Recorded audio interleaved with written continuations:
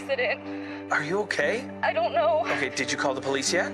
Yeah, I did. I'm gonna call an advocate and you can tell us both at the same time, okay? Hey, Sarah, your dad told me that you need help. So, is there anything that I need to do? Or... Just focus on getting better. With an advocate on your side, you're never alone. Today's the day. And look who I just met. Hey, Dad. You deserve a worry-free recovery. You deserve an advocate. This is the Monty Show, the truth in sports talk streaming. When you want unbiased opinions about your favorite team without the spin, all you have to do is find the Monty Show, streaming live and available 24 hours a day, 7 days a week on YouTube. And now, here's Monty. Hey, the Monty Show. Live on your YouTube machine, Monday, February 10th, 2025, 2025, here on the Monty program. Jake's already a problem. As always, we are presented by The Advocates at theadvocates.com. The best injury attorneys in the business, where you never pay a penny to get clear, risk-free advice. That's why you go to The Advocates at theadvocates.com. Chat with an injury attorney live online 24/7, 365. And it won't cost you a dime. As I tell you every day, the thing I love about the advocates are working in our communities. I think when you get into a major accident, you're injured, you get hurt at work, it's one of the worst days of your life. You need somebody that'll fight for you. You need somebody that understands what you're feeling, who's been there and done that. That's exactly what you get at the Advocates. All right.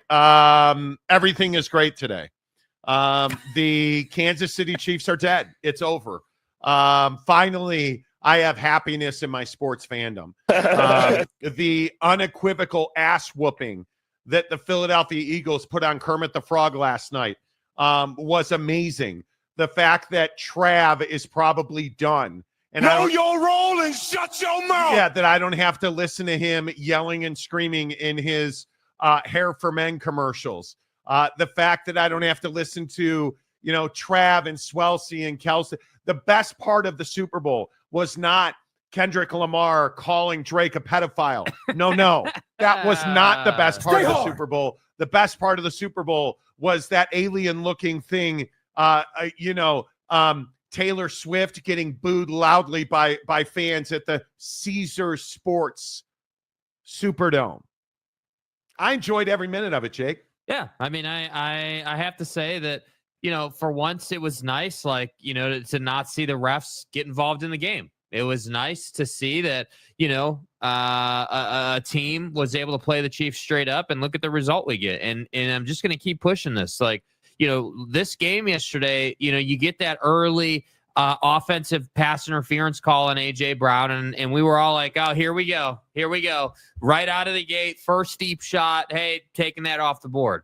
But other than that, there was never really another play that put the Chiefs in position to go down and score. Yeah, or to need help. And I think that the crazy part was we didn't get the whole conversation about the Chiefs, starting early on the offensive line. We didn't get any type of issues on defense. It was just a methodical ass kicking, and it really happened in the trenches. I know there were a lot of big plays at the skill positions in this game for the Eagles, but really everything was made possible by the offensive and defensive line of the Eagles. And that's the crazy part. Yeah. I think that Howie Roseman deserves all the credit for this team. I think you look at Jaylen Hurts, you look at the Saquon Barkley move is obvious. I think anybody that looks at the way that Saquon Barkley impacted this offense, nobody's had more yards from scrimmage in a season than Saquon Barkley had. You look at the A.J. Brown, Devontae Smith, then you go to Zach Braun, who was a nothing linebacker, makes a critical interception, leads the team in tackles. Nobody else saw that talent. Howie Roseman deserves all the credit in the world. Cooper DeJean, pick six. You look at Josh Sweat, who's a guy, again, that when you look at his tenure in Philadelphia, He's gotten better every single year when you look at the numbers. I just think that this defense and the drafting of this defense and bringing in a stud like Saquon Barkley is exactly what you want your general manager to do. And I think when you start looking at the way that this defensive line is built, and you start looking at the way the secondary is built, and you start seeing guys like Milton Williams, you start seeing guys like Cooper DeJean, as you talked about, Reed Blankenship's another guy a lot of people will point to. Darius Slay's another guy people will point to. This is not a football team that was bought and paid for. This was a team that was built and constructed. I think largely this defense helped them overcome the shortcomings of Nick Sirianni in a lot of ways. I think Kellen Moore's play calling was elite. Especially as the season went on, he got much better as a play caller. I think what Howie Roseman did here is one of the best roster construction jobs we've ever seen. Yeah, I mean, I think with the defense specifically, and there's a lot of talking points on the offense, but with the defense last night, I just think the formula of, hey, we got to have such a dominant defensive line that we don't have to blitz to get to Patrick Mahomes in the Super Bowl. That formula is really what powered them. And, the turnovers by Patrick Mahomes, essentially giving them 14 points, the lack of a run game out of Kansas City, the lack of any type of threat from Xavier Worthy, the drops from the Chiefs. Like, the Chiefs never got in any type of rhythm offensively. And they only really scored when the Eagles kind of took their foot off the gas defensively, which you could clearly see later in the game. So I just, I felt like the Chiefs, all the deficiencies finally got exposed by a better team. And that's often what we see in championship games in sports. Hey, two really good teams that have different formulas to get to the NBA Finals or to get to the Super Bowl or to get here or there, their weaknesses are exposed because of the 2 weeks of preparation. And I feel like that's what happened here. Like, notice nobody's saying, oh, well, man, this one's not on Andy Reid. This one's not on the coaching staff. This one very much is on the coaching staff. This one is on Spags in that defense. This one is on Andy. Like, you can't get away from that you got out coached. And I think that to me is the bigger thing here. Like, the Chiefs are going to have to do I'm not saying to tear it down or rebuild. What I'm saying is, hey, you got to move on from some key pieces here and really reset if you want to keep trying to take runs at the Super Bowl. Because this team, I'm telling you, and we've talked about it all year, right? And this is what I thought was so interesting. This team shows up to the Super Bowl and the arrogance is on full display. The suit, the green suit, the bravado, hey, we're the Chiefs, we're better than you. That was on full display. And I felt like this energy right here out of Patrick Mahomes is exactly, in my opinion, what's wrong with this team. I'm all down with, hey, we've won multiple Super Bowls. Like, I'm the best quarterback in the league. I don't think anyone disagrees with that. But the reality is you can't walk into the Super Bowl taunting the other team with what you're wearing and then go out and throw 2 picks, including a pick 6, and get your doors blown off. That doesn't work. And so, in my opinion, I do think that guys like Travis Kelce, it's time to retire, bro. You were nothing yesterday. You helped Patrick in no way, shape, or form yesterday. And at some point, you got to be able to run the football if you're the Chiefs. Yeah, I think it would be easy to overreact today to just how terrible Patrick Mahomes was. And I think that's the story of this Eagles team. The Jaylen Hurts winning the MVP, okay, great. This team was built on defense. This team won the Super Bowl on defense. I think that it is without question. Patrick Mahomes chose the worst time to have his worst ever performance as a quarterback. I mean, the 2 interceptions he threw were horrendous throws, just terrible decisions. You obviously sped him up, maybe is the right way to say it, with the domination up front. But let's not make any mistake about it. This was a terrible performance by this offense because the Eagles defense was 100% dominant. They were better than the Chiefs offensive line. The corners were on lock. And at some point, you're going to have to find a running back in Kansas City who can run the football for you 25 to 30 times a game, because Patrick Mahomes, and we can have this debate about the greatness of Patrick Mahomes, or Patrick Mahomes has shown you that if you can get pressure on him, he will make mistakes. And you look at what happened to Patrick Mahomes in this game, there was no fear that they were going to run the football. None whatsoever. They did not blitz a single time in this game, and they still dominated that Chiefs offensive line, and they still dominated Patrick Mahomes. And I think the hardest part, if you're a Chiefs fan, is your dynasty is dead. It is over. You can not only look at this offense and say, okay, well, we probably are a offensive lineman short. We are definitely 2 running backs short. The truth is, Chris Jones is in real trouble of not being a dominant force in the middle of a defense anymore. He is clearly going to have knee surgery. You look at this defense that wants to play man consistently. You cannot play man coverage on the regular in this league and think that you are going to win at a high level. The Super Bowl loss in the dynasty in Kansas City isn't dead because of Patrick Mahomes or Andy Reid. It's dead because it never evolved from what it ever was. That's why this dynasty is dead. And until you figure out, you have to run the football and you have to be able to be more diverse on defense, you're not going to come back and be a dominant team next year. And yes, the Chiefs somehow, some way are plus 650 to win the Super Bowl next year. I understand it. There is a default belief in Andy Reid and Patrick Mahomes. Patrick Mahomes got his ass kicked last night. He got exposed, and there is not any one single person in this country who is happier to see Patrick Mahomes lose than I am. He and his sexually assaulting brother can disappear now. Right? Kermit the Frog and his arrogance and his eagle green suit. Screw you, Patrick Mahomes.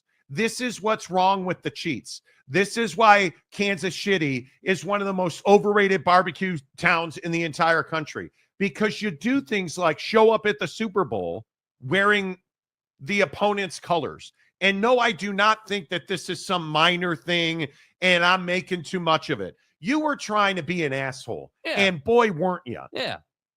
I completely agree. And I think that, I think that the whole, hey, Patrick Mahomes is the greatest ever, and he's just going to steamroll his way to 7, and, he's going to get 8, and it's all going to be amazing. This is the same type of energy we had when LeBron went to Miami with D Wade and Bosh, and they said they were going to win 13 rings. Like, it's the same thing. And yes, I will give Patrick Mahomes a little bit of leash and say I think the Super Bowl is one of the hardest trophies to win in sports. But the reality of the situation is we can't forget what the narrative was coming into this game.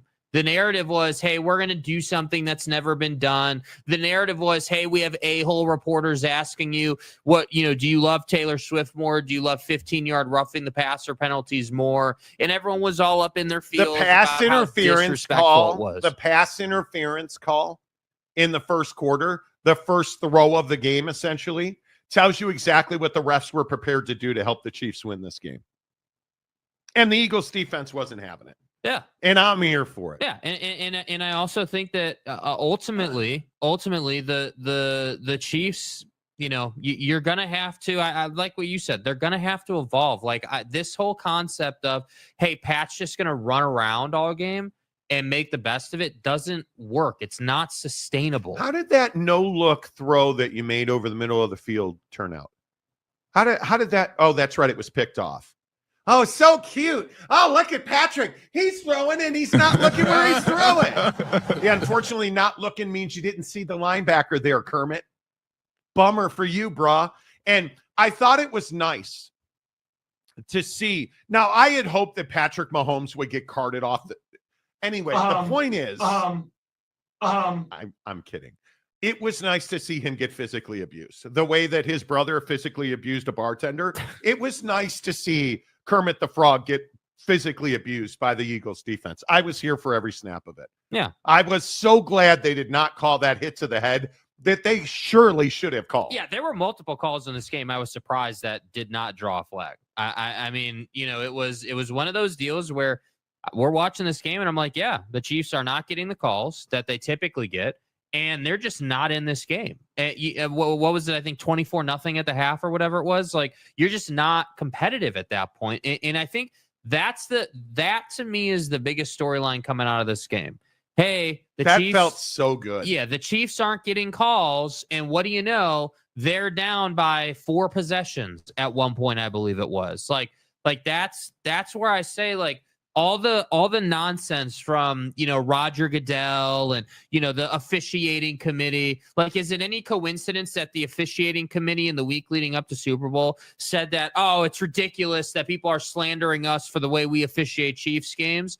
And then all of a sudden we see this big change in the Super Bowl where you're not getting, there was no, like, what did they call on the Chiefs a lot last night?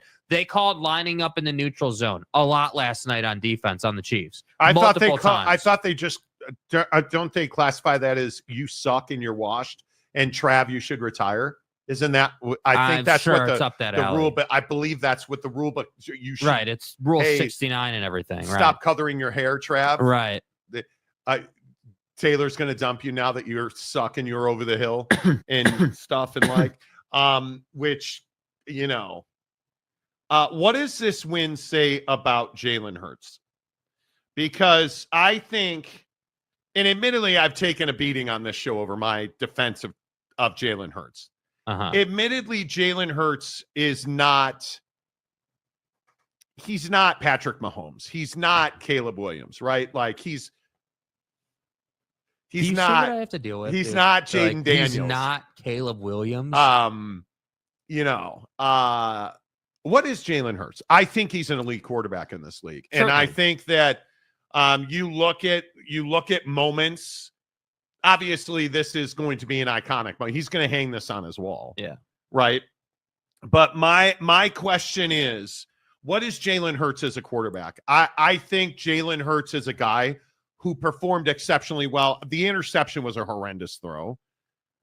Obviously, it's a footnote now because they dominated. But do you rank him in the top half of quarterbacks? Is he a top 5 quarterback in the NFL? I mean, I'd have to look at his stats. I mean, I don't you'd have to look at it, but don't even think about stats. I mean, without stats, yeah. I mean, I would say that Jaylen Hurts is probably, top 5 quarterbacks in the NFL in terms of leadership. I think he does a great job with his guys and giving his guys credit. And he talked a lot about how, like, in the postgame about how, like, hey, we stuck to the script and, like, we had a plan and, we were really disciplined to that plan. And I think that's the kind of energy that Jaylen Hurts brings. Like, he's not the guy that is going to take a ton of credit for throwing the ball for 5,000 yards a season and wants to be that guy that, is just all over the headlines. That just inherently happens when you're the starting quarterback. He is the Disney World guy, though. He is. And that's awesome, but like, I think for me, I like Jaylen Hurts a lot. I think that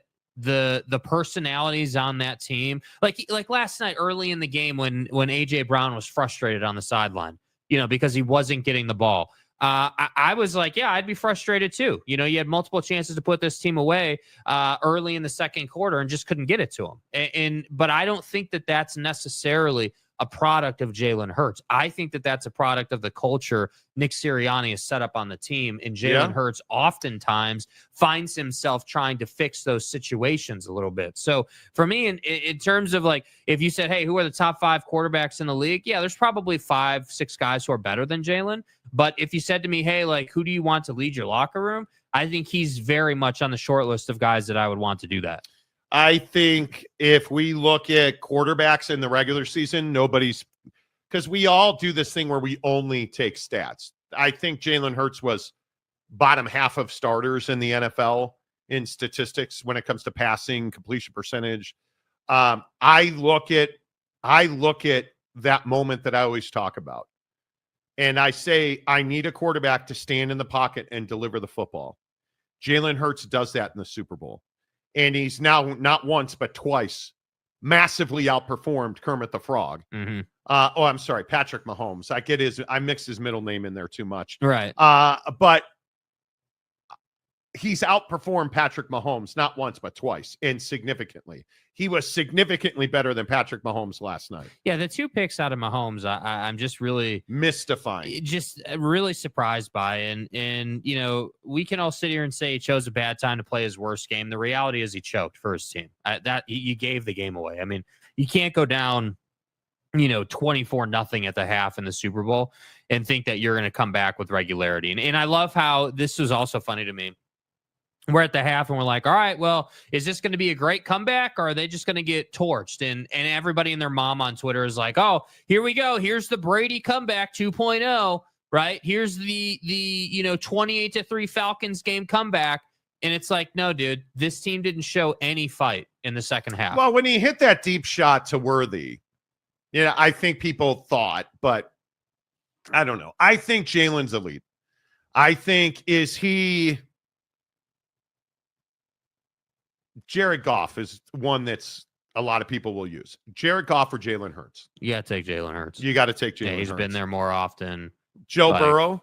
I'm taking Joe Burrow. Yeah, I'm taking Joe Burrow. Yeah. I look at the other, statistically speaking, I'm taking Jaylen Hurts over Baker Mayfield, number 3 in passing in the NFL. Definitely. I'm taking him over Geno, number 4 in the NFL in passing. 5, Sam Darnold. I'm taking Jaylen Hurts over Sam. I'm taking him over Lamar Jackson. I'm taking Patrick Mahomes over Jaylen Hurts. Unless it's the Super Bowl, and then I take great joy in the beating. Never mind. Aaron Rodgers, Justin Herbert, Brock Purdy, Kyler Murray, Bo Nix, Matt Stafford, Josh Allen. Yeah, you have to take him over Josh Allen. Jaylen Hurts over all of them. Yeah. I'm taking Jaylen Hurts over CJ Stroud, Jaden Daniels. Now, and this, again, I'm taking Caleb Williams over all of those quarterbacks. Stop. Anyway, I'm taking Jaylen Hurts over everybody but Joe Burrow and Patrick Mahomes. Yeah. And I would agree with that. I will die on that hill. I'll continue to say that when I look at the way that Jaylen Hurts plays football, his big mistakes are down the field usually. And it depends on how the offensive line is playing because he gets sacked a lot. That offensive line last night obviously didn't need a lot of time because he did. The thing that concerns you about Jaylen Hurts is he's got to get rid of the football right now. When he holds the football, he's not a good quarterback. Well, and we're going to find out next year because obviously Kellen Moore is going to leave that team. Going to go be a head coach. So I think you're really going to see who Jaylen Hurts is. With a new coordinator and everything. Well, and this goes back to Nick Sirianni, and I love that all the Eagles fans were in our comment section on a video from almost 3 years ago, where to this day, and I thought it was also interesting. Last night, looking at all the post game, nobody even disagrees. Nick Sirianni should have been fired 2 years ago. Yeah. And is this redemption for Nick Sirianni? No, I don't think so. Did he win a Super Bowl? Yes. Does this redeem how terrible they were at the end of the season 2 years ago? No, it does not. No, it does not. And I think that Nick Sirianni is an offensive guy, period. The problem is this team overcame a lot of his BS. This team, I think it'll be interesting to see how does this team do from here going forward? Because now you're everybody's big game. Now you've got a target on your back. It's what, frankly, if we're being honest and taking all the hyperbole out of it, it's what's made the Kansas City Chiefs so special. That and the fact that the refs help them. But the reason that the Chiefs are a dynasty is because they've won 2 and almost 3 Super Bowls back-to-back. Mm-hmm. Well, it wasn't almost 3. They were never in that game. They won back-to-back Super Bowls, which is very difficult to do. And almost nobody is in a position to ever three-peat. They've done that because they stuck together, and they have the greatest head coach who's ever coached in the NFL, in my opinion, and Andy Reid. Nick Sirianni is an average-ass football coach. Is he a good offensive guy? I don't know. because the turmoil, and even this year, there were problems. And he's not a relationship guy. Nick Sirianni's a weirdo. And I think, and I never thought I would say this, Kellen Moore called a hell of a game. Yep. And he really, if you listen to ESPN this morning, they had a whole thing about Kellen Moore and his evolution as an offensive guy. Mm-hmm. And the fact that you don't have to run the football repeatedly, but he does. And he's never been a run guy. He's always been, Kellen Moore's offenses have always been throw the ball, throw it. And now he's turned into a balanced coordinator because he was given an elite running back. Yeah. And he used him in ways he had never been used before. Well, and I think the gutsy calls on fourth down last night, were on full display. I mean, you're 4th and 3, I think it was. And you take, I think it was a 18-yard shot to AJ Brown down the field there on the back shoulder throw to get a first down. Like those are the type of calls where I'm like, all right, you have full confidence that Jaylen Hurts is going to get that ball to AJ Brown, and you're not going to have any trouble converting that fourth down. But AJ Brown's a very good example of what's wrong with Nick Sirianni. Mm-hmm. Nick Sirianni has no idea how to manage personalities. And I think it's his biggest weakness.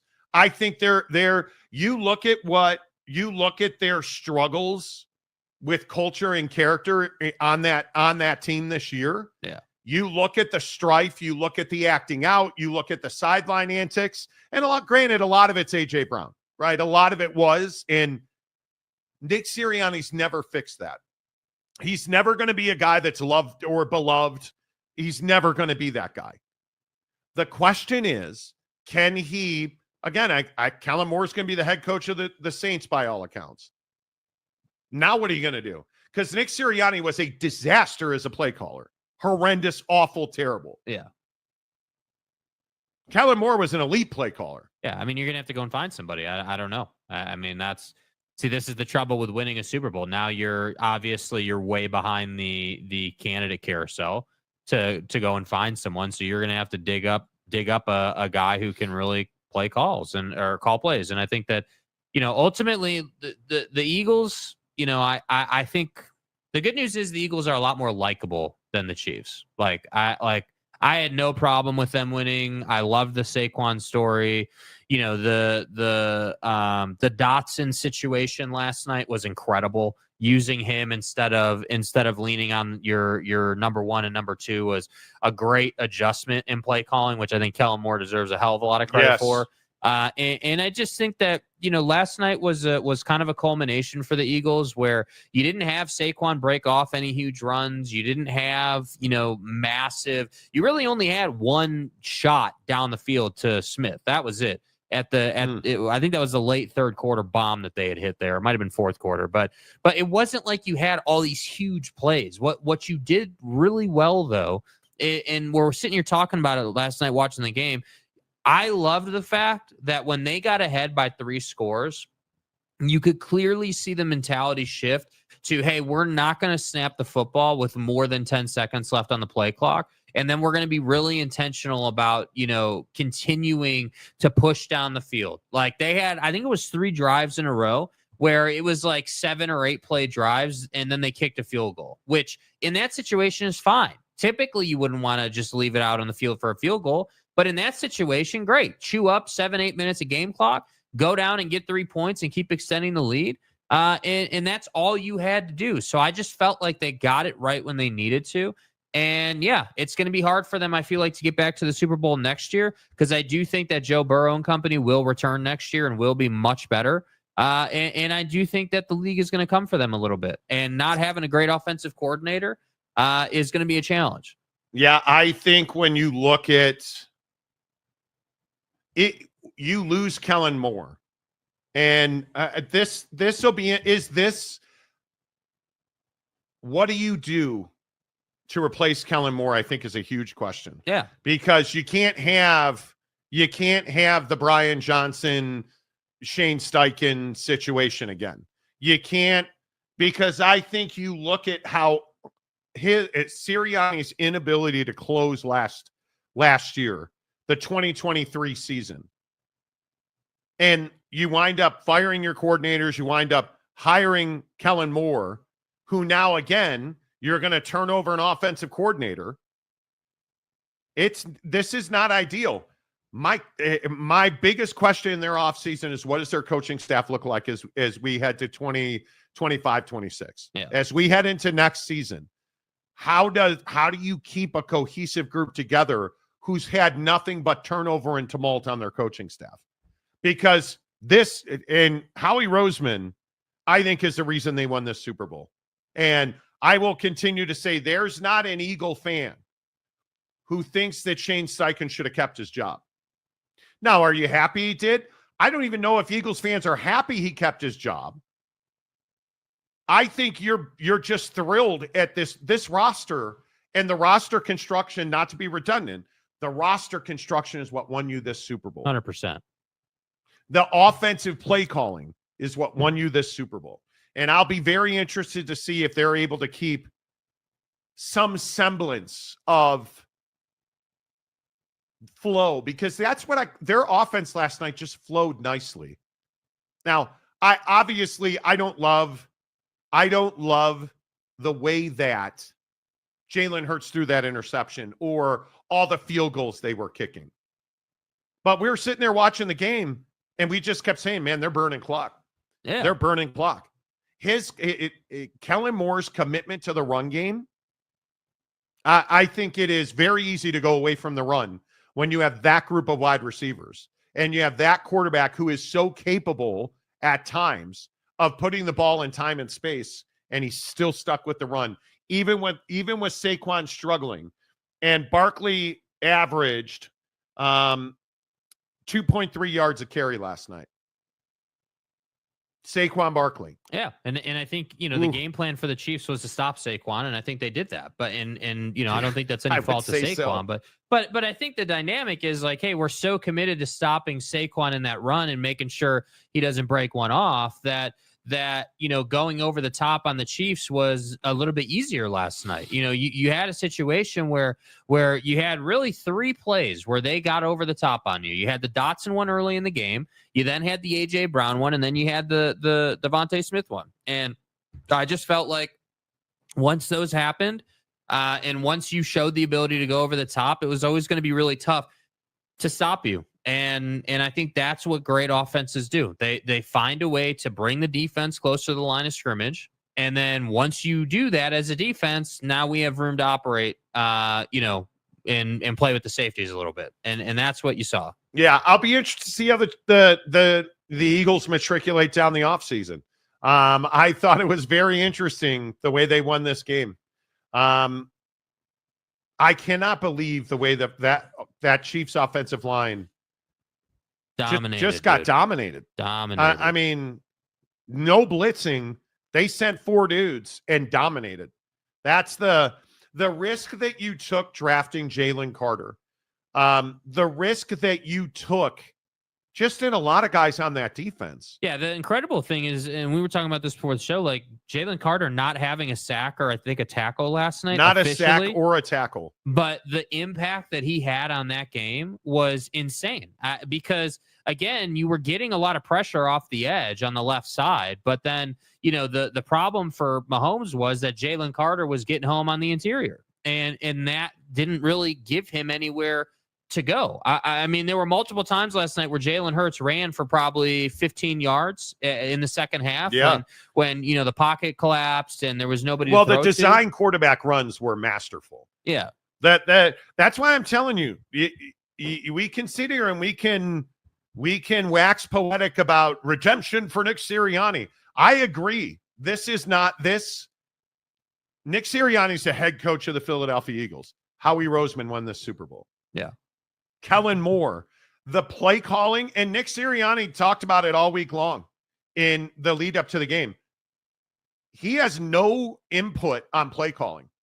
He is not the architect of this offense. Yeah. I just don't think he's the one that deserves credit for winning the Super Bowl. No. Like, I don't feel like that's controversial. The discipline of Nolan Smith the Eagles defensive end, he deserves credit for winning this Super Bowl. The way that you look at it, the discipline of Brandon Graham getting punched in the face and not retaliating. Yeah. The discipline of this defense to do their job. They're well coached defensively. They executed. The risk you took on Jalen Carter in the middle of that defense completely paid off. The Cooper DeJean pick. How does he make that play? How on earth does Zach Bond make that interception on a guy that was left for dead that nobody else wanted? Yeah, that was the interception where I was like, okay, your linebackers are making hands catches. Like, that's crazy. Josh Sweat absolutely dominating. Absolutely dominating off the edge. Probably should have been the MVP. I mean, I'm not even being a hater. Jaylen Hurts is a starting quarterback, and that's why he won the MVP, in my opinion, and 3 touchdowns. Sweat probably deserved the MVP of the game. I mean, yeah, he caused the 1 interception, driving Thuney back into Kermit the Frog. Yeah. Whose brother is a sexual assaulter. Right. Such as in like. And stuff. But Sweat probably deserved the MVP of that Super Bowl, if we're being honest. But I don't know, here, near, there. All right, a couple other things I want to get to on this game. We can put this to bed right here. You can just stop talking about this. Yeah. Patrick Mahomes now has more interceptions in the Super Bowl than Tom Brady had combined in his career. You can just put this conversation to bed. And you look at Patrick Mahomes, I think he needs a strong dose of some humble pie. Humble freaking pie. Because Chiefs fans, you can spin this any way you want. You can't show up wearing that suit. And everybody noticed it. Your arrogance. Well, that was the point, though. He wanted everybody to notice it. That's the thing. Your arrogance, your unwillingness to understand that there was, and I don't know how to break this down for you, there was a chance you were going to lose this game. And I'm not sure, you listen to Andy Reid talk, this is what Patrick Mahomes should sound like. Yeah, listen, they all hurt. You get this far. You battled your tail off to get this far. Very, very hard to do. And, you know, it's we spent a lot of time doing this. And it's not a hobby, right? So we're in it the whole way, and spent a lot of hours doing it as players, as coaches. So it's going to hurt. They all hurt when you get to this level and these things happen. Three-peat aside or any of that stuff, that you get this far and you don't play as well as you want to, it hurts. It's exactly right. Yeah, it's really well said. And Kermit the Frog. Credit to the Eagles, man. They played better than us from start to finish. We didn't start how we wanted to. Obviously, the turnovers hurt. And, I mean, I take all the blame for that. I mean, just those early turnovers swing the momentum of the game, and then they capitalized on them, and they scored on the one, and then they got a touchdown immediately after. So that's 14 points that I kind of gave them, and it's hard to come back from that in the Super Bowl. And so just didn't play to my standard, and I have to be better next time. It isn't that – so you didn't play as well as you could have played. It wasn't that you got physically dominated. It wasn't that your slick-ass, no-look interception throw was a problem. The guy is just so full of arrogance. The guy, and I understand, you're a quarterback in the NFL. You're the best quarterback in the NFL. Totally get it. That guy needs a dose of humble pie. Yeah, I was just surprised that – so generally speaking, I think that Patrick Mahomes – is not somebody that like I hate as an athlete or I dislike greatly. What I didn't like this particular year out of Pat was the fact that this Chiefs team all year, Kermit the Frog and company, were barely getting by. Right? You look at how they won most of their games. The famous stat all over the place. Oh, they're 11-0 in one possession games. Okay, well, what's the dark truth about one possession games? You were unable to put teams away. you were unable to beat teams in dominant fashion. But Trav. Right. And so then But Trav. the spin cycle is Trav and great offense and the defense. Look how dark Trav's hair is. Man. Just an incredible Spags defense and all the disguise. Hey, can you show me Taylor Swift again? And so then let's put her on screen one more time. What I didn't like was that you as Patrick Mahomes know that your team is not nearly as dominant as it was the first couple of runs. And your brother sexually assaults bartenders, allegedly.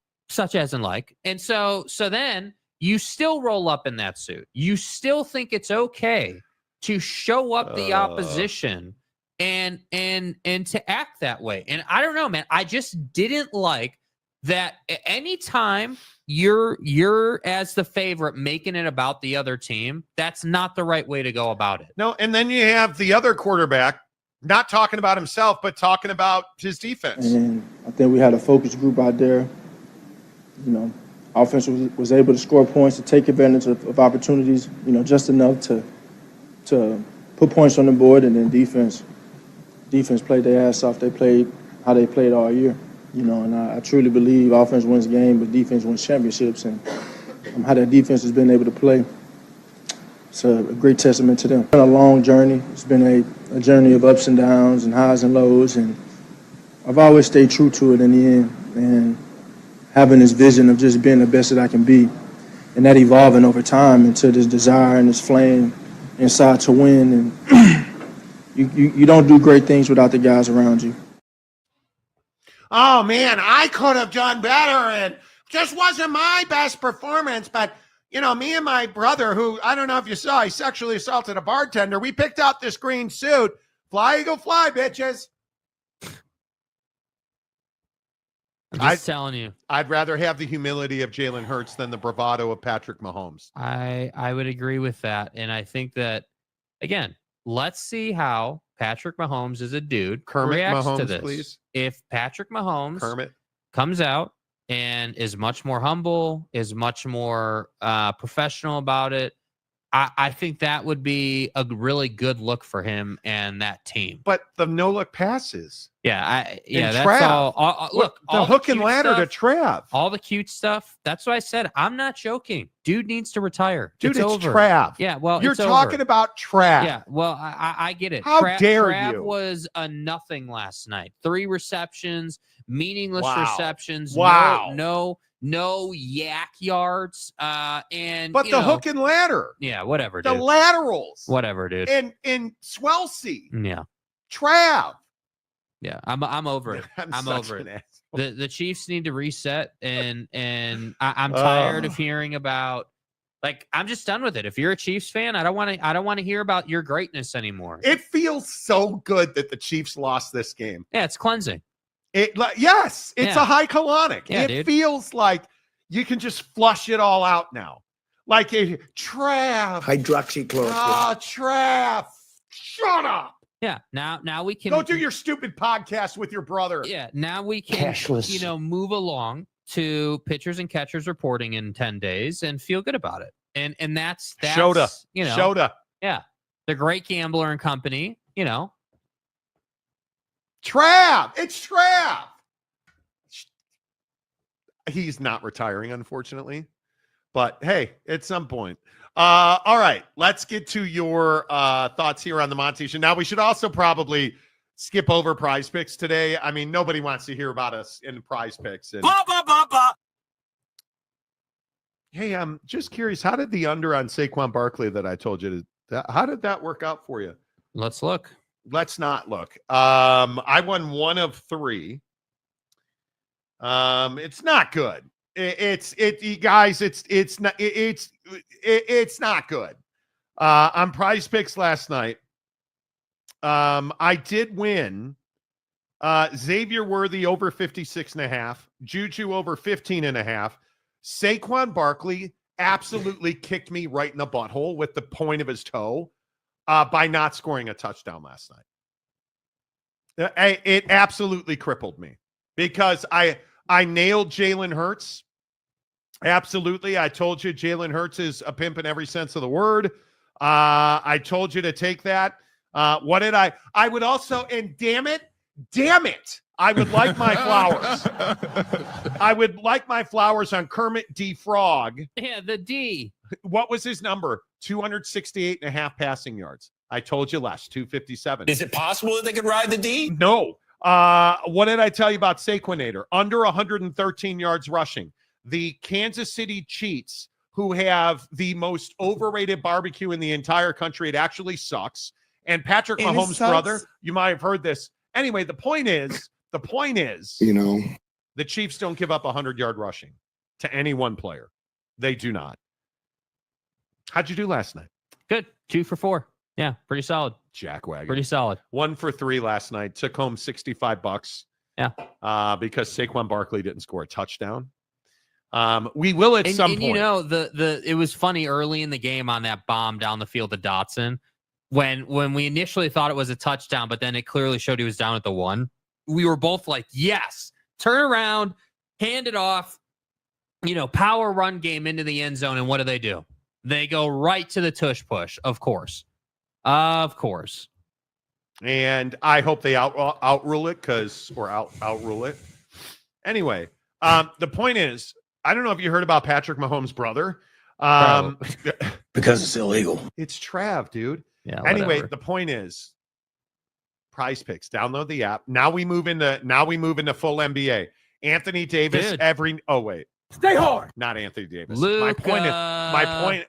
DK4. Yeah. My name is Luka. You guys don't want us to get to the NBA section of the show today because not good. Okay. Last thing really quick before the comments. About Trav? No, about Okay. the halftime show. What did we think of the halftime show? I personally loved it. I thought it was one of the best ones we've had. So Jake came over, watched the game, made some loaded tots. I look over by the way, those are incredible. I look over when Kendrick Lamar is performing and somebody's pants are down. Well, Monty, I saw the A minor chain and it just really turned me on, What's an erection? I think if you are a hip hop fan, specifically if you're a West Coast hip hop fan, you loved that. Yeah. Stop asking for Prince and Michael Jackson. And all the old heads out there, there's going to be, anytime that you have a rapper, there's going to be a bunch of old white dudes who don't like young black men that rap well. That they all hate it. If you're a fan of Kendrick, if you like K-Dot and you like the lowercase a on the chain and you hate Drake with Drake and you hate Drake, last night was amazing. If you like Serena Williams doing the Crip Walk, your last night was amazing. If you do not like hip hop, if you don't know Kendrick Lamar, and I'm going to guess how how? Because he's not a big star. I just disagree with that I think completely. in the circles of hip hop and rap, Kendrick Lamar is an icon. If you are the guy that likes country music and you drive a pickup truck and you live in Texas or Florida, you think that show sucked. You do. It was an amazing performance. Yeah. It was the second best West Coast rap performance of as far. I think it's only number 2 to Dre. Yeah. I think it is as far as musical performances at halftime go. Is it Michael Jackson? No. Is it Prince? No. Who else has been? Nobody has been. You're talking about the greatest of all time. Kendrick Lamar was spectacular last night. Yeah. He was in full form. He was everything that you wanted a performance like that to be. Kendrick Lamar gave that to you. He gave you showmanship. The choreography in that show, the simplicity of it was refreshing. It was amazing. The car at the beginning, everybody coming out of the car, like amazing. Sliding in Serena Williams, which is different than, but the thing, and when I'm sneaking her into the performance and having her as just make a cameo was amazing. Yeah, I guess I thought it was a great show. Yeah, I mean, there's always going to be, no matter who does the show, there's always going to be the sector that hates it. Like, I don't care if dude in his 80s F-150 in the middle of Kansas like this show. I don't give a damn. I- But my big thing here is that number one, when I think about the halftime show at the Super Bowl, the one thing I want is I want the show to move well. I don't want the show to drag or feel like the Rihanna one. I think in 2023 was a really good one. I really enjoyed that one. And people hated it. Yeah, I really liked the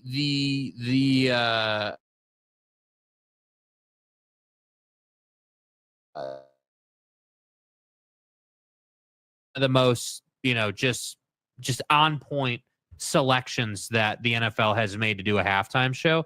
And I guess just watching this halftime show last night, there wasn't a song in there where I was like, man, like this song probably shouldn't be on the set list. I was more like, dude, like hit after hit after hit, like it moved well. The beef between Kendrick and Drake, to me, is no longer a beef at this point. Kendrick has put him to bed and Drake hasn't responded. And at this point, it's just more of this situation where this is the NFL appealing to young people. They're not going to put the greatest country music star to do the halftime show, or they're not going to put, like you said, you're not going to do the Michael Jacksons, that kind of star. Like Beyonce has played at this point. Like how many times are we going to have the Beyoncés of the world do the halftime show? And I agree. There's a conversation about Lil Wayne, right? The problem with Lil Wayne is that I think he's too far out there for the NFL. Like, I love Lil Wayne's music. They don't trust him. But again, every year, last year was Usher, and people said it sucked. It was an amazing performance. Yeah. Go back to like Shakira and J-Lo. Oh, yeah. J-Lo didn't have enough clothes on. And this is the issue that we have now, what is the overwhelming majority of millennials and younger listening to in this country? Mm-hmm. Hip hop, West R&B, Coast hip hop, rap. Yeah. So when you look at the guys who have performed, I was looking at this last night. Shakira and J-Lo, the biggest comment that everybody made about that show was J-Lo wasn't wearing enough clothes. Mm-hmm. Okay. It's obscene. And now, this year we've got all the conservatives in the country saying, Kendrick Lamar shouldn't be cursing. He didn't curse one time in that show, and it just wasn't good enough. You look at The Weeknd.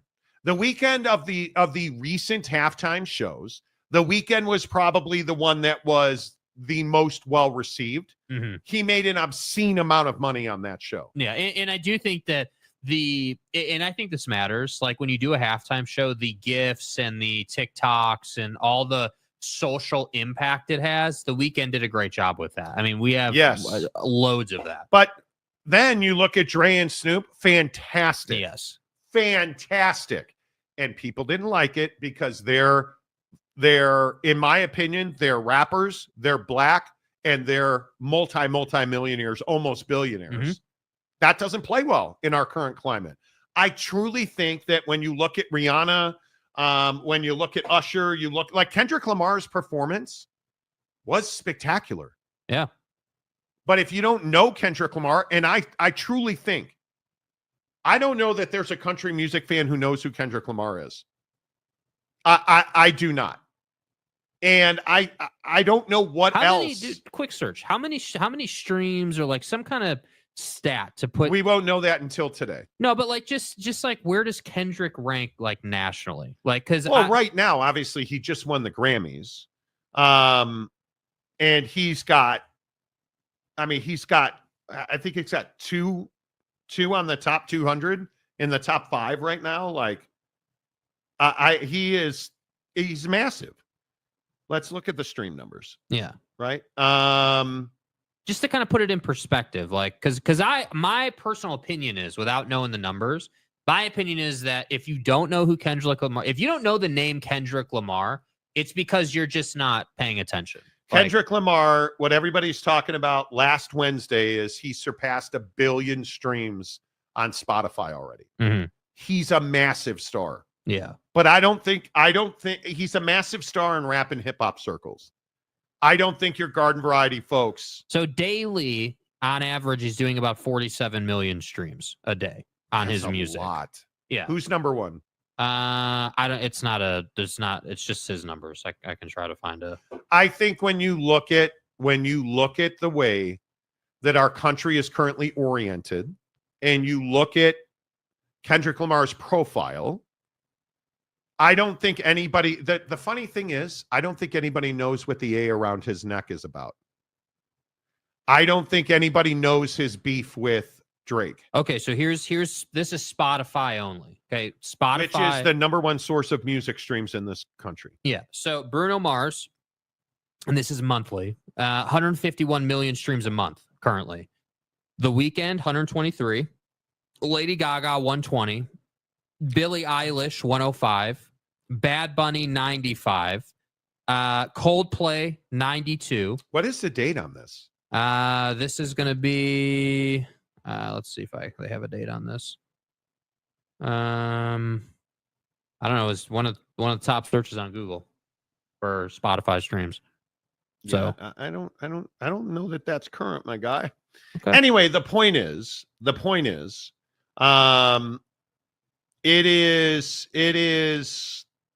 he's a huge star. That's inarguable, right? But what I think is that when you look at streams and you try to understand, he's dominant on Apple Music, right? You just, but if you're a country music fan, do you know him? In the comment section, do you know who Kendrick Lamar is? Can you name one song of his? I can name probably 10, but I listen to his music all the time. Mm-hmm. So, Harry Austin, I know the name, but I don't know the music, which is fine. The halftime show was not meant for me, but I enjoyed it. There you go. It's just crazy, the backlash that was on SM. What is SM? I don't know what SM is. Social media. Okay. The eye patch. Kendrick Lamar seems like an actor from the 1940s. Okay. Okay. Would have done better with Tupac hologram. Okay. The hatred for halftime shows comes down to one thing, and it's not the genre of music. No, it is not. Agreed. I would agree with that. I think race and rap go hand in hand. They can't not. I think the reason you're not going to put Lil Wayne, he's a New Orleans native who probably should have been the number one selection. He's a black guy that has a history of drug arrests, who is heavily tattooed, and his lyrics are very, very, very R and X rated. Yeah. That's why you're not going to put him on. Yeah, not great for a halftime show. No, that's exactly my point. Yeah. But when you look, like, who else would you even have put there? Who else? You could pick 1,001 people, I guess. Mm-hmm.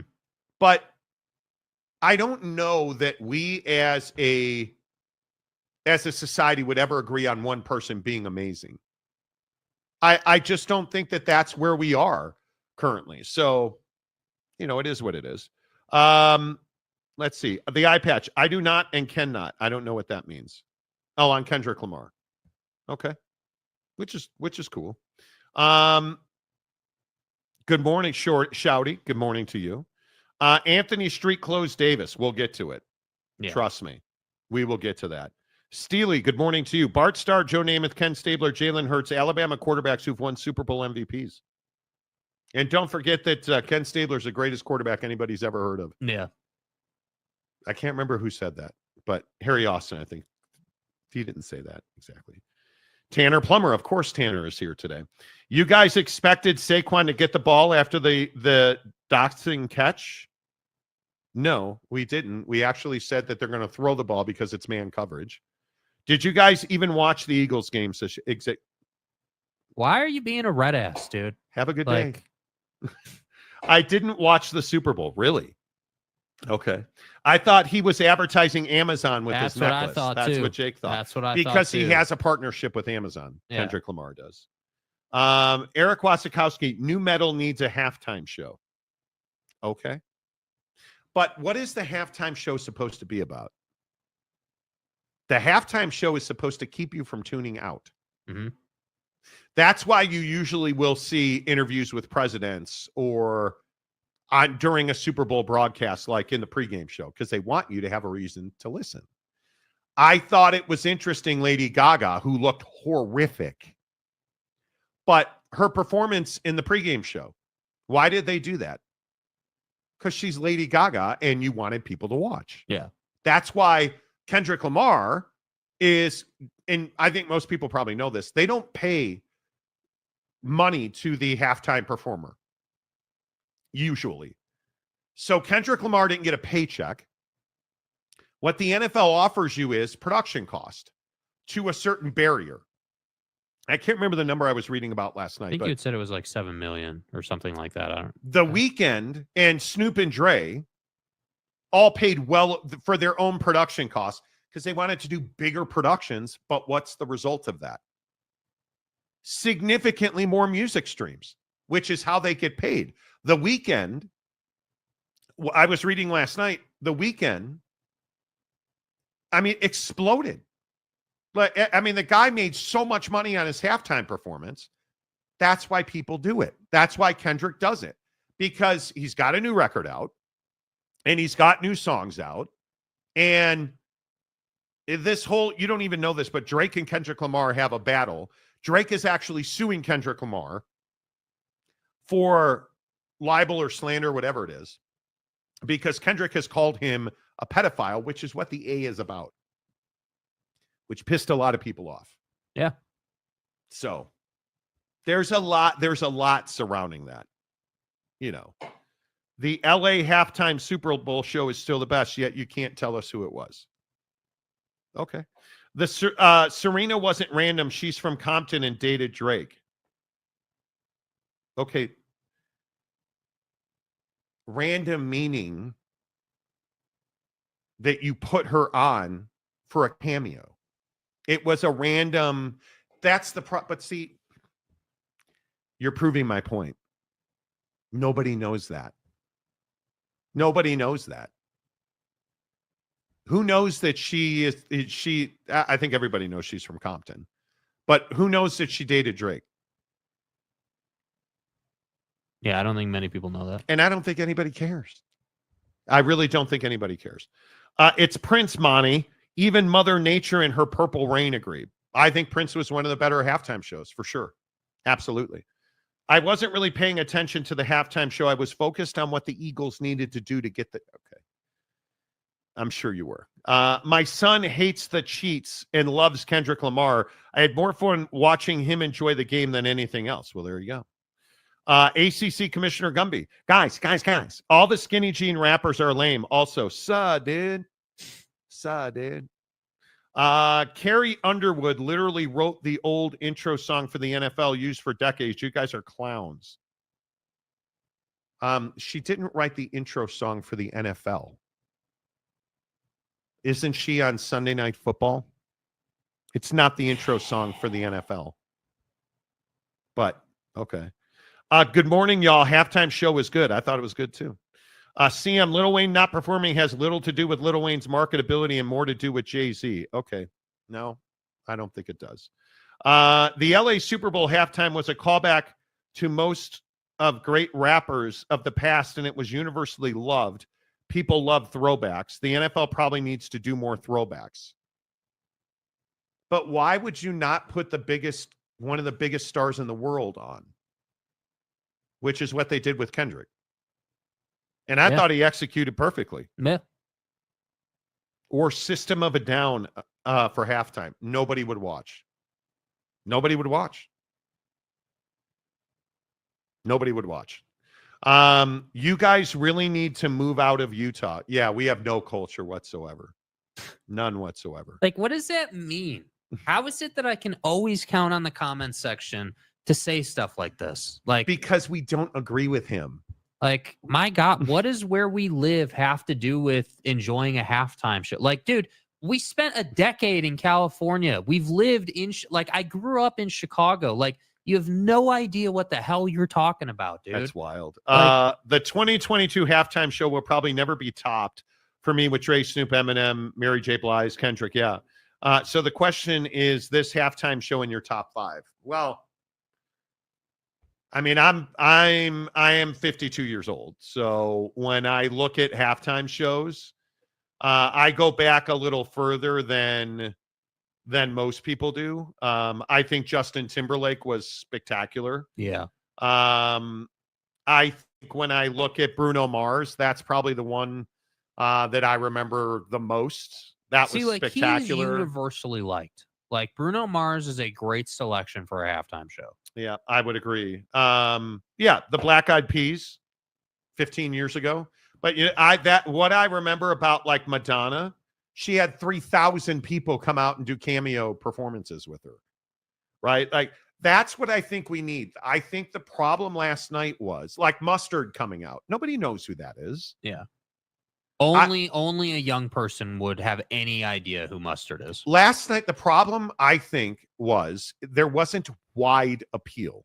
Yeah. Which I think was very intentional. They wanted the younger demo. Football has a problem with young demos. They need that young demo. Mm-hmm. And I think that's why Kendrick did. But if we're talking about top fives of all time, I think, man, was Prince really 2007? That's how long ago that was? That's insanity. I think certainly Prince is one of my favorite. I mean, everybody always references the Bruce Springsteen one, but like, right. I think Prince, Bruno Mars, Snoop and Dre certainly was spectacular. Justin Timberlake is in there somewhere. I think that was outstanding. Yeah. I forgot about Maroon 5 in Atlanta. That was with Big Boy. See, but Big Boy is Atlanta. He is, yes. He is A-Town. Like, that's unbelievable. I didn't particularly think that The Weeknd or Shakira and J-Lo, those didn't particularly resonate with me. Is Kendrick Lamar top 5? Probably not. Yeah. Probably not. I think probably not. But I thought it was really good. I thought it was really, really good. So Prince doing Purple Rain in the Rain was epic. Yes, it was. Absolutely. Yes, it was. U2 in 2002. Did U2 do I don't even remember that. Midweek Coog. Tay-Tay should have done halftime. Then Trav proposes. Okay, so this isn't definitely a It's not conversation, Travis. dude. It's Trav. At what point does Taylor Swift do a halftime show? Because, the whole, like, this was a conversation before her and Trav, the now retired scrub, were together. Thank you. So, like, I'm just curious, does Taylor Swift ever do a halftime show? Like, do we get that from her at some point? I mean, because you're not going to sit here and certainly make the case in the comments section that Taylor Swift isn't the biggest pop star in culture right now. Like, you're going to tell me that's not the most, wide, most appealing pick that you could get? Yeah, I don't know. I think there is a burnout factor with Taylor Swift in the NFL. I don't know how else. She's getting loudly booed at the Superdome. They put her on the screen and she's getting loudly booed. Yeah. There is a burnout factor. And it's because all we get is shots of Taylor Swift in her suite cheering on Trav and his hair club for men. Like that's all we get. Yeah. Right? Like that's all we get. I think it doesn't help that the Chiefs have been in a lot of big games the last couple of seasons, right? So we get, hey, big playoff game, they score a touchdown, cut right to her suite. Right, and it doesn't help that most people believe that that's why the NFL officials are helping the cheats. That's why I does anybody even question that anymore? I don't. I don't know. Anyway, all of that to say, I don't even know who you would go to for a huge performance now. I don't know. And for some reason, it's very difficult to find stupid music charts. Yeah. Like, who do you listen to most? I mean, I would say, Kendrick's definitely up there for sure. I mean, I go on, I'm very much like a streaky music listener, like I hadn't listened to Kendrick for a little while because the thing is, like, when you're scrolling around social media, you hear his music all the time. Like, so when you talk about like, hey, well, what do you listen to in the car? What do you listen to on the regular? Well, it's like, all right, well, yeah, Kendrick's in there somewhere, Dude, but okay, so this is updated as of to the minute from Apple Music. Kendrick Lamar, Not Like Us, #1. Right. Somebody named SZA, never heard of you. She was the woman in the red suit singing with Kendrick last night. Don't care. Luther with Kendrick Lamar and SZA, #3. Kendrick Lamar, TV Off, #4. Morgan Wallen, I'm the Problem, #5. Yeah, he's a big country star. Lady Gaga and Bruno Mars. I know who Morgan Wallen is, you prick. Lady Gaga and Bruno Mars, Die With a Smile, #6. Kendrick Lamar, Squabble Up, #7. The Weeknd, Timeless, #8. Chapel Roan, #9. Bad Bunny, 10 and 11. Billie Eilish, 12. The Weeknd, 13. Billie Eilish, 14. Morgan Wallen, 15. All the same people. Yeah. So that's what I'm saying. With all due respect, like, again, it works both ways, right? Like, if you're a country person and you don't know who Kendrick Lamar is, it's the same thing as me knowing who Kendrick Lamar is and not knowing your preferred country artist. Like, it's the same deal. The difference is that Kendrick right now is so hot culturally, especially with younger people. He was a logical selection. 13 songs in the top 50. Yeah. Like, that's why I say, like, I don't know why it's so, like, I agree that he doesn't appeal to every single person. He's not as big 100%. of an appeal as maybe some other possible selections. But with all due respect to the people in the comments section saying stuff like, you got to move out of Utah, you have no idea. You don't even know what Utah's about. Yeah. What are you talking about? But like, my point is in saying that is, if you think that we like Kendrick or whatever because we live in Utah, I just don't understand how that's logical. And if you're somebody saying that Kendrick somehow does not appeal to the younger demo or it's not a great pick, I just think you're uneducated, dude. Like, the guy literally is crushing it right now. To me, it made perfect sense. Yeah, I don't know. Harry Austin, she's getting booed because of the political environment. Let's be honest. Yes, she is a noted Democrat. The Philly fans got after Tay. Well, she supposedly was a Philadelphia fan, but I mean, we'll see. I don't know. Mr. Buckeye Muscle, Metallica. I'd love to see Metallica do a halftime show. I'd love to see a rock and roll halftime show. Yeah, I think we all would. I do think that there's a conversation on the flip side of, hey, we need to change the genre of the halftime show at some point. At some point, we could do some rock and roll. We could get, like a different feel with it. Like, every single year, the last couple of years, it's been hip hop, which is fine. Like, again, personally, I Kendrick in that halftime show, I enjoyed that probably the most I had since, for quite some time. I mean, I agree with everyone saying the Dre, Snoop Dogg halftime show was awesome, and it was, because it was LA and the vibes were there, and that was great. But just like, hey, more run-of-the-mill Super Bowl that's not LA, I felt like this one was pretty, for me anyway, was pretty up there. Yeah, I think we need to get back to collabs. I think we need to get back to the Snoop and Dre kind of show. Yeah. And I would love to see, Metallica, Foo Fighters. I would love to see like a 90s, 2000 rock genre come back together. Yeah. And like, I don't know how many opportunities are out there for that. Yeah. I mean, obviously now I grew up a huge Metallica fan. In my teens, I must have seen Metallica 25 times. I mean, I would love to see, again, Metallica. Like, if you said to me, Foo Fighters, Metallica, and Rage Against the Machine are going to do the halftime show, I'll be there. That would be unbelievable, right? But I don't know how you put a show like that together. Now, Metallica and the Foo Fighters perform probably hundreds of shows a year each, still to this day.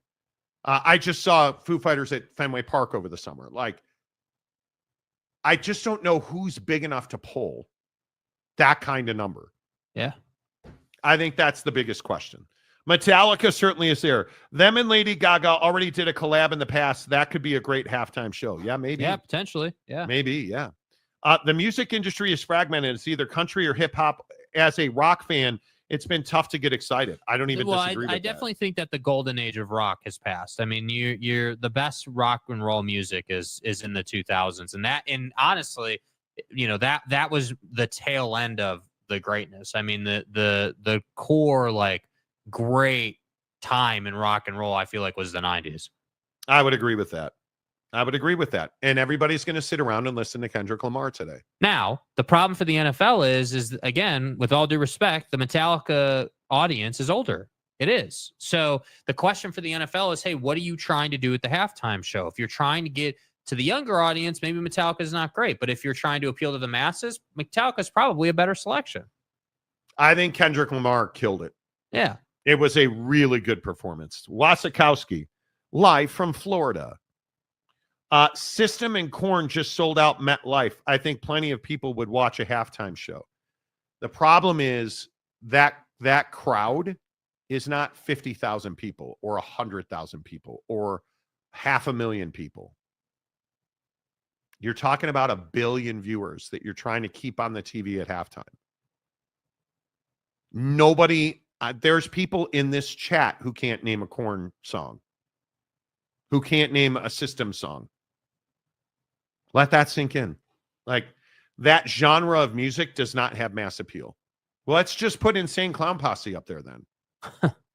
Right? Like, it just doesn't have that appeal. Probably the greatest halftime performance of all time. You got to absorb the hidden meanings. The revolution will be televised. Well, yeah, and the lights at the end when the show ended, they had all that. I can't remember even what it said, but right time, wrong guy. He did not win a Pulitzer for nothing. Yeah, I mean, I think the cojones on Kendrick is massive. I think he doesn't care. He like a lot of people were like, oh, well, is he going to do Not Like Us because of the Drake suit? And yeah, I mean, clearly, again, like, he does not care. And, that just is what it is. Buffalo Hunter, the NFL fans hating on Kendrick would go crazy for Kid Rock. You ain't wrong. Right? Like, that's give me Kid Rock, Monty. Like, come on, bro. Exactly. Zach Brown Band would be awesome as a country option. Universally respected, I would think. Fun fact, Tay-Tay mentions the Philadelphia Eagles in one of her songs. Neat. There you go.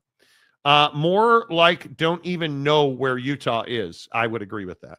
People, I think the funny thing is that the idiots that talk about how we got to get out of Utah or we choose to live here.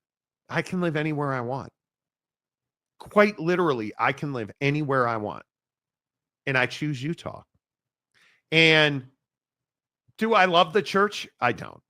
I am not a religious fellow. I am not a member of the church here at all in any way, shape, or form. In God's name, image, and likeness. But does it impact me every day? It doesn't. Did I have new sister missionaries come to my door the other day to try and introduce themselves? I did. Would they not leave? They wouldn't leave. Did I open the door? I did not. I talked to them through my Ring doorbell. Do you deal with that twice a year? You do. Do I care about any of that? Not really. Yeah. I wish we had better food here. We have terrible restaurants here. It's, oh, Monty, Utah's a foodie town. No, it's not. No, if somebody tells you Utah's a foodie town, feel free to say to them, you got to get out of Utah. But the barbecue is good. The barbecue is the best, some of the best barbecue in the world. But if my taste in music is different than yours and you happen to love country music and I don't, that doesn't mean I have to get out of Utah. Because trust me, the diesel truck crowd here that flies flags in the bed of their truck, yeah, they all listen to country music. So the fact that I don't like country music has nothing to do with living in Utah. Trust me when I say that. Trust me when I say that. I mean, it's wild. I thought Utah only listens to the Osmonds. Exactly right. That's right.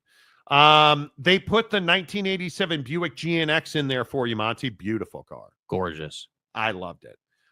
Can we get Kanye West for a halftime show? No, because his wife has to put clothes on at that point. And he just went on a anti-Semitic run, so probably not a good selection. I worry that that's the next shocking death. Yeah. Like when you think about it, and we can be morbid if you guys want. Who's the next shocking death? Isn't Kanye got to be at the top of that list? He is clearly not mentally well. Yeah. You don't sabotage your millions. Oh, I'm sorry. You don't sabotage your billions now into millions and shrinking every day because you put your wife in no clothing at the Grammys that you weren't invited to and they kicked you out. I mean, come on, man. That guy showed up without an invitation to the Grammys because he was uninvited for a reason. Yeah. You know. Offspring halftime show. There you go. Obscure rock bands of the 2000s for 100, please. Harry Austin, does Utah not have the internet? No. What's the internet? Dude, do you know? No, we're all just on farms here raising cattle, and we still all have landlines. We don't even know what AOL is. Horse and carriage and stuff. Yeah, You know. I hate that some people think where you live determines if you have culture or know about things outside of the area you live in. Seriously. It's just a weak ass take. It's an uneducated, easy button take. It is. Noel Ramirez, Blink 182. Yes. Take off your pants and jacket. UW fan Jim, no matter who performs, if you mad at the halftime show, you have an agenda. I totally agree. Agreed. Yes. Garth Brooks, he of not treating women well. Lobes fan Gabe, good morning. Everybody hit the like button because I'm terrible at that. Hit the like button. Thank you. Give the world a mashup of country, rock, and hip hop. Post Malone could anchor it and bring in friends from different genres. Yeah. I'd be open to that. I think that's great. A lot of people have asked about Post Malone doing a halftime show. Jay says Metallica and Foo Fighters would be electric. I'm here for it. This halftime show will be dissected for decades. It was that big. Right man, right time. So many layers to unpeel this onion. It was 100%. Picasso. I mean, there's a whole conspiracy theory about the portion where they had the high shot where Kendrick is standing in the middle of the X. And it's a whole conspiracy tinfoil hat thing.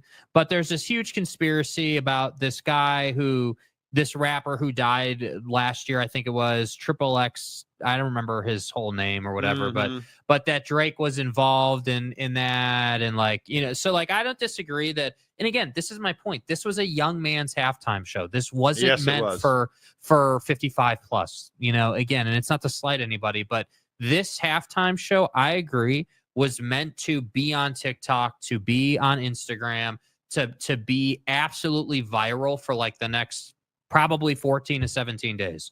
Just hey, what was the meaning of this? Why did we have the Samuel L. Jackson, Uncle Sam versus Kendrick dynamic working? Was it more of a protest or was it more about Drake? That's what the NFL understands, how to get in front of mass number of people on TikTok, because that's what's going to make you money. Do you think, what do you believe about all the conspiracies with Kendrick Lamar? I think that there was loads of hidden messaging in it. I think that, Kendrick, I will say that the beef with Drake is running out of steam. I'm ready for it to kind of be done and for it to just be more about putting out music. But I have to say, the beef with Drake is why we have Not Like Us. It's why we have some of his biggest songs and the stuff that he talks about. And I think that that's the hard part. It was cool. Back in, what was it, the 90s, I guess, when you had basically the West Coast versus the East Coast, and everyone was all down with gangster rap at that time. Yeah. But now we have this beef with Kendrick and Drake, and people are tired of it. And all I'm saying is when there is arguments or beefs between rappers, that's what typically produces the best material, because they have something to rap about. And that's what I think this halftime show is kind of about. He's talking about a lot of different stuff. It's not just sunshine and flowers the whole time. I think it is very interesting. I love it. I think that even the conspiracies about the car and where the car came from, I love the whole thing. I love the whole damn thing. And it's amazing to me anyway. All right, let's reset the show because I know a lot of you are just tuning in here on the Monty Show presented by our friends at The Advocates, theadvocates.com. The best injury attorneys in the business. Is the dynasty over? Let's get back to football in the comment section. Is the Kansas City Chiefs dynasty over? Thank goodness that Trav and Kermit are done. I think the dynasty's over. I think it's very difficult to come back and reinvent yourself. This team needs a remodel on offense. Not a renovation, just a remodel, right? Like we need new cabinets. We need some new countertops. Because you got to run the football, and you don't have a number one running back in Kansas City. I think Patrick Mahomes needs to be slapped in his Kermit the Frog ass face. Cold-blooded, clean, methodical, and thorough. I think that he and his sexually assaulting brother allegedly need to find a way to feed Patrick Mahomes some humble pie. Yeah. His arrogance, I think, his overconfidence got the best of him. I think the fact that the Eagles got home repeatedly and beat the hell out of Patrick Mahomes without blitzing a single time, sending 4, speaks volumes about your inability to, evolve this offense through a season. I think that's a huge issue. And I think the Chiefs, you're going to have to figure out what Chris Jones is on the defensive line. That was an ugly way for him to end his Super Bowl with that knee injury. I think you're going to have to figure out how to build a team that can once again compete. Yeah. That's what I feel like. Yeah. Is the dynasty over? I think in its current form it is. If you said to me, hey, how many more times is Patrick Mahomes going to get to the Super Bowl? I would say he's probably going to see the Super Bowl 3 or 4 more times in his career. I still think Pat's got 10 to 12 years left, depending on how he takes care of his body and how motivated he stays. So he's still got a lot of runway. And, again, the other question that comes into play here when you talk about, rebirthing the dynasty, if you will, or kind of reforming it, is how many years does Andy Reid have left? I think that Andy Reid is doing a hell of a job, still clearly very capable and at the top of his game. And so it's going to be a thing where it's like, hey, well, how much money are you willing to spend? I would think you have a blank check for the most part, obviously within reason. I would think, yeah. So money's not going to be a problem. So it's really going to come down to, okay, well, how are we going to use the draft, and what are we going to do? What's our strategy going to be? This is the conversation we had with the Bears before the 2024 draft, right? Where they got Caleb Williams, where it was like, hey, are you going to go offensive line? Are you going to go quarterback? What's the strategy? And I think that's the thing for the Chiefs that's tough. But yeah, I do think that they're very capable of retooling this thing. And I think that it goes back to the baby steps of NFL football, which is, hey, you got to win the trench battle. You got to have size up front. Absolutely. And then you got to be able to run the football. And then I would think, and again, this is just my opinion, but I would think with what they have for receiving options, you need to continue to develop Xavier Worthy, right? Xavier Worthy needs to turn into a number 2 option, a bona fide number 2 burner option that you can go to ideally 10 times a game. That's what I'd like to see him become. I like, there's a lot of that, in the backfield motion stuff they like to do with him, and that's great, but he needs to turn into what Tyreek Hill was for this team. He is just as fast as Tyreek Hill. He needs to become as good of a route runner as Tyreek was and is still, and that's going to be a huge improvement for them. But I'm serious when I talk about, like, Travis Kelce needs to retire, man. Like, with all due respect, I'm not even hating. I just don't think that this guy is an impact player anymore. Last night on the broadcast, what were they talking about? Trav. Hey, Trav is a nothing in the first half, but the last Super Bowl they were in, he was a nothing in the first half and then came back to make a bunch of plays and a bunch of meaningful catches in the second half. The problem was this year he was a nothing the whole game. He had, I think it was 3 catches and like 15 yards or whatever it was. Like, you didn't score a touchdown. You weren't, like, when Patrick Mahomes was running for his life, Travis wasn't getting open down the field like he usually did in the past. Like, this wasn't some crazy performance. And get it right, it was 4 for 39. Yeah, like I just. But he's not been the same guy. You've said that all year, that Trav hasn't been the same guy. Yeah. And I think that, does he need to retire? They need to build a real offense now. And Andy Reid, again, I will continue to tell you, is, I think, the best coach in the history of football. And I have no doubt that he can evolve this system into one that can be 30% run. Yeah. Because you don't have a quality number one running back in Kansas City. You just don't. And the cheats, I think, are there days of getting calls from the officials over? Potentially. I think it's simply a matter of what it is to move forward. Well, I think the with the officials, I think last night the most impressive thing was the officials just weren't really in a position to hand the Chiefs a call last night. Yeah.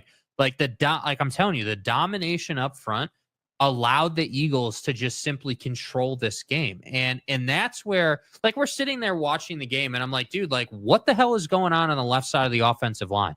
Like, this dude is just getting absolutely torched and he's an all-pro. Like, I don't know what Kansas City needs to do first, but what I do know is it's got to be offensive line. I wouldn't be defense focused. That wasn't the issue last night, in my opinion. The issue last night was you couldn't protect Patrick Mahomes, you couldn't run the football, and you don't have wide receiver threats. It's Patrick Mahomes and a group of guys who are not ready to go. Yep. Like, that's not good enough. All right, let's see. The stadium guy. Andy Reid knows how to evaluate talent. They'll be back. I would agree. College football is pain. Cool. Like, it's going to be hard for him to get reeks, cutting, and agility, which is special. I don't know what that means. Well, Xavier Worthy. Like, I think you mean Tyreek? Yeah. Even Monty said Andy Reid is a really good coach. Now he says the Chiefs are dead. What does that have to do with Andy Reid being the best coach in the history of football? Yeah. Right? If we learned anything from this Super Bowl, and I know you struggle with understanding winning as an Oak State fan. Empty. The opposite of full. Howie Roseman won the Super Bowl for the Eagles, not Nick Sirianni. The personnel on the field being built to fit into a system, there was no better illustration of that than the offense in Philadelphia, who does not have a prolific passing quarterback in Jaylen Hurts. They desperately needed somebody who could take the pressure off of him. They went and got him one of the best receiver rooms in the NFL. I don't know, and some guy named Saquon Barkley. So, Jimmy says it looked like Patrick Mahomes was wearing Eagles green all game. The guy, it's annoying to me. And Tanner Plummer got rate limited, so I don't know what you did, Tanner. I'm going to guess it's that you were trying to spell Eagles, and this is what's wrong with Eagles. This is why I hate winning. Yeah. You're obnoxious. Like, the Eagles are a good team. They're not like, yeah. Anyway, Rashee Rice is nice though. Well, yeah, but again, got to be healthy, right? Everyone wants to point to, oh, well, Rashee was their number one option. Dude, Rashee Rice is not a number one option in this league. He is a number two option, one of the best number two options in the league. He is not, no AJ Brown level wide receiver. The guy can run. The guy has good hands. Like, he's got good ball skills. But if you think that Rashee Rice can be your number one option and you consistently go out and compete for Super Bowls, you got another thing coming, dude. And that's why I say, like, I don't think the Chiefs should be focused on the wide receiver room yet. I don't think that should be first on the list. What needs to be first on the list is the offensive line. Start there. The problem was, I can't remember the exact stat. They showed it last night. The Eagles' offensive line and defensive line on average is like 6'6", 6'7", 300 plus pounds or whatever it was. Yeah, huge offensive line. Massive in the trenches. And the Chiefs were more like 6'3", 6'4", 280, 290. So, like, shorter guys who are more mobile, But again, who cares if you're more mobile if you don't have a dynamic running game to get out on the edge with? Yeah. And that's kind of the point, is like, I don't understand, how did you get away from running the football? Yeah, I don't know. He'll be back. You mean Tanner? I think. Yeah. It's hysterical. I wish I got to see, I have to go into a different section of my YouTube account to see why people got timed out. Is what they put you in timeout. Yeah. So you can't comment first, but it's almost always a swear word. Emojis. If you comment with only emojis, like it's almost always. Really enjoyed the Super Bowl. That might be the earliest Gatorade dump of all time. Dude, And boy, did what they an get him. epic Gatorade Man, dump, did they dude. get him. They got him like solid.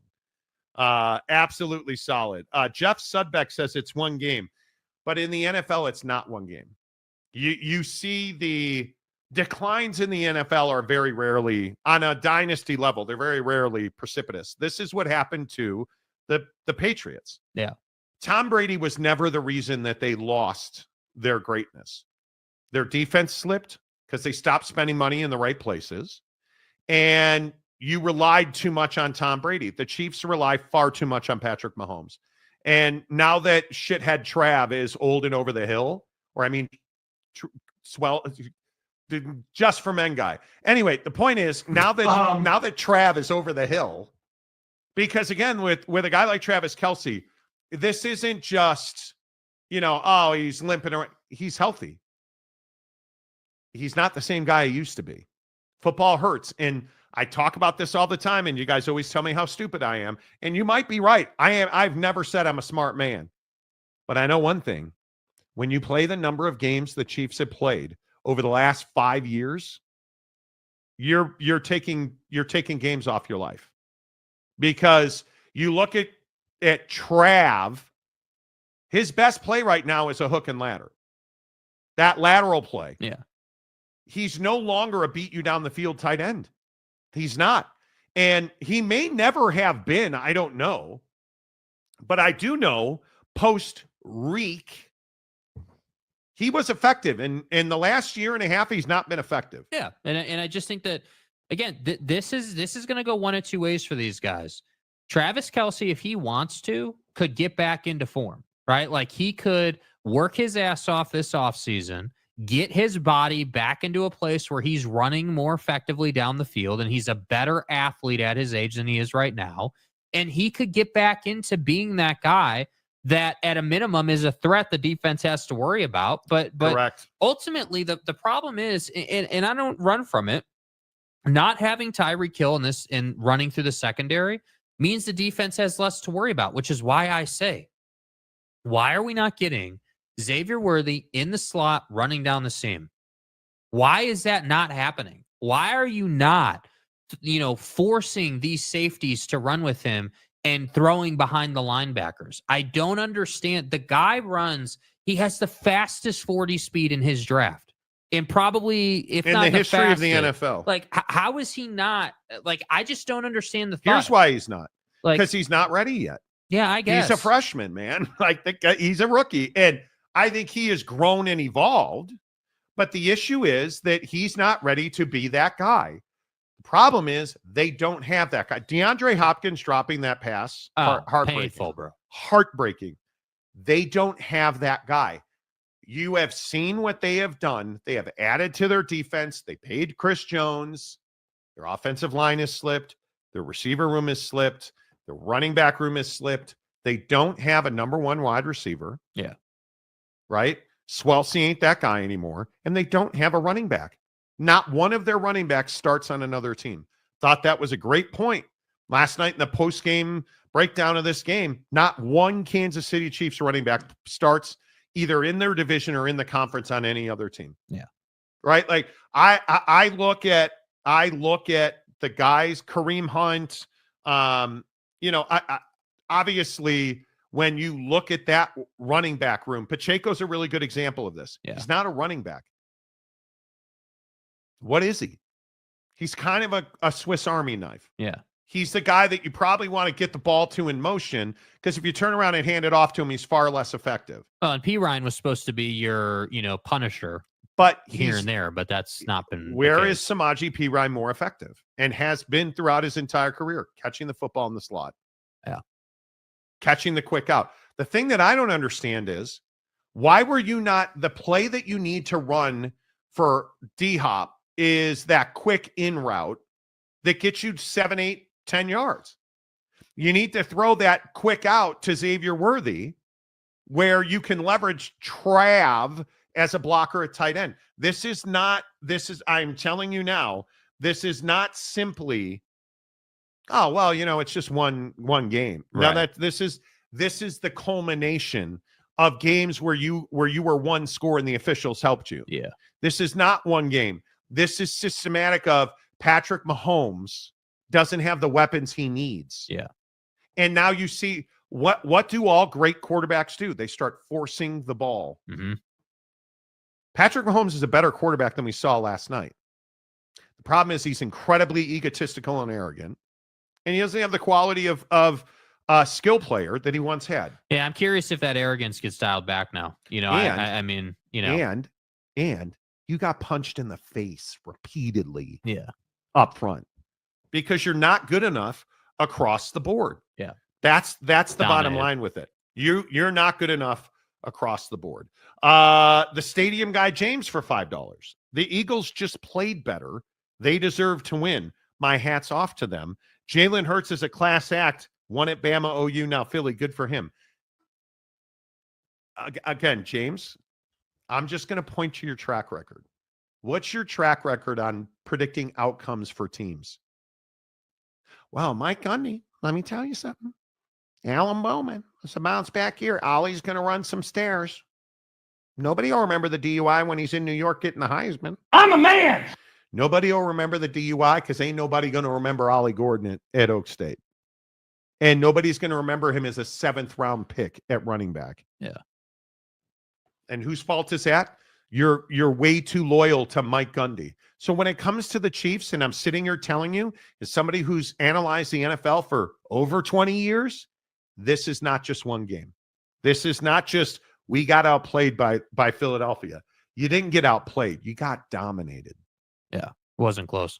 And the bigger question is, where did you get dominated? You got dominated up front on both sides of the line. And what I said Friday and all of last week reigns supreme today. Screw Trav and his over-the-hill self. I think I said that 1,000 times. But also, you think you can play man in this league and win. You can't play man in this league and win. Hey, what did the Eagles run mostly last night? They sent 4 and played zone behind them and dominated. You can't play man in this league and win. You simply cannot. Calford gives 20 Monty Show members. Nice.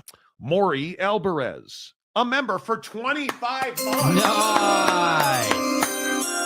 Let's go. The Cheats lost because of line play. I agree 100%. Yeah. I agree 157,000%. Yeah. Real quick, off topic before I get back to your NFL comments. My wife is flying this morning and I hate it. Why? I do not trust the airlines right now. I do not have a great feeling about air travel, and I fly a lot. And it makes me nervous. I'm flying this weekend. My wife is flying today. Like, it makes me nervous. It really makes me nervous. I'm texting with my wife as she's in her seat on the plane. Yeah. Ooh. I can accept that Philly was the better team. Oh, that's right. You're calling yourself a Chiefs fan now. I forgot about that. Ryan Dooley. To me, it came down to the offensive line on both sides. Yes, it did. I think that's exactly right. Tanner, Xavier Worthy being a rookie isn't an excuse. Cooper DeJean and Quinn. So wait, Cooper DeJean, we're talking about a running back versus a DB, and they should be compared. We're rookies, and look at them. They balled out this year. What does that have to do with Xavier Worthy? Going into one of the most complex offenses in the NFL. Do you understand he has to learn over 3,000 route combinations? 3,000 route combinations. He has over 100 audibles that he has to know. And you want to compare it to Cooper DeJean and Quinyon Mitchell. And you think DBs are the same as wide receivers. I can't help that. Do you understand the simplicity I can't of a help DB's job? I cannot help that. Like, do you understand that it's a very simple task mentally? Like, you don't have to worry about 3,000 audibles and stuff. All you're worrying about is, are we playing man or are we playing zone? And if we're playing man, what's my assignment? So, and I don't know, this is probably going to be way too deep into football, but it's comments like this that drive me crazy. Tell me that you don't know anything about analyzing football without telling me you don't know anything. When you look at Xavier Worthy, why did he struggle so much early in the year, the first half of the year? And why did he have an explosion in the second half of the year? Because again, and I'll just do what you clearly are not capable of doing.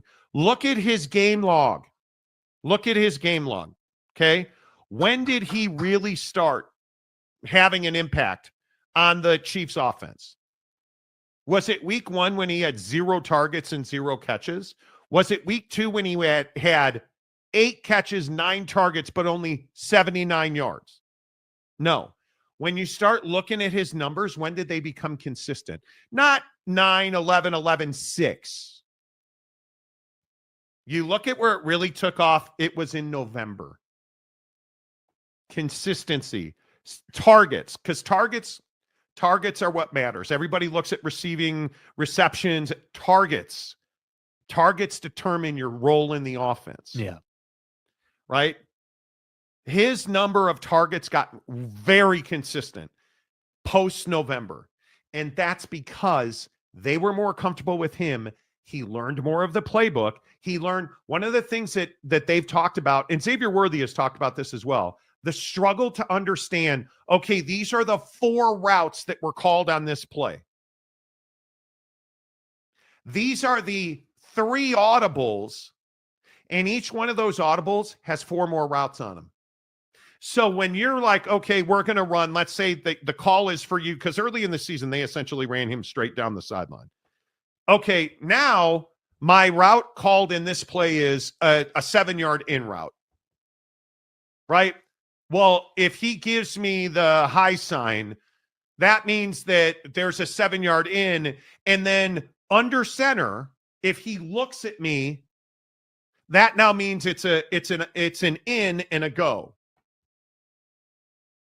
Do you understand that in all of that, then you're just processing that. Before the snap, the wide receiver is reading 2 people. What is the guy in front of him doing? What leverage is he leaning? And what is the safety on my side doing? And by the way, you've got about 10 seconds to do all that. And then once you do that, you have to make eye contact with the quarterback. Usually in an audible situation, that's less than 7 seconds left on the play clock. And you're trying to compare that to a DB whose only job, and really, when you look at Cooper DeJean, he's more of a hybrid. They use him in a hybrid space. His only job is to make sure he's in one quadrant. He is backpedaling and fully keyed on the slot receiver and the quarterback. That's his only job. And he does it well, I might And add. he does it exceptionally well. He deserves credit for that. That's all he's thinking about. Yeah. As a wide receiver in the NFL, in Andy Reid's offenses, you have to understand 3,000 route combinations. Yeah. Dude, like that's just the worst comparison ever. Ever. You think Vic Fangio's defense isn't complicated? Guy, I know his defense. I know. Oh, maybe it's because his defense was with, I don't know, the Chicago Bears. Oh, by the way, no, his defense is not complicated. It is not. They run almost no disguise, which is the beautiful part about their defense. It's simplicity. That defense that you saw last night was not complex. You know what it was? It was brutal. Mm-hmm. They used brutality. They used physicality. The reason that their defense is so good, they're disciplined. Vic Fangio coaches disciplined defense. Across, always has, always and you will. saw it at all 3 levels, bro. You never see Vic Fangio defensive ends overrunning. What happens when you overrun Patrick Mahomes? And usually the bar is you want to be 1 yard in front of him so that you have about seven feet usually in terms of speed and reflex. If you overrun a play by 1 yard, a gap, a quarterback, an edge, you have to make up 7 feet. It is about the equation. Yeah. So you're making sure that you don't give Patrick Mahomes the ability to run by you on your edge. That Nolan Smith did a phenomenal job of that last night. Yeah. It's not complex. It's not hard.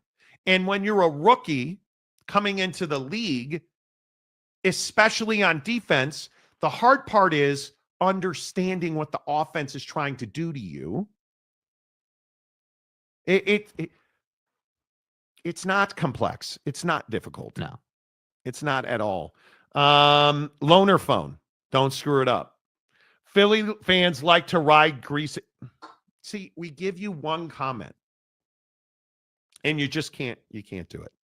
The Hawaiian golfer. Guys, Tanner is full of red ass mode today. No amount of facts will get to him. And I'm just so burned out on it, dude. You don't show up 9 days out of 10, like most of this year, and then the one day your team wins, you show up and you're a red ass. Like, and you're like, oh, Nick Sirianni's vindicated. No, he's not. You're the one who thinks Nick Sirianni's vindicated. You like, come on, dude. This should be a dynasty team. They're young, they're talented, they're affordable. What's the excuse going to be when he's crying on the sideline next year? And you're changing coordinators again. How many coordinators has Jaylen Hurts had? Ask yourself this. If we go back into his college days, and I don't even know if you understand this or not. Do you understand how many coordinators that dude's been through? So many. Do you understand how much verbiage that guy's had to learn? Do you understand just the sheer volume of nonsense that he's had to not learn, purge from his mind because he keeps turning over offensive coordinators? Yep. This is going to be, what is this going to be, his fourth? Something like that. I think fourth in 3 years in Philadelphia. How do you even do that? How do you even do that? No, he's not vindicated. The truth about Nick Sirianni is he should have been fired. Yeah. You don't go 1-5 and have a complete locker room meltdown. I mean, complete locker room meltdown. And you're still fighting with, last night it's the Super Bowl and you're fighting with your best wide receiver on the sideline. Yep. And you're the guy who wants to say, oh, his players universally respect him. No, they don't. Winning covers all this stuff up. Let's see the ugliness that comes out of Kansas City now. And my guess is there won't be a lot. And why won't there be a lot? Because Andy Reid's the head coach. And really, he's the boss in Kansas City. He's the boss in Kansas City. So my guess is you won't see a lot of ugliness. But what happened in New England? Oh, it was all wine and roses. Everything was great until it wasn't. And then what did we hear? Bill Belichick's a prick. Tom Brady and Bill Belichick hate each other. Winning does bad thing, or losing does bad things to people. Losing after you win a lot does even worse things to people. Yeah. Because you don't know how to handle losing. Let's see how the Chiefs handle losing. Because I think that's a big part of this equation too. Jeremy Bolton, been listening all morning. I find it funny that the fan base of two teams who were ready to run their coach out of town earlier this year were the Buckeyes and the Eagles, who both won championships. And I think this is a very, because it's not like Philly will have a love affair with Nick Sirianni. Nope. I wish, and I say this all the time, take your emotions out of it. if you didn't want to fire Sirianni after the 1-5 and then the quick exit from the playoffs, look at how much dysfunction there's been around Jaylen Hurts. How many Philly fans are like, oh, he's done, he's cooked, he sucks? How many of you crowned Doug Peterson and Nick Foles? And this team didn't win because of offense. They won because of a singular dominating Saquon Barkley and an unbelievably deep, talented, and absolutely brutal defense. Yeah. Who just battered the Kansas City Chiefs. And frankly, through the playoffs, this defense has been pretty dang solid. Yeah. And you won because you have a general manager. You have a guy, a talent evaluator in Howie Roseman in Philly, who just hit home runs at every turn. And of course he didn't at every turn, right? But look at the guys who made plays last night. Jalen Carter didn't record a single sortable stat last night. No tackles, no assisted tackles, no sacks. And dominated the middle of that line on a guy that how many teams in shooting, including the Chicago Bears, God rest her soul, passed on because of the SRT. And he's turned into one of the best defensive tackles in the NFL. Mm-hmm. Right? You look at that front four, dominating. Nolan Smith, another guy that teams passed on who I would have loved to have in Chicago, dominated last night. You look at Sweat, dominated last night. You look at Williams, dominated last night. Again, the interceptions from a linebacker. Do you guys understand? And I'm sure you do, because I'm just stupid old Monty who doesn't know anything about Lil Monty, the Eagles culture and whatnot. Do you understand who Zach Bond is? No. Do you guys understand that this cat is in his 5th year in the NFL, and this is the first time he's gotten extensive exposure? Nobody else gave him a shot. And what did he do with it? Do you understand that he had 3.5 sacks this season? He's had 5 his entire career. This has been a special teams player. This is like not ever a consistent contributor on defense. Shows up in Philadelphia, and they made him a star last night. Had an interception to essentially break the back of the Kansas City offense. Yep. Was in a hands catch. When's the last time we saw anybody in this league make a catch with their hands? Right? And you start looking at the guys that really contributed on this defense last night. That's why Howie Roseman's a stud. And Nick Sirianni's an afterthought. And it's refreshing to see the Chiefs go down. Yeah. Josh Sweat, Oren Brooks, Milton Williams. Again, you guys don't even know who Milton Williams is. You don't even know who Milton Williams is. I don't know. Anyway. Let's run through it real quick because you guys have been great commenting. Please hit the like button this morning. My Chiefs. Now. Bro, what? Your Chiefs? This is so rich. My Chiefs had a bad weekend. I did not. I saw Snapdragon Stadium, LA Coliseum, the Rose Bowl, and I finally got to see the Pacific Ocean. Take that off the bucket list. I'm happy. Have a little fun at the beach, dude? Yeah, I'm happy for you. Did you, Snapdragon's great. Dan Campbell got snubbed for Coach of the Year. He didn't deserve it. No. He did not deserve it. The Chiefs handled losing just fine when they lost to Tampa. No. When they lost to Tom Brady again. You were on the... Here's what I think you need to understand. The Chiefs had no idea they could lose last night. You understand when they walked off that bus and Kermit the Frog was wearing a suit? Is mocking strong? Probably.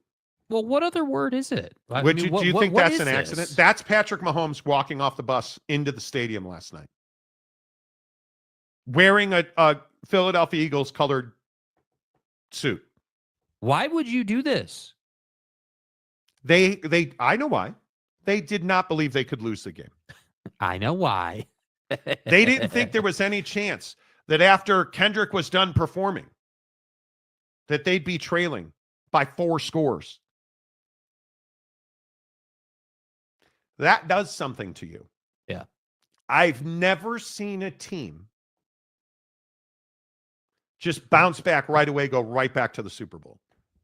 And their favorite, they're plus 650. Yeah. Kansas City Chiefs, odds-on favorite to go back to the Super Bowl and win it next year. Yeah.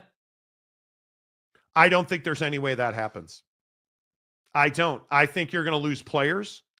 I think losing does terrible things to locker rooms. Now, 100%. Andy Reid is an elite chemistry guy.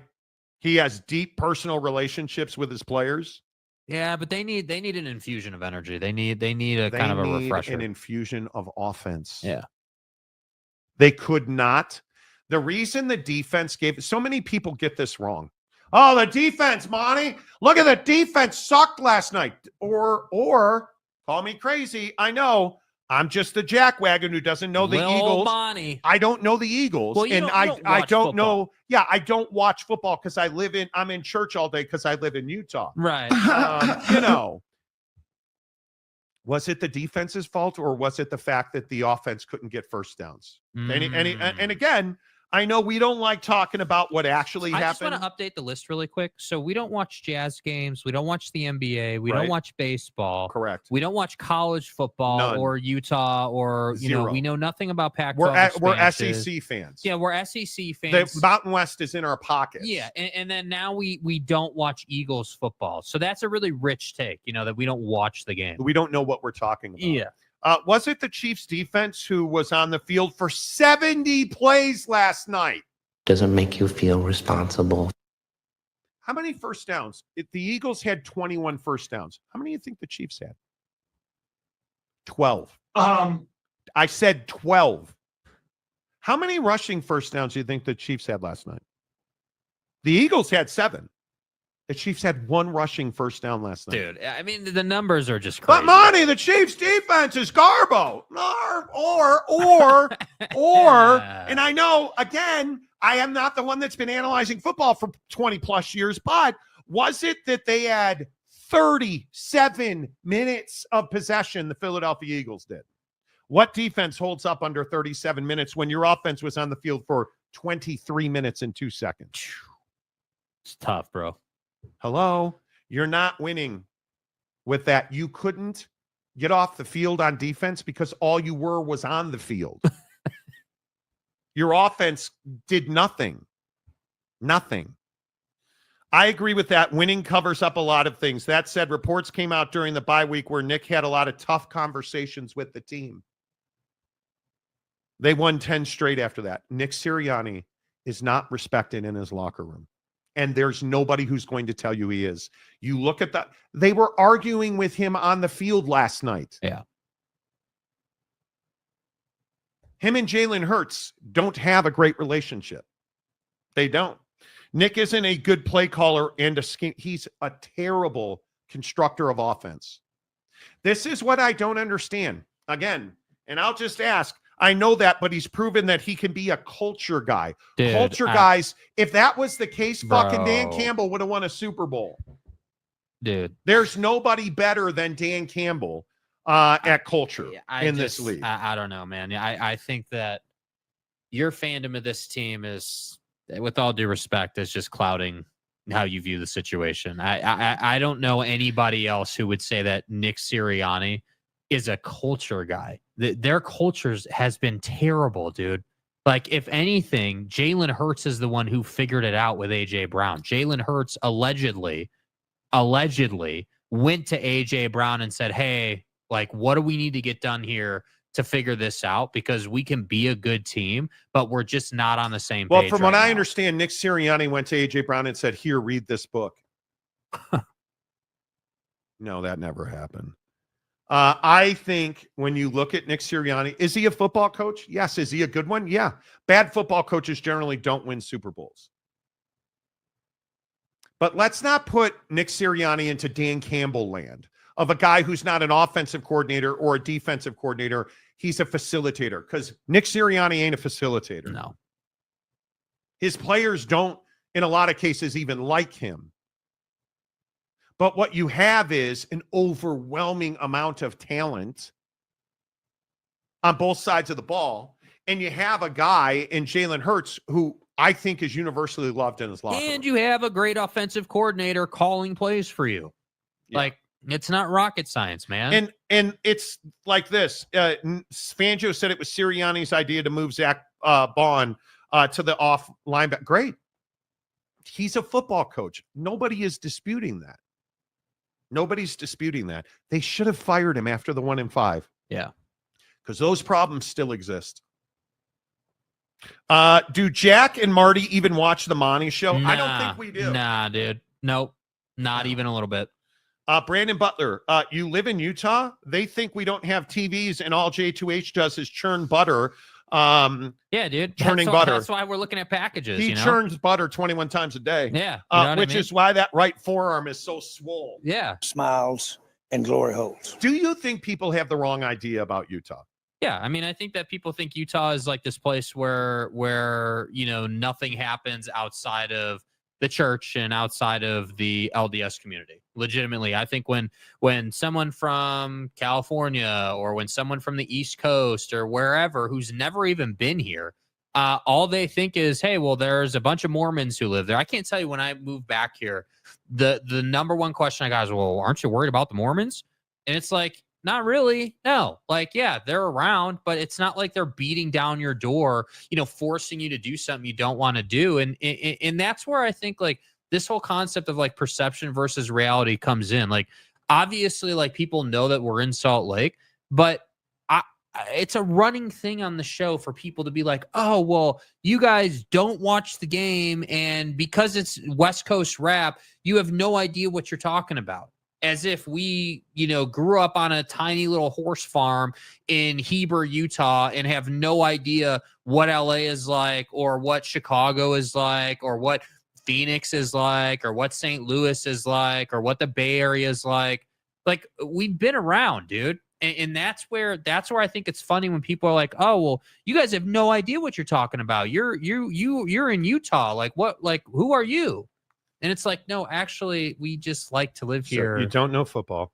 Like, you don't watch the Jazz. Come on, dude. You're Mormon. And you've never seen a black person. He's got no class. Okay. Well, outside of last night. Right. Right. Because we show. actually we went to a major town and they have electricity there. Yeah. And we barely made it. It was snowing, and I didn't think we were going to make it over the pass without eating each other. But we were able to get some pieces of wood that we could light fire, right. and do all that. Right. So it was and fine. then the wagon wheel broke on the way down the canyon. It was really really tough, dude. I think I fully admit and embrace that I have aged out of music, movies. I think a lot of us have. Bro, Jake's sitting on my couch. Oh, Landman's unbelievable. It is. I ain't watching Landman. Why are you not watching Landman? Because I've got Chicago PD and I've got Miami Vice and I've got a great show and I've got all kinds of other stuff. And I'm trying to watch less TV, not more TV.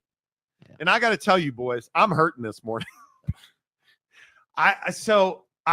I'm really into fitness and nutrition right now. Do you even lift? And dude, I did leg day yesterday. I cannot bend my feet. Obviously not. and I have pretty rocked out calves already. And I did a bunch of calf work yesterday. I did a bunch of thigh and quad work yesterday. It's fine. Fat Jesus. It sucks to be single in Utah because the Mormons score all the hotties. Wow. Jake would know. Yeah, I mean, it's just like that's the thing with dating in Utah. Like if you're in the Mormon culture, the LDS community, it's on autopilot that you're going to meet someone and get married and have like 5 kids. Like that's just in the first week of your marriage. Like that's just like assume that that's going to happen in the first week. And by the way, if you don't do that, you're some sort of outcast and you're a bad person. Not Outcast the rapper, who I don't know who that is. Yeah, See what I did there? Right. I am no longer the target demographic of the world. I don't know that I ever was. Yeah. I ever was. They automatically assume I'm LDS too. It's so wild to me. Yeah. Here, you guys Mormons? Like, God forbid you would like to live somewhere where there's mountains and not be in the LDS community. Like, again, I don't have an issue. See, again, we always have to preface this. I don't have an issue with the LDS community. Never have, Never will. I do wish they did more in the local community. A stat came out that they spent like $3 billion globally in community efforts. Yeah, somehow I don't see any of those dollars coming into Salt Lake locally, but whatever. That's a different show. Yeah. I don't have a problem in the day-to-day with the LDS community. What I have a problem with is people just assuming that we don't know anything that we're talking about because we don't watch chose jazz to games. Like, what do you mean, dude? Black people. Like what? Latinos? Like, what? Come on, dude. What? This is not rocket science. What do you mean? There's people outside of like. Wait, are you saying that there's white people aren't? I'm so confused.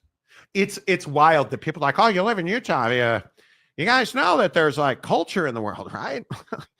We're not Quakers.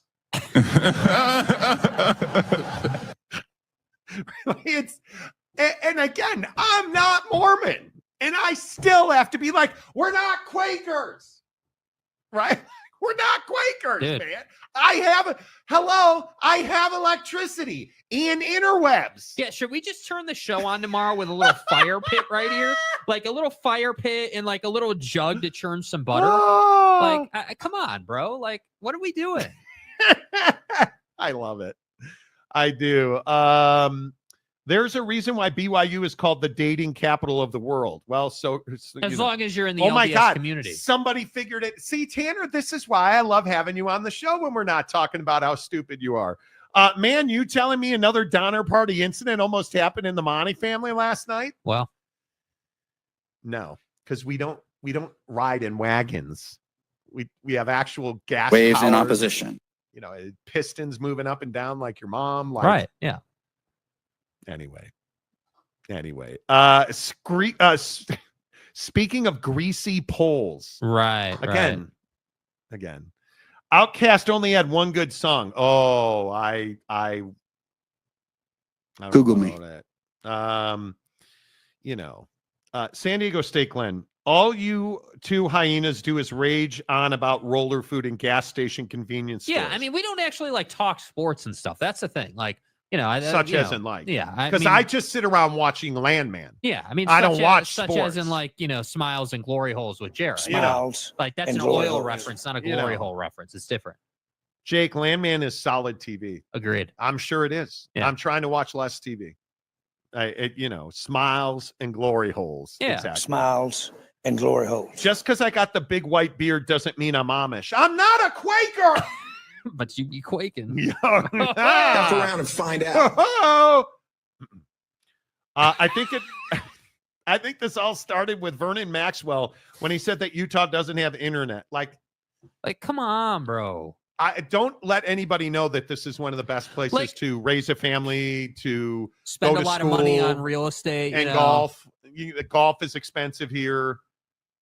I will say this: it used to be a great place to settle down. It used to be. It used to be a place where you could roll up, you could buy a house for pretty cheap. You know, you didn't have to experience all the California isms that, you know, have migrated out of the state. Like, it used to be a place where people were like, oh, Utah, you don't want to live in Utah. All the Mormons will eat you.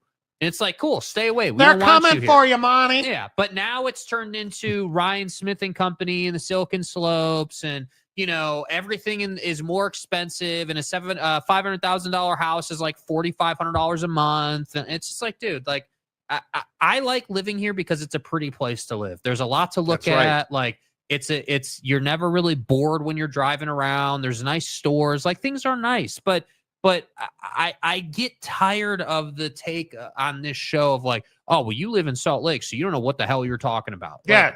Like, come on, dude. You're in church on Sunday. Does that mean if I lived in Lubbock, like we would be more credible? Like, what do you mean, dude? It's not like Lubbock or any tiny town in the Big 12 is like some juggernaut of a market. Like, come on. Yeah. San Diego State Glen, Miss Jackson said, Monty, shake it like a Polaroid picture.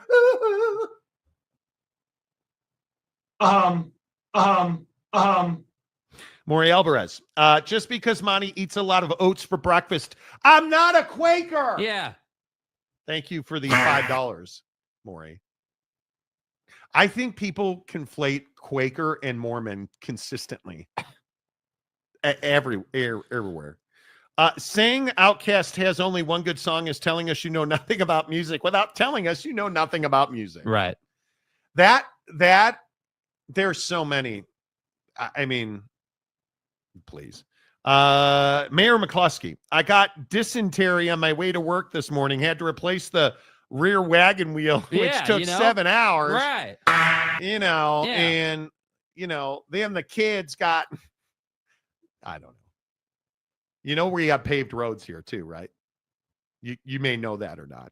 What? But I was talking to my sixth wife, and she was telling me that they have this thing called asphalt now. And I was like, it doesn't have to be a sexual thing. And she's like, no, honey. My third wife was saying that asphalt is like a driveway. And, and I said, driveway? What's a driveway? And she said, well, gas combustion engines. And I said, what's gas? Is that I eat a lot of oats, so I'm gassy. Is that different? Mr. Preston, I'm going to hell. Thank God there's no hell. Hey, Marty, I can stop by tonight and change the wheel on your wagon. Exactly. His horses are stronger than mine. Yeah. You know. Don't forget you don't watch the dogs in the dunes. They run all the routes. So let me get this right. We don't watch Washington. We don't watch Georgia in the SEC. We don't watch the Big Ten. We hate the Big 12. San Diego State is a loser program along with Fresno State apparently on the program. So the list just gets longer and longer by the day apparently. Old Tatanka. Jake churning butter, can't unsee that. Yeah, dude. Just that nice stroking motion. It's what y'all want to see. You know what I mean? You got to get stroked. Yeah. That's one of the best videos to tag, that old lady churning butter. Honestly, that's our stroking guys. Yeah. Any word on that $1 billion tram system? You mean the one up the Cottonwood? I don't know. I haven't looked at that in a minute. I don't know what. How about the avalanches that killed people this weekend? Yeah, in the mountains. Ooh. Yeah. Ooh.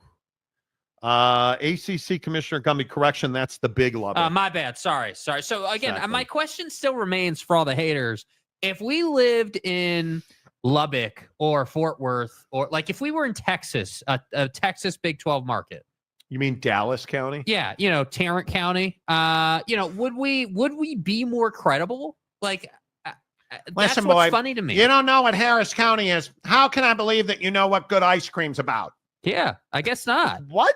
Yeah. Don't believe us. Gabriel, as a performer who was born in Miami and raised in Orlando, you guys are credible. Exactly. Like, Okeechobee, my ass. The Hawaiian Galfer. Yes. Move the show to Lubbock and make America's Mailman your co-host. Yeah, exactly. Exactly. Big Papa War Machine.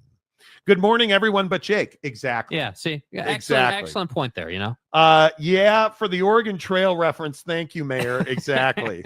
That's why Mayor McCluskey's goated on this show. Speaking of great places to live, it rains every day here in Seattle, and that's the only thing putting out the liberal fires. There you go. Right, see? There you go. That and Amazon, Midweek Coug. Love the speed limit in Utah. Get dude, and it's get so out. Nice, dude. Yeah. Yeah, oh my goodness. Polygamy? Nah, polyga-you. Okay. The night guy, come over to the Church of Satan. We have cookies. Exactly. Yeah, So when I first moved to Jita, I lived in a city called Sandy, Utah, and I was surrounded by the bishopric, like everywhere, which is like the leaders. You know what the thing with that was? That was such a nice, like older, mature neighborhood. Yes. Like no HOA. No HOA. Like, streets got plowed quickly. You know those neighborhoods that have like really mature trees and everyone's lawn is nice and like the houses look good. It was one of those kind of neighborhoods. But of course, and again, this is the thing that nobody understands. The LDS folks take great care of their properties. Like they're serious about it. And they offer you chicken noodle soup constantly if you'll come over for dinner. You have a deal. My neighbor was like, oh, hey, Tuesday night. Hey, Morty. Chicken noodle soup. Why don't you come over? Some of the neighbors will be here. The guy next to us was the stake president. He always had missionaries living in his basement. Like, it was a great neighborhood. Yeah. And I could have had endless chicken noodle soup. Yeah. Utah's a great place to live. I want cookies. There you go, Roche. Yeah, confirmed. Oh my God. Tanner, I mean, you guys don't have credibility because you don't know how to spell Rudy Gobert's name. Yeah, Rudy Gobert, Yeah. It's Rudy Gobert. Don't you know that? You stop saying Bagsnatchevich. Okay, dude. Yeah, because used we to don't joke. know who that is. Back in the day when we were dominating the Jazz and telling you that Bojan Bogdanovic was going to get traded, Bojan Bagsnatchevich. Bojan Bogdanovic. Right? We used to be like, oh, Bojan Bagsnatchevich. Bojan. That's not how you pronounce his name, you Bojan. jerk. Are you saying that to be an asshole? Yes. It's not Lowry. It's Very, Lowry. Very much so. I am saying Bojan to piss you off. Bojan Bogdanovic. Exactly. Every day. Every day. Every day. All right. Real quick. We're not going to get to the NBA today. Nope. Again. Nope. Again. Nope.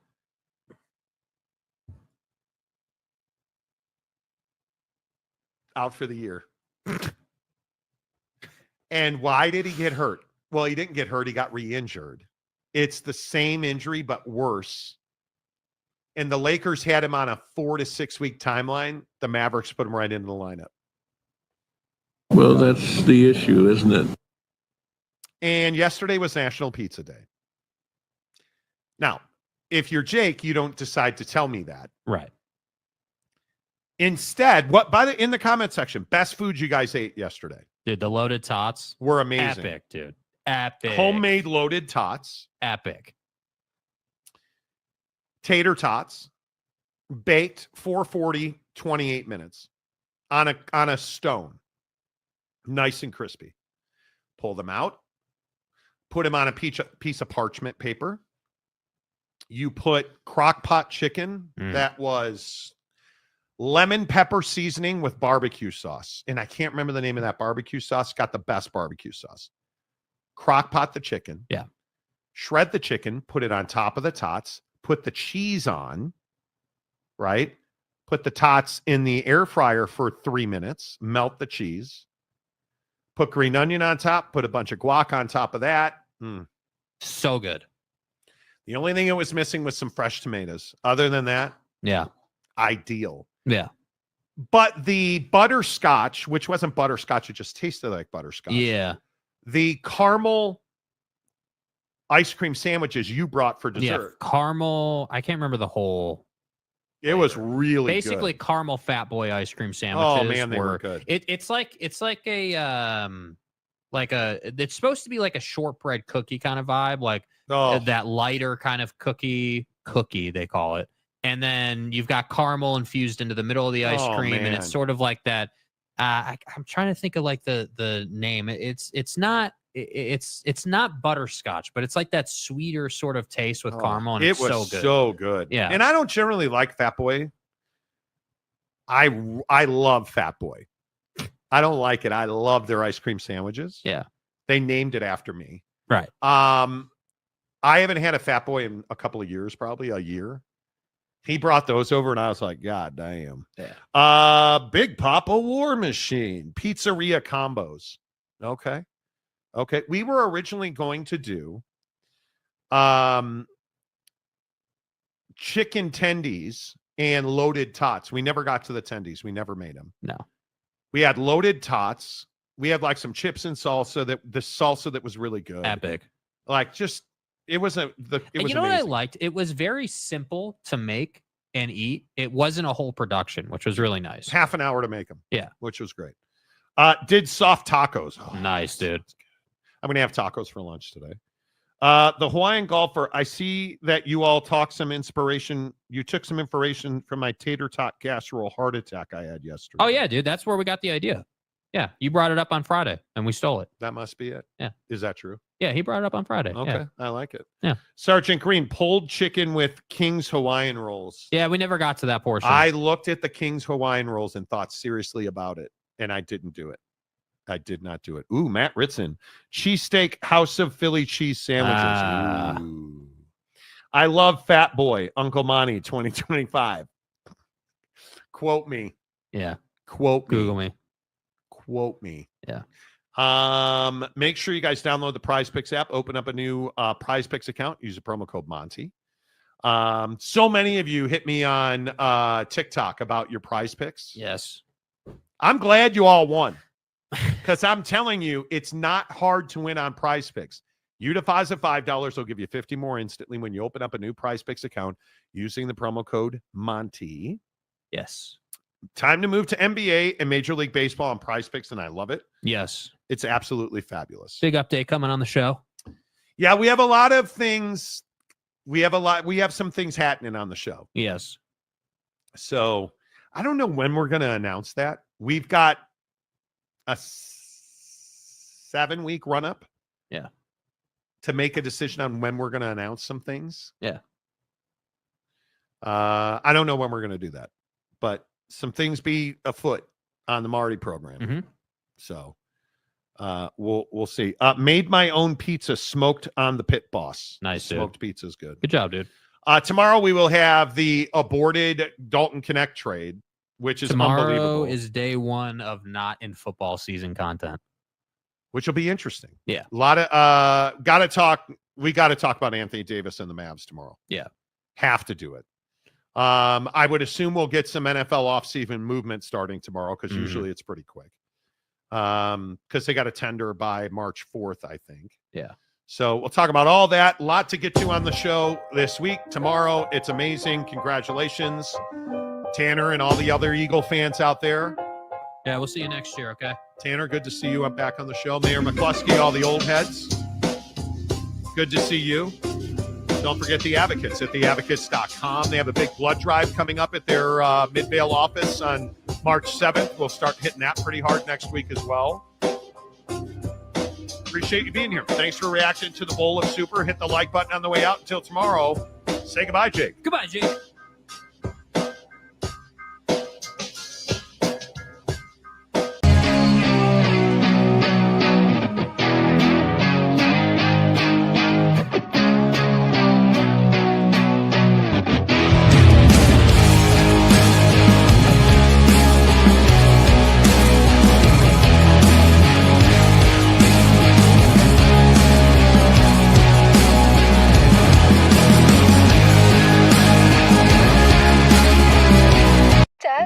Honey, what's wrong?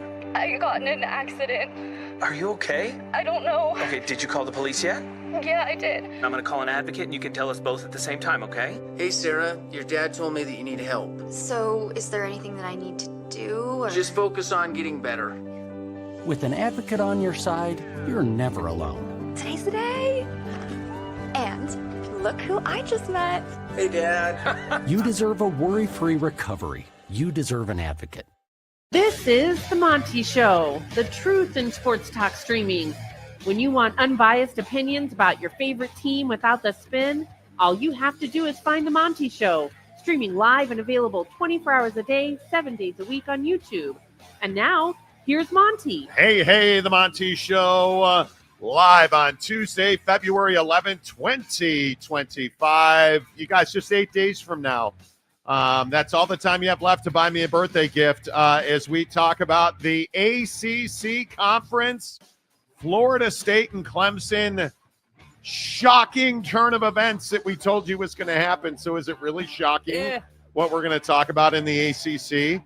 New details you're only going to hear right here on the Monty Show about the future of the ACC Conference. We'll have that for you. What should Tay-Tay's boyfriend do in Kansas City? More like, what should Kansas City do with Trav? Is Aaron Rodgers a commodity? How about my favorite player, Luka Doncic? Yeah, fat ass. How about Luka last night, boys?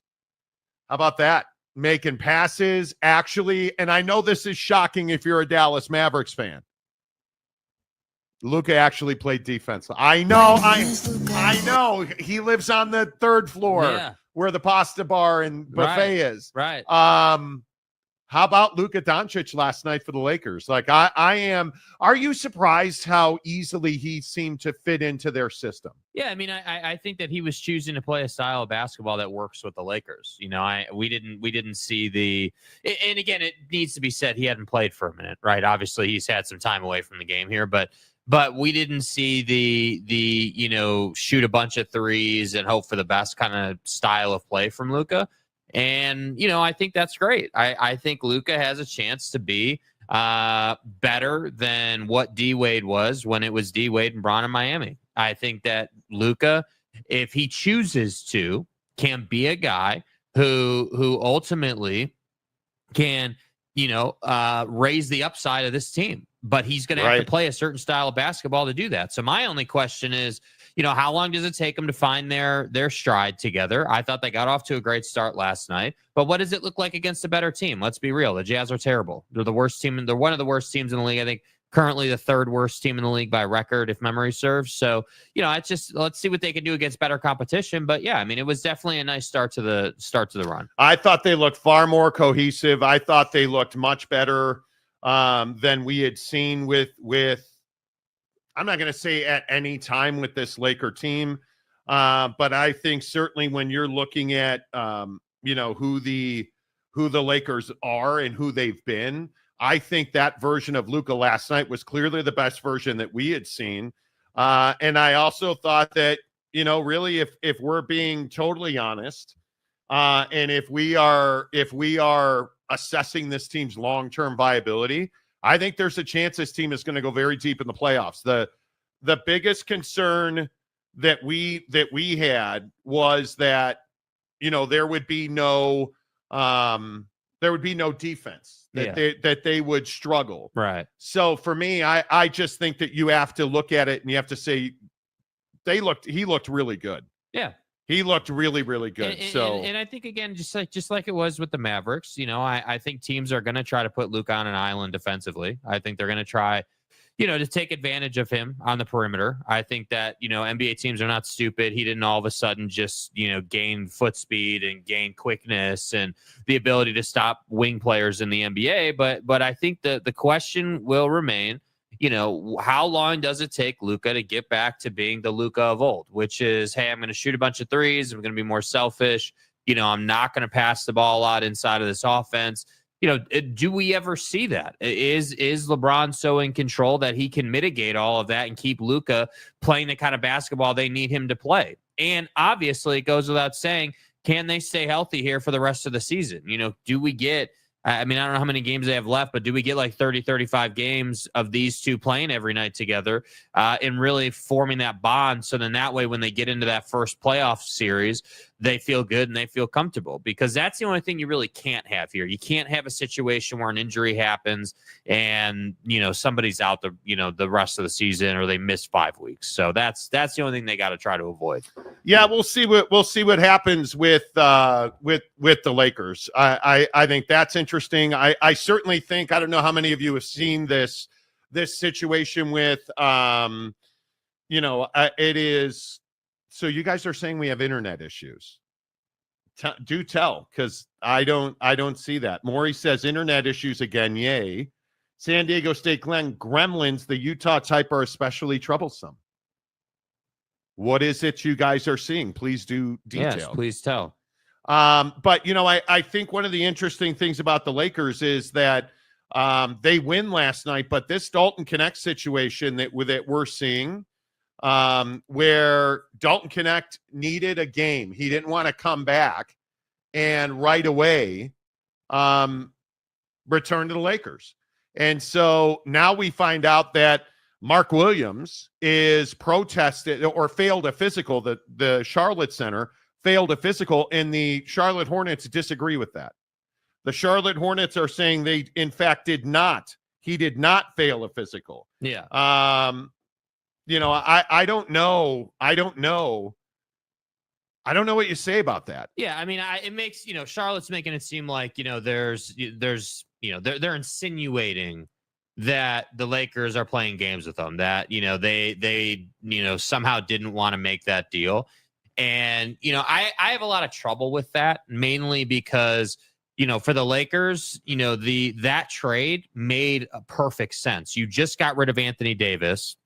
You don't really have a presence in the middle, with all due respect to Jackson Hayes. And, I look at the roster and I say, hey, like, ultimately, again, it's going to come down to matchups because eventually someone's going to figure out, okay, well, you don't have a big really in the middle. You don't have a ton of rim protection, and you've got a weaker defender on the wing. So there's going to be some adjustments that are going to have to be made. They're going to have to figure out what the best style of play for them is.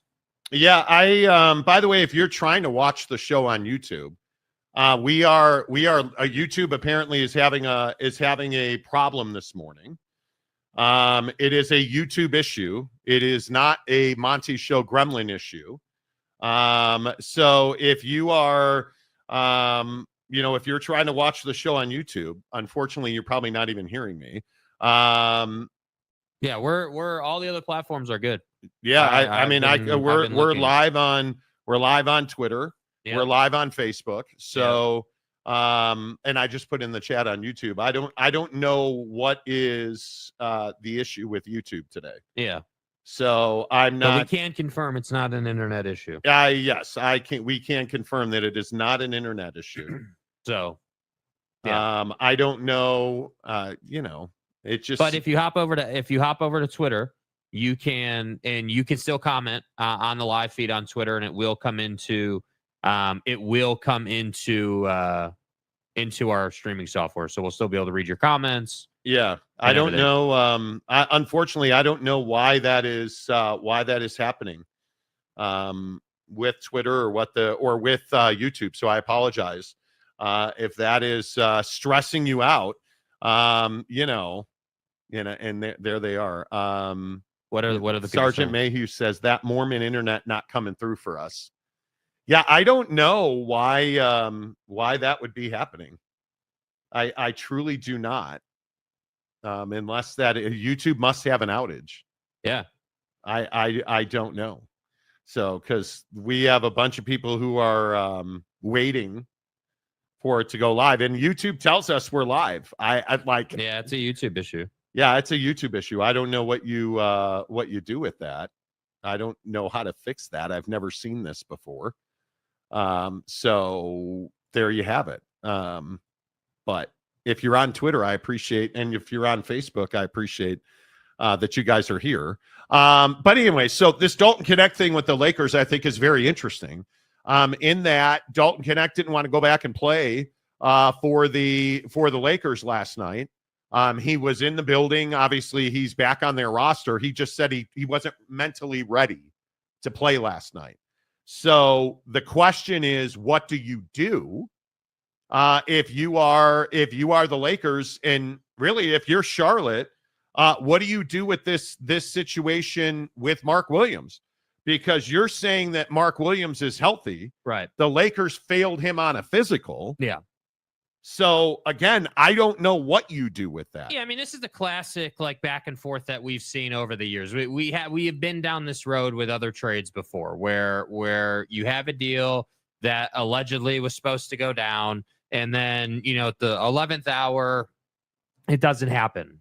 For whatever reason. This time, the reason was physicals. Okay, cool. I guess I think that ultimately, I just don't think it makes a lot of sense why the Lakers would not want to execute the trade. I don't know. I don't think that the Lakers are sitting here saying that they're somehow good on bigs when ultimately, they don't have rim protection right now. Ultimately, it comes down to they need to focus on getting rim protection. And with all due respect to the rest of the league, it's not like there's a bunch of bigs just sitting around waiting for minutes. Like, they're playing and they're committed to their team. So the idea that the Lakers would pull out of a deal because they didn't want Mark Williams somehow, to me, just is unfounded. I think that Mark Williams probably failed the physical. With all due respect to Charlotte, love LaMelo Ball, love where that organization's going, but they're still the Charlotte Hornets, right? So with all due respect, it wouldn't surprise me if one of your players failed a physical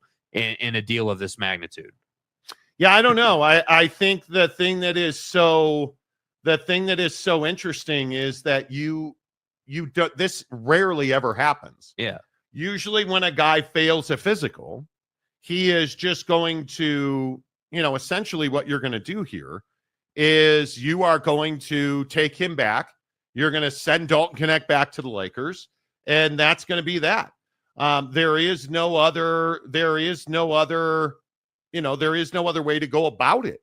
So this idea that, you're not able to, or I just don't know what that looks like if you are the Charlotte Hornets. I don't know how you fix this. Yeah. Protesting it, the Lakers to fail a physical. I don't know how many people know this before we get to the ACC thing. To fail a guy on a physical, you have to have concrete evidence.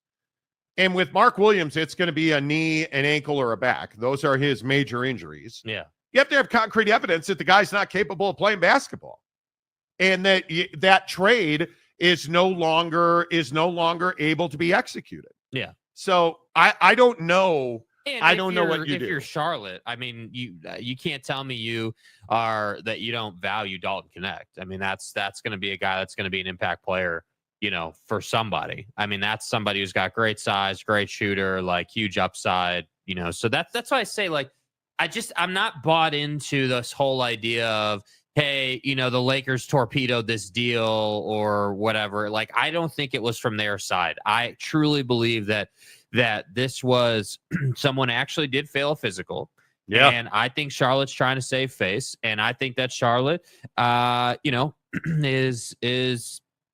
I'm not trying to hate on them, but I do think you're a second-class organization. This is not the first time. It's not the first time. You're not a championship contender. You're not like, I mean, again, people want to be like, oh, well, they're an NBA franchise. Like, they should, they would never intentionally fail a physical. They would never try to torpedo a deal. But I actually think they would try to torpedo deals. I do think that happens. Why, though? What's the upside? Because I think that I don't know what the upside is in their opinion, but somebody did something here. Somebody made a choice to get this deal blown up. Like, Mark Williams was fine. He was healthy. He was playing perfectly fine. Like, all good. And I can't pass a physical? Come on. I just, out of nowhere, I do think it's interesting that out of nowhere, all of a sudden, like, come on, the dude. Lakers failed that physical. But we'll see. Maybe they got cold feet. Maybe they didn't want to trade Dalton Connect. Maybe if sans, candies, and nuts. I don't know the answer to it, but I'm sure that'll come out more. We'll come back to Luka and the Lakers as we go on, but I do want to get to this situation with the ACC, because I do think it is very interesting to me that this is how we're going to end this ACC story, which is to say exactly how we told you it would end. We've been telling you that the grant of rights in the ACC has been rock solid. There is essentially no way to get out of that grant of rights. We told you months ago that ESPN was going to pick up that option because there's no reason for them not to pick up that option. And they did, which I don't think anybody is surprised about that. But what I will say is, it is surprising how much Florida State and Clemson now have to go back to the ACC hat in hand. And when I say that, they're currently negotiating, according to our sources, a revenue-sharing deal that will be centered on winning playoff games and their ability to generate TV audiences. And the fact of the matter is, right now in the ACC, you don't have a lot of marketable partners in the ACC in football. So Florida State and Clemson, their main argument is, we want a lion's share of the TV money. How are you going to deliver that to us? And what we are told is that Florida State and Clemson are going to have a hammer over the rest of the ACC, which will be, they're going to have the right to schedule Notre Dame football, who already is on the schedule at Clemson and Florida State. And now in this league, you are going to get paid if you draw the largest TV audiences during this season. And obviously, if you go to the college football playoff, now Florida State and Clemson are going to be able to keep a lion's share of the money they generate for the ACC for themselves. So as much as Florida State and Clemson are not going to be allowed to get out of their grant of rights, Jake, this also feels like a win on several levels for Florida State and Clemson. Yeah, I think the genesis of this whole conversation was Florida State and Clemson wanted to make more money, right? I mean, that's what that has been the issue for several years now, as this conversation has, grown and evolved and walked itself down the path. And I think that, Clemson and Florida State are two teams in the ACC and frankly in college football who have done enough winning to justify wanting more money, but at the same time haven't won a lot in the last couple of seasons. And so there's been this conversation where it's like, hey, what we want to leave the conference. We want to find greener pastures. But then at the same time, they have not been able to do that. And they've spent a ton of money in legal fees and in legal effort to try to get this done, try to get out of the league. And so when they realized they couldn't get out of the league, then they had to revert back to, okay, well, there's got to be nefarious activity with ESPN, which is when that whole contract situation happened where they wanted a, behind the curtain look at the ACC TV deal with ESPN. Okay, nothing was found there. So now we come back to square one, which is what we've been telling you would happen for several months now, where it's a performance-based revenue sharing model in the ACC, which basically just means that the top dogs, Clemson, Florida State, and anyone else who competes consistently at the top of that league is going to have the ability to make more money than other members in that conference because they're playing bigger games and probably winning some of those bigger games. So I guess this appeases the situation for now, but I'm still not convinced that Florida State somehow is not always going to be the complainer in the room. Florida State has shown that with their leadership, they're always going to be complaining. They're always going to be the ones saying they need more money and they need more opportunity. And I think that's what's difficult when you look at college football in the bigger picture is that brands like Florida State and Clemson and, whoever else you want to point to in the ACC are always trying to improve their position. The problem is they don't have a lot of opportunity to do that because of this grant of rights situation with ESPN. And of course, as we've talked about so much, the ESPN deal is a really good deal for ESPN. Yes, it is. And so that's why they extended. That's why they put themselves in a position where they wanted to continue that deal through 2036. So frankly, nobody's surprised that ESPN exercised their option. It's more about, not at all. It's more about, hey, how do we as Clemson and Florida State, and really Notre Dame kind of get into this place where we can all make more money, we can all compete with the big boys, and we can all get in the college football playoff with regularity. And my point is, hey, that's cool. You've got, you've leveraged yourself into this revenue sharing situation, but you still have to go out and win football games. Yeah, I see. And I think that will handle itself, certainly at Florida State. I think that will handle itself. But again, for everybody that's in the Notre Dame needs to join a conference, no, they don't. Notre Dame played a significant role in saving the ACC. Notre Dame gets to schedule who they want. And now Notre Dame has access to the biggest teams in the ACC on the football field, which allows Notre Dame access to the college football playoff. And I'll say probably what a lot of people don't want to say, Notre Dame probably saved the ACC conference here.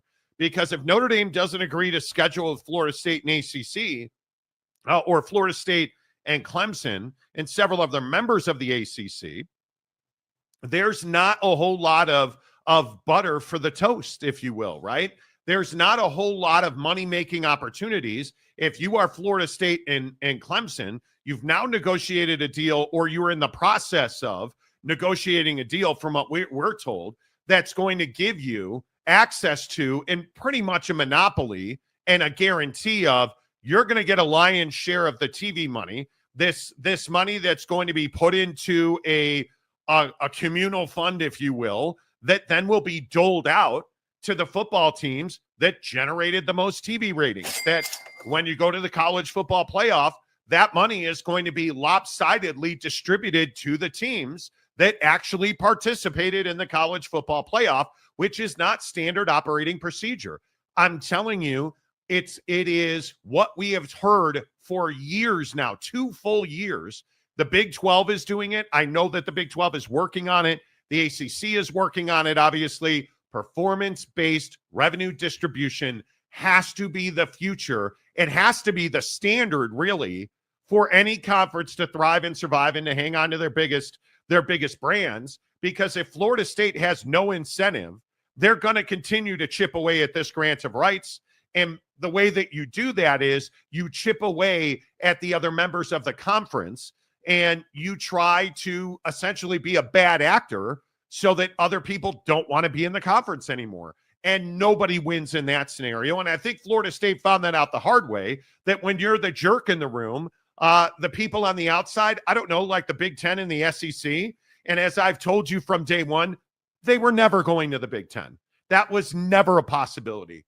But what I do know is Florida State felt like they had nowhere else to go, and they had nowhere else to go because it's an incredibly bad look when you erode the relationships in the conference for your own benefit. Yeah. And I think, to that point, like I think not only did you erode the relationships, but you did it in such a fashion to say, hey, like, you guys don't win, you suck, we're better than you. Like, that was the take, right? Pretty much. much. The take was, hey, we win a lot more. And we're in the college football playoff consistently, and you guys aren't, and you guys are terrible. We should be making more money. We're good enough to be in the Big Ten and the SEC, but because of our grant of rights, we can't get out of this conference. Or frankly, we can't afford the exit fee, the $500 million exit fee. And so I just think that this is all. I do think that there are two different conversations that need to be had. There's one for the ACC, and then there's one for the Big 12, right? The Big 12 is obviously in a completely different place with this conversation than the ACC, and I think that the vitriol, the kind of, not hatred is strong, but just the edginess in the room in the ACC, I think it makes this a much more unpleasant proposition in the conference when all these people are meeting. Certainly. Like you roll up to a meeting if you're Florida State and Clemson, secondarily, but more Florida State, and you're basically now sitting here saying, hey, great, we got what we wanted. Kind of an I told you so moment. Like, hey, finally, this is how it should be. We are better than you. Like, you guys don't win enough. And I think in the Big 12, the difference is that the Big 12 is doing this because they want to make sure that they keep their biggest brands long term. They want to be able to say to Utah and I guess BYU, Iowa State, whoever you want to look at, Arizona State, whatever. Right. Your biggest brands over the next 5 to 7 years. Well, who is the biggest brand in the Big 12? Well, I think all the red-ass Big 12 fans are going to be like, well, how can you say Utah is the biggest brand when they just, lost all those games? But I think when you look at the Big 12 on its face, I think Utah is one of the biggest brands in the conference. I think most years they're a pretty good team. I would love to say Oklahoma State, but they, obviously last year was last year. We'll see what they do this year. I think that if Kenny Dillingham can find a way to replicate, he's going to quickly climb the ladder in the Big 12, but he does need to find consistency. Mm-hmm. So again, when we talk about performance-based revenue sharing, obviously there's a lot more incentive to go out and win the conference. A lot. To which I say, again, not to turn this into an Oklahoma State thing, but Oklahoma State football type situations where you're cutting Mike Gundy's contract down under the guise of you want to do more NIL, even though that's pennies on the dollar in terms of NIL. Like, it's those type of situations are going to cripple football programs if they continue to operate in that way over the next 5 years. You can't do it. Yeah. I don't know what the answer will be in the Big 12. This saves the ACC. Yeah. There's no question about that. I would not want to be one of the low-level programs in the ACC. I certainly would not want to be Pitt. I would not want to be Virginia Tech. I just would not. I mean, I think when you look at the ACC conference, the haves and the have-nots, again, my opinion is Duke and North Carolina are always going to be fine. They're the decision makers. They're the power brokers in this league. They're always going to be fine. Florida State's always going to be the squeaky wheel. And the squeaky wheel, well, it usually gets the grease. And I think here, maybe this is what's best for the conference. Maybe, the problem for somebody like SMU who agreed for, 55,000 years never to take a media rights distribution, this is where it becomes absurd. You look at Cal and Stanford taking smaller percentages over the next several years. This is where it becomes absurd. Because if you're SMU, now you will not be able to compete at the top of this conference. Once this deal is vetted out, once this deal becomes rock solid, and essentially Florida State and Clemson have access to the most money and you don't, That's when this becomes untenable for SMU. That's when you start losing your coaches. That's when you start losing the recruiting battles. And I'm sure SMU fan is going to puff their chest out and say, but look what we did. This was an odd year in the ACC. I have no doubt. This agreement that we're talking about, where you have performance-based revenue distribution, only favors Florida State. Because even Dabo, who doesn't like the portal or NIL, Dabo's not going to have access to the cut. They barely and needed help to get in. They barely get in, right? How many years are you going to wind up playing SMU in the conference championship? Yeah, I also think that the Miami conversation has to be had. I mean, I think that, obviously Miami had a great quarterback in Cam Ward, and that really propelled them. But again, the word is consistency. And the most successful college football coaches right now, every single year, are spending a ton of money in NIL, and their sales package is really strong. They're able to say, hey, we like Ryan Day. Hey, I've lost both my coordinators, but we're going to replace those guys, and we're going to be in a great spot. We're going to compete for another national championship. That's why Ohio State always has talent. But Miami or any of these ACC teams really are not in the college football playoff enough, consistently enough, to have a pitch that is strong enough to bring in the best talent in the country. What is Mike Norvell gonna say to an SEC level talent, somebody that he's competing with SEC schools on? Well, I've got the best coaching staff. We can put you in the NFL. Look at Jared Verse. You've got a sales pitch at Florida State, in my opinion. I think they're fine. I think last year was an embarrassing year. But again, this goes back to cutting the salaries, and this is when you look at what Florida State did. Florida State absolutely cleaned house after having a terrible season. They get in the portal, they bring in a really strong offensive and defensive coordinators. Like, they changed completely from last year, which probably is a bit of an indictment as well.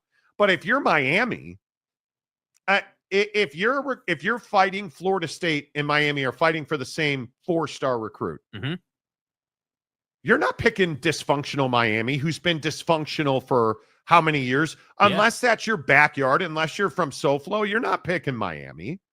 If you're from Jacksonville, if you're from Tampa, Orlando, certainly if you're from the Panhandle, you're picking Florida State, because Florida State has recent success. They put guys in the NFL. You have a reason to believe. I have zero reason to believe that Mario Cristobal will be at Miami in 2 years. I would agree with or that. That the administration's going to fund that program, or that this X, Y, and Z. They don't have a good stadium situation. Like, the laundry list of problems for teams in the ACC is on full display at Miami. If I'm in that conference, I want to be one of 4 schools. And you know who I'm going to say: Florida State, Clemson, Duke, and Carolina. Everybody else, again, Pitt is an afterthought. Yeah. That's the issue here. I don't disagree with the premise that Florida State should make more money than Pitt does. I don't disagree with that. But I think, again, just like with the whole Pac-12 Mountain West thing, like, the way you went about this was really rough. Like, rough. Like, I just don't think that you helped yourself at all. And furthermore, I don't know what it would take to get back into a more cordial place with other conference members, or no idea.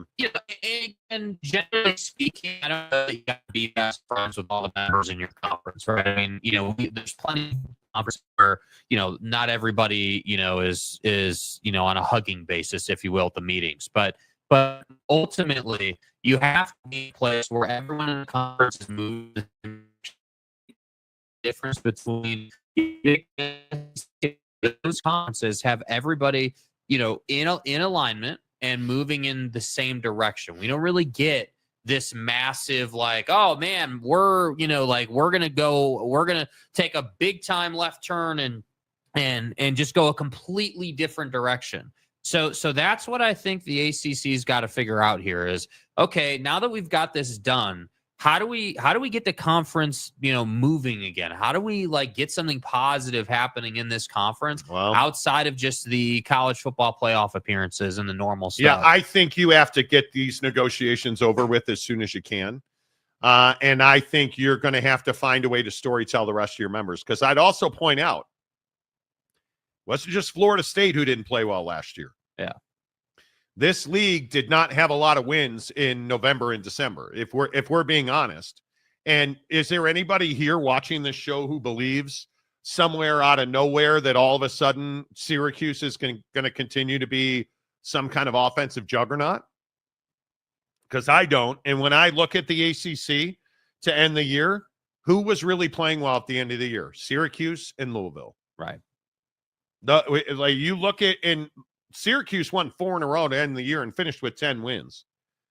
Is that really the norm now in the ACC? That Syracuse is going to finish with 10-win season? Come on. I think we all are well aware. Syracuse was a nice story. Can they do it again? Louisville on a 9-4. I could see Louisville consistently winning 9 games. Mm-hmm. Nobody would be shocked by that. Would you be shocked if Mario Cristobal for the next 3 years won 10 games? I would. I actually would be shocked. Would you be surprised if for the next 5 years Mike Norvell found a way to win 10 games? I wouldn't be surprised at all. I would not be surprised at all. Yeah. That's how I view the ACC. I don't view it as a, Yeah, I mean, I just think the ACC is inconsistent, just like any other conferences. And I think that, it's just tough because you don't have a ton of depth in that conference. There's not a lot of ways for you to get to the college football playoff. And that's what's difficult is I feel like the Big 12, also fights that dynamic a lot of hey, we have some good teams, but we don't have that big, Florida State and Clemson are probably bigger brands nationally than anything the Big 12 has right now. With all due respect to Utah, I think Utah's better than both of those teams, generally speaking. But from a branding perspective, there isn't a brand in the Big 12. Yeah, that's the hard part. And if you've got to pick one brand, I don't know who that would be. Yeah. Who's the biggest, or in the comments section, who's the biggest brand in the Big 12? I have no idea. Yeah. I mean, I'm with you. I would like to say it's Oak State. But can you really say that when they're coming off of a winless season and they cut, Mike Gundy's nuts off? I hate to say it because it's going to piss people off. Colorado's the biggest brand in this league right now. Well, and the hard part is, I don't even disagree with that, but the hard part is Utah flopping in year one really hurt this conference. Coming in and just having a irrelevant season is just terrible. But again, who in this league was relevant last year? BYU, Colorado, and Arizona State. Those three. Now, I mean, you could make the argument, well, Kansas won a couple of massive football games down the stretch, but was Kansas relevant last year? Not really. Not really. This was BYU, Colorado, and Arizona State. Not in that order. I think Arizona State was the best team with Scatterboo, the Ram. Yeah. But I just think it's very difficult to look at this league and say, man, that's a brand. That's a football brand. Mm-hmm. I don't think you have that right now. And if Deion post-Shador is able to put up the kind of offense without Travis and Shador, okay, now we've got a brand. Yeah. And again, not to be a red ass, if Joey McGuire in Lubbock, if he can put this portal season, is there anybody that had a better year in the portal than Joey McGuire in any league around the country? I would say no. If Joey McGuire doesn't win 8, 9, 10 games, if he isn't at the top of this conference this year, what excuse are you going to come up with? Because now he's got talent all over the place. Yeah. Right? So I expect maybe Texas Tech is that team finally with this portal and this recruiting, and I expect them to be significantly better. I expect BYU to win 9 games again because their talent is still really good. I expect the teams in this league that have their quarterbacks returning, and it's a lot of them, to be significantly better. Yes. But is there anybody here who thinks Dave Aranda is going to win 10 games? But like, that's a perfect example. Like, Dave is a perfect example of a guy who's just on cruise control. Just he's going to have a couple 8-win years, and he's going to have a couple 3-win years, and he's going to have a couple 9-win years and a couple 2-win. Like, you're not trying to build anything there. You're just kind of going with it. Let's get into the comments section. Who's the brand in the Big 12? Are you surprised that the ACC survived? We're not. I'm not at all. Bigfoot Duck, a member for 23 months. What up? Bigfoot Duck, always good to see you. Are we still battling technical issues? Mike Smith? Technical issues until Monty and Jake agree to join the LDS church. Okay, fuck you. How's that? We're going to have technical issues every single day. You know. We can confirm still it's not an internet problem. Like, yeah, we're good on every other platform. It's my guess is that YouTube is having an issue today. I apologize. Trust me when I say we're working not to be so reliant on YouTube. We are working on it. Noel Ramirez, whatever happened to the Miami booster that was always on the news giving NIL deals to players? Seems like he disappeared. He did disappear for sure. The eye patch, good morning. Notre Dame doesn't need to join the ACC. They're doing just fine as an independent. No need for Notre Dame to join a conference. No need whatsoever at all. Notre Dame, Joe says, needs to join the ACC 2035, else scheduling becomes an issue if the ACC implodes. It doesn't become everybody wants to play Notre Dame. Everybody wants to play Notre Dame. There are agreements and their alliances with Notre Dame and the ACC. It's good for everybody. Yeah. And Notre Dame is not having trouble scheduling outside of the ACC. So, Steely says the YouTube machine acting goofy. 100%. 100%. Atomic Skull. Prime is the brand in the Big 12. I would agree with that. Colorado, Greg says. Anthony East in West Virginia. I'm excited about Rich Rod at West Virginia. They need to win games. Mike Smith is uniquely qualified to talk about this. When West Virginia is winning football games, there is no better brand. There is no better atmosphere. There is no better place to go watch a game. There is no better home field advantage. When West Virginia has Neil Brown, who needs fired, and billboards are agreeing with me on that, there's a lot of apathy in that fan base. Yeah. So Noel Ramirez, UCF, baby. Well, are you UCF fans? Let me ask, are you excited? I know that our bounce house contingent is pretty significant on this show. I mean, you've got so much change. And Scott Frost, is that like, I look at, yeah, I don't know. There's a lot of proving. Respect. There's a lot of proving to do there. Is there not? There. I mean, yeah, I think that. Look, I like UCF a lot, but there is a lot of proving to be done. No question about it. I mean, he is so.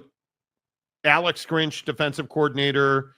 Well, Jimmy Beal, your running back coach. I mean, he's got a decent staff there. That's not a bad staff. Sean Beckton's a good wide receiver coach. Kenny Martin. Yeah, I mean, he's got a decent staff there. But is Scott Frost a guy where you're like, hey, we're winning the whole damn thing? Probably not. Phil Benzer. Good morning, Phil. With all these YouTube commercials, are you getting any cut of the revenue or not? TCU is the only ones who have been to a national championship or won a playoff game before last year. You're not wrong. But again, see, here's the problem with that. Even with TCU, you're not wrong, but they're still not the biggest brand in the Big 12. That's the problem. And can Spike Dykes' kid turn it around? Yeah, I mean, I like what you got going on offense. How can you not? Like, I think you're in a great place there, but the defense is just such a liability. Like, at some point, I would expect you to make that adjustment. They gave up 224 points. That's painful, bro. And you only scored. Yeah. Let's see what happens. I mean, listen, you won 9 games. You gave up. You scored a lot of points out of conference. Like, somebody needs to step forward in the Big 12 and be the Florida State and be the Georgia and be the Ohio State. And I don't see it. I don't see it. Yeah, Jay, I think unfortunately none. I think that's true. The eye patch. Yes, the Big 12 doesn't have a brand, Monty, just a conference full of parity, which is not good. And I think this is something that people need to wrap their heads around. And I know it's going to be, if you're UCF is a great example, and you're trying to build something, is parity good for your program? It is. It is. Yeah. Well, let me ask you this. How much parity is there in the Big Ten? How much parity is there in the SEC? It's growing in the SEC, certainly. But what's happened now that the SEC has gotten deeper? Oh, it's weak in the SEC. What's happened now that the Big Ten has not gotten, they've added more clubs, but have they gotten more quality? No. So what's happened? They've won back-to-back national championships. Yeah. So parity is this mythical thing, and we want everybody to participate. Here's a cookie for you, Jimmy. The problem is Jimmy and his cookies doesn't make money. Yeah. You want behemoths. You want brands. Is there parity in the NFL? Not the last 5 years there haven't been. When Patrick Mahomes goes to the AFC Championship game every year, is that parity? No. But is it good for the NFL? Did anybody see the Super Bowl ratings? Yeah, the biggest Super Bowl ever. Yeah, bro. Parity's not good. What happened to all the people that were going to boycott? You know, like nobody boycotts. That's not good. It is. Yeah. Anyway, that awkward guy. I hate the tortilla throwers so wasteful with food. I love it. Yeah, I love it, and it's what Dion said last year. If you're not watching his show on Prime Video, you dumb. You're missing out. You're missing out on it. I think that the tortilla thing is great. And Dion's point was, I don't care if you throw tortillas. That's who you are. That's your brand. Cool. Let's do it. You start throwing water bottles and you start throwing rolls of nickels and you start throwing quarters. That's when people get hurt. Throw your tortillas, man. I love that. Bailey Dietrich, who's got a Ohio State championship T-shirt as your avatar or whatever you call it. Nick's Chubb. You have to put the it's possessive not Nick S. Chubb, dude. It's Nick's Chubb. Nick's Chubb. Yeah. Bears, Monty, what do you think? It's too oft injured, man. Yeah. It's too often injured. The biggest moneymaker in the Big 12 is Texas Tech, though. So is that your brand? When I say brand, when I think of you, man, they win at Ohio State. A lot. That's what I mean. A lot. That's why, and everybody gets pissed when you say, and I tend to lean in this direction, that Utah is the football brand. And when I say who wins football games in this league, TCU, no. BYU, sometimes. Utah, back-to-back Rose Bowls, back-to-back Pac-12 championships. They win games. Kyle Whittingham has always won games. Did they win this year? Not even a little bit. Not really, no. Was it a complete and total failure? Yeah, it was. Yes, it was. Yeah, the quarterback thing, all of that. So they completely cleaned house on offense. Yep. Oak State.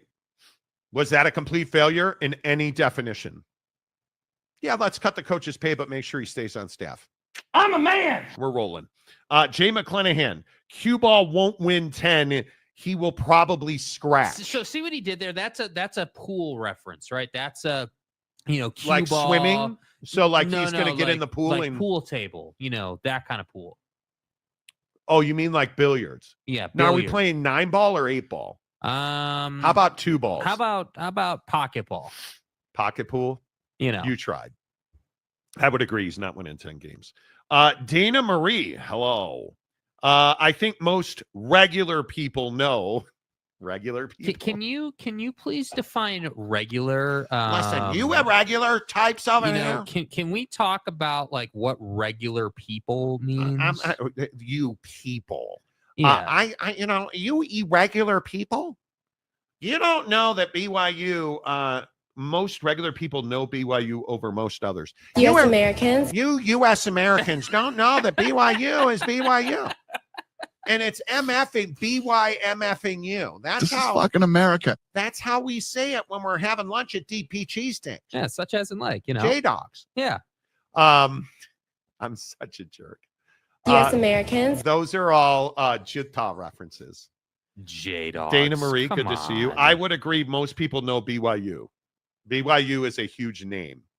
And now, how did you lose to Kansas?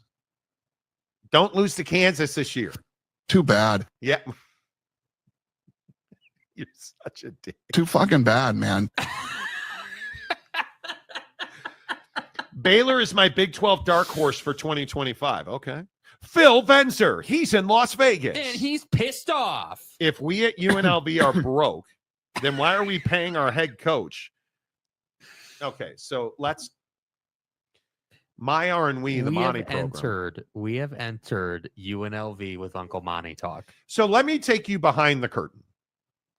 I'm chilling in the cut, writing some scripts the other day, right? Like we do shorts and golf, and we're planning some golf stuff. And right. I look down at my phone, and my phone's ringing. Like, well, hot damn, somebody's trying to get the Monty program. Who is, man? Number I don't know. But you know what the funny thing is? It's not Mark Spam. Pause, bro. Pause. Man, who this? Now, immediately when you saw it wasn't Mark Spam, were you like, well, should I answer? Should I not? Like... it's a Vegas number. Uh-huh. You know, your boy likes to play some cards. Maybe it's the bookie looking for his money. Right. eBay's calling you. eBay. He got 57 fucking years, dude. Keep it 57 years in the hole. Or 57 months. And meanwhile, we're getting the great gambler videos of him rolling up to Glendale yesterday. I'm talking on my Come phone. on, bro. I'm talking about how I don't answer numbers I don't know. And a friend of mine is like, that's why you always send me to voicemail. Yes, because those of us in the know, well, quote, regular people. Regular people. Right. Eat each other in voicemail. Right. U.S. Americans. I have the filter. I use the iPhone filter. Right. Where my phone won't ring if I don't know the number, but it flashes like a little thing on top of my phone that tells me I got a phone call. They're leaving you a voicemail. Do you want to answer it? So, of course, pimp's going pimp. Donnie, please. I answer it. Right. And I'm like, Pimp Central, hello. Pimp Central. And it is somebody very close to the UNLV athletics. It's internal. Who called me and was like, hey, Monty. Hey, Marty. The guy you want to know that this person actually watches the show? It's funny when people walk up to you, you can tell if they're a long time or if they're just a dirty casual. Sometimes, right? Okay, maybe. Right? So this guy answered the phone and he's like, hey, it's me. I do this. I immediately Google search him. Turns out it is. Uh-huh.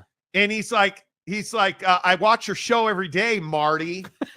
So like you can tell when they play into it. Right. But it was a guy close to UNLV. Mm-hmm. And we were having like a real life discussion about, hey, I want to make sure you understand why we stayed in the Mountain West and why it was the right move for us. Right. And he goes on, much to pissed off Phil Venzer, about the money thing. It's not that they don't have money for, as this particular person said, it's not like we can't feed the kids, but we're not getting a new car. We're the family on the street. We've had the same car for like 7 years. Chrysler Town and Country. It's a station wagon and we're missing a hubcap. Right. Is the analogy that he used. And I think it's a really good analogy. Yeah. They're not capable of scratching the check that it would take to leave the conference, pay an exit fee, leave the conference, pay a poaching fee, leave the conference and negotiate a price to buy your grant of rights back. Yeah. Because no matter what, and as we reported on the show and everybody said, hey, you guys are totally wrong, the memo of understanding they signed includes a grant of rights. As we've reported exclusively on this show, they signed a grant of rights. That grant of rights doesn't kick in till 2026, but it's enforceable the day they signed it. So their rights stay with the Mountain West. You don't have to like it, but that's the reality. So when we talk about UNLV broke, then why are they paying a football coach $3.5 million a year with the second highest paid staff getting 1.8 and our coach's salary went from 7 to 11 million? Because it's not that you can't pay your bills. It's not that you don't have operating money. It's the issue really is you don't have a pot of gold. You don't have a war chest, Florida State. You don't have the state of Nevada willing to put, like, do you guys remember when Governor DeSantis, we're going to fight these and we're going to win. Here's around and find out. Here's $1 million to pay the lawyers. Well, that's not happening in Nevada, where you're looking at a scenario, and this is, Phil, this is what we always talk about with casinos, right? Like this person close to UNLV was telling me the casinos don't have money. Like the casino industry, particularly tourism, and the event, and I think I was telling you, this person told me this, the event that really did not help UNLV in any way, shape, or form, Formula One. Did not help. It didn't help Las Vegas almost at all. It was woefully underattended. It did not make them the revenue. They did not reach the top end of revenue. And now they're talking about moving it out to the racetrack north of the city. Like, there's not money just falling out of slot machines at the Thomas and Mack Center, right? And the interesting thing that was brought up in that conversation, the NBA Summer League does more good for us than a Formula One did. Yeah. And the other part is playing at Allegiant is not some boom. Has not been, I should say, some boom for UNLV. But the fact that the Mountain West is going to relocate to Las Vegas, the fact that it's going to become the hub for Las Vegas, the fact that down the road, the people at UNLV, I am told, believe that Allegiant is going to become a revenue stream for them. They believe that the Pac-12, whatever happens in the Pac-12 is going to want to incorporate Las Vegas. Down the road, UNLV should be in a significantly better financial position for athletics than they are now. But they do not have a war chest to go and fight the fight. They cannot afford to just hand money over to lawyers to lose lawsuits. But you know what the shocking part is? Neither can Boise State. Neither can Fresno State. Neither can San Diego State. Neither can Colorado State. Neither, certainly, I can tell you assuredly, neither can Utah State. If those universities lose those lawsuits, it is going to be a catastrophe for those universities and their bottom lines. Yeah. And it's interesting. Another part of the conversation I had with this person close to UNLV was, we want to win at a really high level. We want to go to the college football playoff. And you know what the language he used was? For as long as it exists. Yeah. Not every year. We're as long as it exists. Because I think UNLV is banking on a super league that they can opt into that will allow them to play for championships in football. Yeah. That's what I honestly think that's where this is going. So we can sit here and we can have these grandiose conversations. Can pontificate. And we can all think our that we're all pulling 6-foot blondes with you're not. You're not. You're UNLV and you're doing a really good job with what you have, and you made the exact right decision to stay in the Mountain West. And I know, again, every time I'm on with Steve Caulfield in Las Vegas, the termites come out of the woodwork. And we hear from all kind of guy that's like, hey, man. Hey, Morty. Hey, Marty. There's no hey, Marty. No, well, Monty's. You at UNLV, you have this weird fan base at times And I think this is the majority of UNLV fans are phenomenal. Mm-hmm. The majority of Utah fans, phenomenal. But goddamn, the ones you hear from are absolutely what was the repugnant. adage? The squeaky wheel gets the grease. The vocal minority are absolutely repugnant at UNLV. Keep it real. Rooting for the thing that I'll never understand is UNLV fan rooting for them to fail in the Mountain West. Yeah. You're an idiot. It's a bad look. You're in it because, again, the top end at UNLV in basketball and football is remarkable. It is, you can compete for national championships in football and in basketball at UNLV. Yeah. Now, are you? Not right now. Losing Barry, did that hurt? Oh, my God. That was not ideal.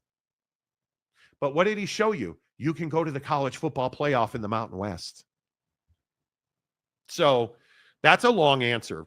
Phil Venzer, you nice job, Phil. Got much more Good than job. we, DK, hello, DK. Oh, DK. My guy, where you been? With enough investment, does any team in the Big 12 have the potential to have brand power of Texas or Oklahoma? You're talking about Oklahoma State. You're talking about Oklahoma State. Oklahoma State's got all the money in the world, yet they cut Mike Gundy's salary. You figure it out, because I can't figure it out. Yeah. I think TCU's got mad money like that. I know factually that well, BYU's got a ton of money. But BYU's got some off-script stuff going on. I think BYU's in a really interesting position. And again, I am not Mormon. I am not a member of the church. This tithing lawsuit that was allowed to go forward last week or 10 days ago, keep an eye on that. There is a lawsuit going on against the church. And if you don't know, BYU is Brigham Young University. Owned and operated by the church. Their books are private. They're sealed. Forget it. You're never going to know their God name. bless. But you're paying your coaches more than you've ever paid football coaches. You have the facilities at BYU. A1. Now the nutrition, the strength and conditioning, everything you've ever wanted at BYU. They have the money. They've made the investments. They have smart, savvy operators in football and basketball. Their NIL pockets are deep. BYU could be that brand. Now, but just watch some of the things. Whenever you have church, politics, and religion pulling strings for you, it always makes things difficult. Yeah. Utah, dude, if your last name is Eccles, you're putting money into Utah athletics. They have great supporters. They have great sponsorship deals. And still ran at a deficit this past year. Because of the Pac-12. Yeah. I know Mark Harlan is a volatile figure, the athletic director at Utah. He's a volatile figure. He's a really good athletic director. And he should have been the commissioner of the Pac-12. I like Mark Harlan a lot. I respect Mark Harlan a lot. The mea culpa that he issued far too late. The mea culpa he issued about the BYU meltdown, I respect that. I wish he'd come on our show. I don't think he will. I've asked. They've never come back and said, sure, Marco, come on. Just send me a link. Right? The money is not the issue in this conference. You got all money in this conference. The issue in this conference is the administration's desire. How do I say this? Baylor. The president at Baylor tried to get everybody in the room to make football a private equity fund. Nobody would even come to the meeting. No. Now you have the Big Ten and the SEC doing what? Oh, that's right. Privatizing and going equity and scheming. Right. To try and control their little world. Schemers trying to control their little worlds. Taking over college football. And you know why that's happening? Because the people in the Big 12 don't. You hired Brett Yormark. Do what the guy tells you to do. Yeah. You have to. And I know you're tired of hearing me say this, and I'm sorry. It takes what it takes. You got to do what you got to do. How many schools in this Big 12 league? are all in to win a national championship. NIL, revenue sharing, facilities, training tables, the way you travel. Look at the way Utah travels. Does Utah travel second class? They don't. Do they have more? Do you understand they're running at a deficit? Look at the way their gymnastics program is funded. Like, look at the secondary sports. I'm not talking about baseball, softball, football, basketball. Right. Look at the bottom of the barrel sports are taken care of at Utah. They have the money. Utah will do anything they can do to win a national championship. If that meltdown against BYU didn't tell you anything, it tells you Mark Harlan cares about one thing when it comes to football. Win every single snap. Not every quarter, not every half, not every game, every single snap. They have the want to. How many teams in this league? Can you really tell me that keeping Mr. Clean at Baylor was telling everybody that you'll do everything in your power to win a game? I don't think so. Come on, guy. Are you telling me that cutting Mike Gundy's nuts off by giving him a pay cut because you can't afford NIL, which is complete nonsense? Yeah. And then hiring a couple of old heads to be his coordinators, you're telling me that's everything you can do to win a game. Are you at all in the belief system? No matter who your team is. That's why, again, I don't know if Mike Smith is still here or not. Mike, do you believe that West Virginia with the Rich Rod hire is doing everything they can do to win games? Because I believe that they are. Yeah. I think Rich Rod's a great hire for West Virginia. Kotelnicki at Penn State was probably the guy that I wanted most for West Virginia fans. Rich Rod's not a bad fallback position because it ain't like Kotelnicki went somewhere else. Yeah. Yeah. Right? So we can sit here and we can play this game and we can wonder in the ifs and the ands and the buts. Nah, bruh. How many teams in this league in the Big 12 are willing to do everything it takes? Because I'm telling you now, as much as we all hate on Florida State's doing everything they can do to put themselves in position to be rich and win games. Yeah. Alabama, Georgia. You can hate on Michigan, and I think I've said this about Michigan before. You can hate on Michigan. All I know is they were doing everything they could do to make sure they won games. I've got some love for that. I don't have some love for some of the other stuff that they've done. Got to be America's team. And their arrogance and the Cheating, damage. lying, and then playing the victim. Listen, you cheated. Everybody's doing something. But when you get caught, let's not say it was just Jimmy buying cheeseburgers for Because it's illegal. The hungry kids. Yeah, they were starving out in the cold winter. Jack wagons. TJ Beck. I love doing this show. Yeah. For $5. TJ, are you flying in something there? Dude, we got to talk about some stuff. Canzano keeps espousing that the new Pac-12 is going to make more money than the Mountain West. Why do people not learn their lesson? At what point? Again, I'm not going down this route. Simply put, at some point, y'all are going to learn your lesson about that reporter and what he says, because it is not true. It never has been true. And everyone just wants to go with him on you things. Guys sit here and tell us that we're wrong about everything at every turn. When's Canzano been right? Was it the back of the envelope calculations? Was it the $50 million per school per year? Back of the envelope calculations. I can only tell you that Pac-12 fans and Pac-12 homers like John Canzano, who in my opinion is not even a little bit down the middle. I don't have a dog in the fight. My life and my livelihood does not rely on the Pac-12 surviving, such as in like. So I have no reason to lie or to spin.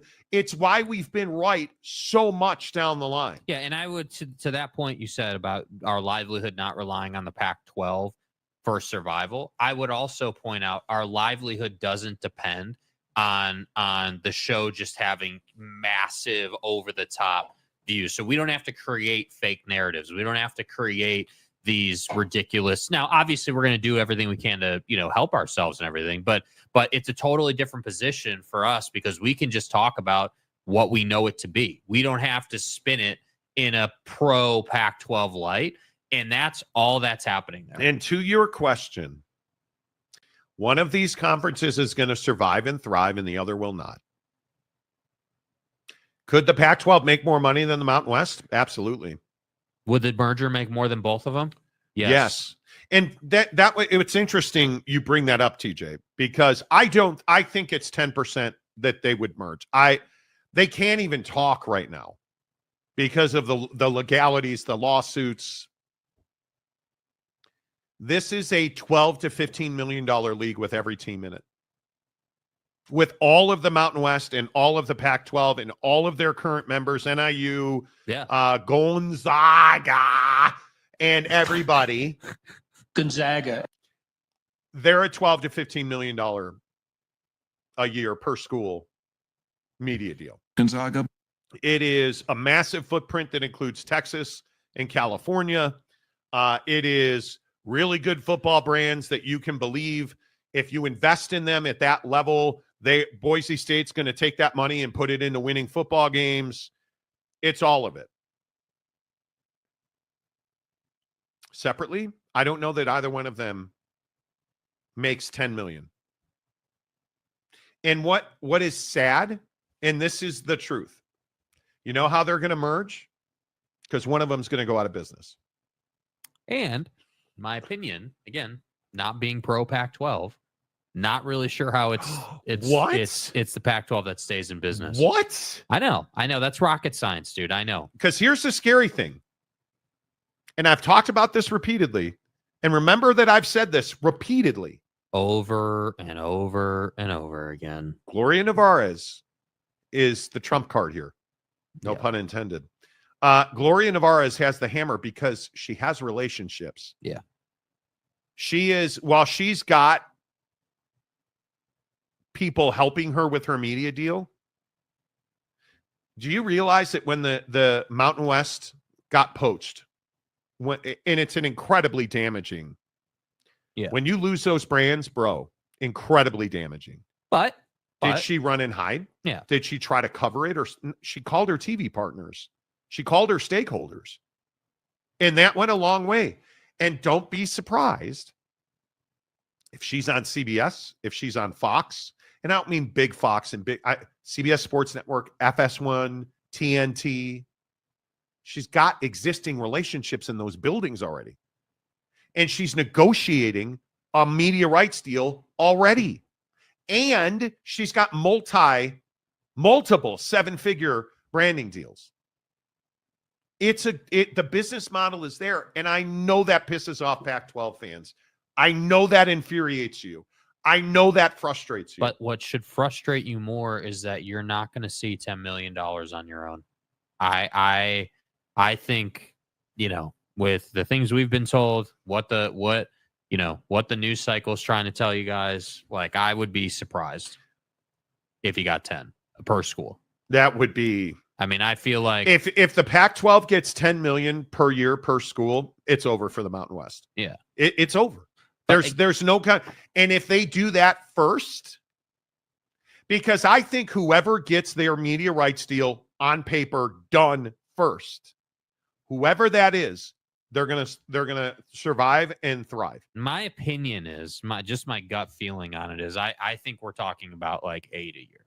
I don't think we're talking about 10 a year. I think 8 is a really good number for either one of these conferences. Yeah, and the sad part is I think, and again, just like you're saying, I think this is going to, go one of two ways. My personal opinion is I do think that the Pac-12 will be the one that comes up short, just because they don't have a lot of money to work with right now. You've got the legality situation. And there's not a lot of trust or faith in them to execute an agreement.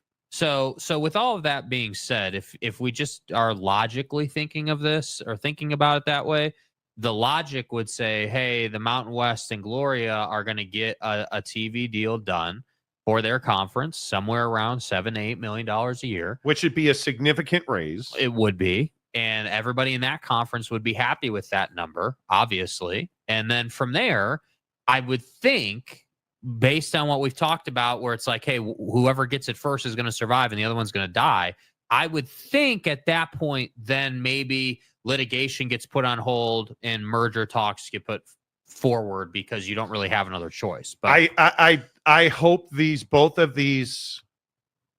At the end of the day, my opinion is there will be a mix of these universities forming one conference. Because there's not enough butter for all the toast, right? Thank you. Yeah. I think that's the reality of it. And if you're a Pac-12 fan, what I ask you simply is, what path do you have that doesn't include you relying on past behavior? Because what Pac-12 supporters, guys like the great radio wizard in the Northwest, won't stop talking about. Oh, well, Boise State, they just went to the college football playoff. Okay, well, and that's undisputed. But let me ask you, and let's use the same names, because Front Office Sports, who reported absolutely fucking nothing, ESPN and Fox and CBS are all willing to have conversations. Still maybe open possibly to at some point conversations. in the future. Maybe. So if you're CBS, for instance, do you have late windows? You don't. Do you have late windows on Fox? You don't. Do you have late windows on NBC? Well, you don't. Because you all have a Big Ten deal. Okay, Fox. Fox potentially has late windows. Right. We know that Fox wanted, for instance, if the ACC deal had become available, which it was never going to, Fox would have gone in hard on the ACC deal. Okay, maybe Fox has an appetite for more college football. But do they have a late window? Maybe a very small amount of those late windows, but not on FS1. Are you putting Boise and San Diego State on Big Fox? No, probably not. Is that going to be, this is, again, I'm asking you. Rubber meets the road, bro. If you're Big Fox Network, and you know that your partners in the Big Ten are broadcasting in those late windows, are you going to put Fresno State and Boise State football on in a late window against USC and whoever, Rutgers at the Coliseum, USC and Michigan State at the Coliseum on CBS or on NBC? No, you're not. So where's the late window availability? It's on FS1. That's where the late window is. Yeah. Okay, so then I ask you, if you're FS1, would you rather do business with the devil you know or the one you don't? You're more likely to do business with the Mountain West because you know them. You know Gloria. Oh, and you she's got respect her experience more. and she's executed Yeah. and she's communicated. Yeah. I don't see, and back to the Boise State proposition, I think this is really important. Does Boise State going to the college football playoff benefit anybody that is in the regular season package game for the Pac-12? No, it doesn't. So this idea, well, Monty, Boise State just went to the college football playoff. Like, for instance, Jackwagon. Okay. So tell me, how does that help? Does that mean that more people move to Boise because they were in the college football playoff? No. Does that mean that more people will watch a game in October with Fresno State and Boise State, or Colorado State and Boise State, or San Diego State and Boise State? Because last year, Boise State was in the college football playoff. No. What it means is Boise State fan will be more plugged in. But what does that do? What does Boise State do for a San Diego State fan who's apathetic about their football program because they just don't win? Absolutely nothing. And it doesn't do anything to energize a TV negotiation for the regular season because those people make no money on the college football playoff, which lives with ESPN and ABC. So the idea that, well, we've got the brand, what does that mean? You don't have bigger TV markets than the Mountain West. And everybody always goes to, well, we got Southern California. Okay, so if you're Fox, does the Pac-12 have Southern California? No, because San Diego State doesn't pull big TV numbers in football. And if I really want late window metropolis, I can get that in the Mountain West, probably for less money than the Pac-12 is asking for. With Las Vegas, which is now equal in population as a TV market to San Diego because of the explosion of Las Vegas and Clark County. Right. So there's not this big hammer that idiots on the radio in the Pac-12 are going to tell you exists. That's not factual. Could it be that they're going to get $10 million a year? Sure. Absolutely. Could it be that Jake's ever going to have sex with a woman? Sure. Waves in opposition. It's not likely. Yeah, I mean, but it could happen. We all know this. Hiscock. Noel Ramirez, UCF is going to have to ask Orange County for another $100 million from their tourist development tax, especially with how well MegaCon did this week. Okay. Okay. Okay, cool. Cool. Okay. Nice. I like it. Conrad for $10. I hope UCF wins. The bounce house in a big game is the home field advantage, that having to go to the bounce house to play UCF when UCF is good and it's humid and it's November or October, and that's difference making. Guys, I've noticed a few other podcasts that cover the Pac in the Mountain barely mention the lawsuit when they speak of Pac-12 expansion. Thoughts? My thoughts is I don't know what other podcasts do. And I say, if you don't want to talk about it, don't talk about it. But what that should tell you is, if you don't understand Pac-12 expansion, why is UNLV staying in the Mountain West? Well, one, I think UNLV understands their place and time. Mm-hmm. But UNLV is not in a position to pay the lawyers to get out of the grant of rights, to negotiate agreements. Let's put it in a simpler term. UNLV doesn't see the Pac-12 as greener pasture, mainly because it's not greener pasture. I would agree with that. Like, that's just what it is. And so I think the question of like, hey, why aren't other shows or whatever or podcasts talking about the lawsuit? Maybe they're uneducated on it. Maybe they don't want to. I have no idea. What I can tell you, though, is that anytime there's a lawsuit happening between two conferences and those two conferences are essentially competing over these different schools, that absolutely affects Pac-12 expansion. There's no question about it. Yeah. Mike Smith. Canzano is Baghdad Bob for the Pac. I don't even disagree with that.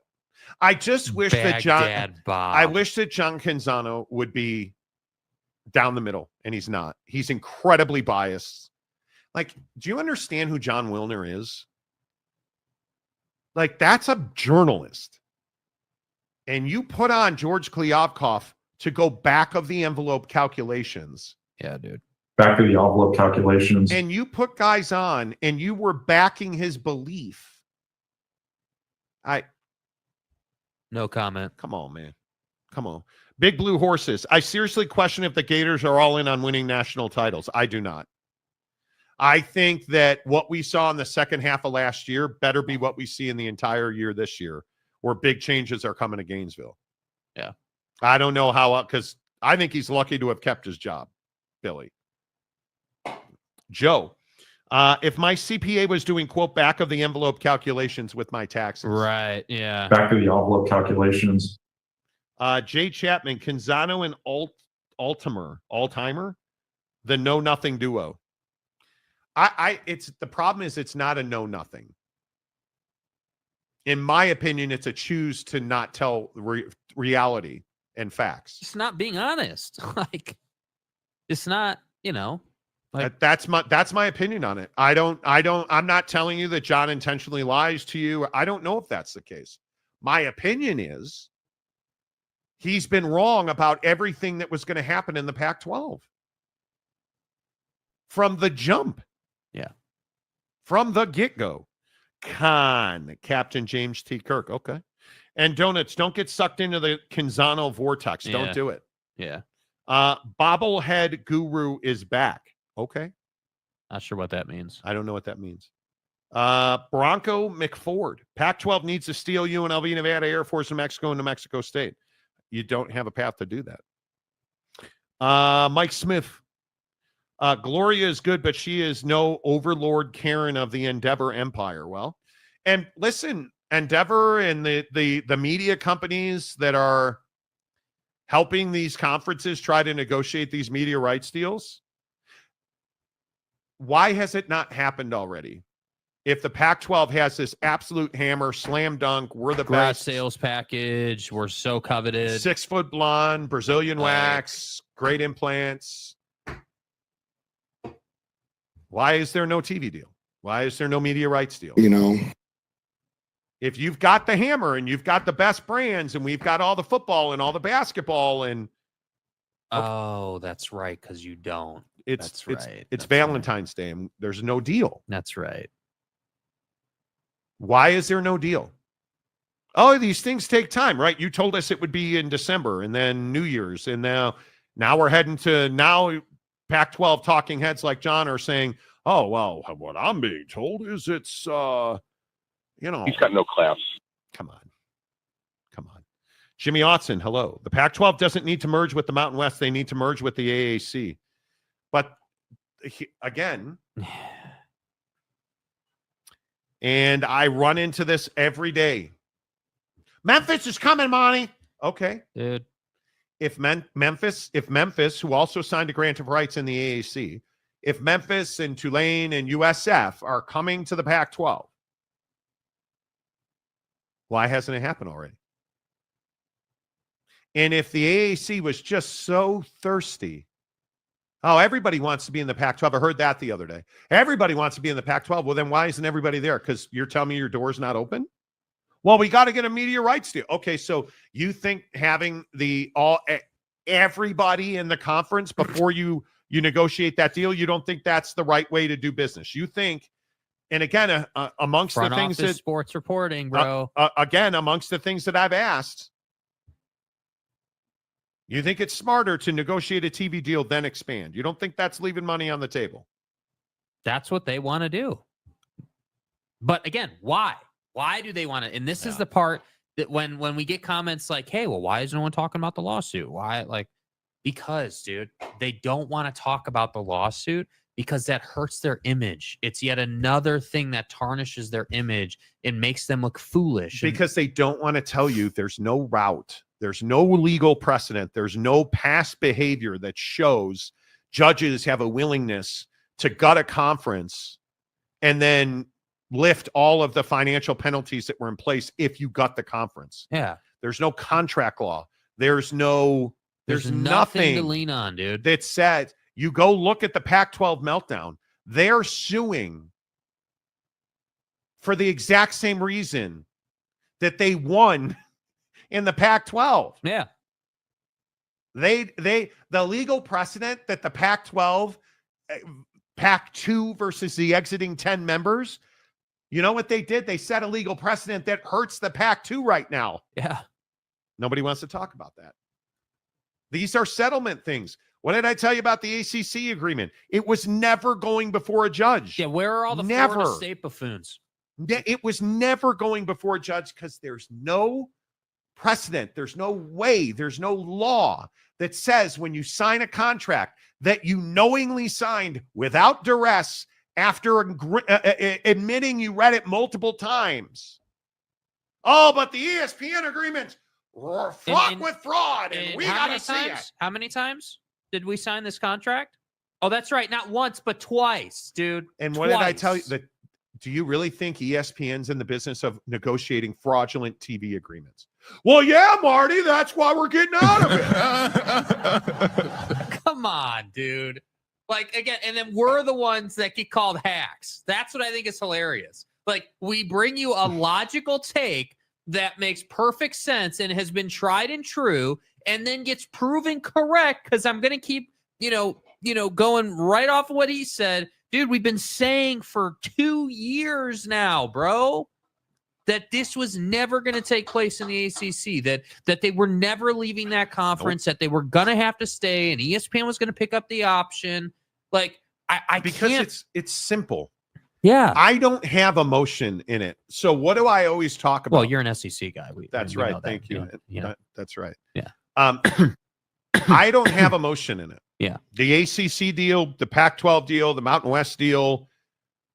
What do? I talk to the people who were involved in it.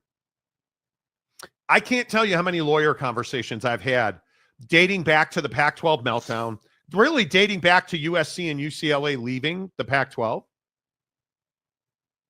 I've had conversations with contract lawyers. Yeah. I've had conversations with entertainment industry lawyers. I've had conversations with athletic directors, presidents. Gloria Norris was on the show. Yes. We've talked to her. We show up. We're right way more than we're wrong, to which I cannot tell you how many people have called us and people, oh, you're just lying. You're blowy. Okay. Don't believe me, but I'm going to tell you, people call us. Yeah. Administrators call us. Yeah. Board of Regent members call us. How do you think we knew what happened inside that room with Arizona State? How do you think we knew that they were not going to act separately? Well, you just made it up, right? I mean, that's obviously. Source, trust me, bro. Yeah, trust me, bro. Yeah. How do you think we knew that UNLV was not leaving that conference? Do you think that's, if we're just full of shit, top to bottom, could we really throw this much stuff on the wall and be right? Just out of sheer luck. Do you think it's possible to be, my percentage of luck would have run out years ago? Oh, that's right. But our sources at Utah called us on the show. Guys at UNLV and close to UNLV, NIL, the biggest NIL groups in the country have called us to say, hey, I want to make sure that you guys know this.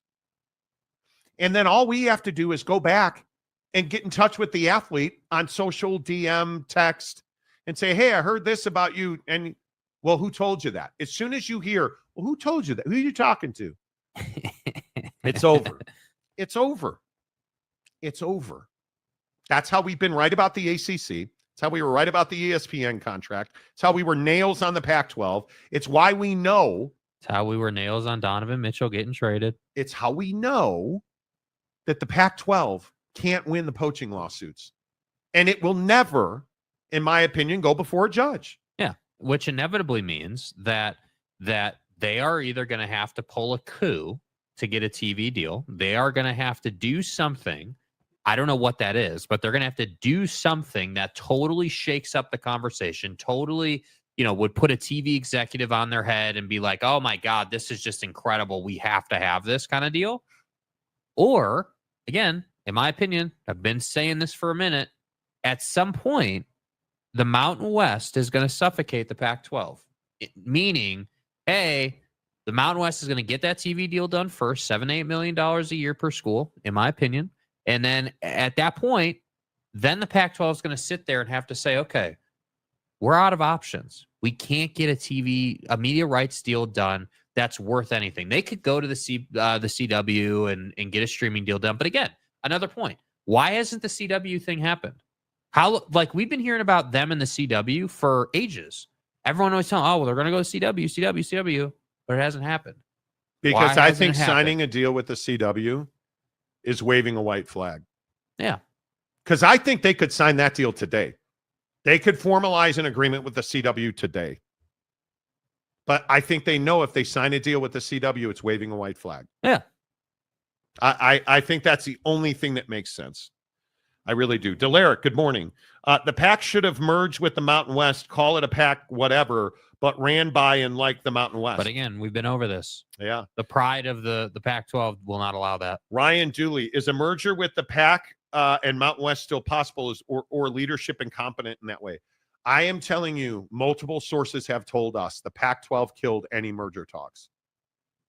I have heard repeatedly Gloria Nevarez and her constituents in the Mountain West were more than willing to merge with the Pac-12, and that the Pac-12 ended those discussions. Yeah. They're the ones who continuously say no. Yeah, we're at a point where a merger is not going to happen until the Pac-12 comes to the table. I just think it's really interesting that when you look at the bravado and the arrogance that it takes to have the Mountain West, because it's not arguable. The Mountain West extended an olive branch to the Pac-12. You need to exist. Let's make a scheduling agreement. Sure, we're open to that, but we're going to have to put these poaching fees in here because we can't have you stealing our members. Yeah. And they did it anyway. And now you've gone to court to try and not pay those poaching fees because you say it's interfering with your commerce. What was poaching those members? That's not interfering with the business of the Mountain West? Come on. And on top of that,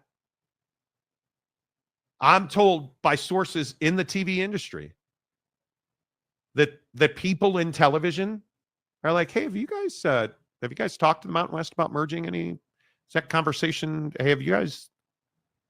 Hey, it's Teresa at the Pac-12. We'd like to talk about a TV deal with you guys. Hey, just out of curiosity, have you guys talked to the Mountain West about merging? Is that still a thing? Because there's no doubt people in television have told me repeatedly they want a merger. Yeah, because that's what makes sense for the TV partners. It's more valuable for them. Yeah. It saves them money, and they're not. If you can imagine that a Mountain West Pac-12 coming together, a merger, is worth $12 to $15 million a year all in on a media rights deal. And it just makes it easier. You're not dealing with like 10 people. Because at that point, you're not fighting with somebody else for the late window on the West Coast. You guys own it. Yeah. Right? At that point, you have leverage, which neither of you have now. And it allows you to go into business with ESPN, Fox, CBS, all of your sports properties, all of your major sports broadcasters would have a hand in that deal. I am telling you again, ESPN Plus absolutely wants live football in the late window on ESPN Plus because, and I don't know anything. All right, trust me, bro. ESPN's going direct to consumer this fall or is scheduled to. And we've been saying that on this here program for probably 15 to 16 months. There you go. A couple more. Let's run through it because then we got to get to some Aaron Rodgers and Trav. ACC Commissioner Gumby. Hello, guys. Don't forget that FSU is going to submit a letter of intent to leave the ACC in early July of 2024. Also, smiles and glory hole. Oh, okay. You calling for Smiles a drop here, dude? And glory Smiles hole. And glory hole. I love in the comments section yesterday, Dallas Cowboy fans were like, it's not a sex glory hole, you idiot. Smiles. Well, it sounds and like glory it's me. holes. I know it's an oil reference. I get it. Excuse me, it's an oil reference. Oil. Yeah. Just so you know, and we've said this on the show in the past, what he's saying there with smiles and glory holes. And glory holes. When you're drilling for oil and it explodes and there's oil everywhere, it's called a glory hole. It's an oil reference, but there is another type of glory hole that I will not detail on this here program. And as far as this man's opinion, Jerry wasn't talking about no oil hole. Smiles and glory holes. He was talking about the other oil hole. The car. Okay, let's move on. So, Monty, it's Roma Dunze, not Jim Rome. Don't you know that? you sick son of a bitch. Gosh. Yeah, yes, I'm aware. I should probably see a doctor. The Pac should have merged with the Mountain West. Call it Pac. Yeah, I agree. I read that one. Mike Smith. Mountain. This is funny over the weekend, yeah. We're watching the Super Bowl. And what song comes out? Mike, what song? Do you want to talk about Rent Free in my head? And like the whole stadium is singing Mountain Mama, take me home. Hold on.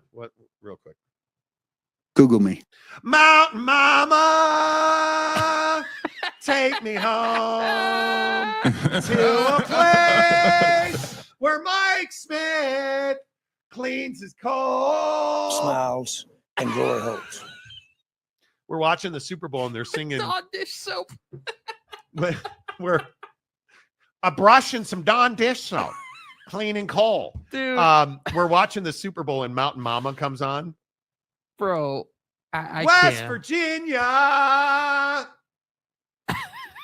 I call Monty to determine the proper amount of tithe to help Ryan Smith pay for hockey teams. Stop I'm not doing it today. Because don't forget, now that Utah hockey team has sold all their tickets, they're a raging success, and it proves that people in Utah wanted a hockey team. Right. Y'all reading all this cap ass shit? No, it doesn't. Yeah. Hey, did you guys? Hey, Jim, it's Ryan Smith. How we doing on that copyright? And that license to use Utah Yetis. Oh, we're fine, Ryan. We're good. Go talk to AJ Tabanza. I don't know. I don't know if. Go cut AJ Tabanza. I don't quite know how to answer that. To be honest. NIL for BYU basketball. We got the copyright go stuff. ahead and get KY paid and all those dudes. Yeah. Have Danny help the Lakers win another championship because I got this copyright thing right here. Right. Yeah. Yeah. How do you Smiles and glory holes. Come on. How do you not check the copyright on Yeti? Oh, raging success, Monty. Just like those yellow jerseys, huh? How about those purple mountain jerseys you forgot to order, bro? Okay. Don't talk crap about my team. Exactly. I call Uncle Monty when I need help picking out good places for late night dates with my girlfriend. Exactly right. And donuts. But the Pack has its own production facility. Yeah. Hey, San Ramon, and we're gonna save money producing OnlyFans content for our cheerleaders in San Ramon.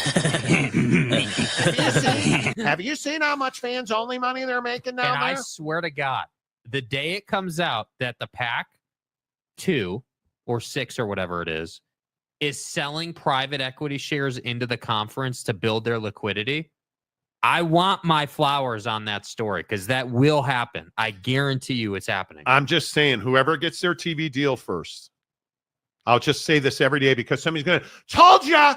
Whoever gets their TV deal first wins. This is trial by violence. That's what this is. Whoever gets their TV deal first survives. Those who don't. LOL phone night. Yeah. West Virginia. And Mike, I'm serious, Mike. Every time I hear that song, I think dude, he was belting it out, bro. It's a great tune. It is a great tune. Weren't we going to get some NBA at the front end of the show yesterday? You were probably supposed to, but not really. Such as in like, you know. Big Papa War Machine gifts 5 Big Papa, appreciate you. Thanks so much. Thank you. TJ Beck, yep, I'm a pilot. And Mike Smith is right. Baghdad Bob, can we change Jake's nickname to Jakey Two Shakes? Wow. Hey, Two Holes. Wow. Dude, Jakey Two Shakes? Bro. Wow. Come on, Jakey Two Holes is one of the best names I've ever come up with. But Two Shakes is funny as hell. Okay, so real quick, because then, yes, we will get to the NBA and because we have a Sharon pilot, Rodgers, and your mom. Yeah, let's ride. Jake tried to make your mom's sex joke this morning. I said, "So you're trying to bang your grandmother?" He's like, "Yeah, I am actually." Anyway, the point is, Jakey Two Shakes. Yeah, TJ, let's get into the pilot thing. Did you guys see that the Motley Crue legend Vince Neil? Yeah. Who was not on the plane. Yeah. His private jet, his Lear, was flying into Scottsdale Airport yesterday, had a landing gear failure, and he slammed into a Gulf Stream. Yeah. 1 person is dead, 4 people are injured. In another air issue disaster thing. I'm getting on a Delta jet on Friday. And I'm just going to grab my ass and hope for the best because I love, you guys know that I love to fly. I love to travel. I'm passionate about it. It's all I want to do. Give me my golf clubs and an airline ticket, Delta One, please. And I'm off. I'm out. And I am not comfortable flying right now. My wife flew up to Seattle yesterday. And yeah, I just think the thing you got to remember is it's all on scale. Like we've seen more accidents lately. Yes. But you're talking about, I mean, I don't know the exact number. It's gotta be, bro, it's gotta be hundreds of thousands of flights a day. It has to be. It is nationally. It is. And I understand that globally, the percentages are on your side by a lot. But in the last 3 weeks, how many have we had? Yeah. How does a Black Hawk fly right into a commercial airliner? Yeah, I don't know, dude. You can't explain that. You can't. You just, this stuff is so bizarre to me. And I mean, I'm not blaming you for feeling that way. I'm just simply saying that when you get on a says the guy who drives everywhere he goes. That's not true. Hey, we're going to Paris. Well, let's hop in the Subi. What are you talking about, dude? You would rather drive to LA than fly to LA. It depends. We have an upcoming Los Angeles trip. Yeah. And Jake's like, well, let's get a hot air balloon, bro. Bro, we literally did not talk about flying or driving. Let me tell you something about the cargo space in the Subi. It looks like a shopping cart, so it has the capacity of a shopping cart. Oh, he don't know nothing. We could fit your fat ass in there. Don't worry about it, bro. Guy would rather drive to spring training than fly. I've literally never said that. But is it true? No, it's not true. No, it's not. Like, you would anyway. The point is, I'm a little nervous about flying right now. That's what I'm saying. LOL, let's hop in the Subi. Let's hop in the Subi, bro. That's right, T. I mean, with Jakey Two Shakes. Yeah, me and Jakey Two Shakes are hopping in the Subi. And as Jake is wanting to do, we're just going to strap it up and head to Arizona, bro. You know. I mean, Zion National Park be damned. I mean, it sounds super good. You can't deny it. You know. And then when you come out of the Subi, your hair is going to be on fire. Oh, fucking God.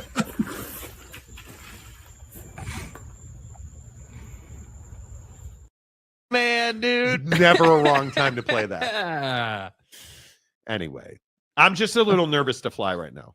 That's it. The Hawaiian golfer, Monty, is just salty because Jake's makes him ride in the trunk while Jake is shaking it twice. Yeah. Things you don't need to see. Jakey, I don't need to see it. Two Shakes is a goated reference. Yes. Yes. Jake has a Subaru.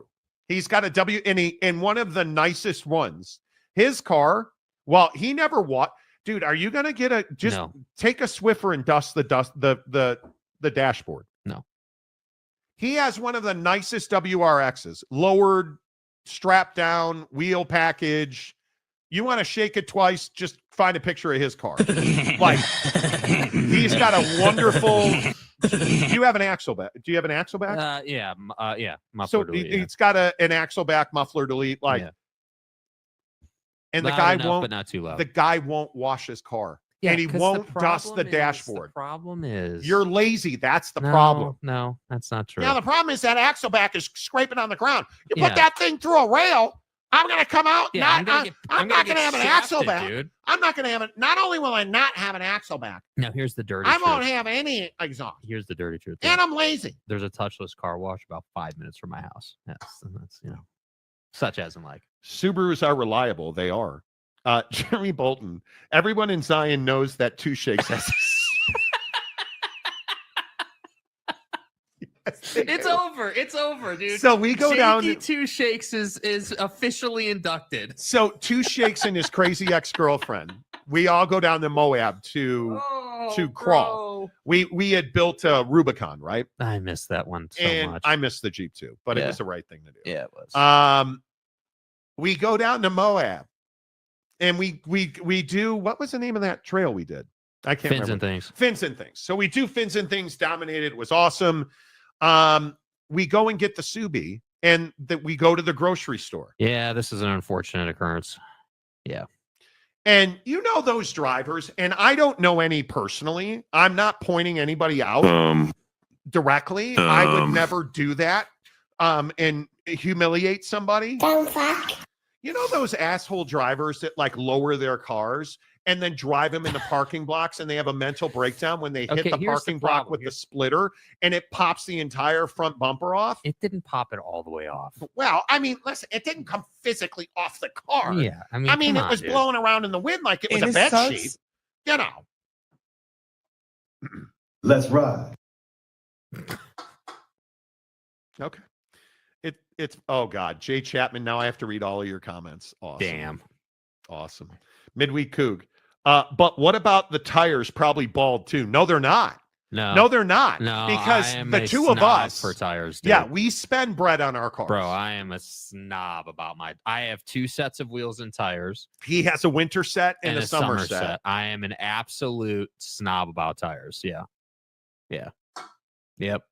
100%. TJ Beck. Yes, Monty, you're right. You have a better chance of getting hit by an impaired driver daily than being in a flying incident. A flying incident. Well, see, I'm so light and trim. No, especially by someone impaired by Prozac in Utah. Exactly. Did you guys see the Ozempic study that came out? Jesus. It was at this moment that he knew he fucked up. Oh, Ozempic's great. You don't have to worry about that, Chubbs. Just take the shot. You'll lose weight. We'll all live happily ever after until you go blind from Ozempic. Yeah, I have to say that. So like initially with Ozempic, we all knew that there was going to be side effects that obviously everyone was unaware of, right? It wasn't like it's a drug that was studied enough. You knew what it was, its purpose was, but I'm always a big believer in the idea that, hey, even if you know the purpose of a drug, whether it's creatine or Ozempic or whatever it might be, there's always side effects that are unknown. You just don't know how it's going to affect. Right. So the thing that concerns me is that with, like, I have no doubt that Ozempic and all the semaglutide drugs work. They do. They will cut your fat down. You'll lose weight. But I do think the effects it has on individual people is different for everybody, and that's the scary part. There are people losing their vision. Their eye, they're calling it dead eye. And it was, I read it last night. It was that the blood vessels that feed your eye fill up too much or just constricts. I can't remember. It constricts. Yeah. And so you have, some people are lucky enough that it's temporary. Right.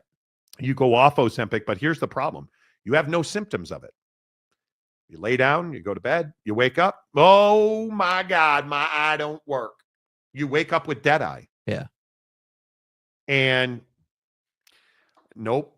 It's really tough, dude. And I think that I am a great candidate for Wegovy or Ozempic. I work out all the time. I eat well. I'm losing weight already. I could absolutely fast track myself to lose 30 more pounds. Yeah. I'm not doing it. And my wife and I have talked about it. She had thought about doing it. I thought about doing it. My doctor's like, oh yeah, you should do it. Hell no. I'm not doing it. Yeah. I'm not doing it.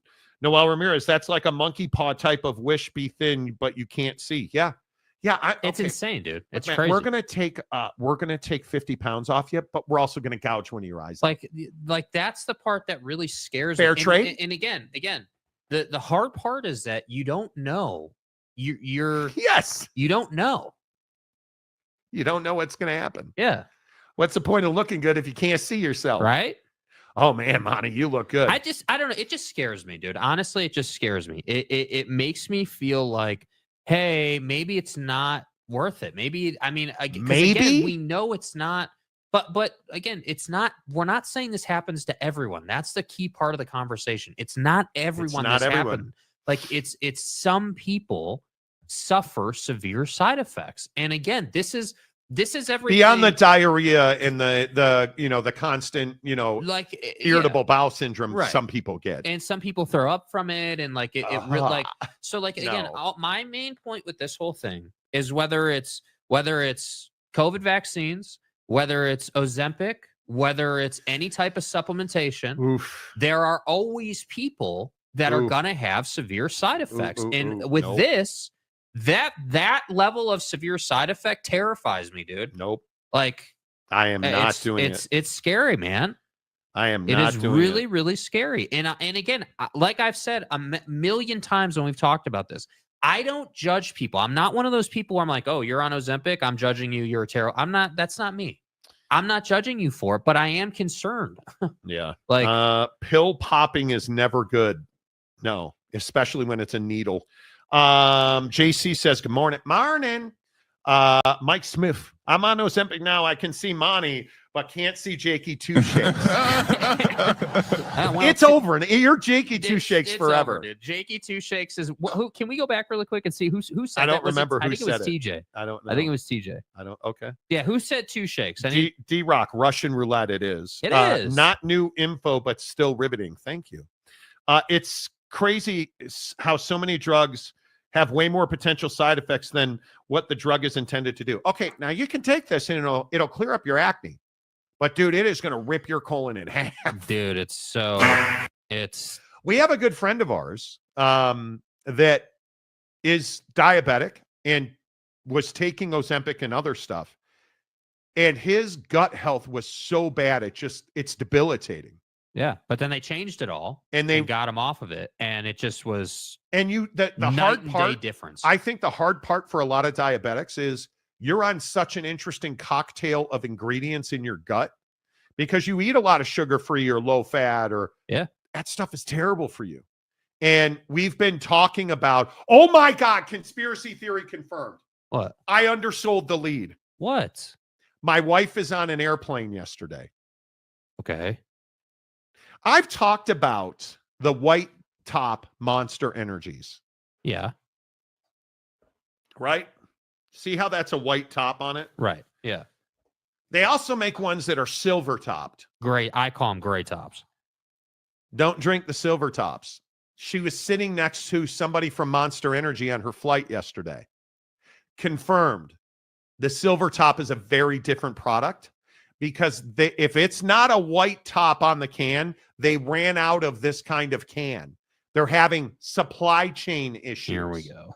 And what do we always say about the silver top? The silver top tastes weird. It's very terrible. different. It's not enjoyable. Yeah.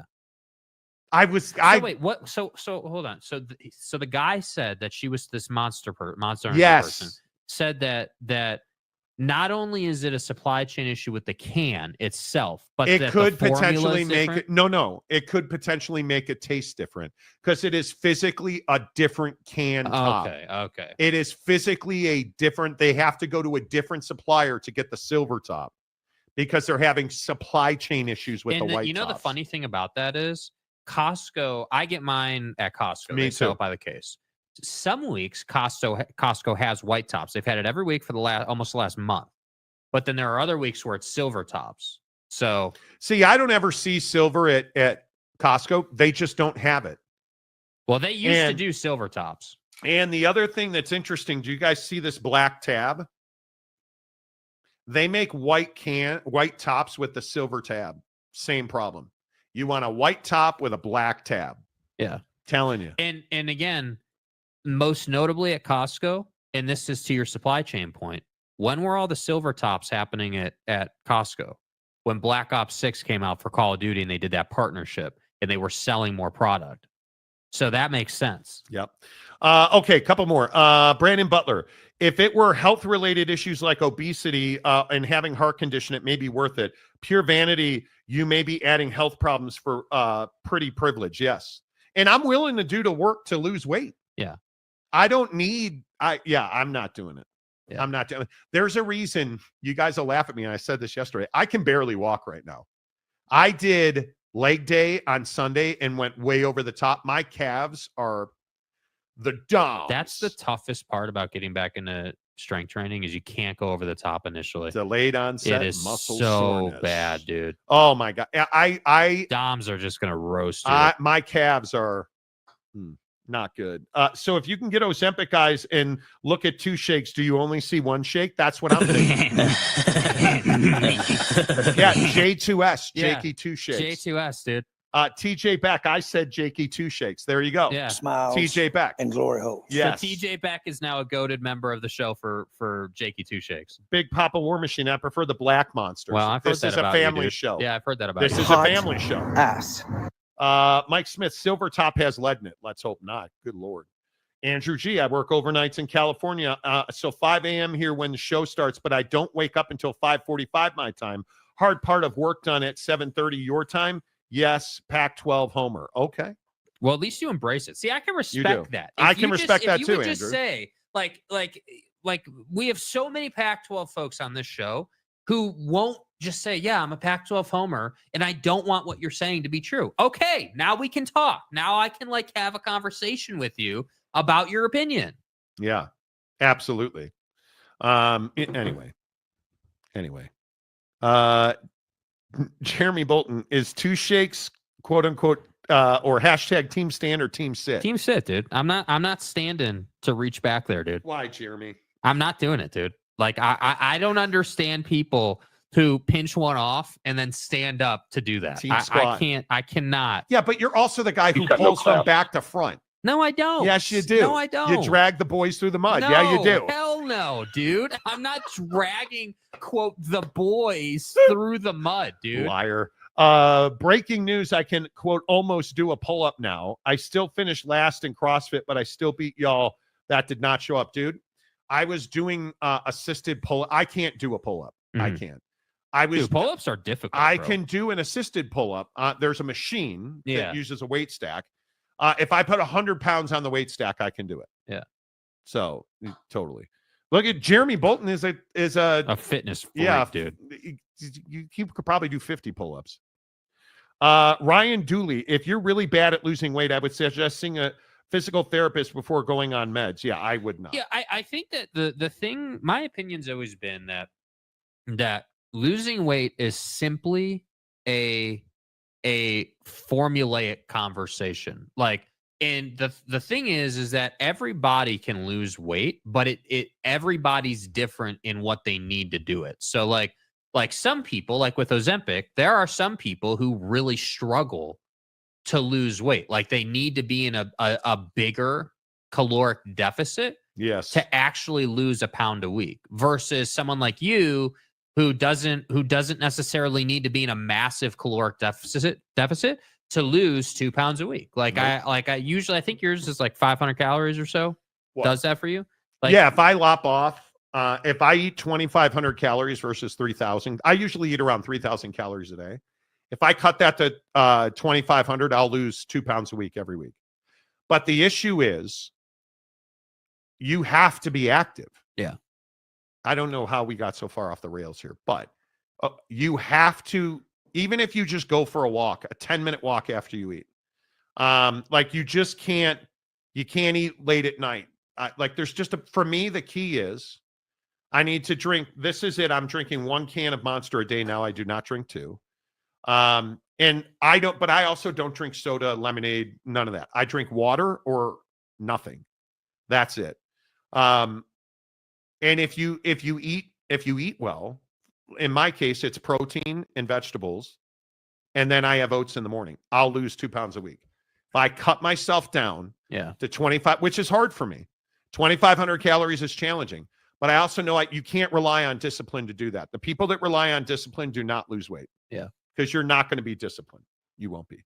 How far away is a safe distance to stand in the urinal away from Jakey Two Shakes? That's a really good question. I don't know the answer, bro. So we go to dinner the other night. We need to talk about the low urinal and the normal size urinal. Certain people who fit in a thimble should not be at the high urinal. And yet, what happened? We walk into a bathroom, and I've just paid $341 for a steak dinner. Uh-huh. Did he give me the high urinal? Of course. No. No. He knows that when I drop it down, it drops down. What was my logic, though? Well, dude, you got to drop it down. Yeah, if you're dropping it down, don't you want the lower urinal? No. It doesn't work both ways. You're an idiot. It's fine. J2H is retired due to breaking his neck from being team headstand. Yeah, exactly. Jeremy Bolton, 51 pull-ups. Bro, you need to chill out, bro. 51 pull-ups. That's more than 21 times a month, dude. 21. Fat Jesus, silver top, white top. How about just drink water? I do. Mike Smith, Jakey mud flap. Exactly. Drag them boys through the mud like you love to do. It's all about washing the bum, team spray. I'm with you. If you do not have a hand sprayer in the shower, you're not living life right. No, that's a bidet reference. I've not gone bidet yet. LMAO, no, you don't, but life is hard now as a fan. Okay. The eye patch, you're not going to lose weight by gaining muscle. You will not. No, but you can change your body composition. You can, which I have done. You need to, it is all calories in, calories out. Yeah. Just know that. My advice to you, if you want to lose weight, start taking walks every time you eat. You eat breakfast, go for a 5-minute walk around the office. You eat lunch, build in time into your lunch hour to take a 10-minute walk right after you eat lunch. And if that's all you can do, that's great. But what you really need to do is you need to stop eating sugar, you need to stop drinking calories, and you need to be more active. That's it. Fat's not killing you, sugar is. Noel Ramirez, I have a friend that struggles gaining weight. He has high metabolism. He couldn't make the football team because he couldn't gain weight. Those are the people that wind up with cardiac arrest. Though my cardiologist back in the day, I would see when I would get these intensive physicals, I would see a cardiologist. The one time I had a stress test, we talked about hamster hearts. And those are the guys that your heart you're thin and your heart's always, you just run at a hotter temperature and you just burn out. Be careful with that. David Floyd, does the ACC position hurt the Big 12? I would think not. It appears ESPN is willing to pay the ACC a lot more than the Big 12. I would disagree with that. Yeah, go back to the beginning of the show. We talked about it. Yeah, David, I would disagree with that. Big Papa War Machine, you're telling me Jake took the grown-up urinal when he's 5 feet tall? Exactly right. Exactly right. I hate it when short folks take the tall pisser. Me too. It's disrespectful. Fat Jesus, pull-ups are for show-offs. Well, I wish I could show off like that. Mike Smith, walk to gas station to buy a glizzy. That's what I'm saying. Right. Take a walk. So instead of sugar, just do cocaine instead. It's an option. Obviously. White powder there's nothing wrong with it. Cocaine is a hell of a drug. You get some Peruvian pure, nobody's going to judge you. Well, the cocaine and hookers, my friend. That's a felony, so I probably wouldn't do that. First world problems, exactly right. Fat Jesus, they totally are. Got to show off to those high school punks taking all the machines in the gym. Damn right. Do it for all of us who are too fat to do pull-ups. Yeah, do it for 2 shakes. You should probably also do it for Aaron Rodgers. Because Aaron Rodgers, done with the New York Jets. Let me ask you guys, do you believe that Aaron Rodgers ever plays in the NFL again? Does he fulfill the prophecy and go to the Minnesota Vikings like Favre did? I'll tell you why he won't after this. Hi, Sarah. Your dad told me about your accident. Can you tell me how it happened? Still kind of going through it, but I was stopped at a light, and then this car I heard it come up behind me, and bam, and it's kind of like in slow motion. Yep, that's how it happens. And if you're in the hospital and you need an attorney, call the advocates. Get online. Chat with an injury attorney live online, and it won't cost you a dime at theadvocates.com. No matter where you are, the Advocates have offices in San Diego, Las Vegas, Boise, Montana, of course, Salt Lake City. Anywhere you are, advocates.com. Chat with an injury attorney live online, and it won't cost you a dime. The best part about the Advocates, you never reach in your pocket to pay the Advocates because you don't pay unless and until the Advocates win your case. Make sure you tell them you heard about it. On the Monty Show, is Aaron Rodgers done in the NFL? I think there is no question that Aaron Rodgers will play again. It's simply a matter of, does Aaron Rodgers want to play again? And my belief is, if you're getting on an airplane to go back and try and work it out with the Jets, you still have the fire inside and you want to play. And I think Aaron Rodgers, while his market will be very limited, for instance, I could see Aaron Rodgers going and being the starting quarterback of the Las Vegas Raiders. I could see Aaron Rodgers finding a home in this league where he can go and compete. And I think that's very different than Aaron Rodgers going and winning a Super Bowl. But, Jake, I don't think that means that Aaron Rodgers won't play in the NFL again. Yeah, I definitely think that Aaron Rodgers wants to play in the NFL. I think that Aaron Rodgers, would love to finish on a more positive note than what happened in New York with the Jets. But, again, this has been my opinion on Aaron Rodgers for years now. I think that Aaron wants to be this feel-good guy, and he wants to go out, on a high note and win a Super Bowl and do all these things. But the reality is he's not a Super Bowl caliber teammate. He's not someone that is going to build up the organization.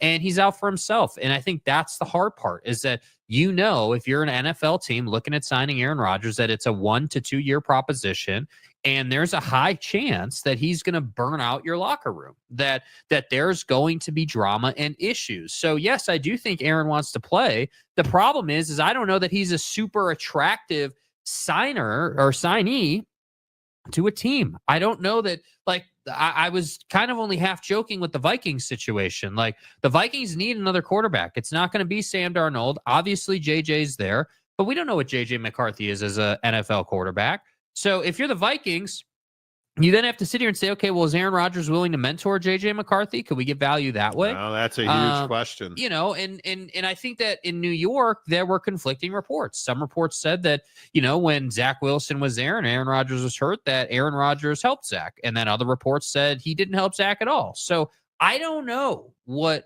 the truth is about what Aaron is willing to do or not do right now. And I think that part of it is what really hurts his ability to get to another team. And I think teams like Minnesota, JJ McCarthy's a great example. They're willing to pay Sam Darnold big money because I think they know JJ McCarthy's not a franchise quarterback, right? You look at the Raiders haven't had an Aaron Rodgers type draw there for how long? But where does he really fit? You look at Myles Garrett, anywhere. You look at the guys that are potentially on the free agent market. Aaron Rodgers is not going to be the highest priority, because I think you also don't know what Aaron Rodgers has left in the tank. Yeah. You're going to have to deal with his nonsense and BS that comes along with him. And I think the biggest question is, who has the wherewithal to do that? I think it's much easier for the Vikings to go back and sign a Sam Darnold than it is to go and try and get Aaron Rodgers. I think Aaron Rodgers fits uniquely in Las Vegas. And I don't know that there's another great fit for him. I don't. And I can you imagine any major contender cutting their quarterback or benching their quarterback to sign Aaron Rodgers? No. Can you imagine the Cleveland Browns being able to pull Aaron Rodgers? I can't.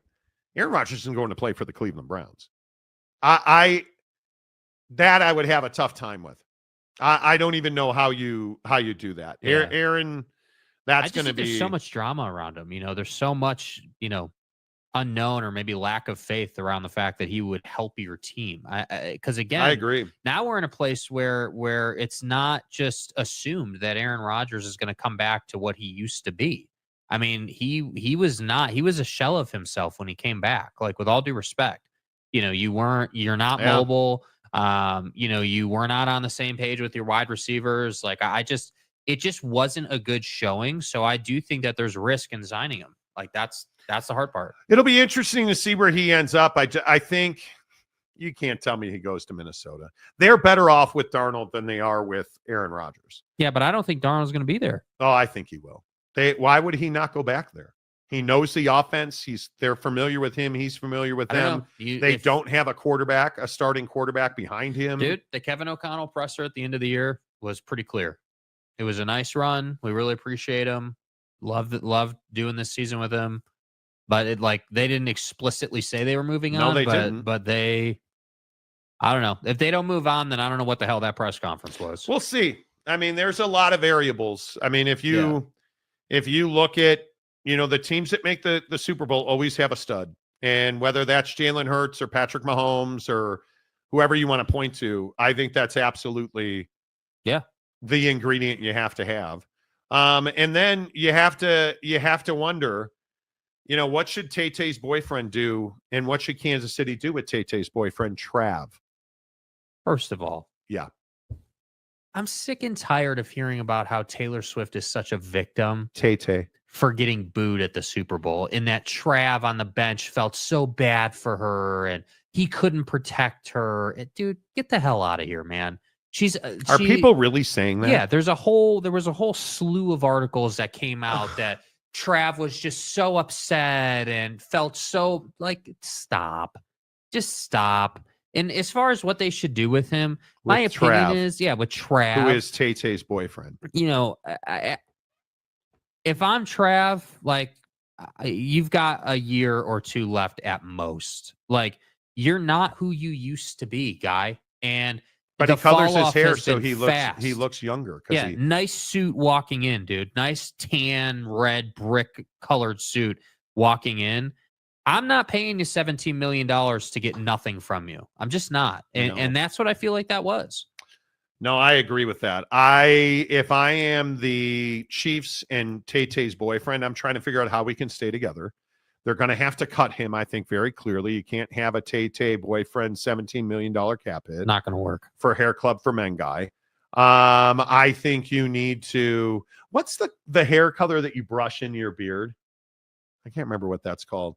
Anyway, Hair Club for Men Trav can't go back. Just for men? Just for men. Yeah. Just for Men Trav can't go back there with a $17 million cap hit. No way. No way, no how. That's irrelevant. And again, they're going to have to kind of reinvent that team a little bit. You're going to have that. That's why they have to get that number worked out, because he can't, with his lack of production, he can't cost them that much because they got to go out and find that production. I think that will happen. He will wind up with the scumbag Kansas City Chiefs. Yeah. And I think it's incredibly important. And I love, by the way, the scumbag Kansas City Chiefs fans who are in partnership with Swifties, who are also scumbags, leaving fake bad review on CJ Gardner-Johnson's mother's restaurant in Florida because they lost the Super Bowl. Terrible look, dude. And terrible look. You're devastating her business. You are devastating her business because you lost a football game. Somebody that has worked really hard to build a business, and you're flooding her Google page with 1-star reviews that are completely fake because her son plays for the Eagles. And Google won't do anything about that for you, just so you know. You're just a bunch of scumbag losers. That's the problem with Chiefs fans. Yeah. You've won a lot, and now you lost, and you can't handle it. And it's disgusting. It's what I always tell you. It's why Kansas City's a crap hole. Their food sucks. Their people suck. Like, to me, that you would do this to somebody's business in a society where you and I both know that reviews matter. People read reviews. Yeah. The idea that you would leave a bunch of fake reviews because you lost a game, you're a scumbag. Yeah. And it's just, it's horrendous. It's a terrible look, dude. And I don't know why we get this kind of story every year, dude. There's always a town that gets destroyed or a business that gets torn down or whatever it is every year. It's brutal. Yeah. And I just don't know why people are like that. Tanner Plummer, but wait, I thought Eagles fans were the only ones who did stuff like that. No, you're the only ones that get racial and misogynistic and anti, LGBTQ on fans in the stands in your stadium. Yeah. And then you wind up getting banned for life from the link, and then you lose your job. Yeah. That's what Eagles fans do. Don't conflate the two because they're different. Not similar, different. Out of the box prediction, Travis Kelce gets cut. The Lions will pick. Stop. Taylor Swift will collab with Big Sean. Yeah, who are you, Big Daddy Magic? Come on, man. No, they won't. The Eagles, I think the Eagles have a chance to win another Super Bowl back-to-back.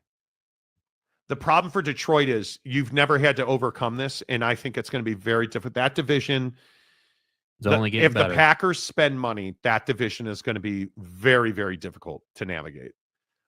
Because I think the Bears are already better. Now they have an elite coaching staff. The excuses are out. Yeah. Did you guys hear about Caleb Williams and Shane Waldron?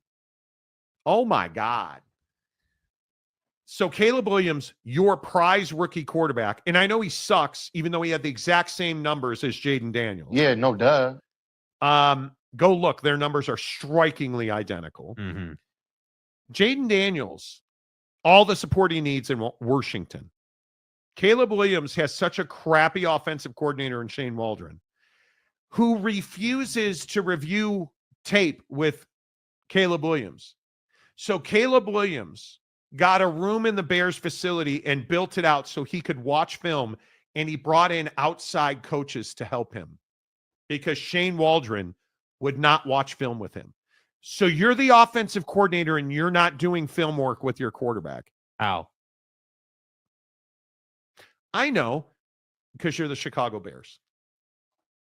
How is that possible? Dude. How is that possible? Yet this cat, and for everybody who's like, oh, he sucks, he's a boss. They almost identical numbers to Jayden Daniels, the offensive rookie of the year, Jayden Daniels. Because Washington's a good story and the Bears are not. So everybody says Caleb's a bust and he sucks. Same numbers as Jayden Daniels. Offensive coordinator refuses to watch film with him. He has to build a room at the Bears facility and bring in outside coaches to help him. Your wide receivers were watching film with your quarterback. Your offensive coordinator was not. Yeah. I'm not allowed to have a nice thing. But the Cubs are in camp. We're going to lose. It's going to be a miserable season. I'm sold out of Cubs season, spring training tickets. Good year for you on that front. Sold out. Yeah. We'll make a little bit of money, but we sold out. It is because we go to games. We're going to the most expensive games ourselves. Yeah. It's not thousands, certainly, but we'll see. Right. We'll see. It'll be very interesting. Let's see. Chrissy, so Swift can't have political opinions, but Trump and Elon can. Well, I don't even know that it's political. Yeah. She didn't get booed because of her politics. She got booed because she turned her back on the Eagles. Yeah. I think that's why she got booed. Now, you want to talk about K-Dot getting booed. He didn't get booed. He got, how shall I say? Everybody said his show sucked because they didn't like the political and personal messages in his performance. I'm just telling you guys, there's a real chance that that's one of the best halftime shows we've had in the history of Super Bowl halftime shows. Nobody will agree with you.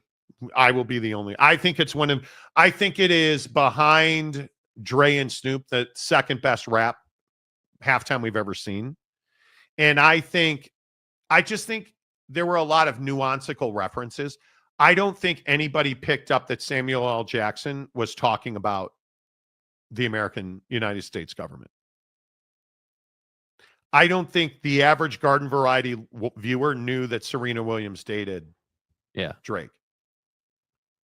But again, it's all coming out on TikTok. Yeah, which I don't think the average garden variety viewer knew what the lowercase a was. Yeah. I don't think anybody knew that the whole set was a PlayStation controller reference because Sony is the same company Drake signed with on his record deals. You don't think people knew that was a video game controller? I don't think live they put that together. Because there weren't a ton of wide shots to see the whole set. Yeah.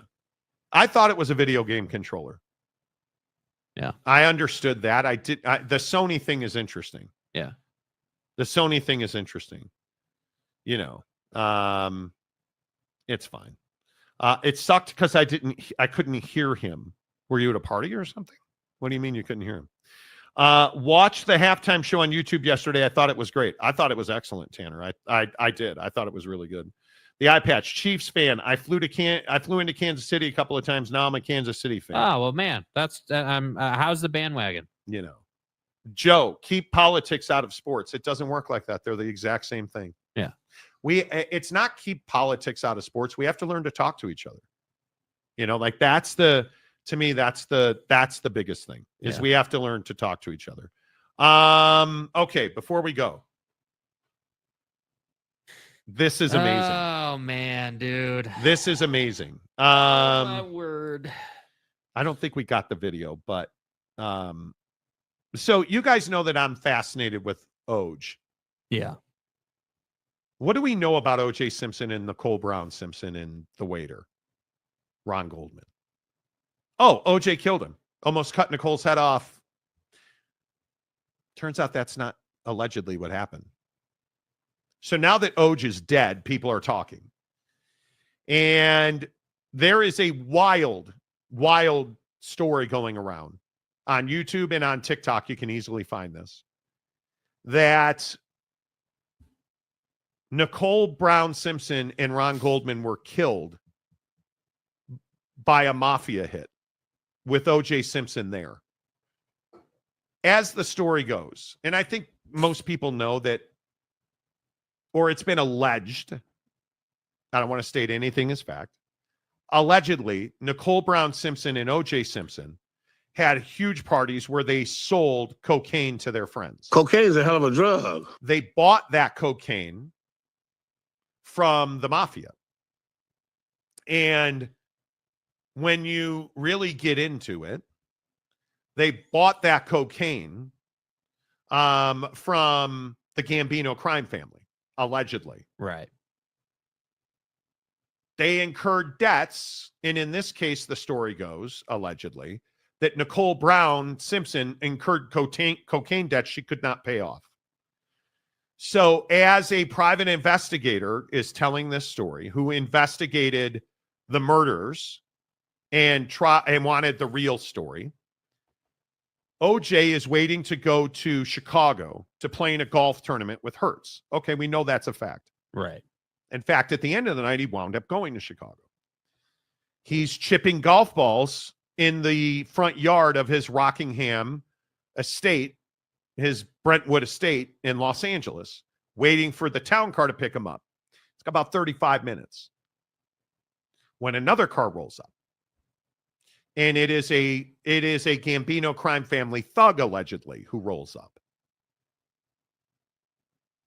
And is there to collect his money. The crime family had allegedly gotten tired of waiting for the Simpsons to pay. So they sent a heavy out and said, go get our money. They roll up on OJ, who's really surprised. And he's like, I paid my part of it. Allegedly, this is what happened. I paid my part of it. Go talk to Nicole. That's her debt, not my debt. And so as the story goes, the guy says, okay, well, you're going with me.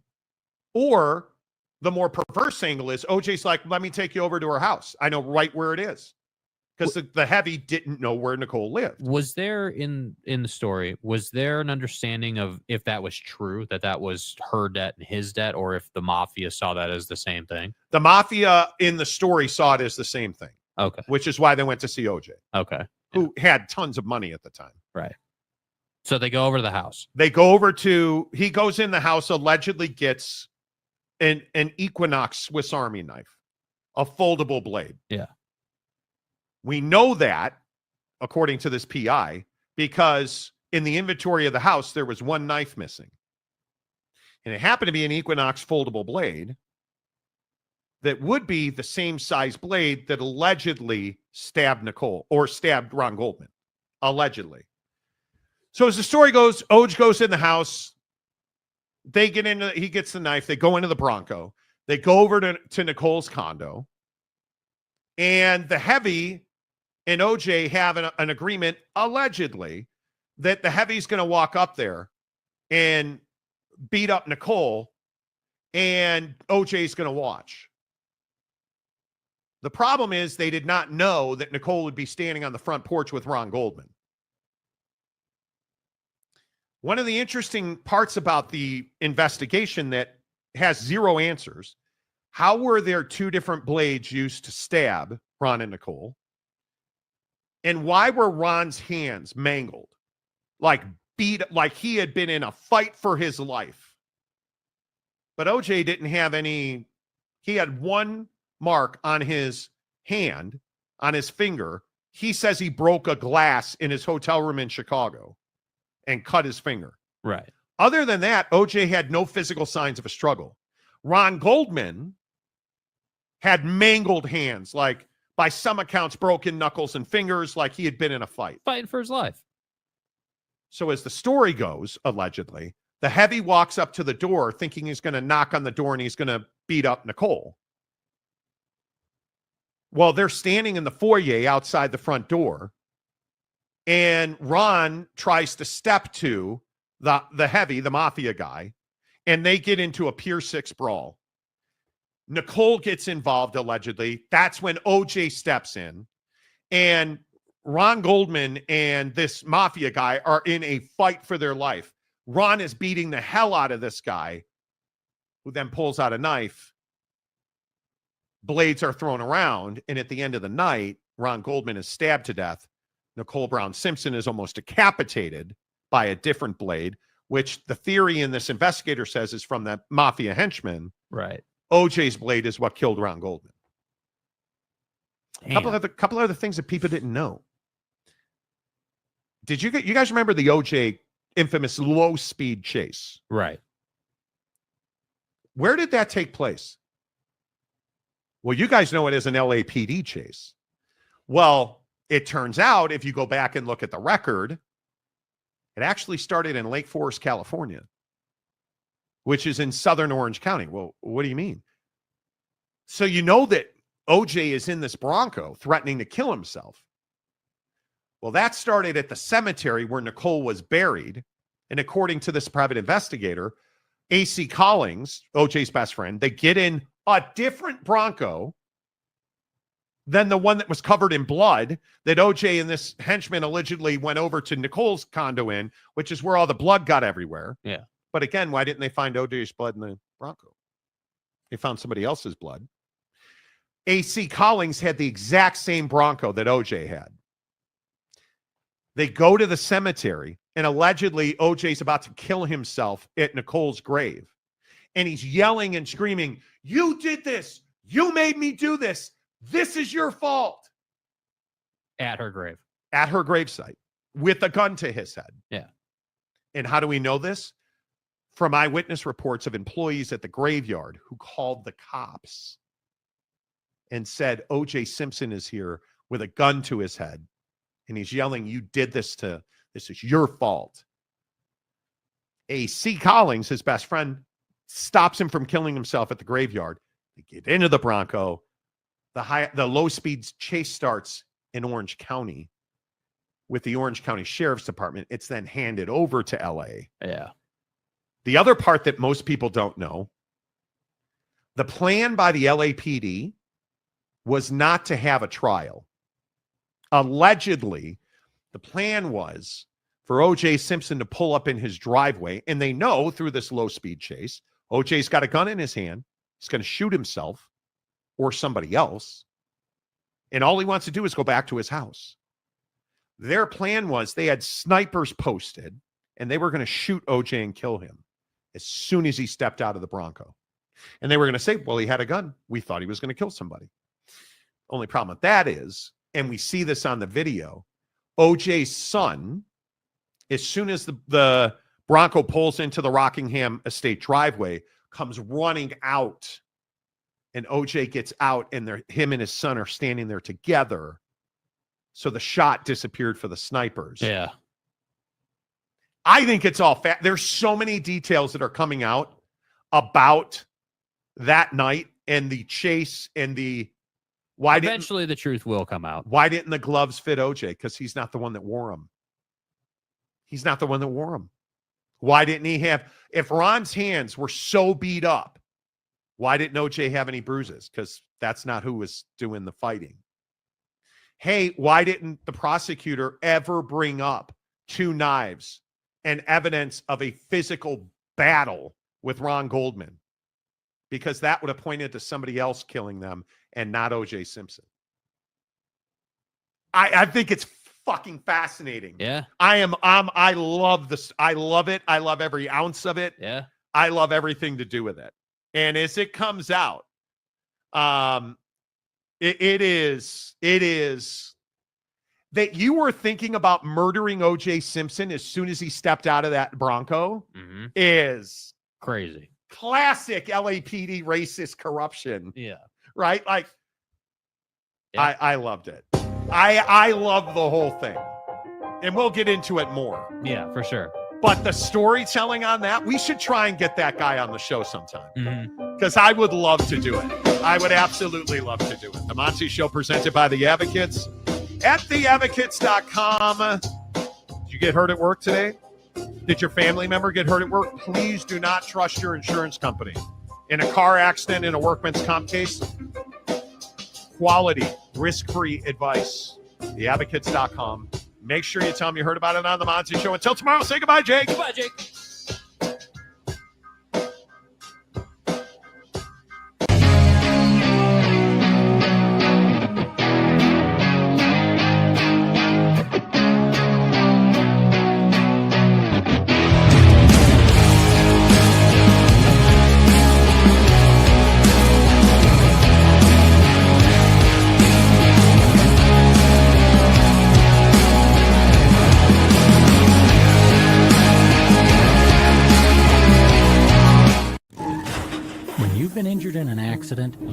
a lawyer, and you deserve an advocate. Because every accident has a ripple effect.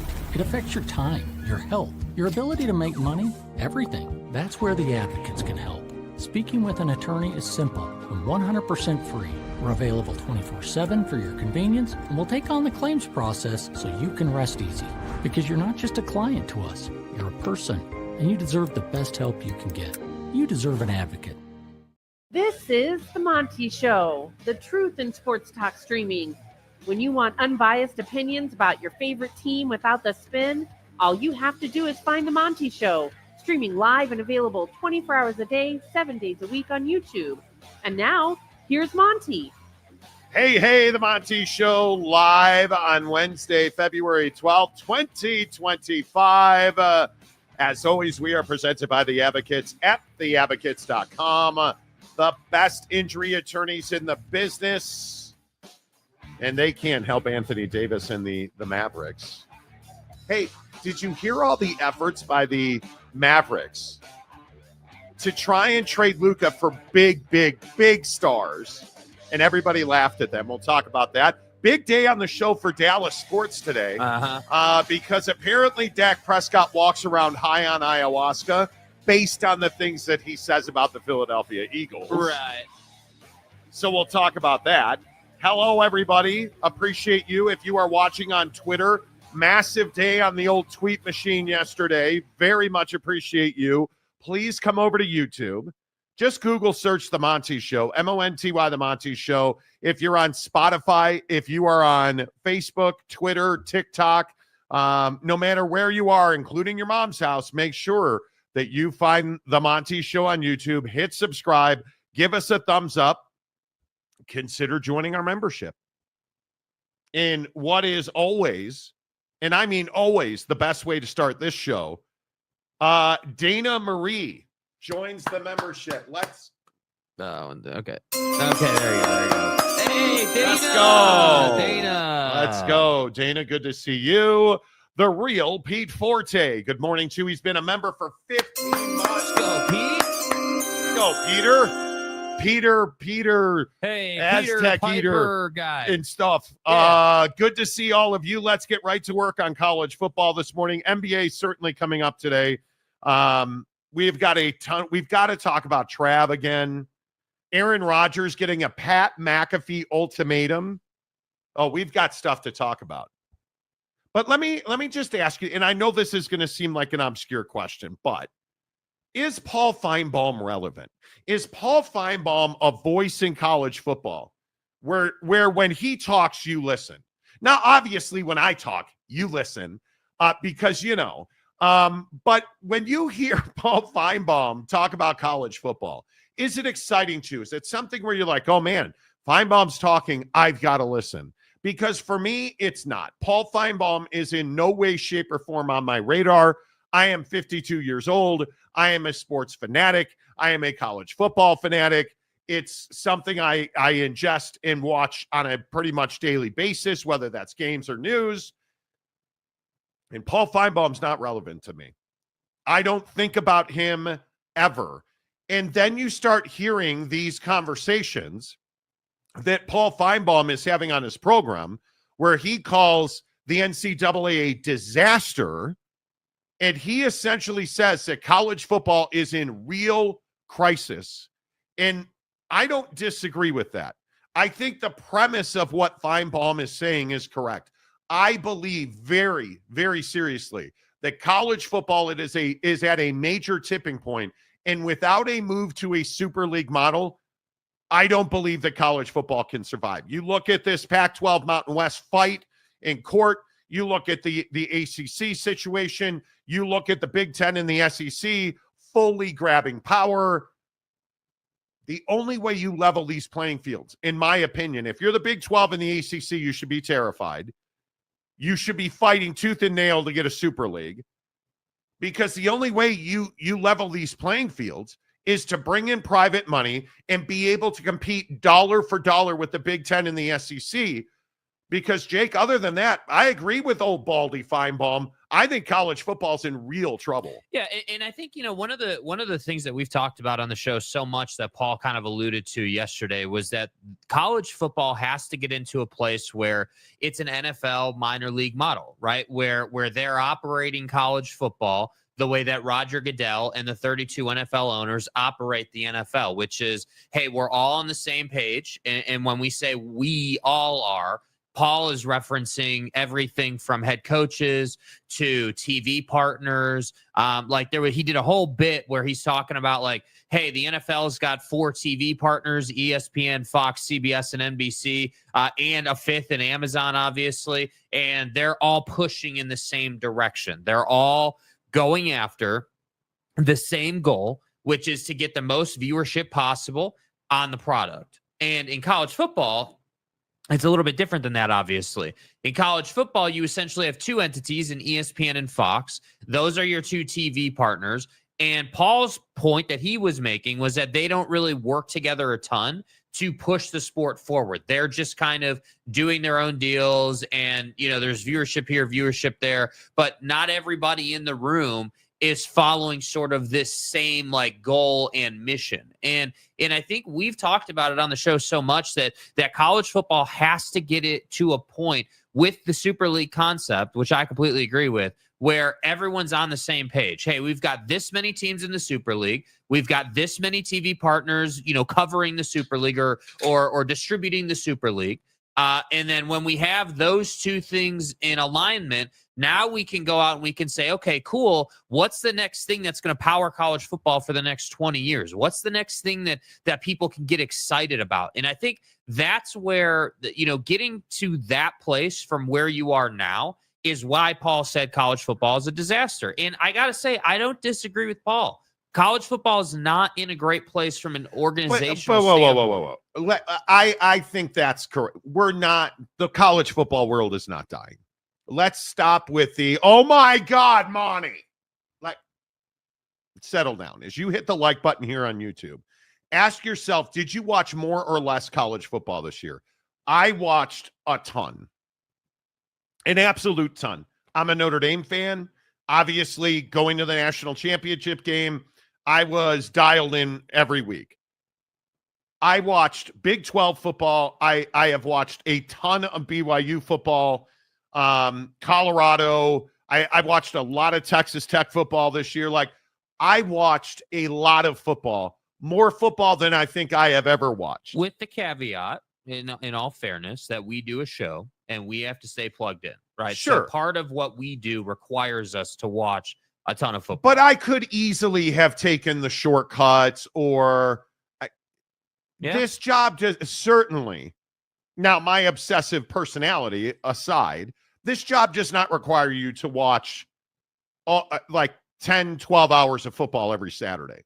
You could, I think you would agree with that. We know people who don't. I think that, so there, it's just like anything else in life when it comes to your job or what you do, right? There's the right way, and then there's the other way to get to the same place. So the right way would be, it depends. If we're going to talk about a game in detail, I got to watch that game front to back. I got to be able to talk about the intricate details, So there are some games, in my mind, when I'm thinking about what college football I want to watch, I have kind of three tiers or 2 tiers. The tier 1 games are the games where it's hey, you damn well better be posted up in front of the TV, watching that game and understanding the nuances and the intricacies of what actually went down in that football game. The tier 2s are hey, I'd like to catch maybe the first half or the second half, and I'd really like to understand this guy or that guy. Hey, Oregon, the number 1 team in the country. Yeah, they're playing, crap box state. Michigan. The Oregon-Michigan game was a first half, second half game. Yeah, Texas, Michigan, Texas walking away from Michigan. Okay, yeah.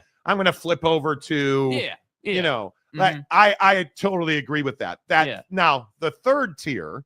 The third tier are games where I'm going to maybe catch a possession or 2 in the entire game, and I'm just going to look at the box score after the game because it's going to be a matchup where it's hey, this team should beat the hell out of the other team. Alabama Mercer. Right. And I just need to see, like, hey, did we get, you know, Ohio State playing Purdue? You know, was it a Will Howard game or was it Travion or who was it? That type of situation. And so my main point in all of that is just that when Paul's talking about college football needing to get, you know, more together, more organized, more kind of pushing in the same direction, I don't disagree with him on that. I think the hard part is that college football is hundreds of universities deep, and the NFL is 32 teams and is comprised of all billionaires who don't have any money problems. But I think the biggest issue here is college football is not hundreds of teams deep. College football is 5-6 people making decisions for hundreds of college football programs. I would agree. That's the problem with college football. Yeah. And there's this belief that if you are, and this always comes down to, oh, Marty, you can't exclude the G5. We can. Actually, we can. Yeah, we yeah, can. Yeah, we We can. can, yeah. And again, the reality is different than what your emotions say that it should be or what you want it to be. But the truth is, how many G5 programs, and we've talked about this, maybe UNLV is a great example of this. How many G5 programs are capable but won't spend the money? Program.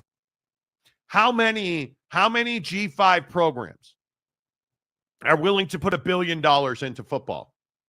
Yeah, I would say very few, and that would be extremely rare. If you look at what it takes to compete at a national championship level, and I am not exaggerating, I am not just trying to be over the top spectacular. If you are any G5 program, if you want to compete with Ohio State, it's probably $1 billion you have to inject into your football program because you need the facilities, you need the human beings, you need the players. I mean, it's everything. You need a nicer bus. You need, everything. Yeah. You need, look across this country. How many spectacular college golf facilities are we seeing? Mm-hmm. A ton. I think it was, I think the other day, it might have been Vanderbilt maybe, or it might have been Rice put out a ridiculous, spending like just millions. Crazy money. So let me get this right. Their football programs are making so much money that they're powering golf facilities. And you think that you can just, oh, well, we're Boise State. It doesn't work that way.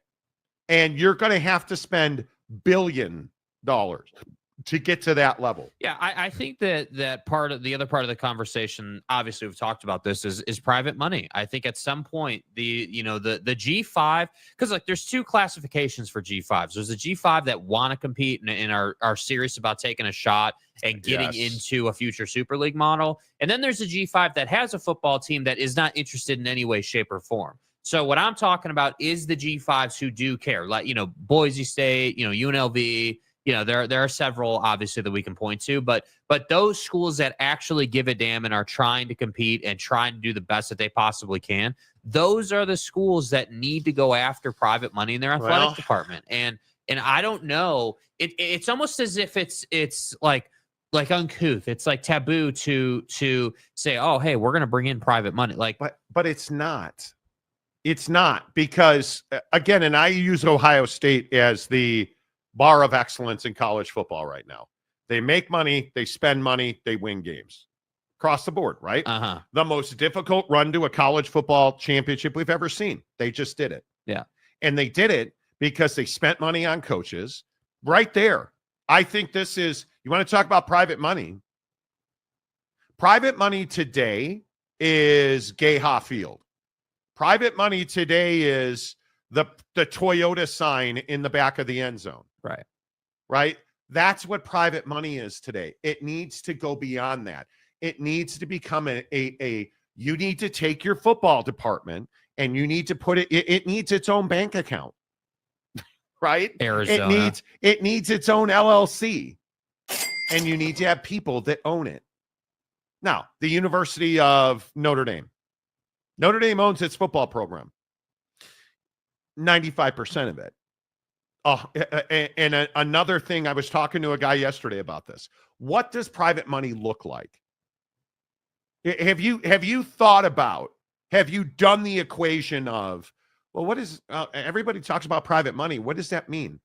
That doesn't mean that private money is paying for 100% of your football program. What that means is, like in the case of a Notre Dame, an Ohio State doesn't need $1 billion cash injection, right? What do you value Ohio State at? So here's how private money is going to work, because these are the conversations happening across the country right now today in your favorite university. Okay, well, if we break football off into its own enterprise, what is the value of that football team? And I don't know the value of Ohio State football, but I'm just going to use round numbers. Okay, the value of that football team is $100. The value of the football product at Ohio State is $100. Yeah, but, we need $150 to compete at the very top. Okay, so I'm going to go and get a $50 cash injection from Jake's equity fund. Mm-hmm. Jakey Two Shakes, please. Jakey Two Shakes is going to give us a cash injection. Right. He now owns not 50% of Ohio State football. Mm-hmm. Right? If the valuation's 100 and you're putting in 50, that doesn't mean you own half the program. What it means is that you get a return of a negotiated rate. Okay, well, if I give you $50, what are you going to give me in return? We're going to guarantee you a 10% return every single year. So every year, Jake's getting $5 extra back on his $50. So he's going to get $50, and I'm going to give him $5 more. Okay, so if I every year, if I give you $10, then that percentage is going to go up. Yeah, that percentage is, well, if you give me $100, that rate of return now goes to 15%.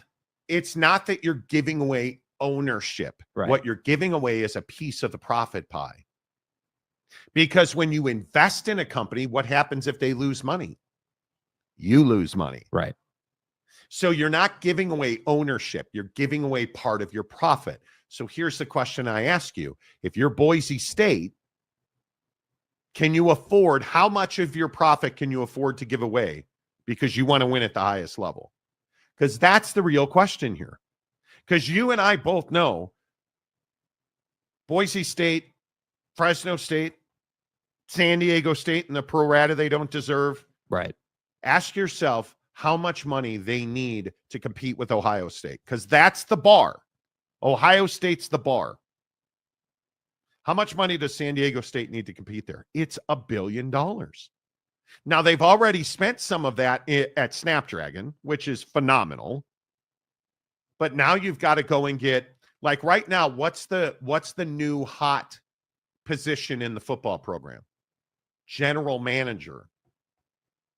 Because you need somebody who oversees your business. You need somebody who oversees how your money's spent, where your money's coming in from. That's not the chancellor or the athletic director, because football is its own business unit. But I think at a lot of places it is the athletic director right now. That's the problem. Which is not smart. Yeah, that's the problem, is that what schools at a certain point are doing. And I think this happens more in the G5 than it would at a power school. But I think what a lot of schools do is they say, okay, you're the athletic director. Hey, this was your job description when you signed on to the job, but now we need you to do more.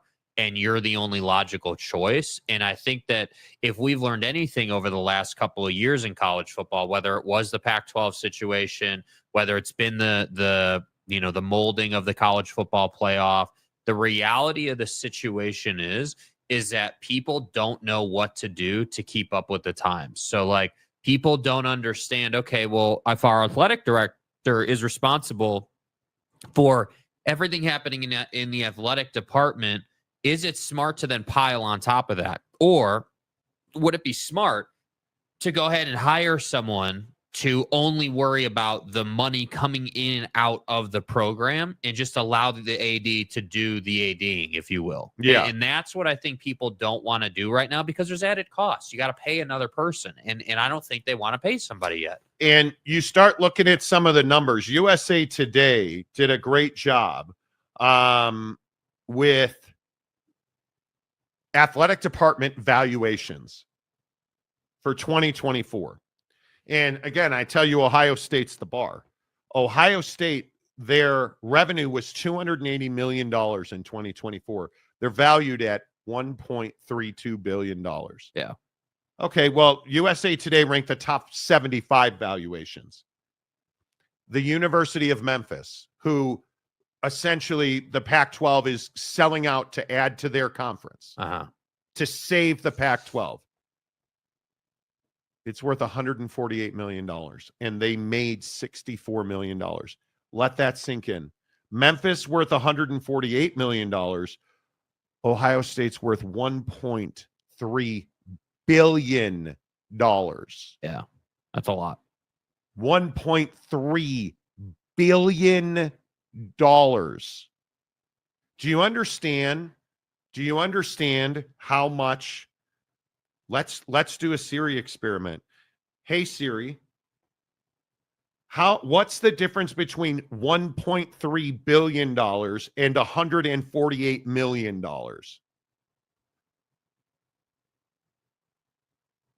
The answer is $1,152,000,000. Motherfucker, she just said that Memphis has a shortfall of $1.1 billion. Yeah. Compared to Ohio State. And just for a frame of reference, Memphis is the savior of the Pac-12 if you listen to Pac-12 talking heads. Right. At a $1.15 billion deficit. So you have no frame of reference here, Donnie. And that doesn't even account for South Florida or East Carolina. Oh, look at that. Boise State. Boise State at $178 million valuation. Good luck. You're $1 billion short at Boise State. You're the 72nd most valuable athletic department in the country.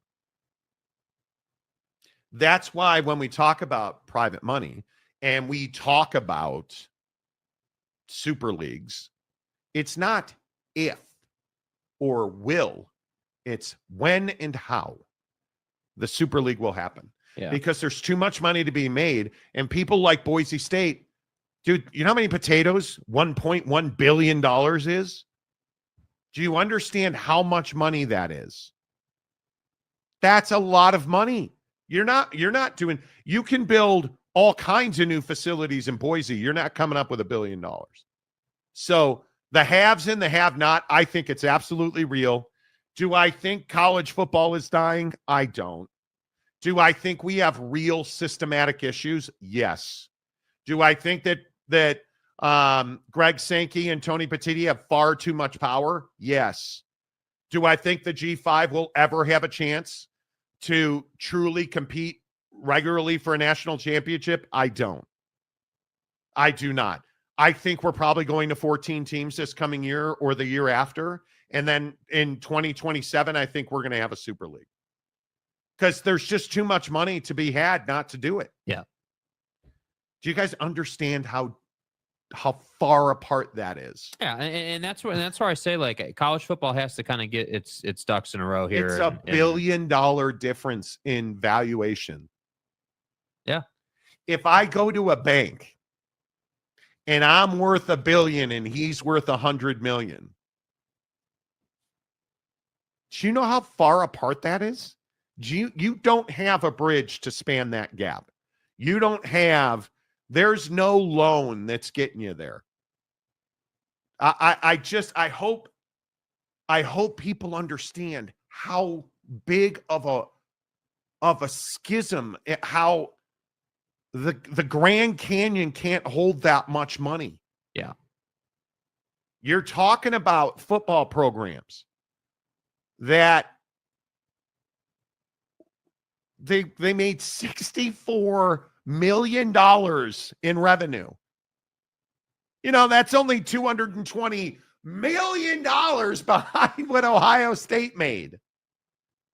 That is earth-shattering to me. And crappy athletic programs like Oklahoma are making $200 million. That is what is so shocking to me, that you are looking at a situation where you just can't make this kind of money up. Like, do you understand that somebody like Oklahoma State is 46th in athletic department revenue? They're worth less than half of what Ohio State is worth. They're worth at Oak State $500 million. Yeah. 500. A winless football team is worth $500 million. Ohio State's worth $1.32 billion. They're worth more than twice. And you wonder why they can't compete. And that's a really bad athletic program at Oak State. Where didn't the president just step aside there? Yes. That's how bad the athletic department is. And they're still worth $500 million. And you're worth 100. Yeah. It's pretty clear, dude. Separation of classes is real. That's the biggest issue. Yeah. That is the single biggest issue when we go up and down these lists. We do it all the time. Let's read you the top 10. Okay, for frame of reference. University of Oklahoma with a valuation of $928 million. Their revenue was $199 million. So from here up, everybody's making $200 million in revenue. Mm-hmm. Tennessee at 9, $202 million. At 8, Nebraska, who doesn't win anything but volleyball. $943 million valuation, $205 million in revenue. Georgia, a dynasty in college football worth $950 million, making $210 million. Notre Dame, worth $969 million, estimating $224 million in revenue. Their books are private. Alabama, worth $978 million, made $200 million. University of Michigan, $1.06 billion valuation, $230 million. Texas A&M, $1.26 billion valuation on $279 million. Who do you think is number 2? Between Texas A&M and Ohio State at number 1, A&M at 3.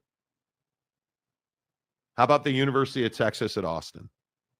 $1.28 billion valuation, $271 million in revenue. This is the kind of money that we're playing with. That's what I'm saying. It's not that the world is ending in college football, but the college football you know and love right now is not going to last a long time. Like, it is what it is. Like, do you have a problem with that? I mean, I don't have a particular problem with it, but I do have a problem with doing nothing. The good news is that it seems like there's progress being made. It seems like we're always hearing about talks and conversations and meetings and stuff like that going on. So I feel like we're trending in the right direction. It seems like, but ultimately, we're sitting here looking at these numbers, and yeah, there's a clear separation of classes, but we already knew that. This is not surprising, right? I do think it's, when you start to look at it, it is a little shocking just how far the gap is, but we all knew that, Texas is obviously in a different place financially. You're not surprised by this at all. No, the top dogs in college football, I'm not surprised at all. They should be this far ahead. Like, they've got more opportunity. They've been doing this at this level for 20 years at least. Like, you just are in a better place. How about the bottom 10? Because I think this is shocking. Obviously, I told you about Memphis. And again, real quick, look at the top numbers: 1.3, 1.2, 1.2. Look at all the billion. Yeah. Look at all the top 4 teams, the top 4 universities are over $1 billion. Memphis at 148, South Florida at 150 million valuation. And then look at the profit number in the second column. Revenue number, $71 million generated at South FLA. Yeah. East Carolina, Boise State, $61 million in revenue. Connecticut. Oh, Monty, you got to add Connecticut football in the Big 12. Really? $93 million in revenue. Central Florida, UCF, Big 12, $85 million in revenue, $181 million valuation. That's a Power 4 team. University of Cincinnati, Big 12, $87 million on a $216 million valuation. Oh, wait, another Big 12 team. Another one. That's 3. Fucking A. Arizona State, $115 million in revenue, $279 million valuation. San Diego State, $104 million, $287 million valuation. Hey, guys. Oregon State, $92 million, $326 million valuation. Well, looky here. Southern Methodist University. Dallas County's own SMU, $86 million in revenue. Let that sink in. Do you guys see what I mean about SMU? How embarrassing is it for the ACC that SMU is this low down the list and just won your conference? You're making the same money as UCF. Like, you're making less money than Cincinnati, than Arizona State, than San Diego State, and Oregon State. That's the top 10. That's the bottom 10, according to USA Today. Yeah. These numbers should be stifling to you because, again, look at the top 10. $200 million. Look at how many in the top 10. 9 of the top 10 made $200 million, and Oklahoma made $199 million. So round it up if you want. All the top 10 universities made $200 million in revenue. And you didn't. And then you look at Paul Feinbaum talking about the Big Ten. It's a new narrative surrounding the Big Ten. And for somebody who talks 20 hours a week to SEC fans, it's on their minds. I'm sitting here and I've got millions of people watching, and I'm the quote unquote voice of the SEC. Yeah. Yeah, dude. The Big Ten is closing the gap, if not ahead now, for sure. Feinbaum, the NCAA is a disaster. Everybody wants to give Roger Goodell the credit. He's powerful, but he also answers to 32 people. Nobody in college football answers to anybody, which is what I've told you time and time again. Yeah. And look what he says about Greg Sankey. Somewhere along the way, I didn't know how Greg Sankey and Tony Petitti could do it, because those right now are the two controlling entities in college football. 100%. Wait a minute. That can't be true because I've said that and you guys told me I'm an idiot. Right. Whoever came up with that shit need to be fired. Right? Like I've been telling you. What's going to happen to your university and its football team is up to Greg Sankey and Tony Petitti.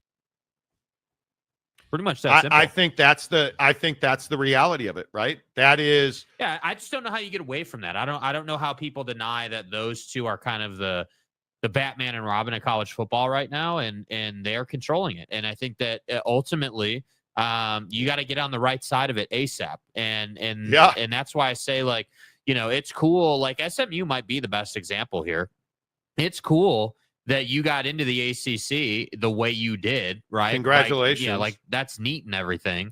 But the reality of the situation is when the Super League comes along, and there will be some sort of Super League that comes along, can you afford to be in it? Like you're not bringing in enough revenue. And that's where I say, what have we heard about SMU? Well, the donors and all the money, and they're going to be fine. They can cover their costs.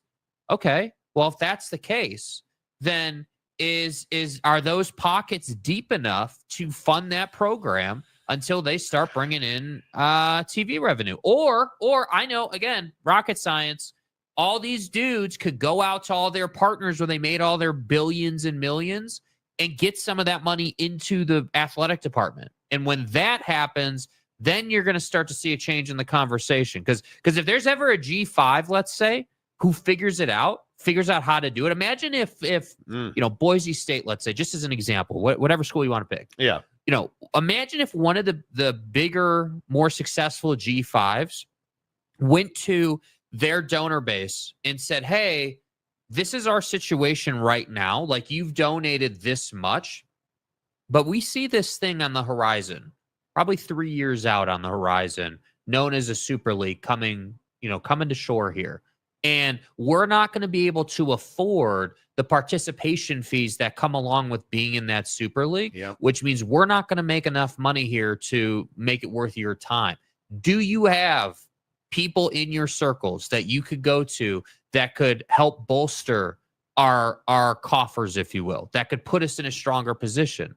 That conversation has to happen monthly, if not weekly, at every university in college football, but especially at the G5s. And what's going to happen when the Super League shows up and it's 60 teams? Yeah. Look at the list. Yeah, because it's not going to be like 500 teams, dude. It's not going to be 75 or 80 teams. Yeah, like we're gonna be a select group. I think you're talking about, it's not going to be 32 teams like the NFL.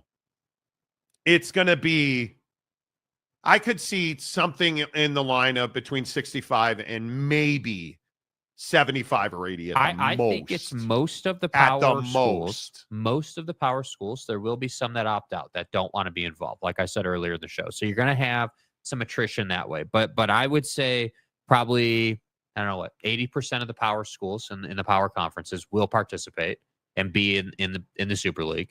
And then I truly, in the G5, think it's only maybe 4 schools that'd be open to it. I would agree with that, because you look at some of and this is what I always ask about BYU. And again, there are estimated numbers out there that have BYU at $100 million in revenue. Can you sustain a $1 billion enterprise on $100 million in revenue a year? I don't know. Who replaces Tom Homo in all those relationships? How about that yesterday? Right? I mean, Tom Homo retiring, an absolute legend for BYU, someone who had a massive impact, someone who's led them to, just clearly greener pastures than when he joined BYU in the athletic department.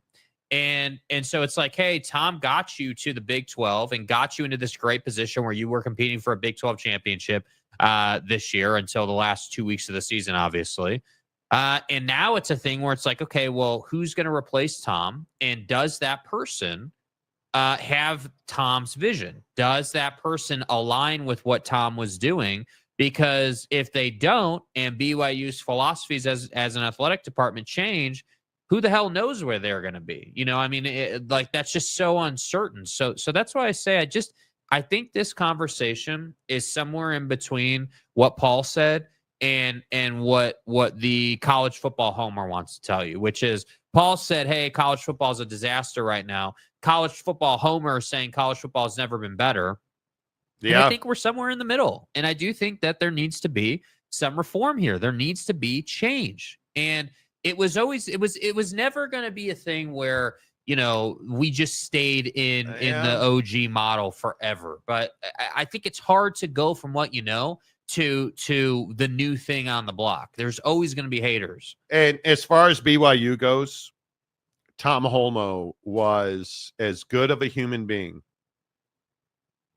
He was an incredible administrator. He was an incredible statesman, if you will, a politician, an operator. You don't replace Tom Holmoe. You move on. You're not going to replace Tom Holmoe. Right. And he is going to retire at the end of the school year.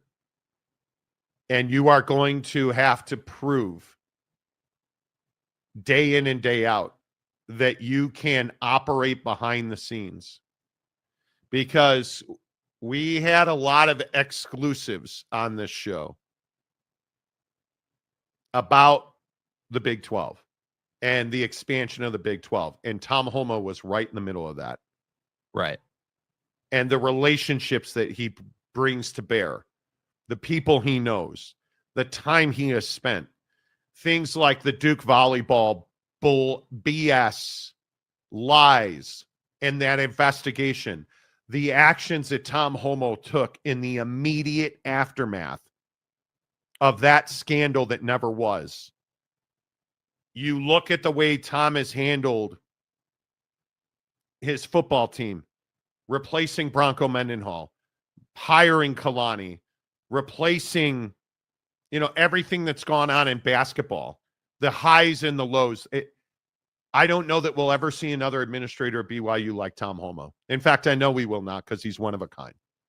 And it is a huge loss for BYU that Tom is retiring. Right. I'm happy for the dude. The guy has had a long, illustrious career. But this is a really dangerous time at BYU, because I don't know that you find somebody like Tom.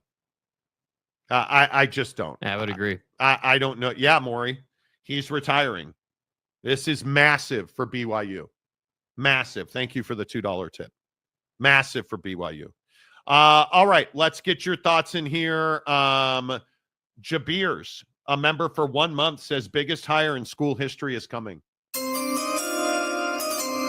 I cannot tell you, I can't say it enough, what Tom Homo has meant. They're not in the Big 12 without Tom. Yeah. They don't play the Texas Longhorns. Taysom doesn't jump over the Texas Longhorns without Tom Homo. They don't run through the Pac-12. They don't thrive, not survive independence. They don't thrive through independence as they did without Tom Homo, because they don't have an ESPN relationship without Tom Homo. They're just the weird old crazy Mormons and their non-caffeine drinking super underwear guy without Tom Homo outselling the story, the history, the tradition. We're not the weird guys who don't drink caffeinated beverages. Right. We're a legitimate university. We're not, because you look at the stigma. Well, Sunday play, can't play in our league if you won't play on Sundays. Apparently you can. Right? And we can sit here and we can talk about all the stereotypes of BYU. I really don't give a rat's ass what your religious persuasion is. That's a really good university that puts out really good human beings who do big things in the world. That's an institution of higher learning. That's a university that has embraced equality across racial barriers, where in this state of Utah, trust me, I live here, equality is not front and center. You don't see a whole lot of black men or Latino men. But if you go down to BYU, you do. And Tom Homo is a big part of that, because he not only embraced racial equality, he helped it thrive in the athletic department. It's why your quarterback is Jewish, right? It's why Bronco Mendenhall was able to go into the Inland Empire of California and find a Jamal Williams. Mm-hmm. Tom Homo changed the DNA of BYU. Not BYU athletics. He changed the DNA of BYU. And I just hope that people understand how significant a moment in time this is for BYU. You will never replace him. You will never, you won't. But you better find somebody who understands that while being a good human is important, a Temple recommend doesn't need to be a requirement to play big-time sports at BYU. Right. That the non-member fits in at BYU and in the community and in the student lifestyle. And Tom Homo knew that and embraced that. Tom Homo, though, made sure that things like the honor code never took a backseat. Again, Jamal Williams, possession by consumption of alcohol. Took a year off from the program. The stain that the Harvey Unga scandal, laid at the feet of BYU athletics, that Tom Homo helped that school get over. Yeah, when did he start at BYU? It has to be 1937. Yeah, what was his? Let me just. Look really you quick. guys think about that Duke volleyball scandal, and if you don't remember, a Duke volleyball player claimed that a fan at BYU, a BYU fan in Provo, during a game dropped an N-bomb on her. And BYU, led by Tom Homo, went to the ends of the earth to find evidence that happened. Video evidence, audio evidence, witness testimony, interviewing, talking to everybody. Zero evidence was ever uncovered. Now, the stigma of it, screw you, Don Staley, you hack. But the efforts that were put into making sure that didn't happen, and what certainly would have been hellfire had it happened, Tom Homo led that charge. Tom Homo wasn't looking for a particular outcome. He was looking for the truth. And I think that mattered. Yeah. When did Tommy start? March 2005. 20 years. 20 years. And the things that guy has been through. Yeah. Jay Beers, he understood the importance of the non-member. He understood it. Steve Young would qualify as a huge hire, but I think this is a thing. The athletic director at BYU likely has to be in good standing, a member of the church in good standing. Yeah, no doubt. But you also have to be an operator. And I don't know, is Steve Young that guy? Can you go outside of BYU circles to find that? I don't know.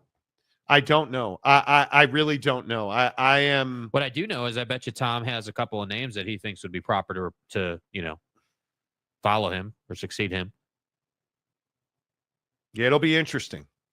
It will be interesting. It's just simply a matter of where BYU goes from here, because it's not going to be easy. This is a massive hire for BYU. So there you have it. All right. Your thoughts. Is college football healthy? Is college football able to compete with the NFL? Let me just, no, it's not. College football does not compete with the NFL. And if there was any finer example of that, 127 million views set a new all-time high mark for the Super Bowl. I'm for real. Featuring fans across all platforms, including TV, digital. Philadelphia's big win in the Bayou peaked at 137.7 million views in the second quarter. It's ridiculous. And oh my God, Monty, the worst halftime show. K-Dot.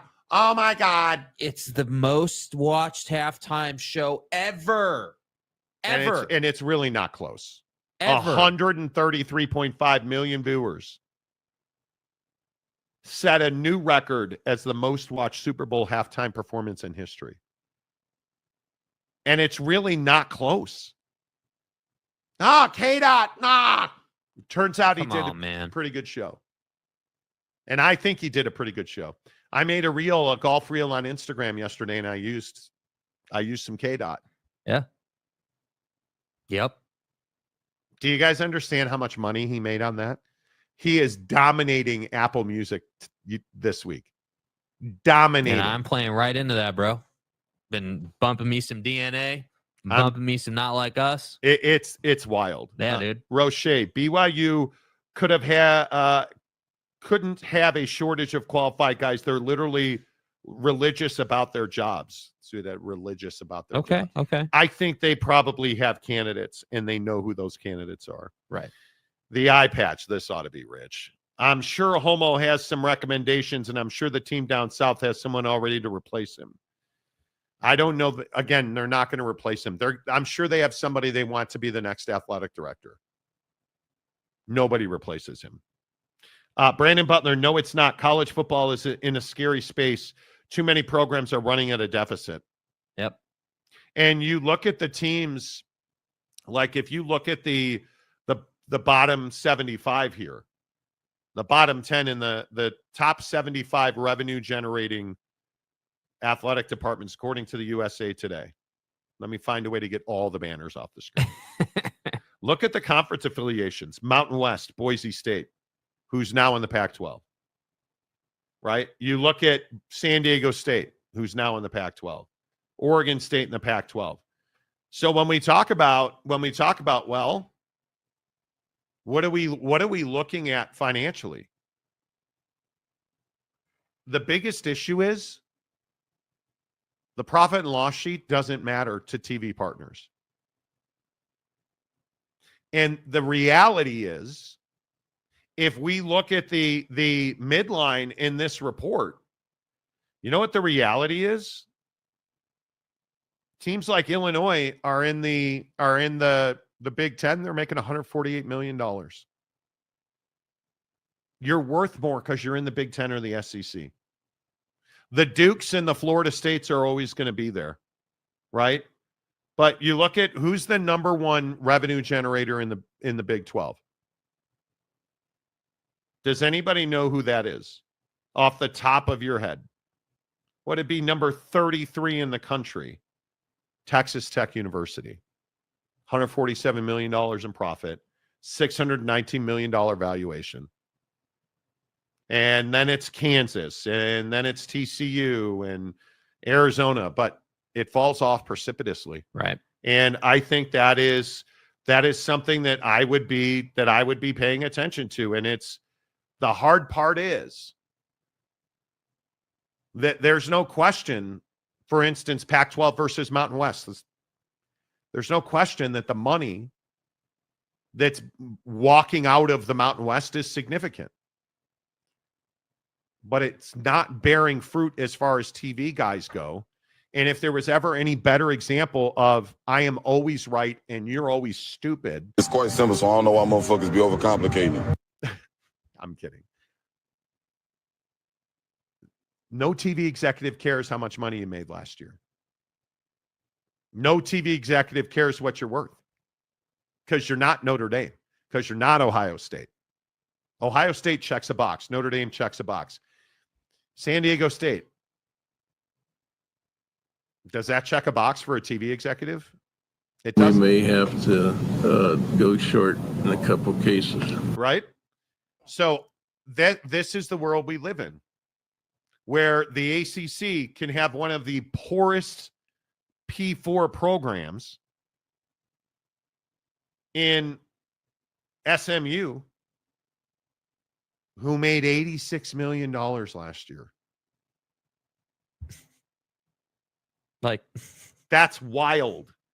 And not only they may have made that, but can you imagine how much money they're having to pay out from collectives, from fundraising, sponsors? Yeah, I mean, it's great you made that money, but what should you be making?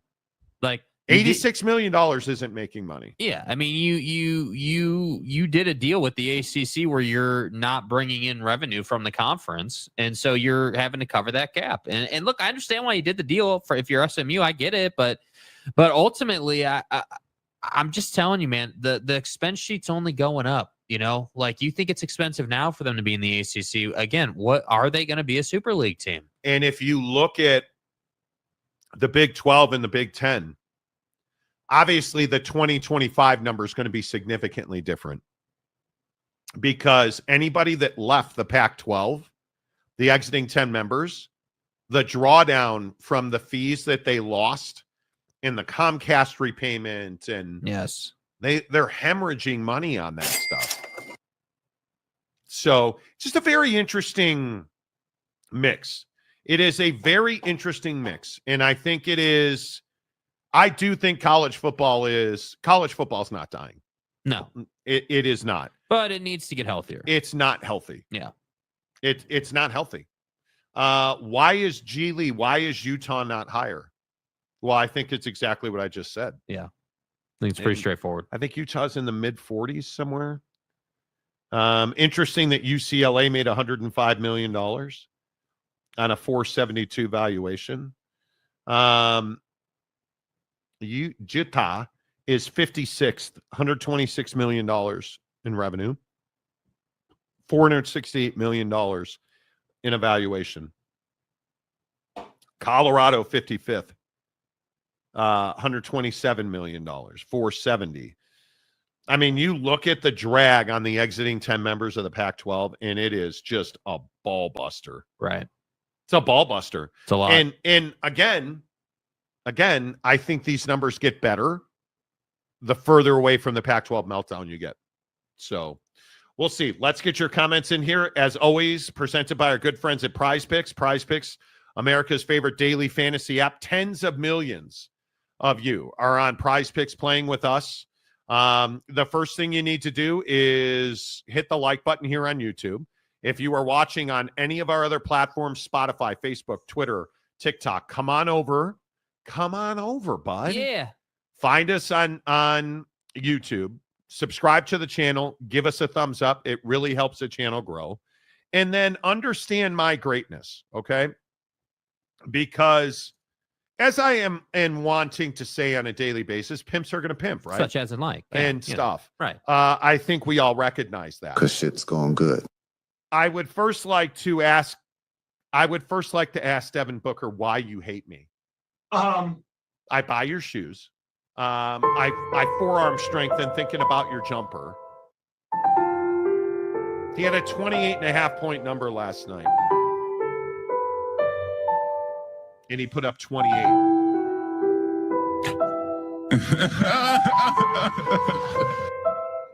Why, Dev? Why?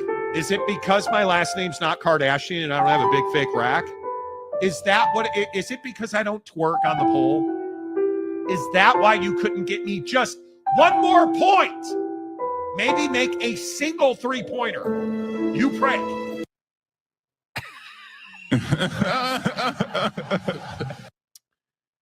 But I would like to say thank you to Prize Picks for having a flex play mode where I only need 2 of 3 to win, because my guy, Carl Anthony Towns, did you see my guy Cat last night? Yeah, dude, balled out. Going up against thine Pacers with no center. My dude last night had a 38.5-point number. Okay, you might say that's a lot. Well, considering he had 40 points, so 38.5 points, rebounds, and assists. Dude, he had a 40-piece nugget. No, shut up. I hate that so much. He 38.5 points. He put up 57. And because I am a degenerate loser. Right. Loser. I went to the other side of thine ledger in that game because we know that the Sixers don't play defense. Scotty Barnes on a 26.5 points, rebounds, and assists last night. 33 points, 10 boards, 3 dimes. 46. Bless up. Winning. Because that's how you win on Prize Picks. All it is more or less. Devin Booker last night, 28.5 points, more or points, rebounds, and assists, more or less. I went more. I got a knuckle deep because he only came up with 28. Right? Stay hard. A knuckle deep. You got a knuckle deep. It was painful too. But thankfully I played a flex, which means I only need 2 or 3 to win. Yeah, flex up, you know. Carl Anthony Towns came through. Scotty Barnes came through. I won. Yeah. Life is good. It's that I've simple. been a rich man and I have been a poor man, and I choose rich every fucking time. That's right. Pay me. Just saying, flex boy. I'm pushing $1,000 in my Prize Picks account. A band. Right now. Life is good. It's super easy. Download the Prize Picks app. Use the promo code Monty, MONTY Monty. You deposit $5. They'll give you 50 more when you open up a new Prize Picks account using the promo code Monty. All right, let's get your thoughts in here. Roche, when you piss money, you can hand out money like it's piss. Wow. Thank you, dude. The showers are golden in North Dallas. Man, that analysis was incredible, dude. Wow. I mean, I don't. I mean, I'm blown. Do you want to host the show for me? I'm blown away by that, dude. Come on. I am in awe. Make sure you hit the like button on top of that. Yes, Jeremiah Champion. Hit the like button. It's snowing and I'm over it. It's snowing here in Utah. And it was beautiful, dry, fluffy snow. Yeah, Utah.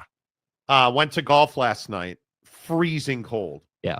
18 degrees. Icy roads. Woke up this morning, snow-covered ground. But the funny thing is, Monty, Paris Climate Accord's a piece of crap.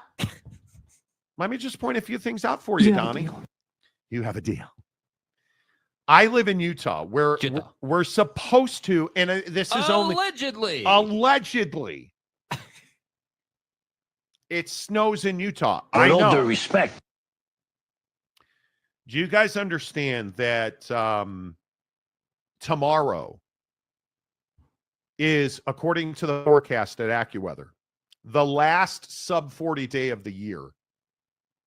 Did I mention it's February? That would be February 13th.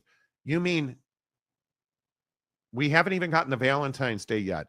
And the forecast at AccuWeather says we won't be below 40 degrees again for the rest of the year. Huh. Yeah. That's interesting. We're supposed to be 38 tomorrow. And then 42, 44, 42, 45. And it just goes up from there.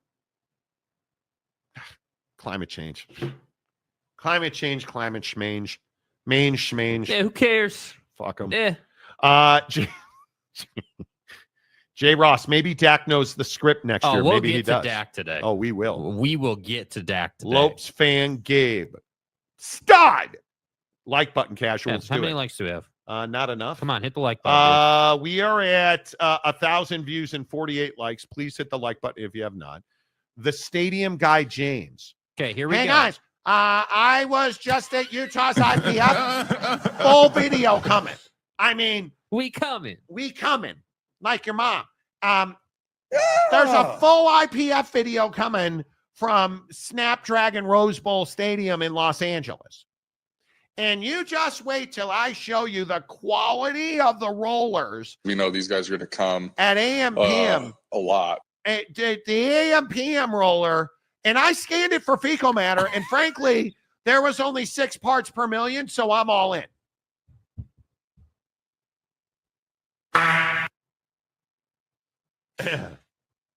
James does video reviews, and Jake was telling me. Jake was telling me that James tweeted at him. Yeah. From Snapdragon Stadium. No, I mean James's video reviews are cool with stadiums, but no, they're not. Yeah, I want the book on pedophilia in the priesthood that James is working on. See, James is a multifaceted, multi-talented, deep thinker. Can you do something for me? His thoughts on, the priesthood, they're valid. Now, I don't know if you're going around to all these stadiums and doing reviews because that's where the pedophilia takes place. That could be. That's fucking interesting, man. James, you and your stadium reviews and the IPFs, and James is famous for saying that Utah should block the view of the mountains and put an IPF on top of the upper deck at Rice Eccles. Pause, bro. Pause. And the indoor practice in IPF indoor practice facility. Right. He said they should put the IPF on top of the upper deck to block the mountain views at Utah. Yeah. That's one thing you could do. You could do that. Right. I mean, I don't recommend it. The Super League will happen because ESPN and Fox want it, and it will make more money. I would think so. And where there's money, it's chasm, Monty, schism, fissure, and stuff. The iPatch says a Super League by 2028 and a 16-team playoff. You don't need both. Seth hat maker. So is it a fedora? Or what are we talking about here? I mean, we need answers, dude. I say Super League is closer to 2030. I think that's why these media deals are going to 2032. Could be. Seth the Hat Maker also says, don't you like the way I throw in the? Seth the Hat Maker says P4 supposedly created their own LLC outside of the NCAA. They could not do that without it being public knowledge. LLCs are all in the public database. And trust me, Ross Snellinger does not sleep. We would know. Nick, semi-conscious, Kirk, and stuff. As long as college football puts a very good product on the field, college football will be fine. So are they putting... Yeah, I just think a lot of weeks there's not a lot of good product on the field. Samarikov. Okay. Smirnoff? Ameritrade? Kealani L. The median age of the college football TV audience is now 58. Is that true? Third oldest for major U.S. sports. Median age for United States as a whole, 38 and a half. Could be. Jay McClanahan. Jay. What a dick. But Arizona State. He's kidding. Don't lose your mind. Monty was just kidding. Monty, why are you attacking James in the IPF? Bro, he was kidding. Gosh. And with all due respect, Arizona State is really low, but made a huge dent in getting into the college football playoff. I knew today would be shitty. I don't disagree with that. Kealani. So it's just old, retired dudes with nothing better to do on fall Saturdays watching multiple games. Facts. I don't know if that's true. I think the TV audience is really important. It's game by game, bro. But I think you also have to understand that we're turning over generations right now. The golden generation is going away. Yeah, did you guys see that millennials are the first generation to not be more well off than the generation behind them? Apparently. That study came out allegedly. Because you guys are lazy and you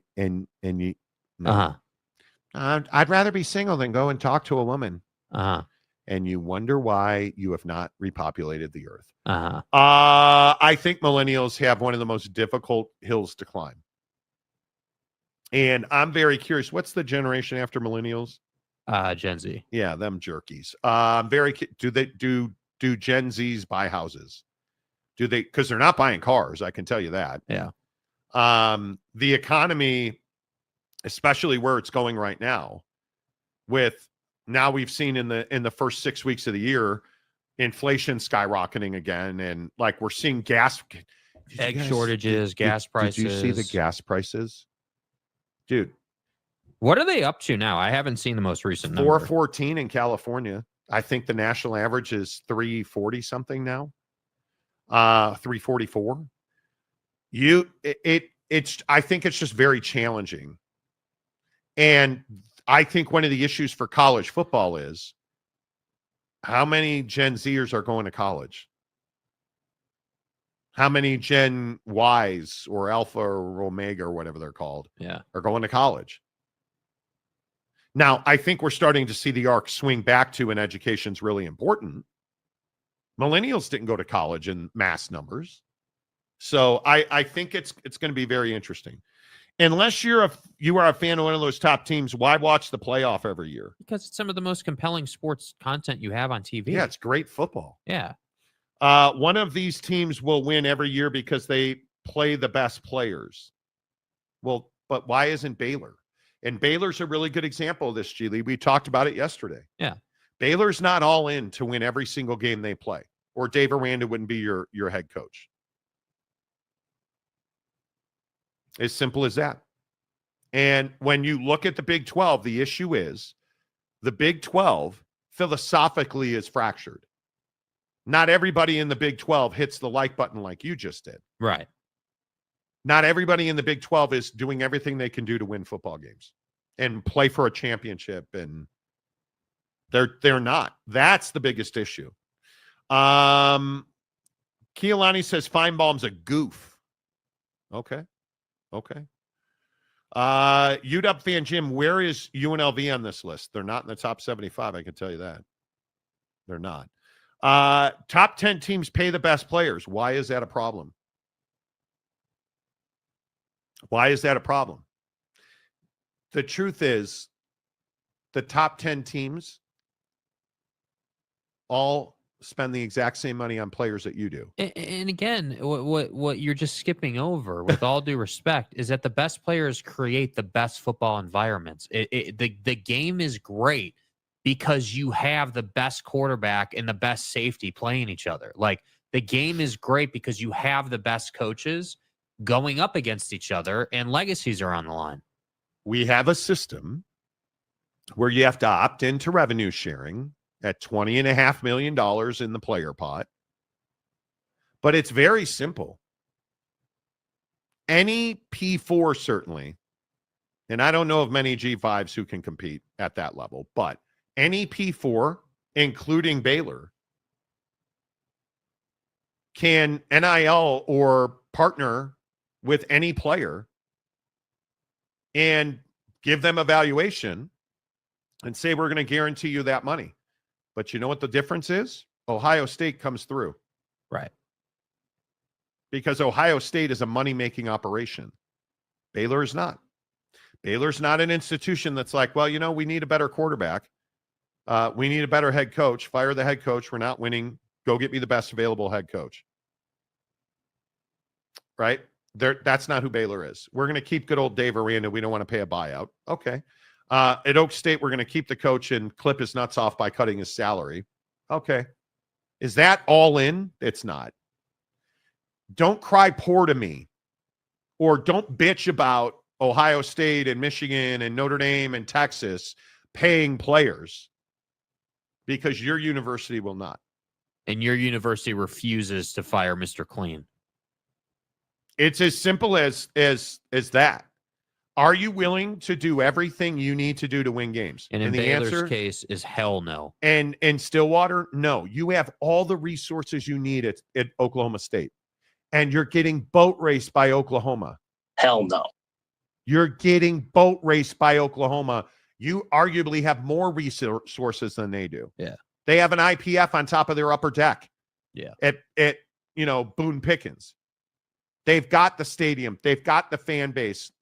They've got but they don't use it. This is with all due respect, G. Lee, this is a tired ass argument. It just is. I'm telling you, your university, how interesting is it to watch the same team win every year? Well, the same team doesn't win every year. And if I'd have to go back and look, but if memory serves, this past college football playoff was one of the most watched we had in the last 7 years, I think, or something like that. Because it's diverse. It's got 12 teams. But the issue is that's nothing to do with the college football playoff. You're upset and you're bored because Baylor doesn't compete in football. Yeah. And I just continue to ask. Like Oak State James, I think, was the guy that was like, oh, Dave Aranda turned it around in the second half. Got to keep him. Against the worst teams in the Big 12, he turned it around. I can't help you if you're not willing to help yourself. Why did West Virginia fire Neil Brown? He didn't have a terrible season because he didn't have a good season. Why do you think Kyle Whittingham completely overhauled his offense? Why do you think Joey Maguire had the single greatest portal season? And I'm not exaggerating. Joey Maguire just had the single greatest portal season we've ever seen. Yeah, and I feel like that's starting to get out now. People are starting to write articles and stuff about it. I've been telling you that for a month. Yeah. The greatest portal season we've ever seen, because he's all in to win. Now, will he? I have no idea. Will he zero blitz and Laramie again? Probably. But I'm telling you, he's doing what you have to do to win. And you don't have to like that. That's the reality, though. Baylor gets in and does nothing. Personally, I can't wait. Well, David Floyd, what school is valued the most in the Big 12? None. It's Texas Tech. Oh, I already showed you guys that. Yeah. Texas Tech. I just think it's I don't disagree. Baylor fans bored because Baylor isn't relevant. Yeah, Boyd Lake, sad to see Holmo retire. He's done a great job for BYU. Yes, he has. 20-year run. Legendary. Yes, he has. Why is Utah not higher? I already answered that one. Stephen Shearer. Hey, Stephen Shearer and stuff, you know. She rear-ended me. Stephen Shearer. Yes. SEC and Big Ten had top brands left. Only play each other and have its own playoff, and let's be done with it. I would be more entertained by smaller team playoffs, not $20 million payrolls. Well, but see, again, the assertion, dude, the assertion that, okay, see, this is even more tired than G. Lee's take. Bro, the assertion that hey, only the teams who spend $20 million on their payroll compete, and somehow that's a crime in college football, it's just so ridiculous because that shows a lack of understanding of the choices that were made with revenue sharing. Everybody had the opportunity to opt in. But notice everybody didn't opt in. And why is that? Because everybody for the last 30 years, haven't been prioritizing winning. Right? This is the problem. This is precisely what we're saying, is that these Big 12 teams, and really the ACC as well, I would point out, are not all in to win football games, and they haven't been for 20 years. And now we're going to cry about Ohio State and Texas and all these big boy teams going out and benefiting from the grind they've been on. Like, it shouldn't be a thing where we turn these guys into villains. Like, stop, bro. Fix my 100,000 subscriber plaque, please. Honestly. Yeah, you got to stop with the... Like, these guys are not villains, bro. This is what we do in this country. We vilify and demonize the rich. Yeah. We vilify the people who do it right, earn money, and we're doing the same thing in college sports. Oak State James spent $10 to call out Ferris Khan. Okay, what's he got for us? Wow. Nice. Ferris, I went to high school with Matt Patricia's. He's one guy. He's big boned. It's a glandular issue. First of all, I'd like to point out he said Matt Patricia's as if there was a thing after that. No, it's one. No, what he's calling Matt Patricia fat because there's multiple plural. Okay. You're not nice, James. There have been far worse NFL coaches than Matt. Really? I have never seen one. He knows way more about football than you do. I don't think he does. He is a better DC. Well, remember, he was an offensive coordinator than head coach. You just make this so easy. He's got no class. He's also a class act. Well, why call him fat? That's what I don't. You think I don't know what you're doing with the plurality here, James? Fat. That he's so fat, there's multiple Matt Patricias. You think I don't see that? That's not nice. It's a glandular issue. Dude, oh, wow, he's just big boned. It's all about his frame, you know. The dispersion of fat is just in one spot. It's a gallbladder thing. Yeah, you know. That's not nice. And he's worried about losing his vision so he doesn't go on Ozempic. There are certain teams, maybe 10 to 15, pay to play. Well, I think it needs to be far more than 10 to 15. Oh, Buck nuts! Oh! Whatever. Bro, it's Wednesday and it feels like next Tuesday. You know, Nick D. Oh, Nick's D. Chris, well, that's what happens when you lose your top two programs and replace them with former G5 schools. Well, I would agree with that. Well,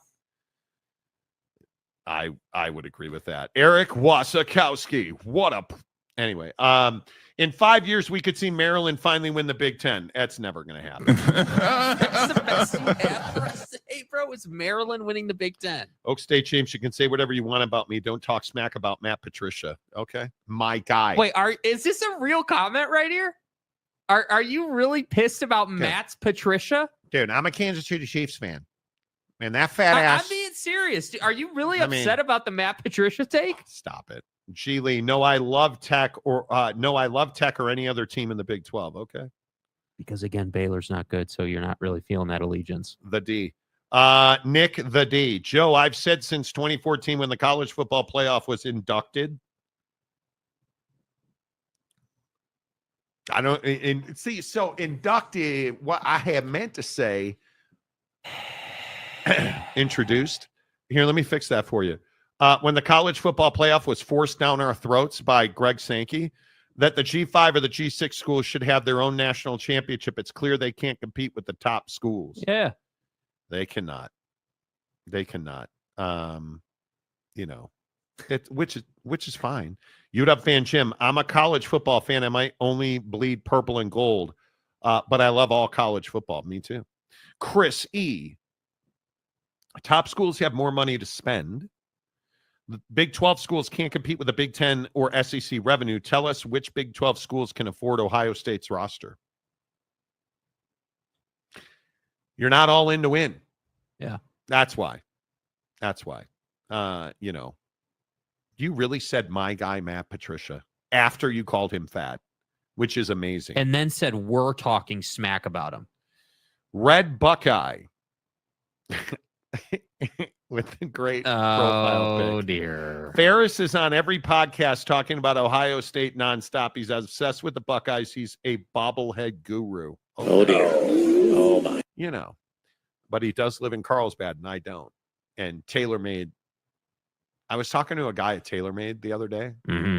Well, next time you're in Carlsbad, come on by. Feinbaum crying the sky is falling because the SEC hasn't made the title game 2 straight years, yet this was the most entertaining season yet. There could be some of that. Right? I mean, it is. He always finds a way to be in the middle of it. He does. Rip YT silver play button. Yeah, what are you doing? Yeah, it was my bad, dude. I got a little fired up. Sorry. Ooh, fired up. Yeah. Fired up. All right, couple more. It's auto-corrected me. I didn't put the S on it. Bro, well, you did. Dude. James, and this is, are we going to go back to what you said about your wife now? Dude, if you take the IPF from Texas and you drop it in the middle of the old Silver Dome parking lot in Detroit, and then you build a new stadium on top of it, then maybe Matt Patricia's fat ass would fit inside the stadium. My fucking ass. I doubt it. Now understand, Matt Patricia's my guy. Him and I cannot tell you how many who's times. Matt Patricia? I don't know who Matt Patricia's. Thank you. Matt Patricia's and I can't tell you how many times he stole hot dogs right out of my hands. In fact, there was this one time at Costco, he took it right off of my succulent lips. This is a tasty burger. But he's my guy, so I'm not going to take his glizzy back from him. I mean, I would glizzy up with him. Anyway, you get my point. I think we should build an IPF on top of the Marriott Center in Provo, and then Matt Patricia could fit inside, and he's going to eat all the cougar tails. Macaque. The donuts and the hose. I think that's verbatim. G. Lee, you were not kidding about Aranda's contract. They don't want to buy him out. They don't. No. Which tells me you don't want to win. Again, you don't get to have it both ways. You don't get to skip buying dude out for being an average-ass football coach and then cry when you don't win football games. Yeah. Smash the numbers. Ferris Khan. What a... He hates Ohio State. Did you only move to California because Jim Harbaugh did? Bruh. College football is moving away from a socialist system. Okay, here, see, dude, bro. Okay, everybody gets health insurance in college football. Okay? We're going to lower the Fed rate so that Cheat Again can afford more cheeseburgers for the kids. I mean, Jimmy was a socialist. And Cashless. we ran his ass out of Ann Arbor because we didn't want him anymore. But he had a good idea to buy cheeseburgers for all, right? So I said, yeah. I guess that bothers Americans posting here. Look, we don't like rich people. The Architect. There is a super league. People just don't want to admit it. It's the SEC and the Big Ten. Basically, the AFC and the NFC. Everyone else is lucky to have a seat at the table. Lucky. I don't know about that. James, go to word timeout. Exactly right. Your grammar's a real problem this morning, James. Eric Wasikowski, who the hell are these cheese dicks that think Matt Patricia is a good coach?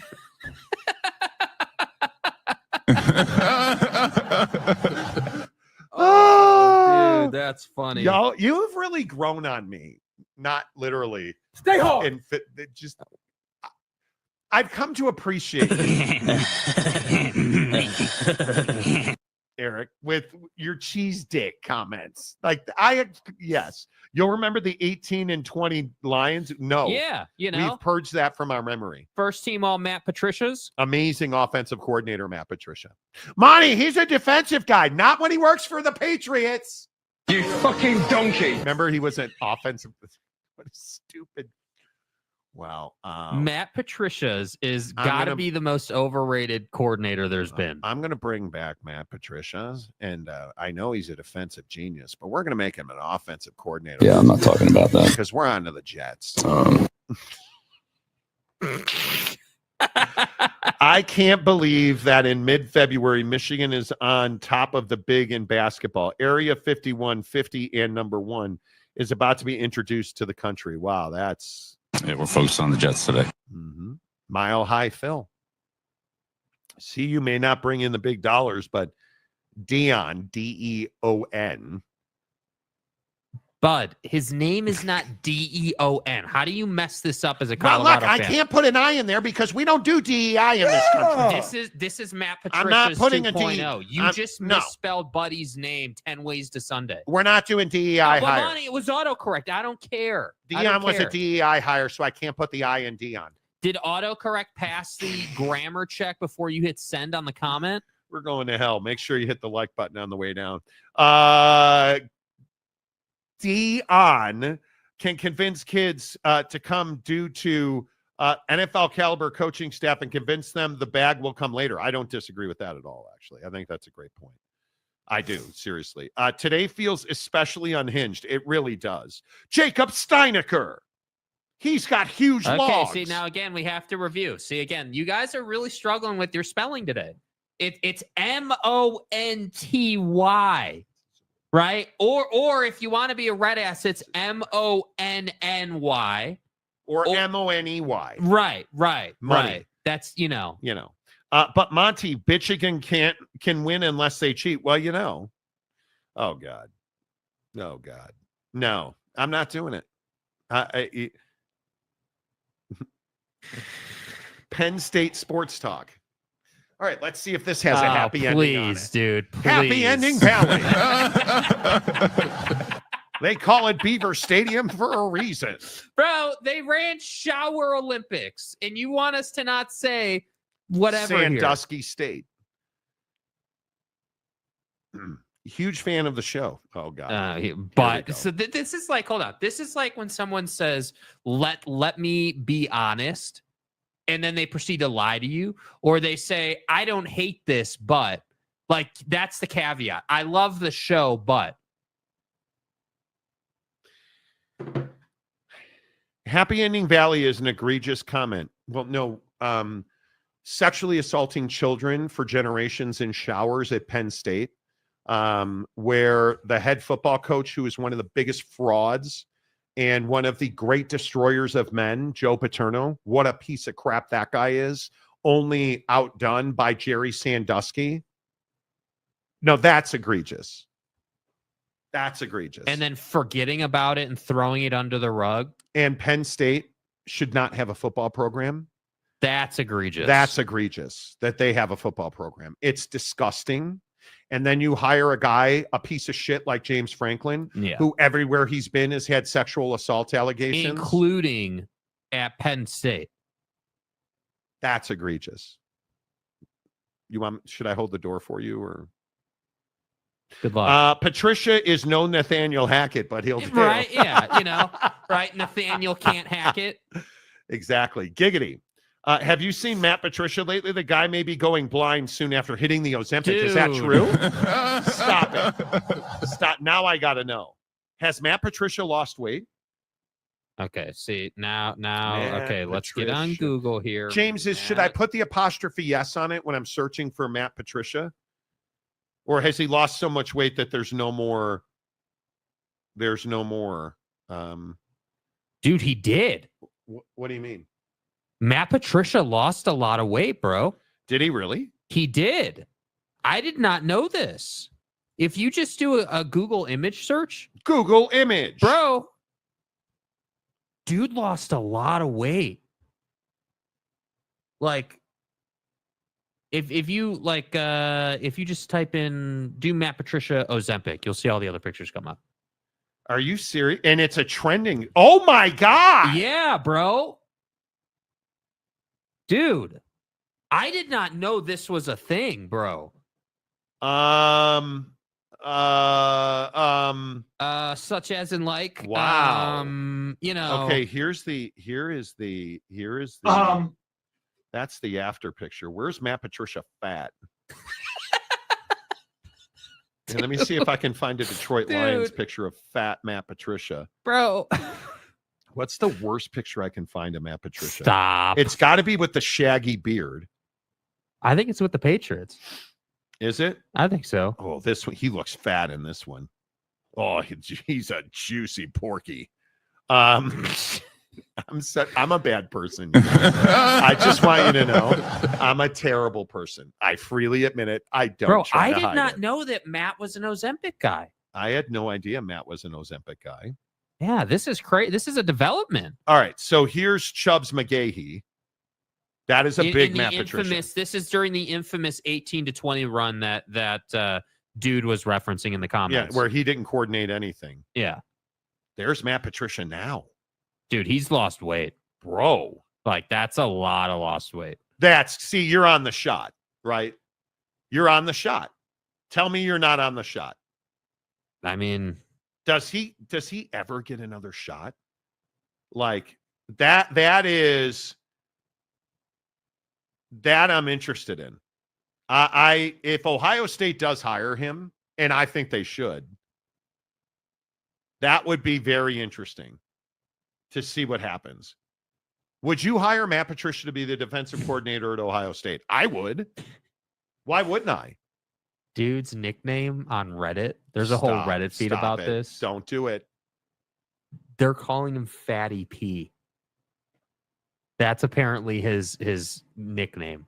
Wow. That's terrible, bro. Dude, he was a huge terrible, human being. bro. He was a huge human being. Don't worry, Jakey Two Shakes. I'll defend you. DJ is back. At least you put out effort. The rest of your thimble-hung generation doesn't shake it at all. Well, I think that's very true.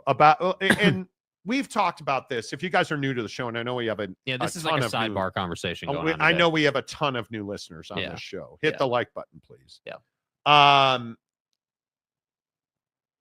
Millennials, I think, have a lot of hurdles.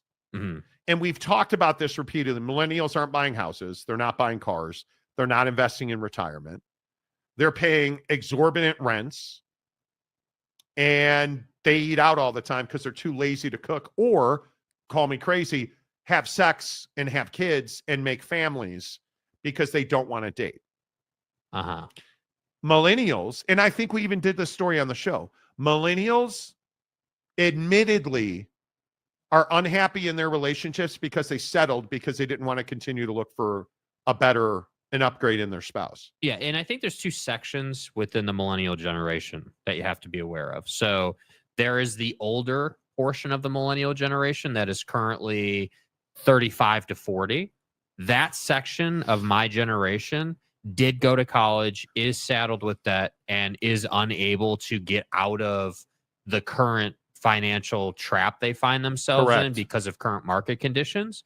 And then, to your point, what you were just saying, there is the younger the younger portion of the whole generation, which is where I'm at, where, yeah, most of us, are lazy, live in our parents' basement, aren't doing a whole lot with ourselves. Like that's pervasive through the 30 to 35-year-old right now. Yep, totally agree. Saban ruined the Dolphins. How'd that work out? I love that now pedophile guy is like, oh, we support a program that, abused children for decades. And Jim Knowles is a better coordinator than Matt Patricia. First, tell me you don't know anything about football without telling me you don't know anything about football, because Matt Patricia does one thing very well. He eats food. Wait, that came up wrong. I meant to say Matt Patricia does one thing very well. He coordinates defenses. Yeah. Matt Patricia is not an offensive coordinator. Clearly wasn't a good head coach. Matt Patricia is an elite defensive coordinator. And anyone who thinks that Matt Patricia is a bad defensive coordinator, such as in like Matt ruined the Detroit Lions, just go back and polish your trophies of Joe Paterno and Jerry Sandusky. Yeah. You enjoy that. You go on. Support the pedophilia that happens at Happy Ending Valley. Please. You know. Dev MC. Hey, Minty, the pedo priests are out today. James needs to go to work on that book quick. Yeah, James. quick, dude. Oak Can State we get a first edition copy? There you go. Chris E. He was on Nightcap and looked slimmed down at Super Bowl week show. He looked great. He said he is taking a break from football and trying to get more into commentator role. And he interviewed, but he interviewed. This whole Ozempic thing with Matt, and I hadn't seen anything about him at the Super Bowl. So it's great to see that he's around, and doing interviews and trying to beef up that part of his career. But why, if you're Matt Patricia and you're taking a break from football, are you interviewing with Ohio State? Because it's a great job. Something to think about. Just something to think about. Yeah. It is a great job. It is the premier job for defensive coordinators in football right now. I mean, the last guy just came in and won a national championship by spending money. And then went to the NFL. No. Or Chip went to the NFL. Chip went to the dude NFL. Went to Penn State. Yeah, Jim Knowles. Ross Dellinger. Oh, boy. This is going to be interesting. Oh, boy. We talked about this at length. And I know and it's probably going to be Wasikowski. Yeah. I would assume. Here we go. Who's gonna drop the first DEI bomb in relation to this breaking news from Ross Dellinger? We kind of thought this would happen. The Department of Education has officially rescinded the NIL-related Title IX guidance that would have put dozens of schools' rev share plans in violation. Title IX quote from the Department of Education, which I thought we were eliminating that, because they needed to boost Dogecoin. Title IX says nothing about how revenue-generating athletic programs should allocate compensation among student athletes. And I think that this is exactly the right thing to do. I think Title IX is remarkably important when it comes to, we have a sexual assault problem in this country. Speaking of Penn State, we do. And I think Title IX for equality, and it is vital. But when it comes to revenue generation, I agree with this 100%. You should not have to pay your football players and your softball players or your track athletes or your lacrosse players on par. That doesn't make sense. If we are talking about revenue generating sports, it's football and basketball, stick and ball sports because they have a TV contract. I think golf more and more is coming into that space. But right now, it's football and basketball. I should not have to pay the volleyball team the way I pay the football team. That makes sense to me. At some point, and I know this is crazy, but at some point, we're going to have to come to a common sense about what we're doing in college revenue.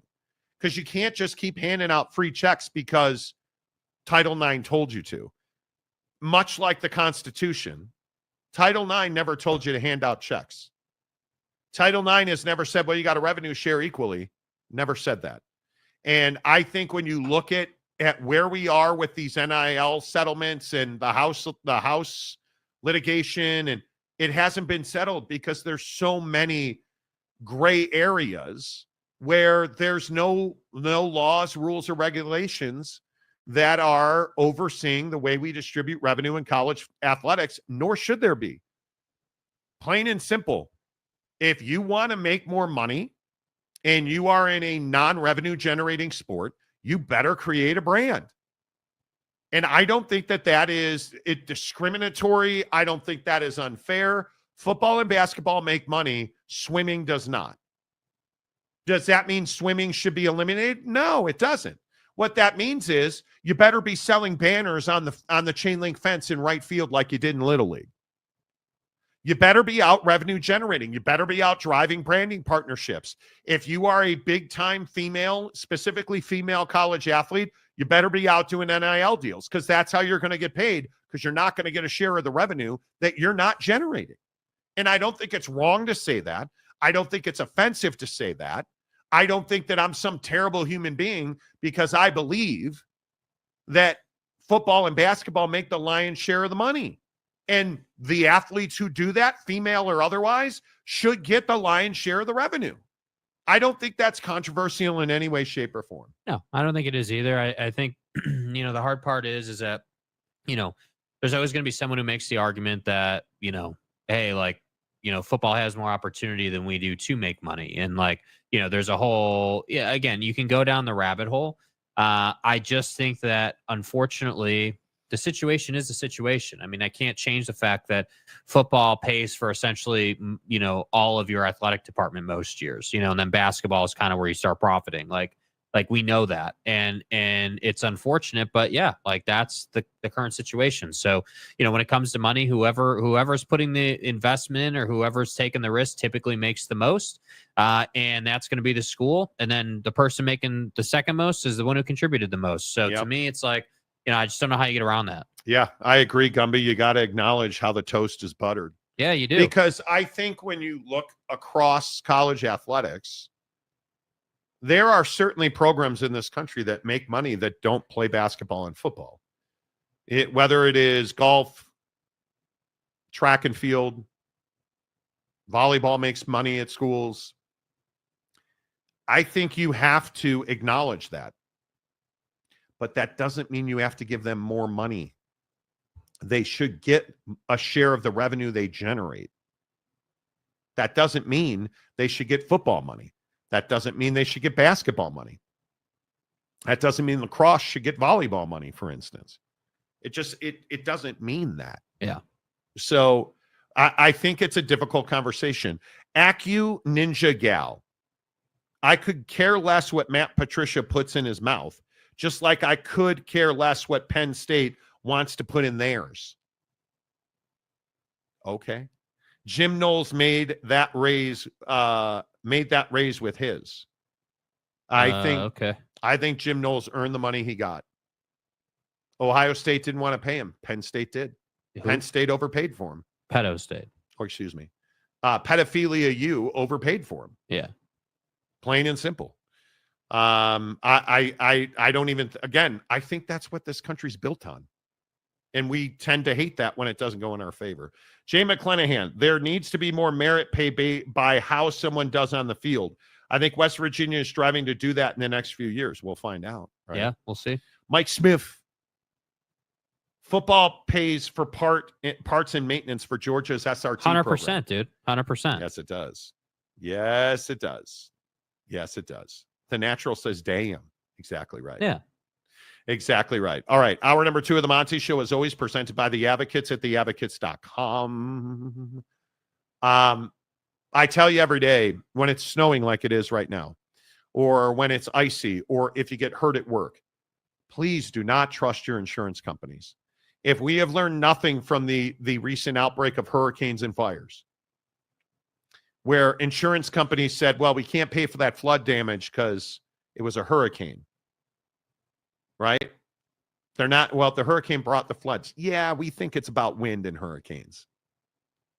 Or, well, yeah, we don't want to pay for fires, so we're not going to pay for the fire. Your insurance companies don't want to pay you. When you get in an accident and some guy rear ends you, the insurance company is trying to find ways not to pay you. His or yours. They're trying to find a way not to pay you. You need somebody who knows how to fight that fight. That's the Advocates at theadvocates.com. When you get hurt at work and your boss is like, it's okay, little buddy, we're going to have a job for you and we'll have pay for you. And then they don't.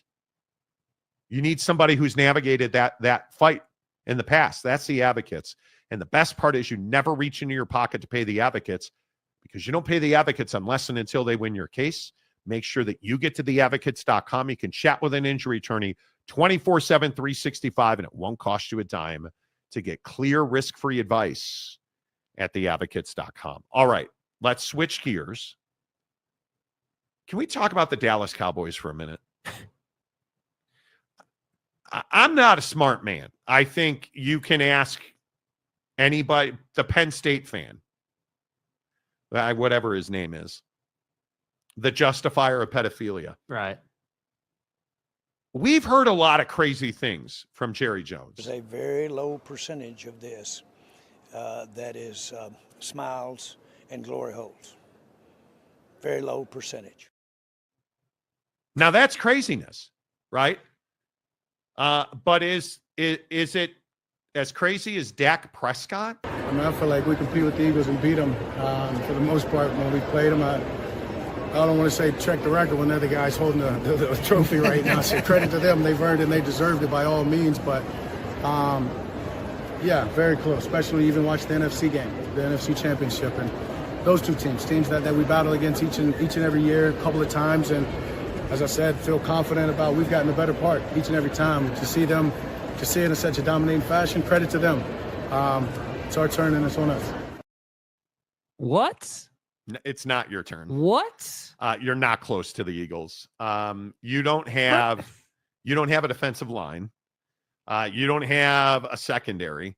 You don't have an offensive line, and you don't have wide receivers. Other than that, you're really close to the Eagles. I want to make sure I understand what you just said. You just said that you're close to not only the Eagles, but that other team you didn't want to reference, the Washington Commanders, who were way better than you were this year. Like, you're not close to these two teams. And I love when guys do this. Oh, well, Dak, when do you think you guys are going to turn it around? When are the Cowboys going to, make strides? Or how do the Cowboys stack up to the current competition in the NFC East? Oh, well, we're really close. Okay. Well, everyone on Twitter initially was like, oh, well, it's Dak. What else would he say? Oh, I don't know. You could say something like, yeah, the Eagles just won the Super Bowl. They had a hell of a year. Obviously, what Jaden Daniels and company are doing in Washington, they're obviously making progress.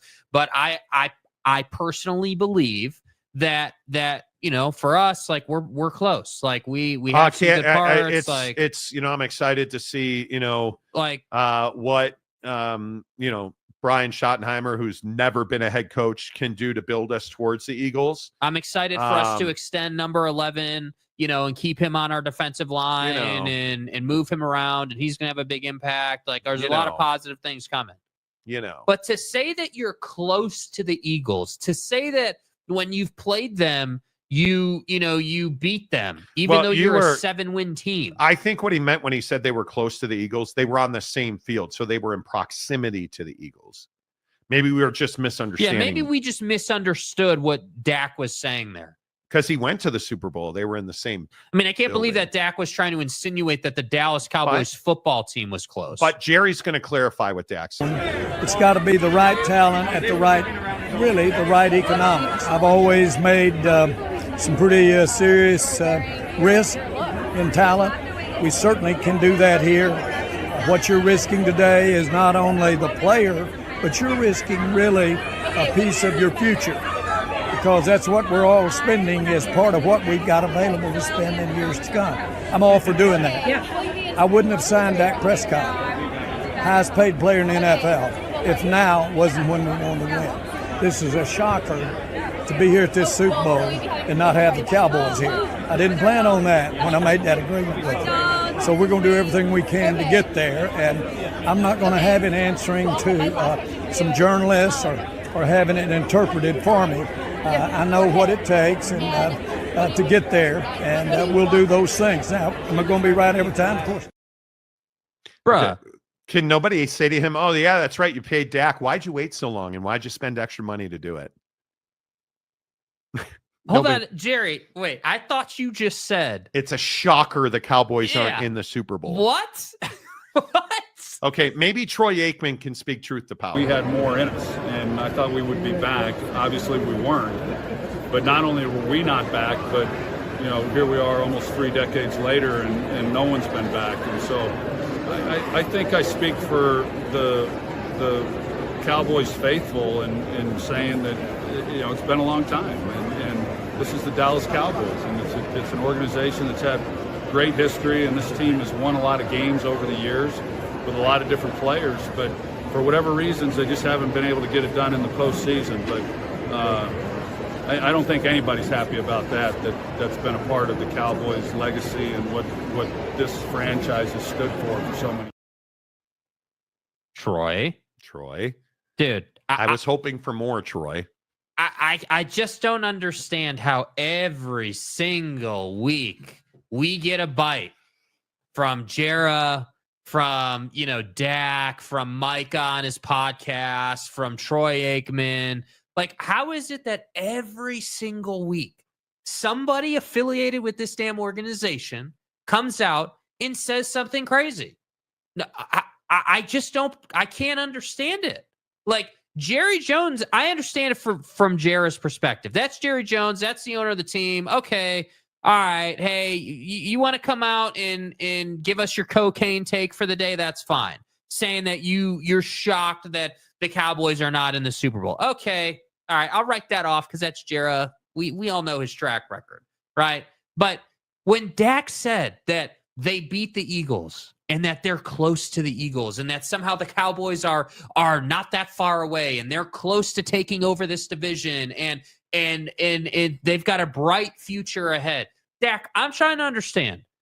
What do you mean that you're close to the Eagles, the team that has beaten you pretty consistently, the team that, went to the Super Bowl, beat the best team in the league, like has the championship? You're not close to them.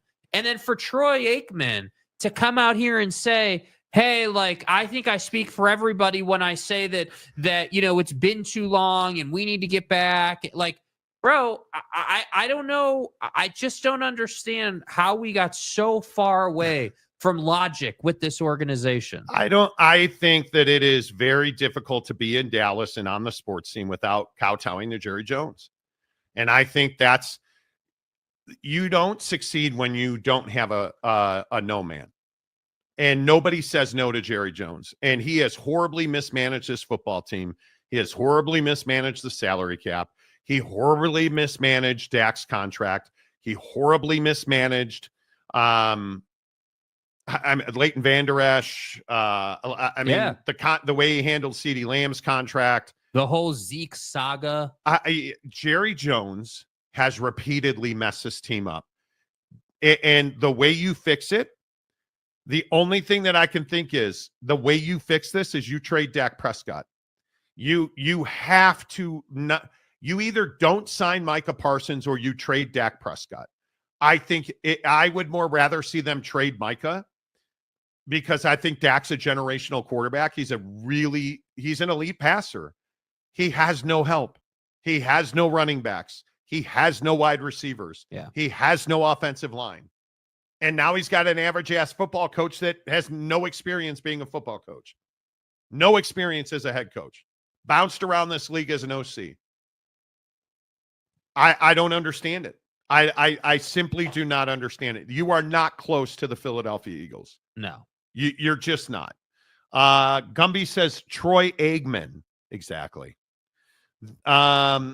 Big Papa War Machine. My guy's box is just gone, man. Someone put Gramps in a home. Good Lord. I'm saying. Like, you know what Smiles I mean? Like, and you just hopes. listen to this guy talk and you're not even listening to like the point he's trying to make. You're just trying to keep up with the wild rambling that happens. You're waiting for the skeleton to collapse. Yeah. Right? The Dallas Cowboys have not won a Super Bowl in the internet era. It's wild. Jeremy Bolton. He can do 51 pull-ups. Just ask him. He's got a Ragnar sticker on his car. I think he means distance-wise. Dallas is kind of close to Philly, but since he was there at the Super Bowl, he was closer to them. I agree. It's intimacy. Apparently. We're having a geographical conversation now. Tanner Plummer. So what I think the other thing Dak is referring to was 9-4 record against the Eagles overall. But yeah, they were not close last year, but we'll see what they do next year. They need a major influx of new talent on that roster. Period. Jeff Johnson, the Cowboys are no longer America's team. Just ask Ferris. Right. Well, of course. No. Nope. Charles Oliva, Dallas is closer to Cancun than the Super Bowl. Right? Got to be America's team. Exactly. Gumby, the Cobwebs scored a total of 13 points this year against the Eagles. Jared and Dak are both smoking some I'm saying, dude. Some nar. Totally agree. Garrett or Parsons? If I'm trading, I am going after Garrett. I would trade Micah Parsons for Myles Garrett, but Myles Garrett won't go to Dallas. No, I don't think. That just is wild. I worked with Tyler Smith's mom, and I met him once. Cool guy. They've moved him all over the line as far as a lineman go. He's the best they've got. Still a young guy, too. They just are not talented in Dallas right now. There's not enough on the roster, man.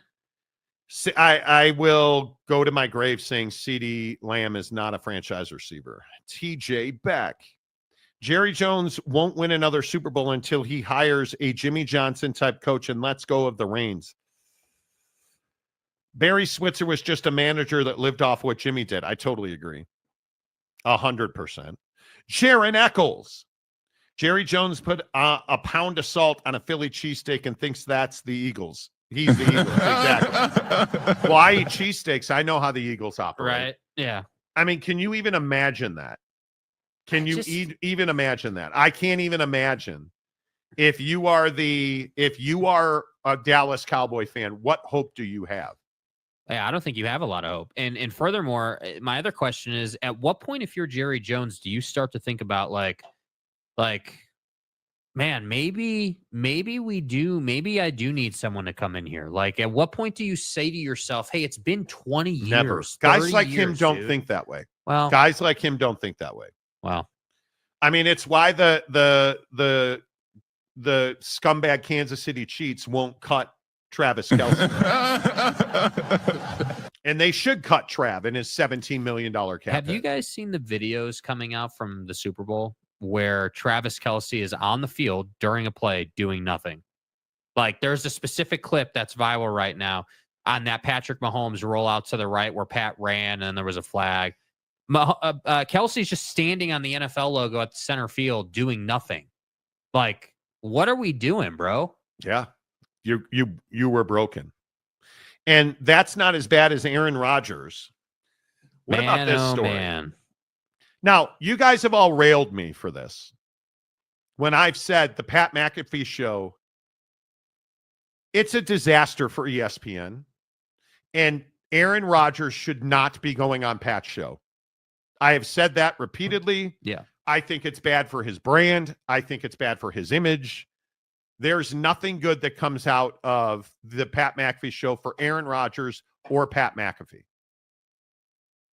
Yet they continue to do it. And then he goes to meet with the New York Jets to try and continue he clearly wanted to play for the Jets again. And what did the Jets say? Okay, stop going on the Pat McAfee show. Any agreement we make with you will be contingent on you discontinuing your appearances on the Pat McAfee show. Now, I don't know that he agreed or disagreed to that. Right. But the very fact that the Jets, according to Diana Rossini, who's been pretty flippin' right about Aaron Rodgers and the Jets. Yeah, now. you guys remember the Rossini-Aaron Rodgers saga, right? Yeah, where Diana Rossini said he gave a list of players that he wanted on his Jet team. And he said that didn't happen. And then all those players wound up on the Jets. Yeah, he said that Rossini was reporting fake stuff and making things up. And then all those players wound up on the Jets. Nice. I don't understand why Aaron Rodgers continues to go on the Pat McAfee show. I'm assuming, based on watching his show on Netflix or wherever it is, I think it's Netflix, and his obsession with going on Pat's show, I'm assuming that Aaron Rodgers is going to do some kind of something. I don't think he'll ever be Tom Brady in the media, or I don't think he'll ever analyze games. I think he will do some kind of something show. Now is not the time to be doing that. And I will continue to tell you the damage that Aaron Rodgers does to himself going on Pat's show the lies that he has told, the people he has tried to tear down on that show, it's all coming back to roost because your football career is hanging. Aaron Rodgers' football career is hanging in the balance. Yeah, I think the thing that nobody wants to talk about in terms of like nobody from ESPN, certainly Aaron Rodgers isn't going to talk about this, is the specifics around why Pat's show is an issue. It has nothing to do with whether Pat's show has worked for ESPN. The Jets don't give a damn about that. What the Jets care about is, hey, you're going on this guy's show and you're talking about all these issues. And then guys in the locker room have to answer questions. We have to answer questions. You're a distraction. You're a distraction. For a guy who's not on the field, and when he's on the field, he doesn't produce. And to make it worse, you want to get paid at the top of the league. Like, we've seen this. So, and then on top of all of that, you don't perform. So what position do you put the Jets in by doing this? I don't even know where he goes. Because you look at the best divisions in football and you look at the teams that are likely to compete for a Super Bowl. I mean, the best team in the AFC is still probably Kansas City. Right. They don't need a quarterback. Baltimore doesn't need a quarterback. Cincinnati doesn't need a quarterback. Mm-hmm. You look at the NFC. I mean, the best teams have quarterbacks. Yeah, the reporting yesterday out of a couple of folks I saw on Twitter was the Titans were in the lead for Aaron Rodgers, and I don't think he'd ever play for the Titans. But why would you go? That's my point. Yeah. If you're Aaron Rodgers, are you just going to play football games? Why would you do that? I don't know. You're just, if you're Myles Garrett, are you just wanting to go play football games? No. You asked to be traded away from Cleveland because you want to compete for a Super Bowl. Aaron Rodgers should not just be playing football games, right? That's why you don't go to Minnesota. You don't go to New Orleans. You don't go to Tennessee because those teams don't compete. You don't go to Las Vegas unless they're going to spend an F ton of money. You don't go there. And if you look at the teams, like, and I don't, this obviously there's going to be a lot of conjecture in this, but if we look at the teams that could potentially, who are on the cusp of a Super Bowl, look at the AFC. As I said, Kansas City, Buffalo, Baltimore, no. Houston doesn't need a quarterback. The Chargers don't need a quarterback. Pittsburgh, they've got two, and they're trying to re-sign Russell Wilson. Are you bringing in the Aaron Rodgers circus? No, hell no. You're certainly not. They're not. He's not a fit in that organization. Denver, no. Cincinnati, no. Indianapolis, are you going to Indianapolis? Miami, no. The Jets said no. Jacksonville, no. New England, Las Vegas, maybe. Yeah. Are you going to Cleveland? Look at the NFC. Who are the teams on the cusp in the NFC? Could you go back to Green Bay? No, they have a quarterback, even if they would take you. You're not going to the Washington Commanders. Minnesota,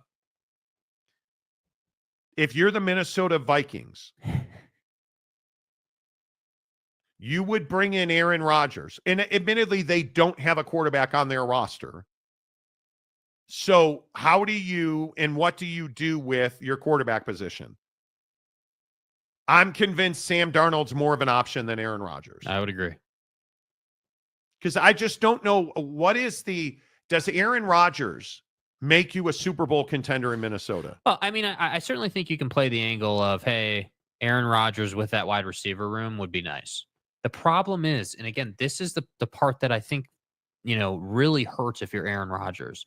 People don't trust that you can stay healthy now. They don't trust that you're mobile enough, that you can roll the pocket right with regularity, that you could roll it left with regularity, that you could run for 5 yards if you need. Like, people don't buy that, man, mainly because you haven't put out tape showing that you can do that anymore. And again, if you're Minnesota, let's say, all the homers and tinfoil hat people want to say that there's a prophecy for him to go to Minnesota because Brett Favre did. And Brett Favre played for the Jets and then Minnesota. And then, so there's this whole thing about Minnesota. But if you're Minnesota, you've got J.J. McCarthy on the roster, and it's only a question of, hey, is Sam Darnold, are we good with Sam, even though he really let us down in the playoffs and played like crap? Or are we not good with Sam? And we're going to move on from him and we're going to try someone else. or are we just going to throw JJ in there and deal with it? Like that's what you're talking about in Minnesota. Again, I don't think that Minnesota is a place where you want the Aaron Rodgers circus. Like the only places that work for the Aaron Rodgers circus are major, like tier 1 markets, like LA or New York or Chicago or, like that level of market. And all of those jobs are spoken for with withstanding the Rams, right? Obviously, there's a lot of smoke about Stafford and that situation and all that. So we'll see what happens there. But I'm just telling you guys, like, there's not some laundry list of places for Aaron Rodgers to go. Not if he wants to win. Not if he wants to win. Yeah. Because I do think Las Vegas would sign him. I do think New Orleans would sign him. I have no doubt Tennessee would sign him. I do. I think the Giants would probably be entertaining a conversation. But are you going to win? That's the I don't know. It is interesting to see. I think Minnesota is very interesting. I don't think that organizations with soft ass management in the front office can sign Aaron Rodgers. So the Giants, in my book, are not a fit, right? Like, you're a soft front office. You let guys walk all over you. Like, you didn't handle the Odell thing very well, in my opinion. Like, there were, the Saquon thing is an absolute embarrassment at this point. Like, I don't know what you were doing there. So the idea that you're going to bring Aaron Rodgers in and he's not going to get just everything he wants on his list is a joke. He's going to, if he would go there. I think Minnesota, J.J. McCarthy's not an NFL quarterback until he proves himself. Darnold's a system guy. They built a system for him. I mean, I don't know why you would do it, but it's all conjecture. It's all opinion. We'll see what they do. Sergeant Green, this has Cleveland written all over it. You cannot take another risk at quarterback if you're Cleveland. But again, are we going to really put it past them after what they did? I mean, like that decision and that contract they signed with Deshaun, only to rework the contract, only to have him be completely irresponsible and, terrible with his recovery to pop his Achilles again. Like, I don't know. I just think there's too many unknowns right now. What's going to happen in the draft? What's going to happen in the free agent market? What's Atlanta going to do with Kirk Cousins? Yeah. Another guy. What's going to happen? I don't know. Boyd Lake, I think there's time for everything. Some players mix in brand building when they should be focusing on the best way to build a sports brand, winning. Personal brand could come later, just win. I think when you win, it makes it easier to build a brand. Tom Brady. Saquon Barkley. So Saquon Barkley, what is Saquon Barkley obsessed with? Did you guys see the whole Bryson DeChambeau, Saquon Barkley thing? Bryson DeChambeau is all in to teach Saquon Barkley how to break 80 this offseason. Saquon Barkley claims his only goal this entire offseason is to break 80 playing golf. Saquon Barkley says if he does not break 80, he's quitting golf. Bryson DeChambeau's like, hey, man, come join us. Let's work together. He has a series where he does breaking 50. You shoot 50 for 18 holes from the front tees. I think Saquon Barkley is going to explode now. And it's going to happen in the YouTube space where you're going to hit the like button. Hit the like button. The eye patch. Minnesota would be interesting, and Rodgers would get to beat the Packers twice. Could be. Yeah. Could be. Brandon Butler, New Orleans is in cap hell right now. I doubt they can pay Rodgers. They are massively in cap hell. All right, real quick, because then we need to now I'm going to save it. Did you guys hear these claims about the Dallas Mavericks?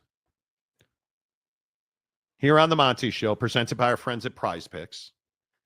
Prize Picks is America's favorite daily fantasy app. Download the Prize Picks app. Use the promo code Monty. You deposit $5 in a new Prize Picks account, they'll give you 50 more instantly when you use the promo code Monty. Let's play NBA together. Let's play baseball together. Heard from my season ticket rep at the Cubs. because I am now a full-fledged season ticket holder. What did he say? He said, tell Jake to go screw himself. No two shaking in the bleachers. Okay. Download the app. Use the promo code Monty. You deposit $5, they'll give you 50 more. So there's been all this stupidity from Mavericks fans. How could you trade him to the Lakers? Oh, my God. Death threats against Nico Harrison. Yeah. Mavs fans are so narrow that they're blaming Mark Cuban for this because he's the owner of the Mavericks. Only he's not the owner of the Mavericks anymore. Death threats. Coming home, having to add extra security to protect Anthony Davis and Nico Harrison because Mavs fans have threatened violence. Anthony No Groin Davis. Because you traded Luka to the Lakers in the middle of the night. So does it make you feel better that they tried to trade him for Giannis? And the Bucks were like, under no circumstances are we trading Giannis. What was the first Maverick fan reaction? Well, Luka's better than Giannis. Okay. Does it make you feel better that they tried to trade him to Minnesota for Anthony Davis? And the Timberwolves said... Anthony Edwards, excuse me. Under no circumstance are we trading Anthony Edwards to anybody for anybody. Well, he's better than Anthony Edwards. No, he's not. And I think Maverick fans can't get out of their own space enough to say Luka Doncic currently is not one of the top probably 7 players in the NBA. Mm-hmm. You watched Kevin Durant break 30,000 points last night. Right now, here today, if I'm trying to win a championship today, I'd rather have Kevin Durant. Now, in the next decade, no. But right now, here today, in a today, right now league, which the NBA is, I'd rather have Kevin Durant. If I look at the awesome performances last night, would I rather have Scotty Barnes or Luka Doncic? Luka Doncic. Would I rather have Karl Anthony Towns or Luka Doncic? Right now, today, I'd probably rather have Karl Anthony Towns. Because the guy is more capable of helping you win a championship than Luka is. What we learned, and let's see what happens tonight at altitude, 4,500 feet above sea level here in Salt Lake City. The Lakers are in town, and certain people didn't want to go to the game with me, so I'm going alone. Ask yourself, is Luka Doncic in position to help the Lakers win a championship right now? Not if he is who he is in game 1. No, he's not. Because the other night, he was not in shape. Okay, he's been off. Did not shoot well. Did not pass the ball well. Okay, it's game 1. But do you believe that Luka Doncic is better than Anthony Edwards or Giannis? No, I don't think he's better than those two guys. I would disagree slightly on the game 1 thing. I thought he passed well in game 1. He didn't shoot well in game 1. He looked nervous. He looked out of sync. He just looked like he had been off. But no, I don't think he's better than those two guys. I think that Luka Doncic is going to have to prove that he's willing to play the defensive side of the ball better.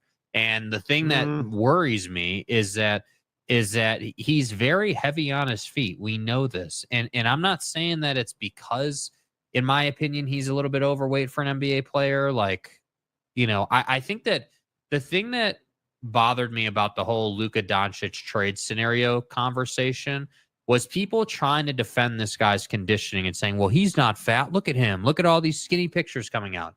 Right. When we talk about an NBA player being fat or overweight, we're not doing it in the same way that we're talking about Jim at the sandwich shop being fat.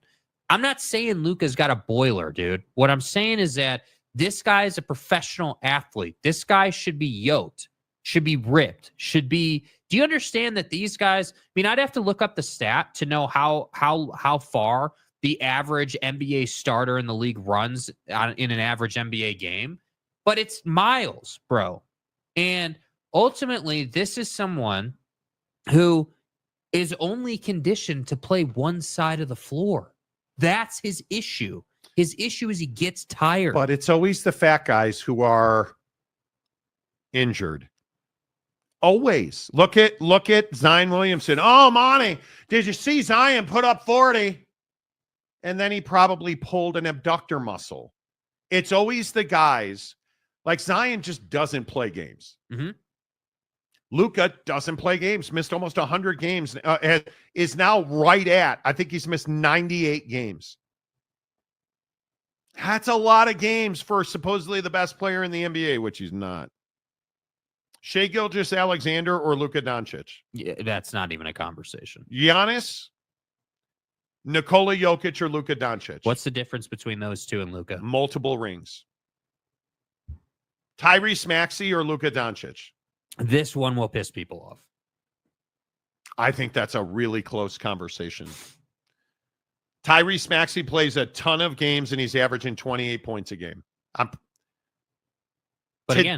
talking about right now, this season, trying to win a championship. I'm taking Tyrese Maxey. Kevin Durant, Jason Tatum. Conversation. Jason Tatum. Not a conversation. Devin Booker, Jalen Brunson. I'm taking all of those guys over Luka Doncic right now today to win a championship. Damian Lillard. I would take Luka. I would take Luka too. Anthony Davis. I would take Luka. Cade Cunningham. Ooh. I think Cade also shares the not playing games thing. This is his first year where he's really played a lot of 49 games. Yeah, and he's been putting out a lot. He's putting out, no question. But I would probably give Luka the edge over Cade Cunningham. Shooting 35% from three, Cade Cunningham. Yeah. I think that's close. De'Aaron Fox, I'm taking Luka. LeBron James. You're taking LeBron. But now we don't have to have that discussion. Victor Wembanyama. Luka. Karl Anthony Towns. I'm taking Karl Anthony Towns. Here's the problem with the cat conversation, though. Karl Anthony Towns is one of the most inconsistent players in the NBA, in my opinion. Some nights, like last night, he'll give you 40. And then other nights. But he's averaging 24 points. He is averaging 13 and a half rebounds. Yeah. Karl Anthony Towns is shooting 42.6% from three. Now on low volume, right? He shoots 5 threes a game. I'm taking Karl Anthony Towns. Yeah. I'm taking Karl Anthony Towns. Kyrie Irving or Luka Doncic? I'm probably taking Luka. Donovan Mitchell or Luka Doncic? Right now, today. Probably Don. Taking Donovan. Yeah. Norman Powell, Tyler Hero, go down most of these guys, I'm taking Luka. But when you start talking to me, I'm taking Luka over Jaylen Brown. Now, wait. In Boston's situation, that's tough, actually. They're really close. You know what the thing that puts Jaylen over the top as I think about this? My knee-jerk reaction was Luka, but Jaylen Brown's one of the best on-ball defenders in the league. And he is by far the best leaper in the NBA. I'm taking Jaylen Brown. I'm taking Jaylen Brown. Tyrese Halliburton. Luka Doncic. Alex Caruso. I'm taking Alex Caruso. Austin Reeves. You joke. As a casual observer of the LA Lakers, I'm taking Dalton Connect. No, I'm kidding. Here's a good one. Joke. Here's a good one. Markkanen or Luka? Oh, Luka all day. Lauri Markkanen is it. Lauri Markkanen, again, Lauri Markkanen's that guy who's a spectacular player. He's amazing. He's awesome. Can't be a number one. Cannot be a number one. And what do you go? 0 of 8 from 3? Yeah. Luka Doncic is far more dynamic offensively. Lauri's a better defender.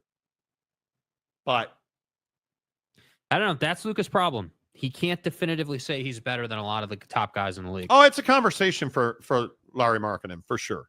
Yeah. For sure. I would agree with that. Jeremy Bolton. Alex Caruso or a box of turds? Tough. That's tough. Lauri is putting in a level of effort worthy of the tank job this year. He was terrible against the Lakers the other night. Fat Jesus, DeAndre Ayton. I'm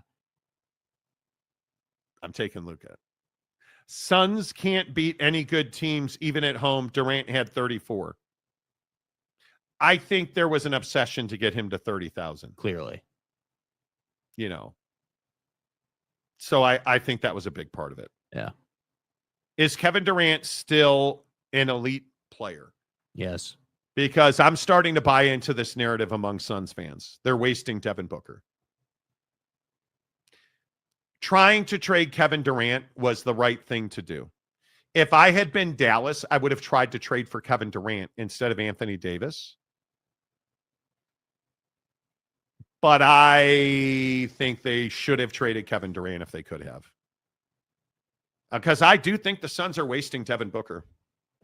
I don't know how else you make the art. You've fired multiple coaches. You've never been able to build. You've never been able to build a roster that has any kind of depth. This is what the Lakers have been struggling with, and now they've finally done it.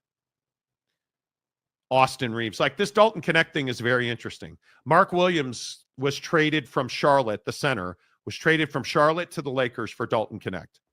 Mark Williams failed his physical with the Lakers, who voided the trade. Dalton Connect, I would think, would be available tonight. Mark Williams is refusing to go back to the Hornets, who are probably going to have to buy him out. Only problem is now he doesn't have a job because the Lakers signed Alex Len, which was a really good pickup for them. But you look at the Lakers now, and you look at the depth they have on that roster. Dude, that's what Phoenix has never been able to do. You've got to have two studs, right? You've got to have two studs. Got to have the duo. And Kevin Durant and Devin Booker are very good together. The problem is they can't afford, because those two guys are making so much money, they can't afford Austin Reeves, Dalton Connect. They can't afford to go and build a depth that you need in this league, especially in the West.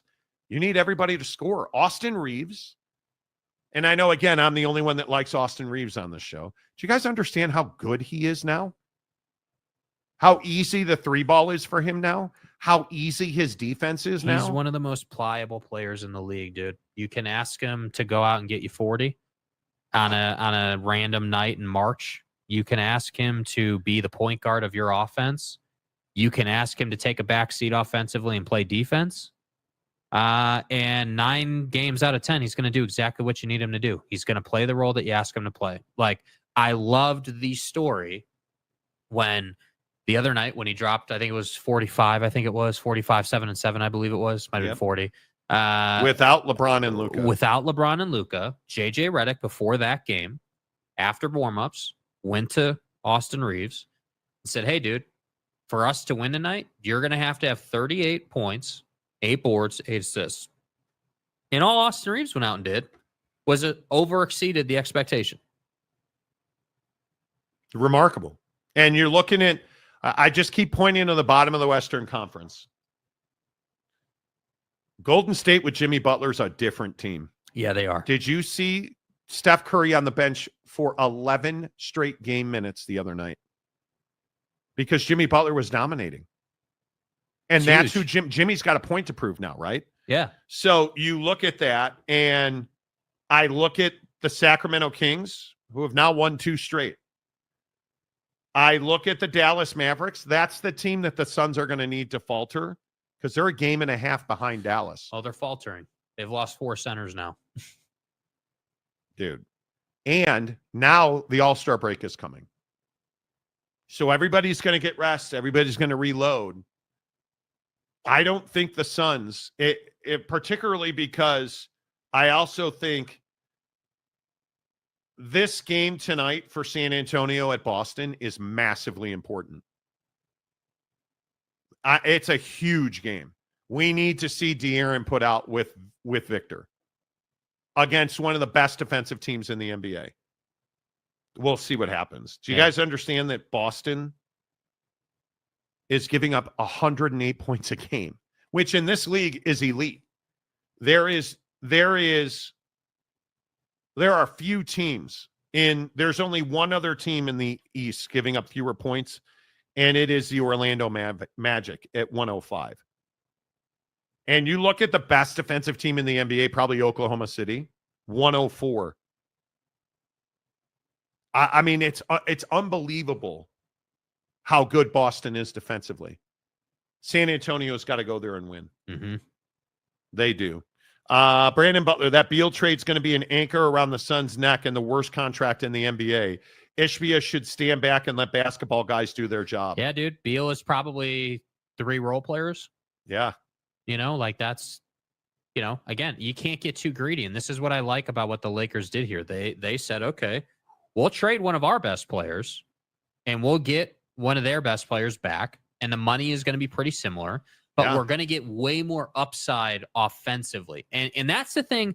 We talk so much about the downfalls of Luka and his game, but the upside with Luka is, hey, this is someone who can drop 50 on a team at any given time in the playoffs, and Bron can take a back seat to that and just feed him and kind of do the whole Jimmy Steph dynamic where Bron can take a few possessions off.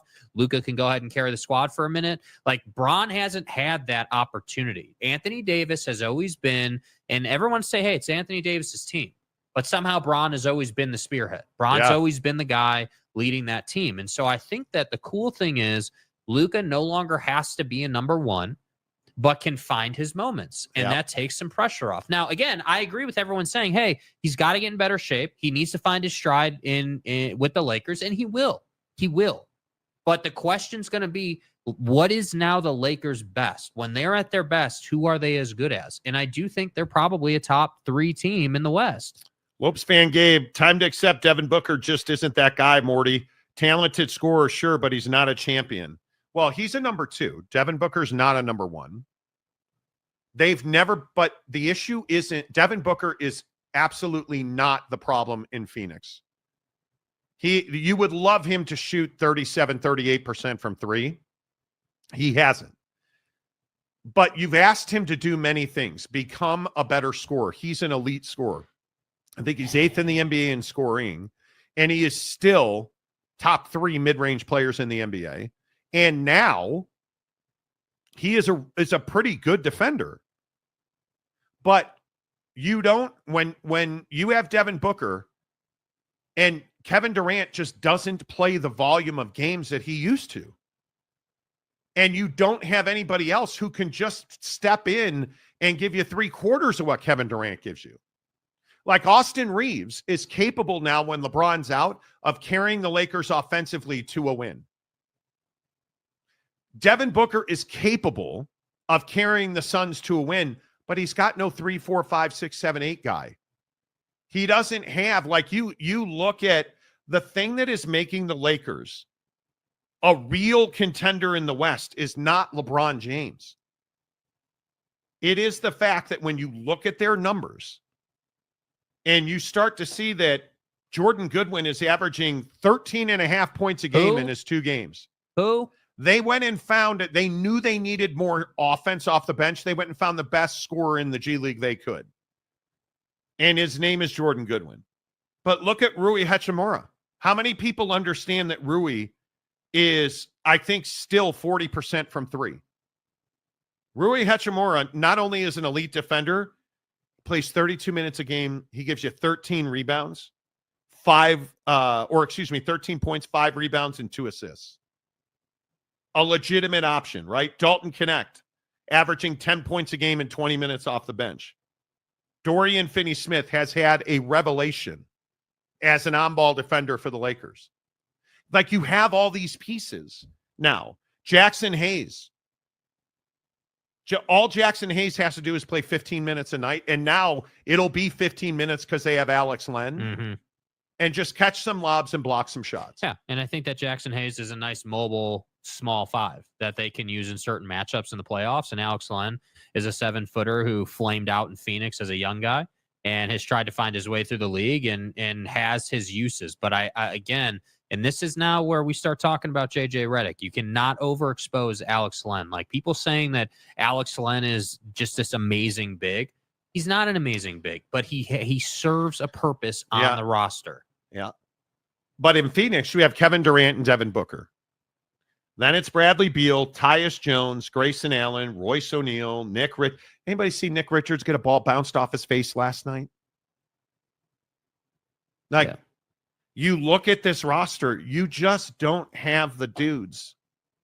You don't have a roster. You've got Book and KD, and that's it. And a bunch of dudes. And I don't think anybody is. I'm not certainly making the argument that Devin Booker is a number one. But you're wasting him. He is he is Dwayne Wade to LeBron James. Yeah. He's absolutely that guy. And you don't, but Kevin Durant has played 10 less games than Book, I think. It's frustrating to watch the Suns, no doubt. Zona, the Suns need a legit point guard. Yes, they do. Because you're asking Devin Booker, who is a 2-3, to play 1. Once again, you're asking him to play point guard. And he's never thrived bringing the ball up. He's never thrived there. Read that one already.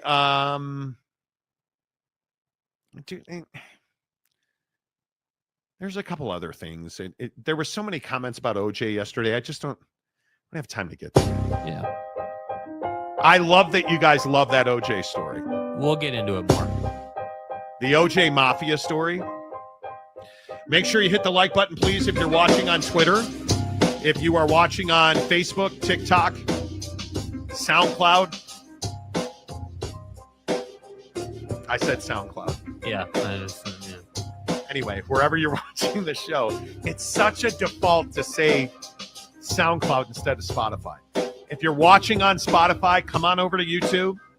Just Google search The Monty Show. The first thing that'll come up is YouTube. The link is on all my socials, Instagram, X, Twitter. Click the link, hit subscribe, give us a thumbs up. Do it. Thank you to everybody who watched the show today. We are, as always, presented by The Advocates at theadvocates.com. Until tomorrow, Jakey Two Shakes. Say goodbye, Jake. Goodbye, Jake.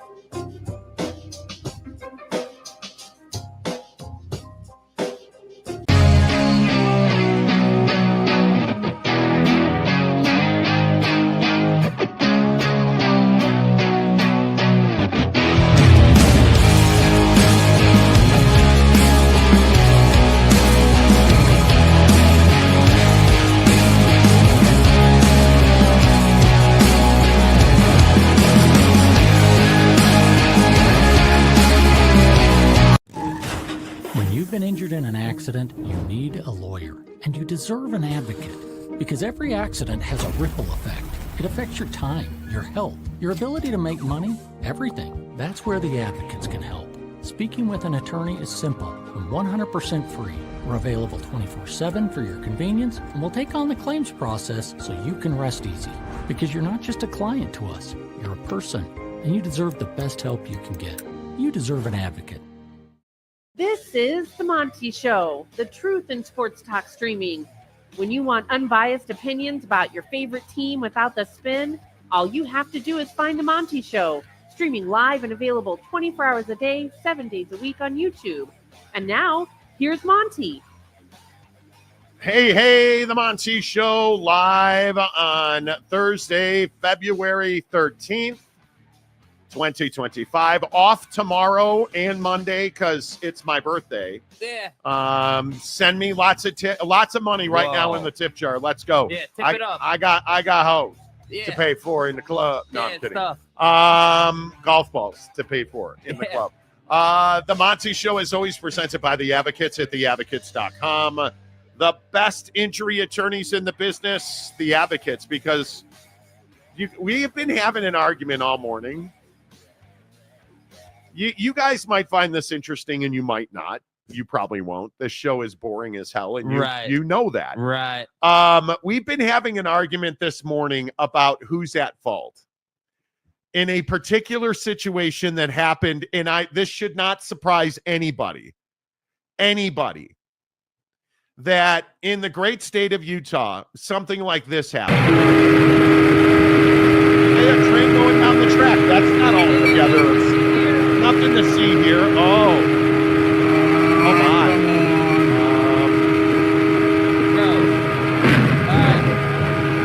That's not good.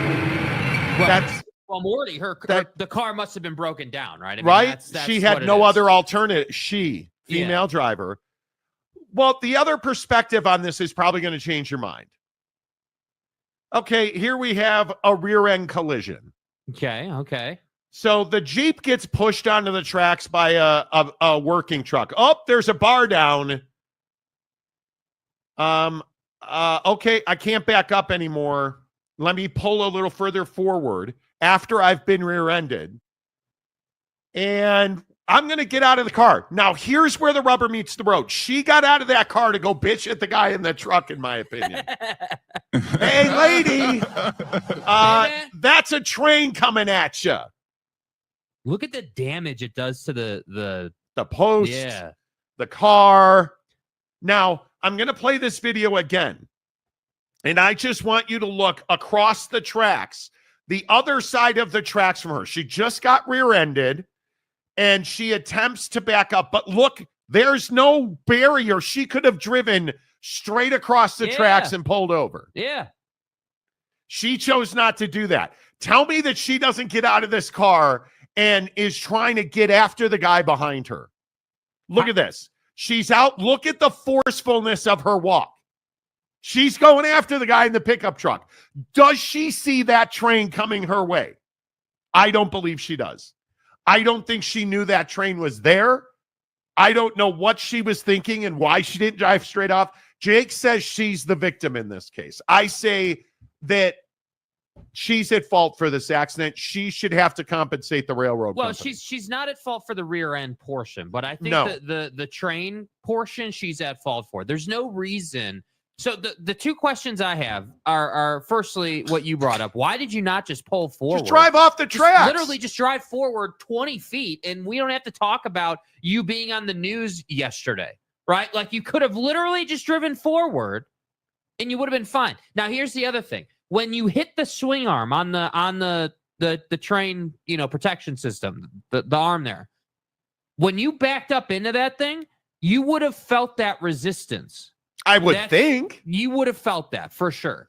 That's not some just small little, thing that you could just back up. But she's through. Clearly not running for her life. They tried to spin it online that this lady was running for her life.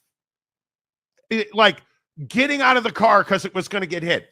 I am telling you, she was getting out of that car to whoop some ass. Yeah, dude. She wanted to go back there and woman-splain what an a-hole the driver of that. She chose violence, and the train said, "Hold my beer." Yeah. Right? I blame the driver. She got out of the car, in my opinion, looking to take advantage of a situation. Because here's the deal. Being on the train tracks, that's not a very common situation and as listen, a driver. When Jay Chapman is speaking truth to female power, you're in the wrong spot. That's what I'm saying. Just go forward. Why didn't you drive off the track, lady? Janus. Okay. The mixer's upset too. Even the sound mixer is upset with you, ma'am. Like, this is one of the stupidest things I've ever seen. And in my opinion, she should have to pay to fix the train. She should have to pay to fix the light post and guardrail thing. Yeah. She should have to pay for it all, because if you look at the damage that was done, now she makes a choice too. I want to point this out. So you notice, okay, she gets rear-ended by the truck on the right. Watch the right side of the screen. Start over. Watch the right side of the screen. Watch her get rear-ended here. She gets pushed onto the tracks by that truck.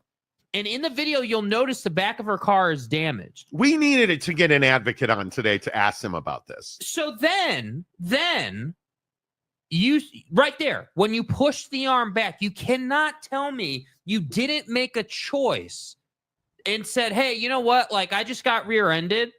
I'm just going to park this thing right here, because the other thing you're not getting away from is on the other side of the road, you can see all the cars stopped for the train. But she's just gotten rear-ended by a pickup truck, right? Dude, I'm just telling you right now, if I just got rear-ended and train tracks are involved, my first question is not the pickup truck. My first question is the train tracks and getting to safety. I'm curious. Maybe and there are some other scenarios. Maybe she hit her head. Maybe she was dazed and confused. Uh-huh. That could be. Uh-huh.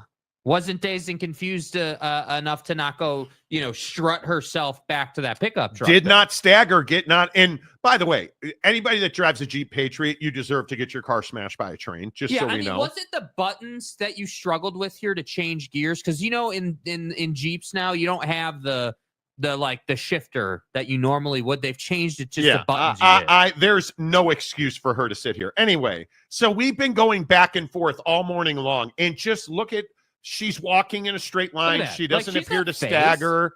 No, not at all. And this is not a high-speed accident. So I'm not I'm not giving her the benefit of the doubt that she hit her head. This is not I've been rear-ended once in my life, very similar to this.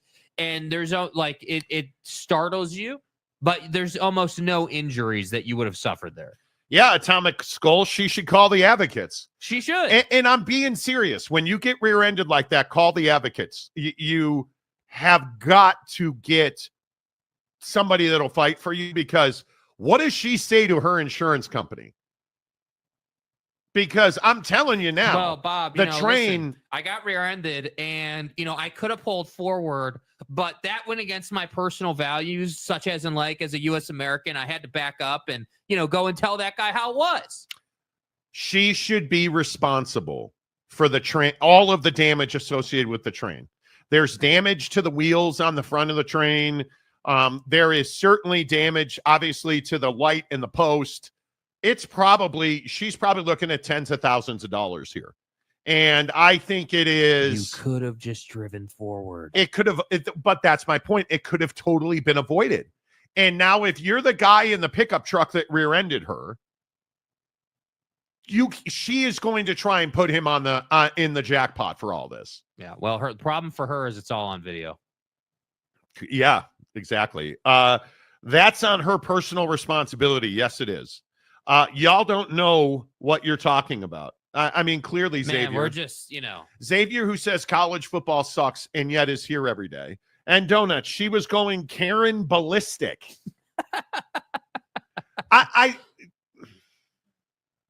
This doesn't need to be female drivers are terrible.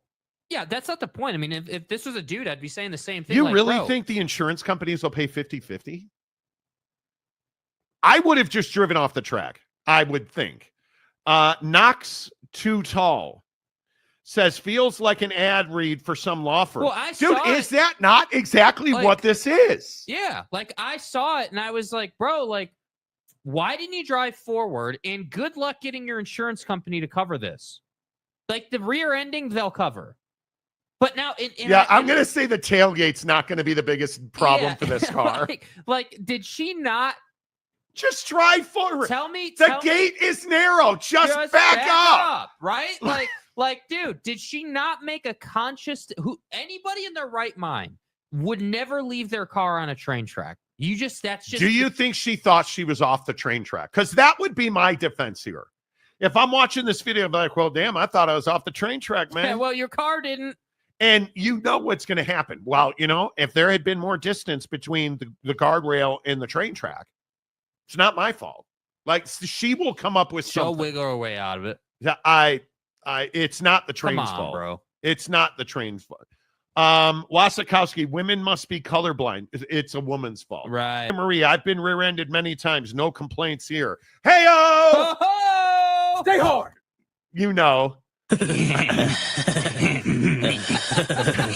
Dana. Bailey Dietrich, boom. Get out the way. Yeah. Get out the way. Exactly right. Welcome to the nightmare. She could have easily drove up. The truck was at fault for hitting her, though, and she was at fault for all the train damage. Exactly right. It's all the truck's fault.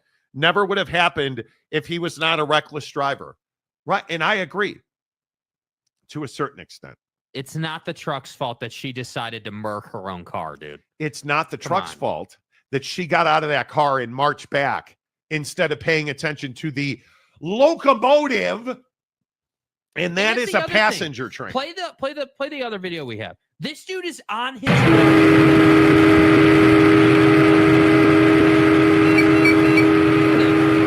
Listen to the driver. Right here. Come on.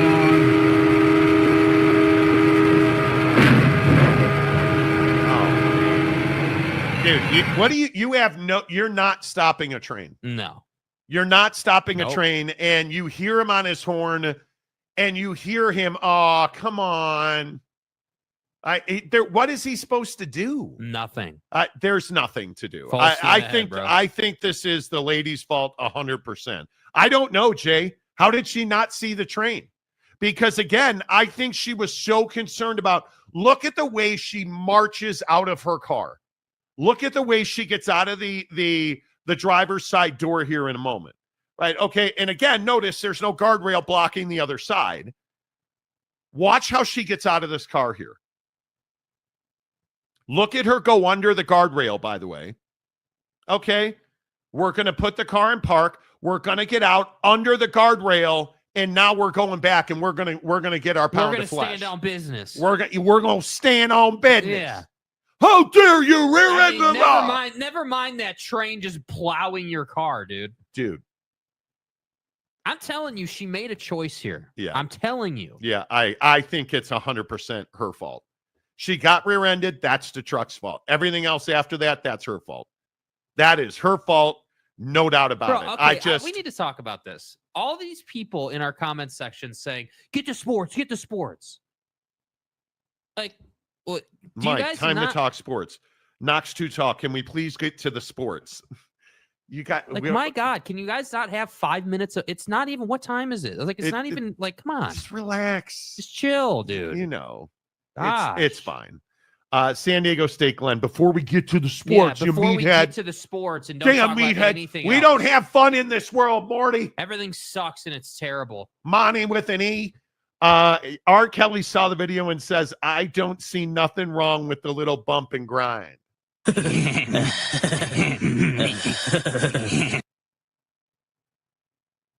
Okay. The Monty Show presented by the Mountain West Conference. D-Rock, this is sports smash-up derby. It totally is. This is a sport, dude. Getting plowed by a train? Come on. Yeah. I it'll just be interesting to see what happens with her. But again... Sorry, I just thought you guys would have enjoyed a little entertainment this morning. A little lighthearted. Nobody died. Who doesn't like car on train action? Dude. Come on, dude. When nobody dies. Yeah.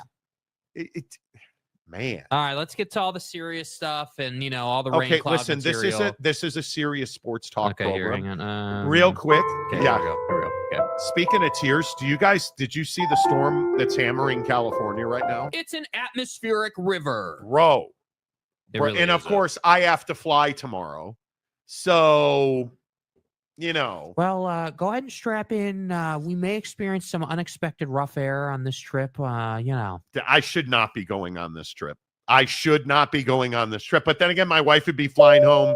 If we weren't going to Seattle, she'd be flying home Friday. So either way, it's fine. It's fine. All right, let's get into it. Here on the Monty Show, presented by The Advocates at theadvocates.com, where you never pay out of pocket for the best legal advice. You get clear, risk-free advice in the worst moments of your life. Tell me if your car gets wrecked by a train, that's not one of those. She didn't leave it there on purpose. She has to feel not so great this morning. Get to The Advocates. They'll give you clear, risk-free advice, and the best part is you don't pay The Advocates unless and until they win your case. A lot of talk about the Pac-12 being on the verge of winning their poaching lawsuit against the Mountain West. Now, let's be very clear. We are not reporting that. And the Jackwagon's reporting that. I have not been able to find a single source who says we're close to a resolution on the poaching lawsuit with the Pac-12 and the Mountain West. And I want to get that out of the way very clearly. We have spoken to a number of attorneys who specialize in this area who have all told us the precedent is on the side of the Mountain West, in that there is no precedent that says when you sign a contract that you can just not abide by the terms of the contract and then sue to get out of those terms. And, it's interesting. A lot of Pac-12 supporters have said, well, hey, the Pac-12 knew that this poaching clause was in there. The Pac-12 knew that it was unenforceable, and that's why they signed the contract. The problem with that is the law is not on your side in that case. You signed that contract. you certainly can go to court and you can argue that it's unenforceable, but you're going to have some pretty clear evidence that it's unenforceable in some way, shape, or form, and that you did not know that clause was in that contract. When you sign a contract, and I think this is a part that people often forget, when you sign a contract, you are saying, essentially, I am going to do everything I can do to abide by the terms of this contract. It is called a good faith basis. You're signing that contract with a good faith of getting into an agreement that you have every intention of honoring. If you sign a contract knowing that there's a clause in there you believe to be illegal, you are not entering into that agreement in good faith. There is no precedent that says a judge is going to overturn that. And again, from sources I have spoken to close to that situation, not one person believes that this will end up in a courtroom with a judge making a ruling as to unenforceable or enforceable. Most people believe that these lawsuits are simply a lever that the Pac-12 and the exiting members of the Mountain West are pulling to renegotiate the terms of those contracts and lessen their financial exposure, and in this case, pay less exit fees, pay less poaching fees. Because I go back to the time that this contract was signed, and it is a scheduling agreement, and I want to make sure people understand this, because there is a bunch of misinformation, whether it's the radio wizard in the Northwest or whoever, putting out significant misinformation about where this poaching agreement comes in. The poaching agreement has nothing to do with either the terms and conditions, the member agreement, the grant of rights. It is all separate of that. Those are all separate agreements. This poaching agreement is part of a scheduling agreement between the Mountain West and the Pac-12, where the Mountain West agreed to schedule with the Pac-2, Oregon State and Washington State, because Oregon State and Washington State did not have a pot to piss in at that point. They had nowhere to go. They knew that they had athletes who needed games. They had clubs and teams and financial responsibilities and obligations to their partners. So they went to the Mountain West, who had extended an olive branch, who would have, and I remind you this, would have merged with the Pac-12. The Pac-12 said no.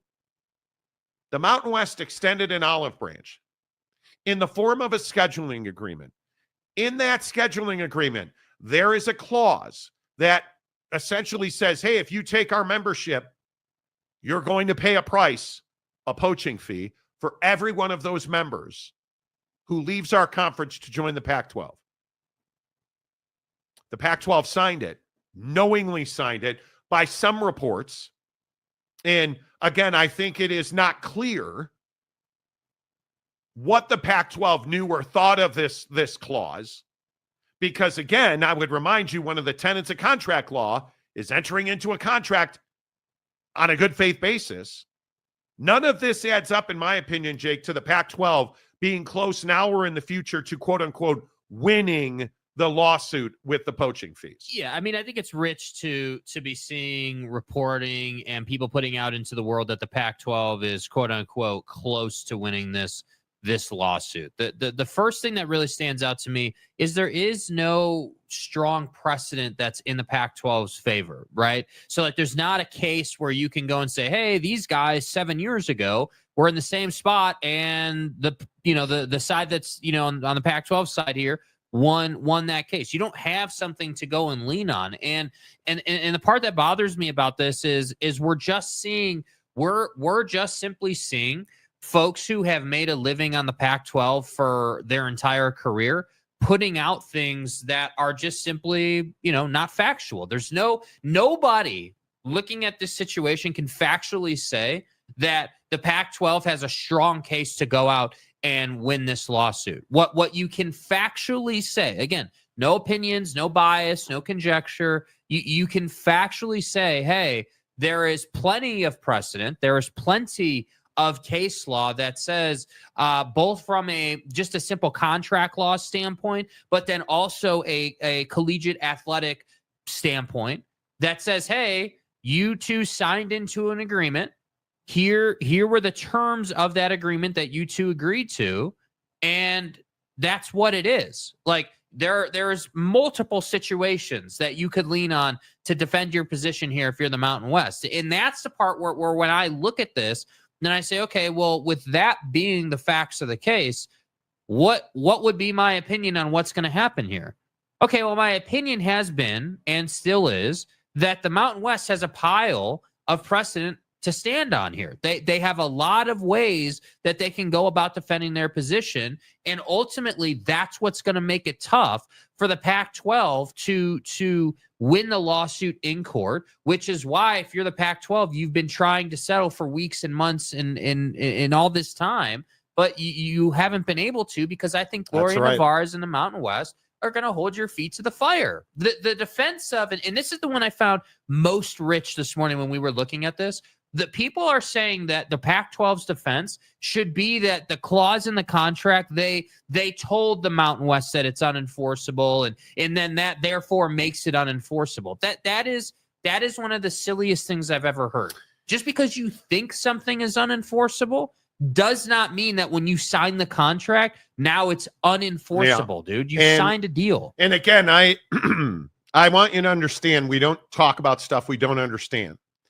We have done a lot of work on this, and I was pointed to a specific piece of literature from Harvard Law, which is the legal definition of good faith and contract doctrine.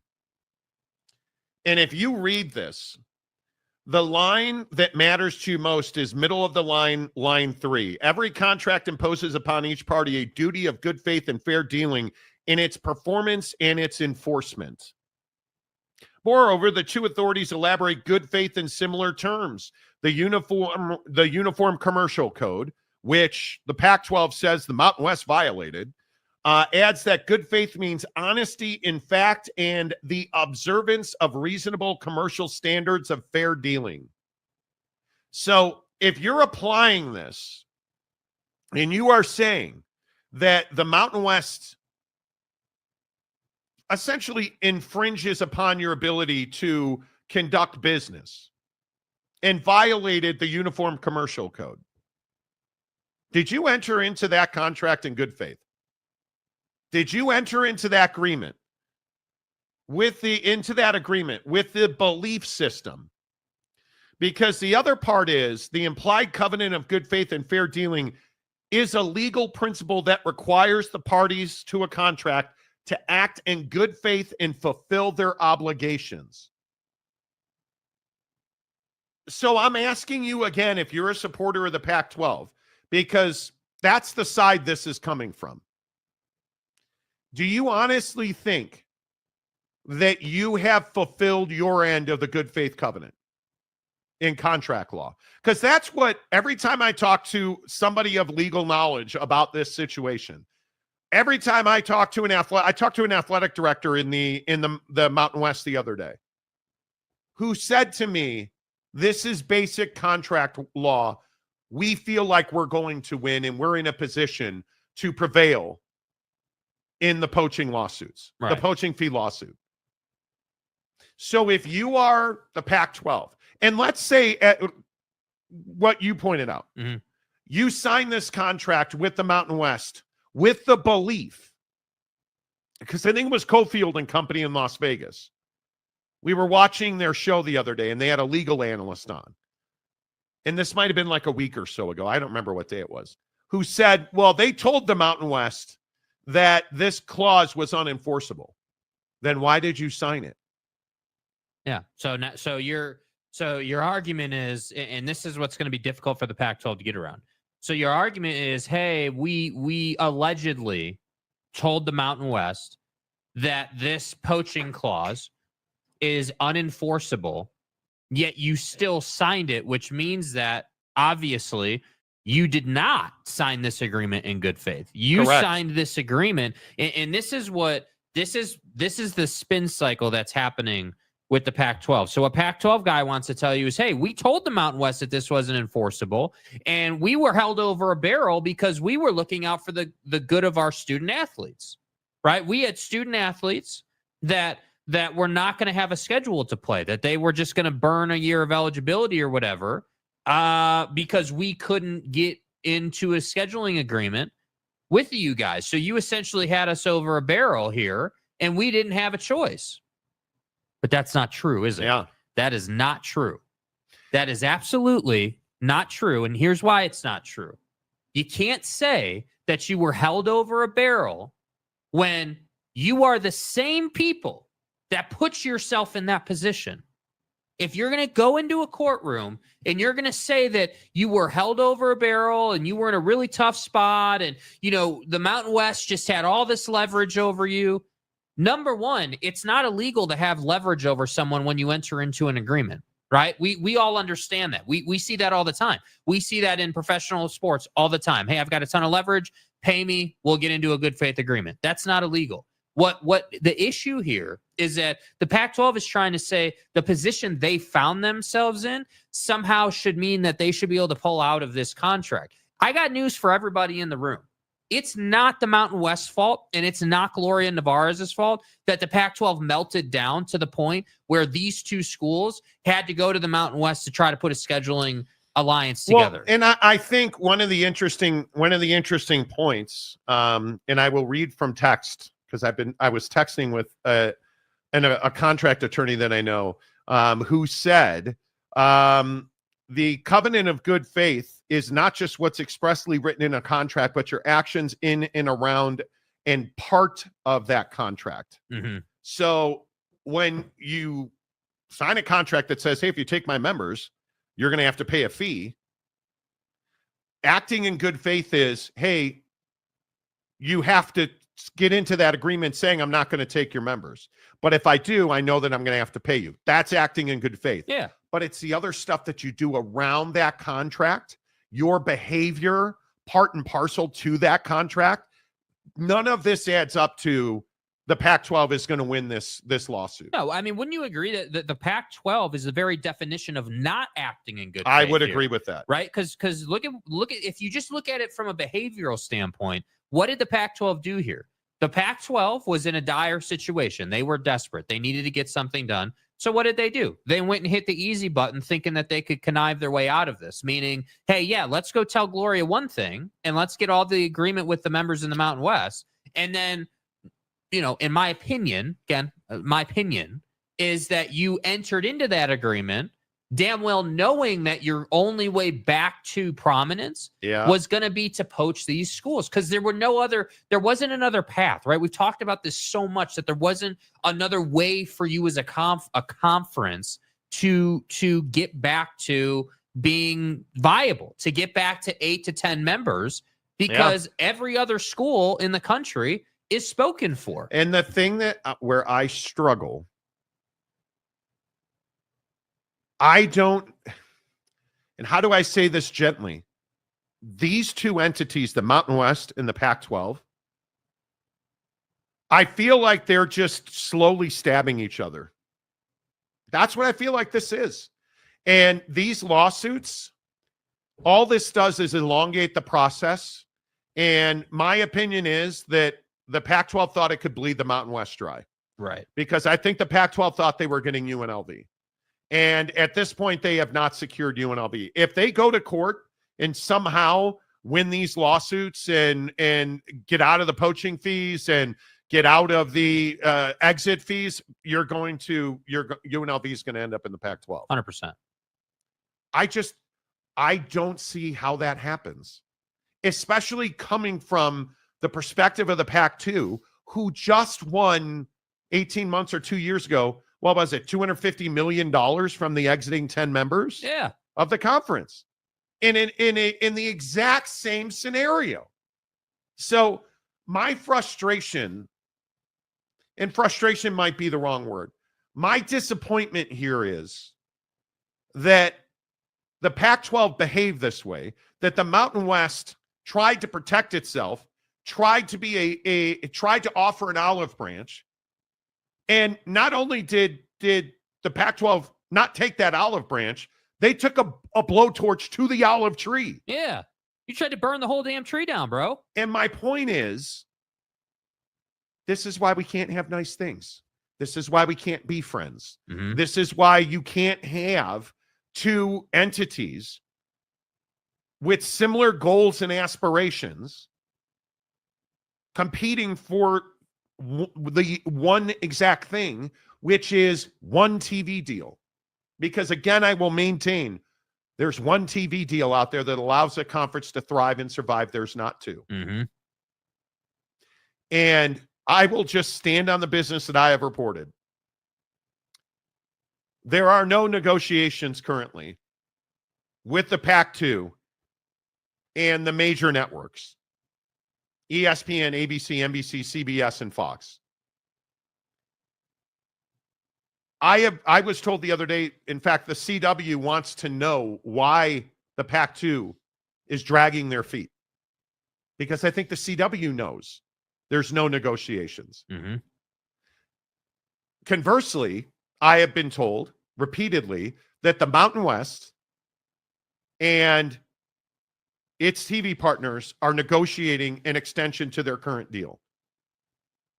And that Gloria Nevarez and her constituents in the Mountain West have multiple multiple million dollar branding deals. And they are trying to get a media rights deal done. Whether that's an extension, a whole new deal, whatever that winds up being. Right.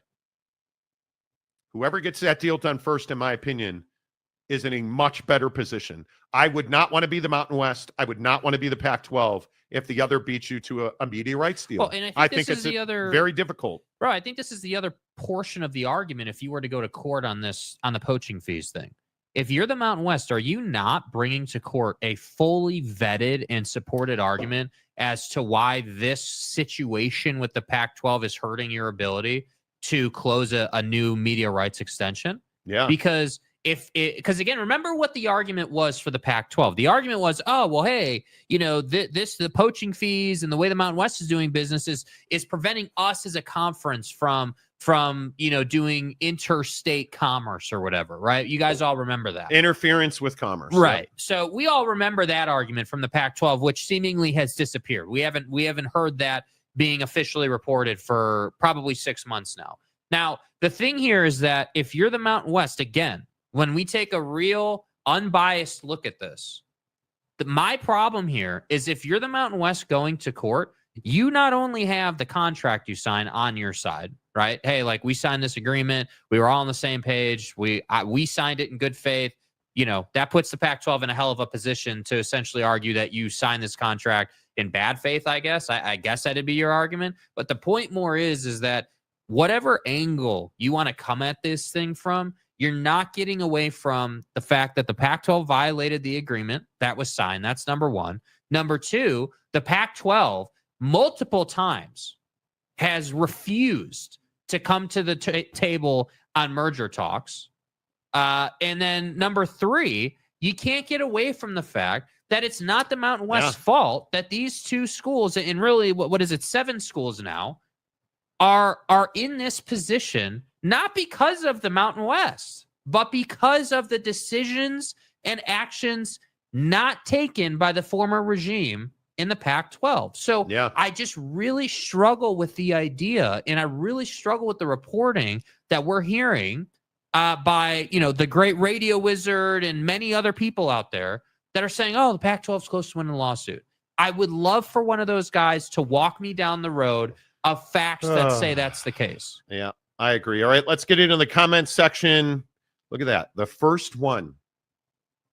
Oh. You've been wrong this entire time about the Pac-12. Okay, do tell. Please. And I want you guys to understand, I am wide open to an intelligent conversation about what you think we have been wrong about. And I don't know you. I've never heard of Popeye for you. And every time someone comes in, and we do this every single time, just so you know, Popeye's chicken, we know this. We do this every single time, right? Someone who doesn't listen to the show regularly, is new to the show, will come in and say that we've been wrong the whole time, which tells me apparently you've been listening. You just haven't been commenting. So thank you. But then number two, I would love for you to just lay out the argument. What specifically have we been wrong about?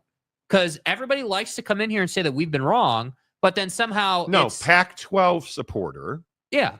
Likes to come in here and tell us that we don't know what we're talking about You tell us we don't know the law. Bro, you're right. I don't know the law, but I go and talk to people who do. I have multiple times. And again, I just ask you, that's Harvard law. Point. That's Harvard law right there.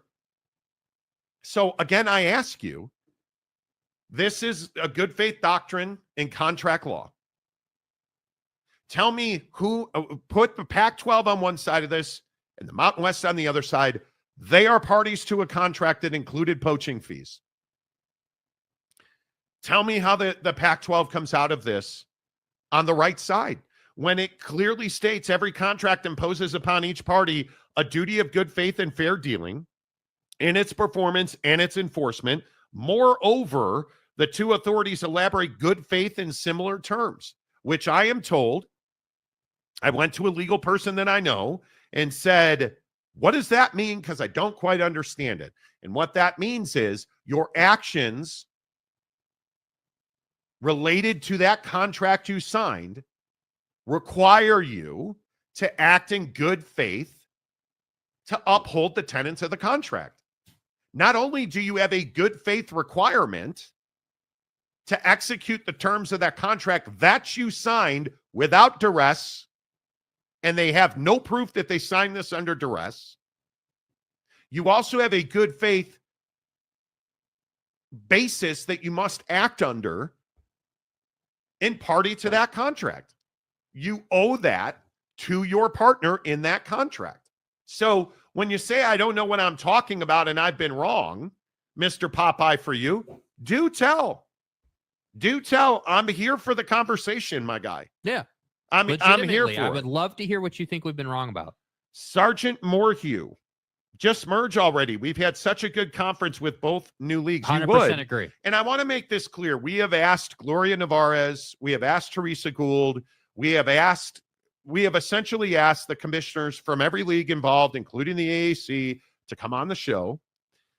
We have asked multiple athletic directors that I have had 1v1 conversations with to come on the show. And to this point, nobody has said, everybody says, yeah, I'd love to come on the show. Let me see if I can fit it in my schedule. How many of these athletic directors have come on the show or fitted in their schedule? None. Because I think it is when you're on the wrong side of this, I think it is very difficult for you to come out and make public statements because you wind up saying things like on the back of the envelope calculations. Oh, and I think if we, to that point, like if you think about what we've heard from both of these conferences, the last thing we, in an official capacity, right, in the media that we have received was that statement from Gloria. It might have been 10 days ago, maybe, or so. I think it was. So for me, I look at this and this statement right here. So this is the last official thing we've heard. And that's the other, to be honest with you guys, that's the concerning portion for me is we're not hearing anything from the Pac-12. Dead silence. Like there's no statements, there's no media availability, there's no nothing. Dead silence. I don't know what that means on a factual basis. In my opinion, I feel like that means there's not a whole lot to say if you're the Pac-12. Yeah. And you're trying to work your way through things. I don't, and listen, I understand why if you're a Pac-12 supporter, this upsets you. If Teresa Gould, the commissioner of the Pac-12, was on this show, I would specifically ask her, have you had any intention at any point of merging with the Mountain West? Did you understand the tenets of this scheduling agreement when you signed it? If she answers those two questions in either direction, does that help or hurt the Pac-12? It hurts the Pac-12. Because she can't say, well, no, I never had intentions of merging. Yes, I had intentions of. You're going to get picked apart on that. Yeah. Hey, did you know the tenets of this scheduling agreement when you signed it? Yes, I did. You basically just lost your lawsuit right there. Yeah. No, I did not. Well, then why did you sign it? Well, you basically just lost your lawsuit. Did you understand the poaching penalties that were part of that contract? Yes, I did. Well, then what good faith basis? Talking about? What good faith basis do you have not to pay those poaching fees? Because that's what's going to happen. And this is not my opinion. This is not my opinion. A noted contract lawyer has told me this directly. What's going to happen is they're going to go in front of a judge. And I would point out, I said this same thing when the Pac-12 and its exiting 10 members wound up in a courtroom. If you're the exiting 10 members of the Pac-12, you signed an agreement. And then when USC and UCLA left announced they were leaving the conference, what did you do to them? You ostracized them. You took their seats at the table and said, we don't care what you have to say going forward. Enjoy purgatory until you leave this league. And then when the two remaining, Oregon State and Washington State, essentially did the same thing to the exiting 10 members, those exiting 10 members said, that's a violation of our agreement. And what did the judge say? Essentially, well, but look what you did to USC and UCLA.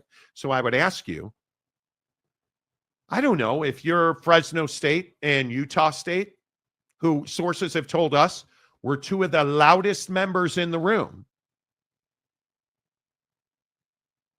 about enforcing exit fees. And then when you left the conference, you don't want to pay exit fees. There's no precedent on your side here. Yeah. If you want to poach members from the Mountain West, cut a check. That's what this comes down to. Yes. I understand why you're suing, because that's what we do in this country now. We like laws and rules until they're applied to us. Well, I would also add to that, I would agree with that, but I also think they're suing because they don't have money. That's the problem. They have money to pay lawyers. They don't have money to pay poaching fees. Yeah. So, and again, I'm just going to keep saying it day after day after day. Get it burnt into your head. At some point, the Pac-12 is going to have a revelation. The light bulb's going to go on. Yep. Hold on. Let me get this right. We're trying not to pay these poaching fees because we're short on money. Yeah. How do you get more money? Go to the tech world. Go get private money to fund your campaign against the Mountain West. That's the beginning and the end, in my opinion. All right, let's get a couple more comments in here. David Persons, this is what the Pac-12 gets for having been and being led by Farkleberry merchants. Yeah, I mean, there's no question they have poor leadership. I think my opinion on this is known. I think the leadership at Washington State crippled this conference. That's my opinion. I think that Washington State was given leadership. They did not provide leadership. Mm-hmm. And I think Teresa Gould, who has been in this conference pretty much her entire career, this is business as usual in the Pac-12. They're poorly managed. And in my opinion, you should have merged with the Mountain West, and Gloria Nevarez should have been the commissioner of that new entity. And we wouldn't, obviously, we wouldn't be having this discussion. Yeah. You'd be talking about the number one G5 league in the country, because collectively, I have had now multiple TV sources tell me with a collective league, they would have been getting $12 to $15 million. Now, you spread that out, that's a lot more, mouths to feed, obviously. But you probably would not have added the NIUs of the world. You likely would have added Gonzaga. No, there's no question. Gonzaga didn't want to go to the Big 12. But having said that, you'd all be making more money. Yeah, if in the beginning, so like if the Pac-12 before they had signed the scheduling alliance contract, if the Pac-12 would have said to Gloria Nevarez and the Mountain West, hey, our end goal here is to merge with you guys. Unfortunately, we're out of time for this calendar year. Right. So what we have to do is we have to put an agreement together that talks about a scheduling alliance. And then after this season, we would like to merge, and we would like to add these schools to the conference, like the NIUs of the world and Gonzaga and whatever, and create this juggernaut of a G5. If they would have simply said that up front, and maybe they did and they still poached, that could have happened. I don't know. But if they would have just communicated that and gotten in line together, we don't have to be here. It didn't need to go this way. It could have gone a completely different direction just like it could have gone a different direction in the old Pac-12. Yeah. But once again, here we are. Yeah, I just don't know what you do. I don't know what you do. And well, if you're the Mountain West, you're going to sweat the Pac-12. That's what you're going to do. I don't think you have a choice. But you know what? The thing that bothers me so much about this is that Pac-12 fans deserve better. Agreed. And I'm just going to keep going to Oregon State fans. Oregon State fans didn't deserve this. They did not deserve this. And I understand. And I say this to UNLV fans. UNLV fans don't deserve to be in the position that they're in. I think UNLV fans are twisting in the wind. I think UNLV fans have this belief that somehow, some way, they're going to wind up. They're going to wind up in a position where they're like, oh, hey, yeah, we're going to the Pac-12, or we're not going to the Pac-12. Like, they didn't deserve this. Oregon State fan didn't deserve this because Oregon State had done everything right. And they simply got caught in a space and time where they didn't act soon enough and they didn't act decisively enough. And there was nowhere for them to go. And now you're in a position where, in my opinion, based on the things that I've heard and seen, Washington State and their lack of leadership has crippled Oregon State. And you're in a spot now where you're in the exact same position you were in previously. Because what are we at? We've got schools exiting a conference. We're in legalities. We're spending tens of millions of dollars on legal fees. We are in a position where we've got, people being mouthpieces for the Pac-12, spewing misinformation, in my opinion, purposefully spewing misinformation, because that's what we do in this country now, right? That's what we do. You're putting out lies and half-truths.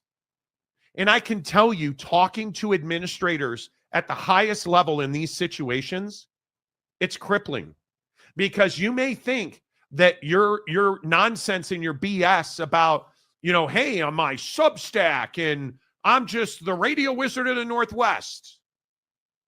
That BS you're putting out, I can tell you the back of the envelope calculation, humiliation that you did to yourself, lost all credibility for that league. Back of the envelope calculations. When you just got to stop. You got to stop with the misinformation. If you are a UNLV fan and you have some belief that you're going to the Big 12, nobody at UNLV believes that. Because I have talked to people at the very tippy top of that joint. And I've asked, and nobody has ever said, yeah, we're going to the Big 12. Yeah, we're getting into the Big 12. That's our goal. Nobody's ever said that. You know what they're trying to do right now? They're trying to build a basketball program that can win games. Because UNLV, I was told directly, understands that they have to revenue generate through their basketball program. It's a critical part of their financial infrastructure. So you want to know if UNLV is doing well? Just look at their basketball team. Because their football team is strong. Now, again, huge transition right now, but UNLV is broke. They don't have money to go in. They have money to operate. They have money to be a full operational athletic department. They do not have money to pay exit fees and poaching fees and lawyers to fight those battles. Yep. To fight for their grant of rights, which they are now locked into the Mountain West on. If you want to come in here and say, hey, you guys have been wrong at every turn about the Pac-12, please detail that, which you still have not done. Yeah. You still have not done. In my opinion, I don't think we've been wrong. And that's what happens. You come in here as a Pac-12 fan and you say we're wrong, and then we never hear from you again. Let's see. Red Buckeye. Ohio State hired Matt Patricia as their DC. Yeah, we'll talk about that coming up in 7 minutes. Yeah. Geoff. Good morning, Geoff. Anthony Rendon is still on your roster. You've been wrong about Del Taco the entire time. It's amazing. I've said it's amazing. I am the Del Taco guy on the show. And you guys are jerks for not giving it enough credit. I am a Del Taco. Did you guys see the Del Taco? Dude. I think it's Del Taco that has an aggressive expansion plan to open over 100 more locations in the next 18 months. I'm here for it. Yeah. You want crinkle cut French fries, Del Taco. Dude. You want a crispy chicken burrito, Del Taco. You want a damn good double Del? God, why all do you day, always bro. go to the burger? Because it's bomb, dude. It's good. It is really good. Like, you put me in positions where you say stuff like the I double don't Del. understand why you're off the double Del train. Because it's a taco place. Who the hell cares?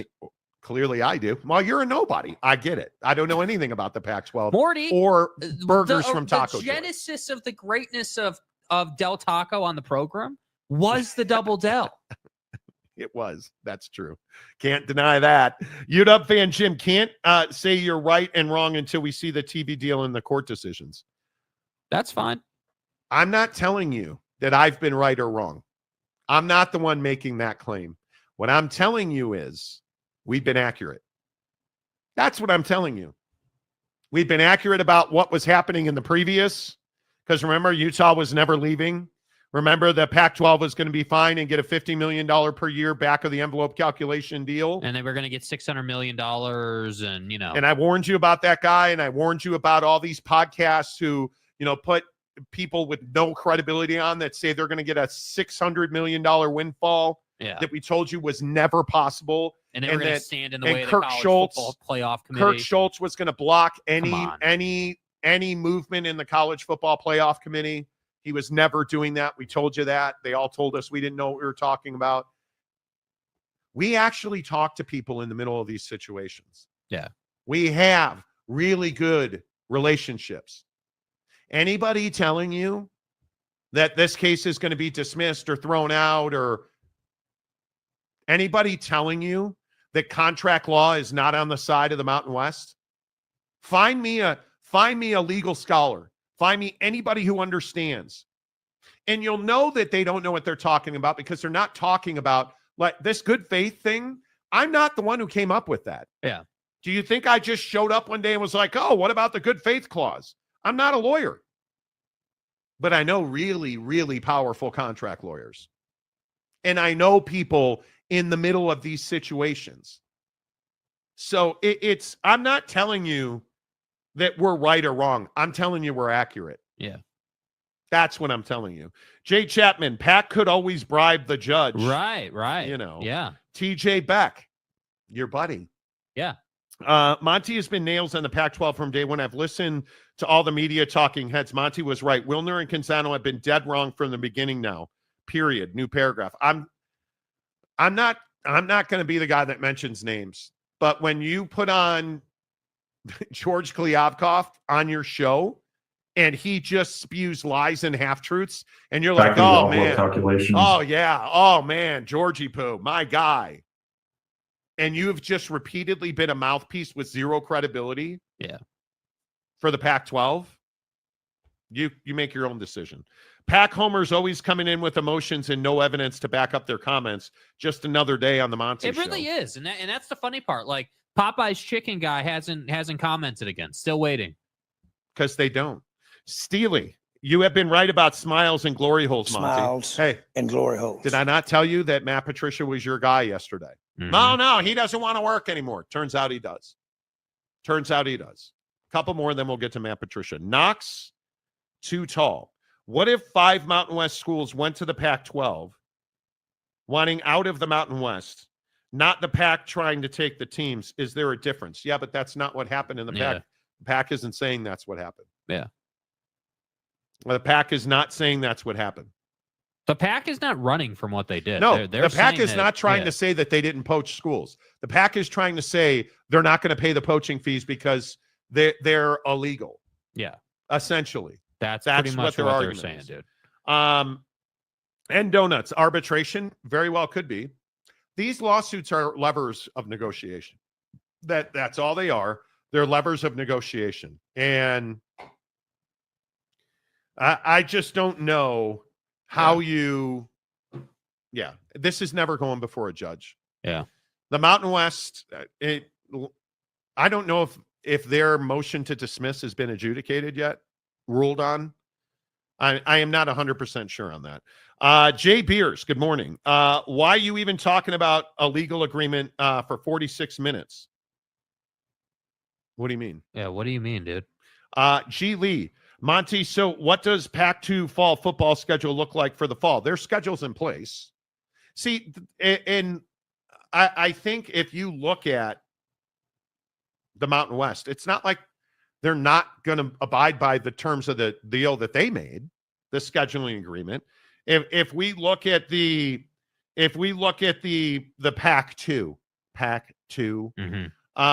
like you look at Oregon's schedule, Oregon State's schedule, it's Cal, Fresno State, Texas Tech, Oregon, Houston, App State, Wake Forest, Louisiana, Washington State, Sam Houston, Tulsa, Washington State. Pac-10.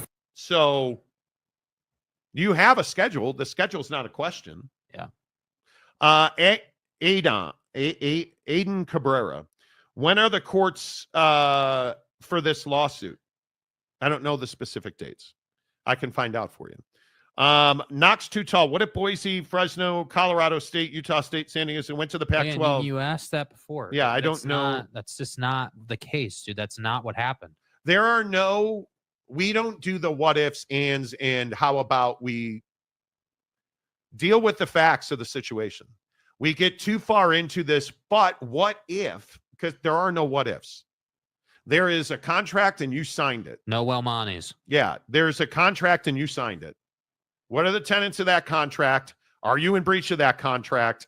And how are we going to cure that breach? And again, just for perspective for you guys, the thing I always point to as a good example of like contract workings and law is just look at professional sports. Notice like when like Myles Garrett, perfect example. He's got a contract with the Browns, right? They both signed that in good faith, and now Myles wants out. But notice, nobody's going to court over that, right? Nobody, like we don't have some lawsuit happening over Myles Garrett's contract because they all understand, hey, this dude's not trying to be here anymore, so we got to figure it out with him. That's the difference. And here, the only reason we're going to court, or potentially, is because the Pac-12 doesn't have enough money to pay the poaching fees. That's correct. The only reason this is going to court or would ever even be a threat to enter a courtroom. Maury Alvarez, he lives in Florida. Pac fans don't deserve this, but Pac-2 actions are causing them to deserve this. Well, facts. You're not wrong about that. Hero 75 for $5. The best quote-unquote win the Pac-12 can likely get is being allowed to pay the Mountain West in installments over a couple of years instead of all at once. And hey, maybe that is valuable. That's a great point. Maybe everything's that's something that you can get everything's negotiable, certainly. Yeah. Right. Oh boy. Reister JP. Del Taco is for gringos. Well, I'm a gringo. Yeah, I'm the bottom line is there is too much dead weight in the Mountain West for a merger. That's why I have a hard time seeing the Mountain West getting a good TV deal. Okay, so let's talk about that. What is dead weight in the Mountain West? Because you're not getting a TV deal based on the bottom half of your conference. Right. You're getting a TV deal based on the eyeballs that your conference in totality brings to the table. Right? So if we say dead weight in the Mountain West, okay, is NIU dead weight? Well, clearly not. Right? Is UTEP dead weight? Clearly not. Why is the Pac-12 trying to get Texas State to join their conference? You need a foothold in a major metropolitan area like El Paso, Texas, UTEP, University of Texas, El Paso. Yeah. So what I say to you is, if we look at the Mountain West, for instance, you can say that, yeah, did they lose Boise? Sure, but is Boise bringing you a massive TV audience? Not on a week in, week out basis. And I again ask for the Pac-12. Okay. So if the Mountain West, their big brands are UNLV, certainly is a huge television market, right? But do you understand the television market in Las Vegas versus San Diego? I'm guessing you don't, but that's just my opinion. Because if you have dead weight in the Mountain West, what are the major bonanzas of TV deals in the Pac-12? Because Fresno's not a massive TV market. The Central Valley, and I know we've talked about this, we have direct experience with this. Yeah. The Central Valley of California is in a massive transition with immigration and deportations and seemingly action against illegals in this country, those in this country illegally.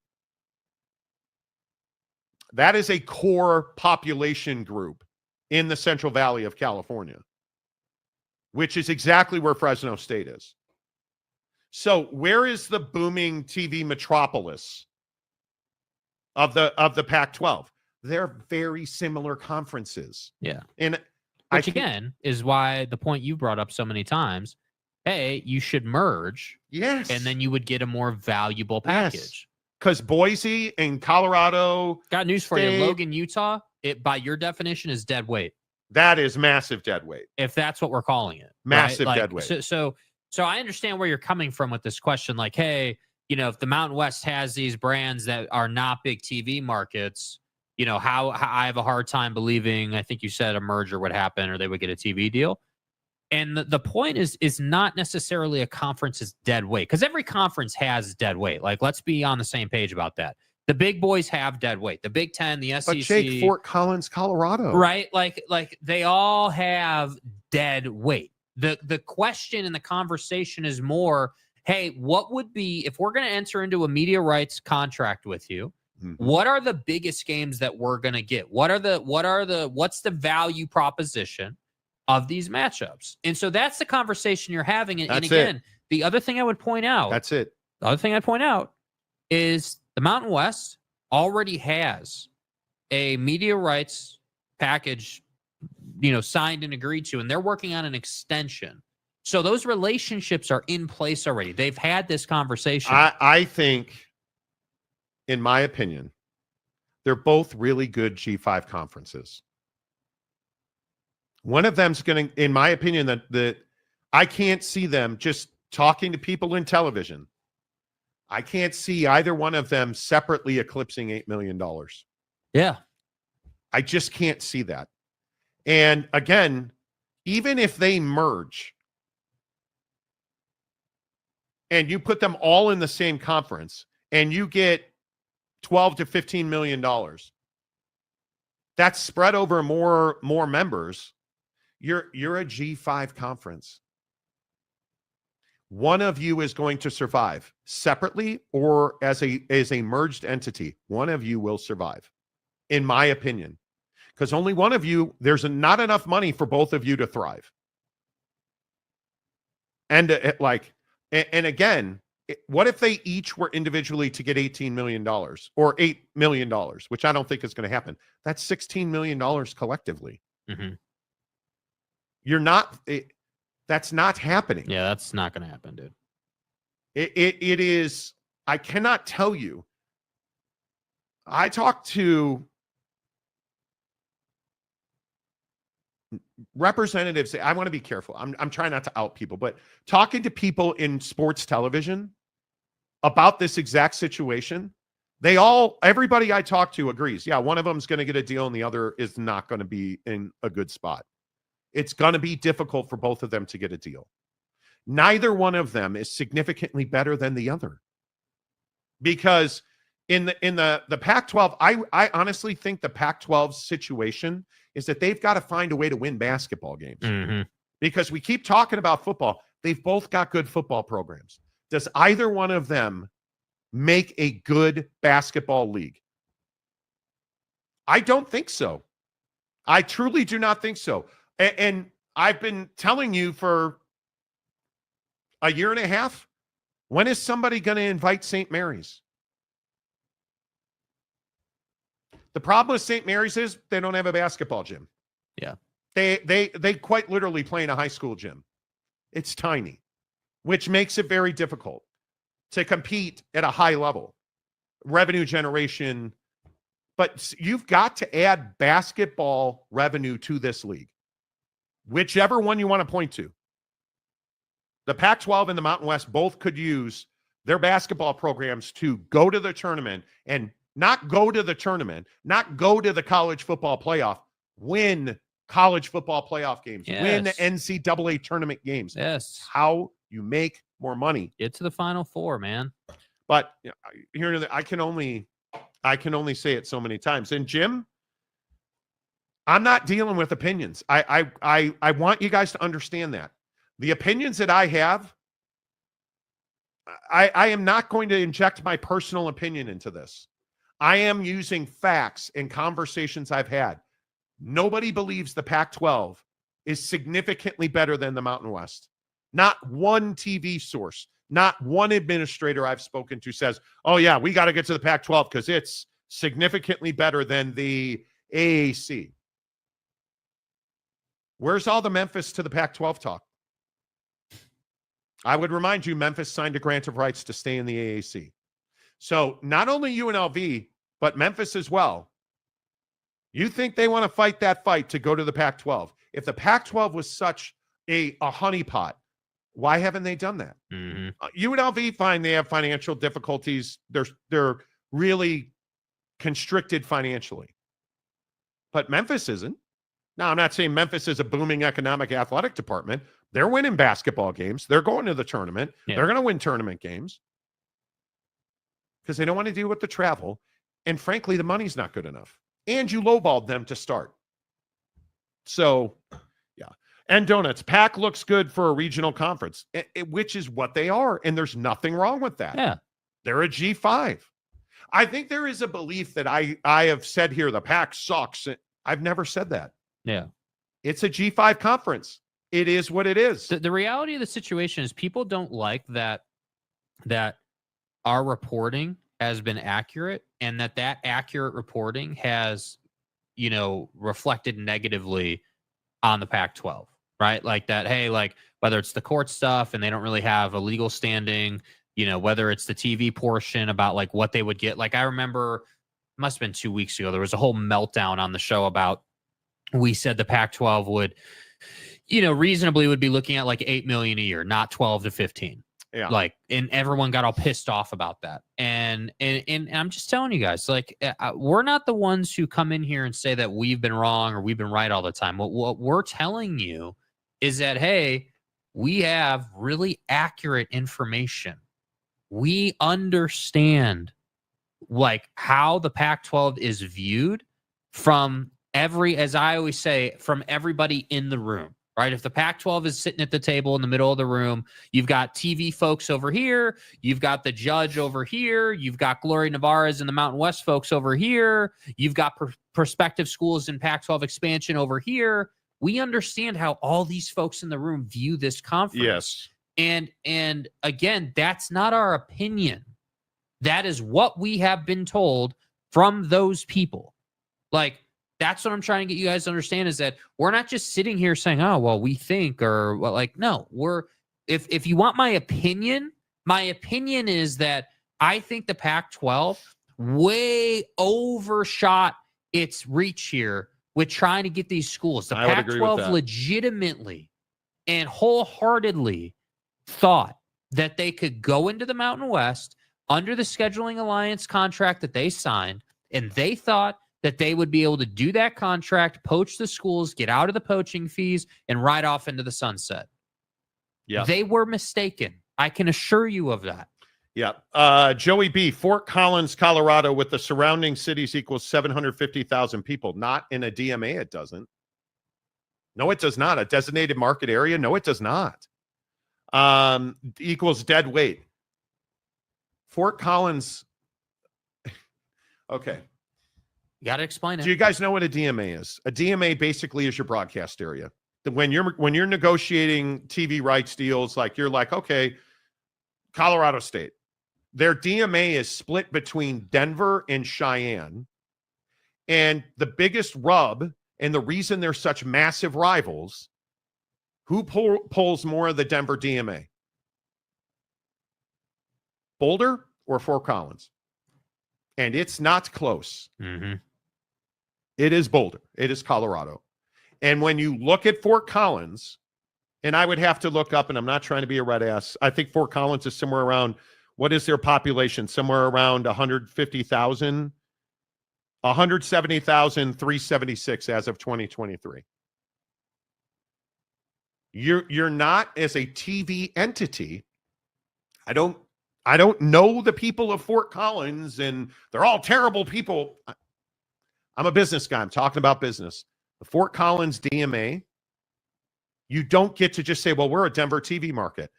What that means when we say designate a media area, that means that you get to broadcast Denver TV stations and Cheyenne TV stations in that market. That does not mean that Fort Collins gets to say, well, we get the Denver population. No, you don't. And it does not mean that even if you did get the Denver population, that all 750,000 people watch your sport. You're not get it. This is, and this is the argument with state. Check me if you like. Mm-hmm. Washington State, I believe, pulls 1 million people for football games on television. They pretty routinely draw 1 million, I think. Okay, you can make the argument then, well, let's, okay. What does Colorado State pull people from Denver? They do not. They do not. Their DMA is split between Cheyenne, Wyoming and Denver because they get TV stations from those two markets. So I'm not saying that the people of Fort Collins, bro, it's not about the people, man. Joey B also says Pac-12 heads to G5 status. Cued the background music. Yeah, I don't. Does anybody believe that the Pac-12 is trying to become a P4 again, a P5 again? That's not happening. I think people just assumed that. That's when not they happening. tried to rebuild the conference. That's not happening. Yeah. It's Rob. Adding Texas State is also dead weight, but it puts you. It is meaningful. I just don't think it makes a. You don't have anywhere to go. If you're going to add Texas State, I understand that, but you better add Sac State, Sacramento State. I get pounded routinely for this on TikTok. You love Sac State. I don't love Sac State. You need a viable member that has money and the ability to jump from that level to the G5 level. FCS to FBS, it's a lot of money. It's a lot of human cost. It's a lump sum check. I think it's $5 million. Mm-hmm. You got to pay it's $500 million, essentially. When you get into benefits, when you get into cost of humanity, travel, tutors, people that facilitate for student athletes. You got to have better buses. You got to have a better airfare deal. Mm-hmm. You got to have a better training table. You got to have better facilities, which Sac State already does. Like, it's $500 million to make a jump from one level to the next. It's not something small. Yes, realignment's awful. I agree with that.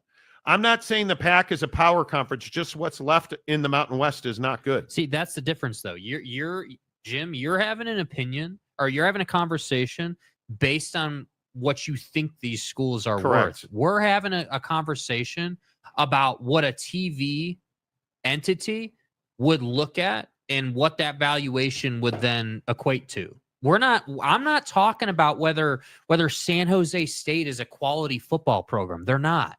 Like, I'm not saying that whatever school and they don't deliver you to, San Francisco. Yeah, they don't deliver you San Francisco. Like that's the difference. And maybe this is the issue in the comments section. Like, we're having two different conversations here. I could give a damn about San Jose State football or with all due respect, San Diego State football.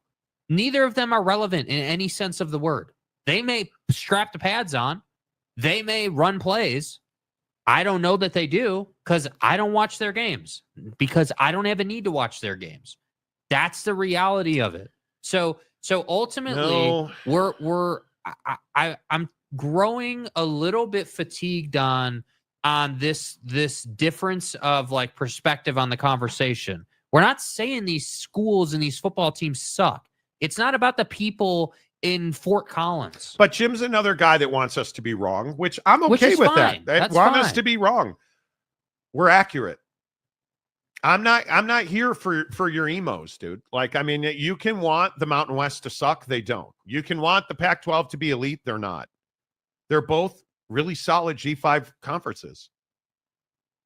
I don't believe that one is significantly better than the other. I just think one has much stronger footing to operate from right now than the other does. And view it as a mountain. You're climbing a mountain.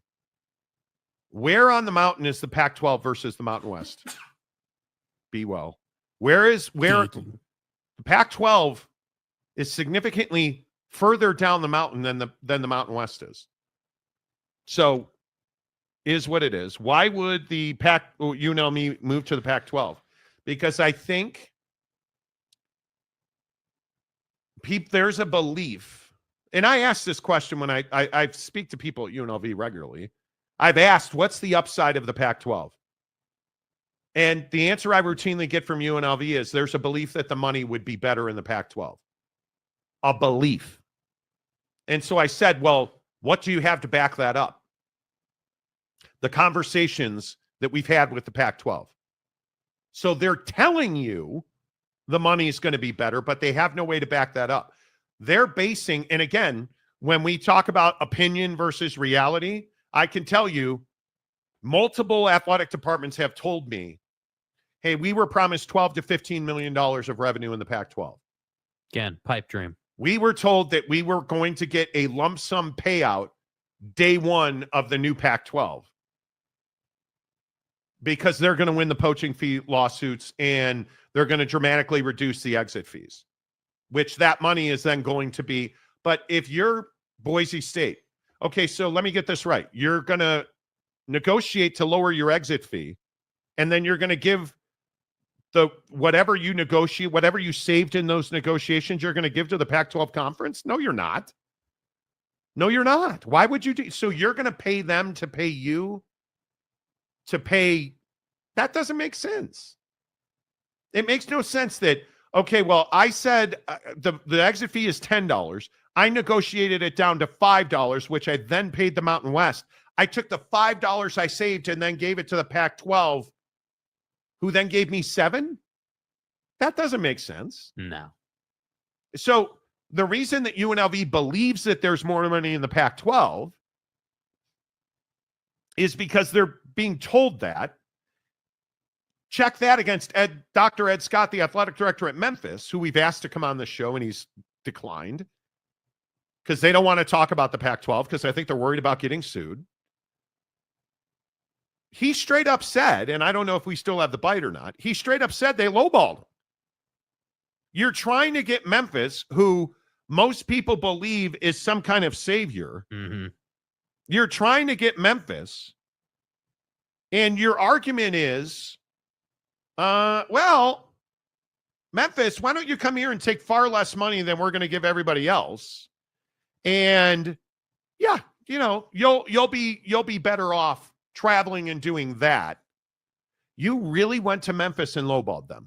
If y'all haven't seen the latest reports of what's going on between the Mountain West and the Pac-6, 7 right now, this is a fluid situation, right? So that's the other thing. When we talk about the decision that was made by the University of Memphis to not join the Pac, as I like to call them right now at this time, that was not a binary decision. That was not a, no, we're not ever going anywhere. That was based on the offer that was presented in front of us, that we're not taking that offer because we don't think less of ourselves. And I came here for a reason. You heard me in the press conference. You've heard me in any interview I've done. I'm bullish on Memphis's future. And so I think sometimes we get enamored by the new and we want to take a bad deal. And that deal was not a good deal for the University of Memphis. It certainly wasn't a good deal for our athletic department. And most importantly, it was a really, really bad deal for our Olympic sports. So, again, you can root for us to be wrong, but show me the evidence. I want factual evidence that you have. Show me.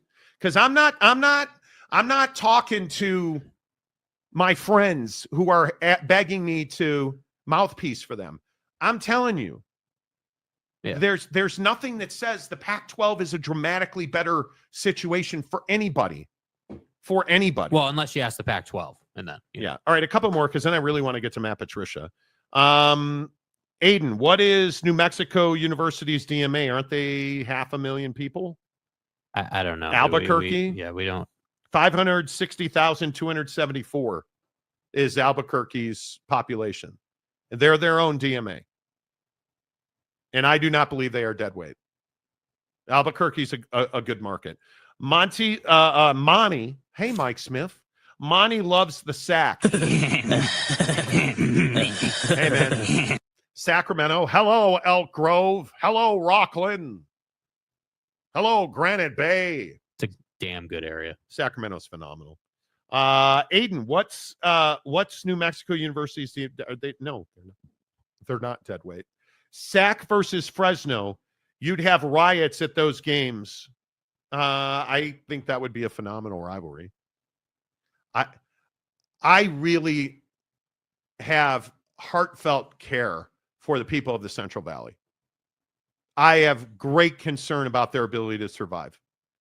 I think that the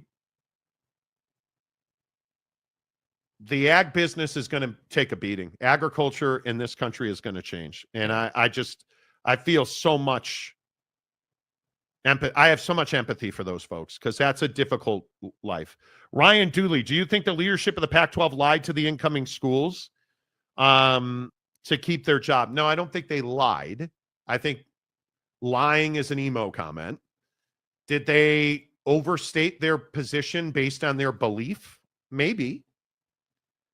You're not getting $12 to $15 million a year in a media deal. That's not happening. And I think the biggest issue for the Pac-12 is you've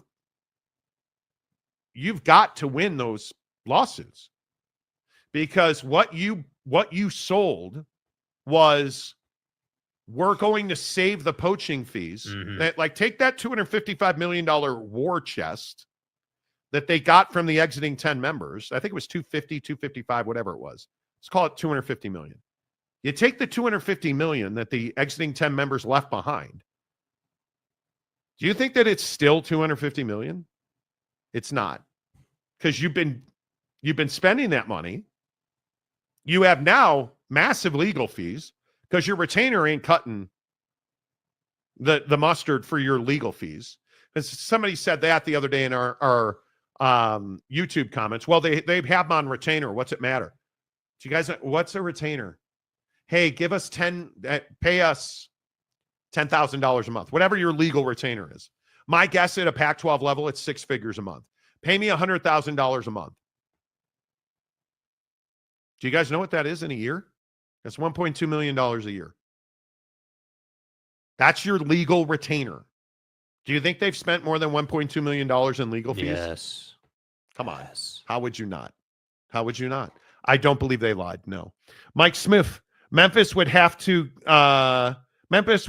get enough to justify the travel costs.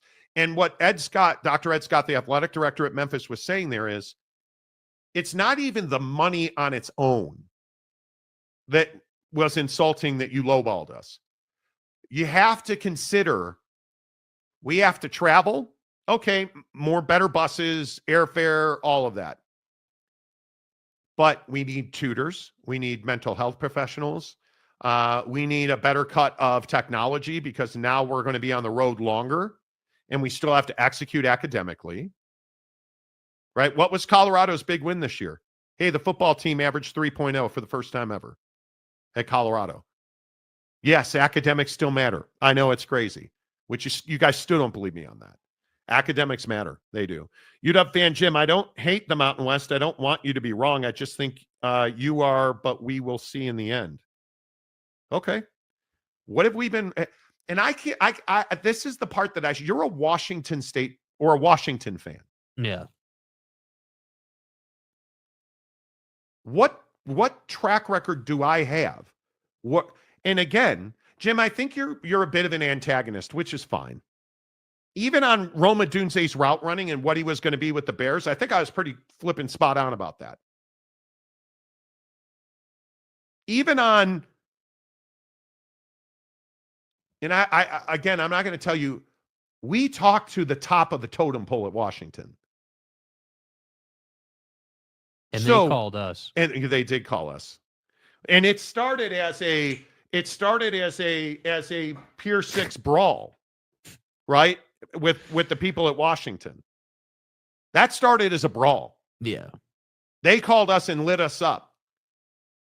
And then they're like, hey, by the way, so when we said, hey, Washington is not going to approve anything over 50% streaming and none of their tier 1 in full stream.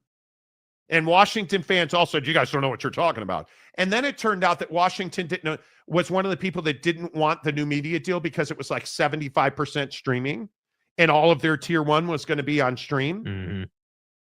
You know. So you can keep rooting against us, which is cool. I'm here for it, This is actually. my ask of anybody, including Jim. I don't care who you are. If you're going to come in here and say that you think we're wrong, even though we've been pretty accurate, like I can't tell you the last thing that we had just egregiously missed on. Right. Then I want to know, hey, what you think we're wrong? What facts or what information do you have to support your opinion? Yeah, I don't know. That's what I'm waiting for. If you want to, I don't take it personally that you think we're wrong. I don't care if you think we're wrong, to be honest with you, because it's not the Jim show, it's the Monty show, right? So I don't care if you think we're wrong. But if you're going to come in here and say, hey, I just think you're wrong, then why? How? Like, explain it. In what that's a Pac-12 supporter and Pac-12 fan can't do that. You can't do it, which is fine. Calford for $9.99. Other than blue cheese, your takes have been spot on. Blue cheese sucks out loud. It's terrible. And donuts. If UCLA are complaining about travel, imagine what Memphis is thinking. Yeah. Mick Cronin, the head basketball coach at UCLA, yeah, was not happy with his Big Ten friends because they were bitching about having to make a trip a year to sunny and 70 Los Angeles, is what he said. He said, try being us making 4 trips back east every year. It's a tough way of life, dude. It's a great point. Damian Fowler. You want the truth? You can't handle the truth. Exactly right. Stadium guy James, who sent you a picture of him. You said he sent you a picture of him in an Anthony Davis jersey. He sent me the classic bathroom mirror picture selfie with an Anthony Davis Mavs jersey. All he had on was an Anthony Davis jersey. No, he had on a sweater. Bro, I don't need to know about all that. Yeah, you know. I'm not saying you're wrong. What I'm saying is both the Mountain West and the Pac-12 need to get more Texas schools because Texas is growing as a state. Well, one of them has Texas schools, one of them does not. And I don't think Texas State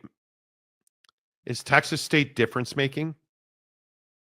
I don't think That's so. better than not having Texas, though. I would agree. I would agree with that. Be well. Monty dropped a Demolition Man reference. Maybe. New Mexico Lobos won the Mountain West in basketball last year. New Mexico's a great program. Albuquerque's a great town. Jesus. Pac-12 is the aging woman past her prime trying to pick up college kids. Are there cougars in the Pac? Nope. Teddy. They'll talk to her and stare at her OSU and Washington State, but no one's going home with her. Could be. And Washington State may have great cleavage. You know, UW Van Jim, I never disagreed with that. Okay. Two Masters. Wow, look at you. Locked on Dixie State is my favorite podcast. I've heard that. I've heard it's a great show. Right. Big Papa War Machine. Who are we antagonizing? I don't know. I truly don't know. I don't know. Are we antagonizing the Ohio State? Matt Patricia's got hired. Matt Patricia's. Because remember yesterday, the Oak State James said Matt Patricia was so fat he needed a comma. Right.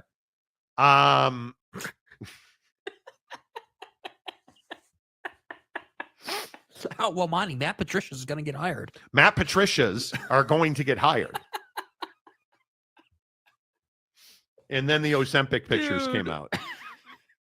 Like Matt Patricia's, he's a Patricia now.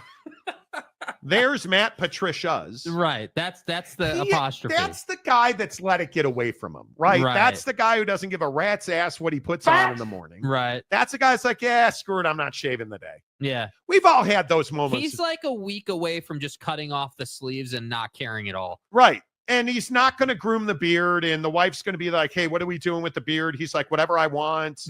Next question. He's like, as soon as you're as hot as Oak State James's wife, then we can talk and you can tell me what to do. Mm-hmm. But right now we're doing a neck beard and there's nothing you can do about it.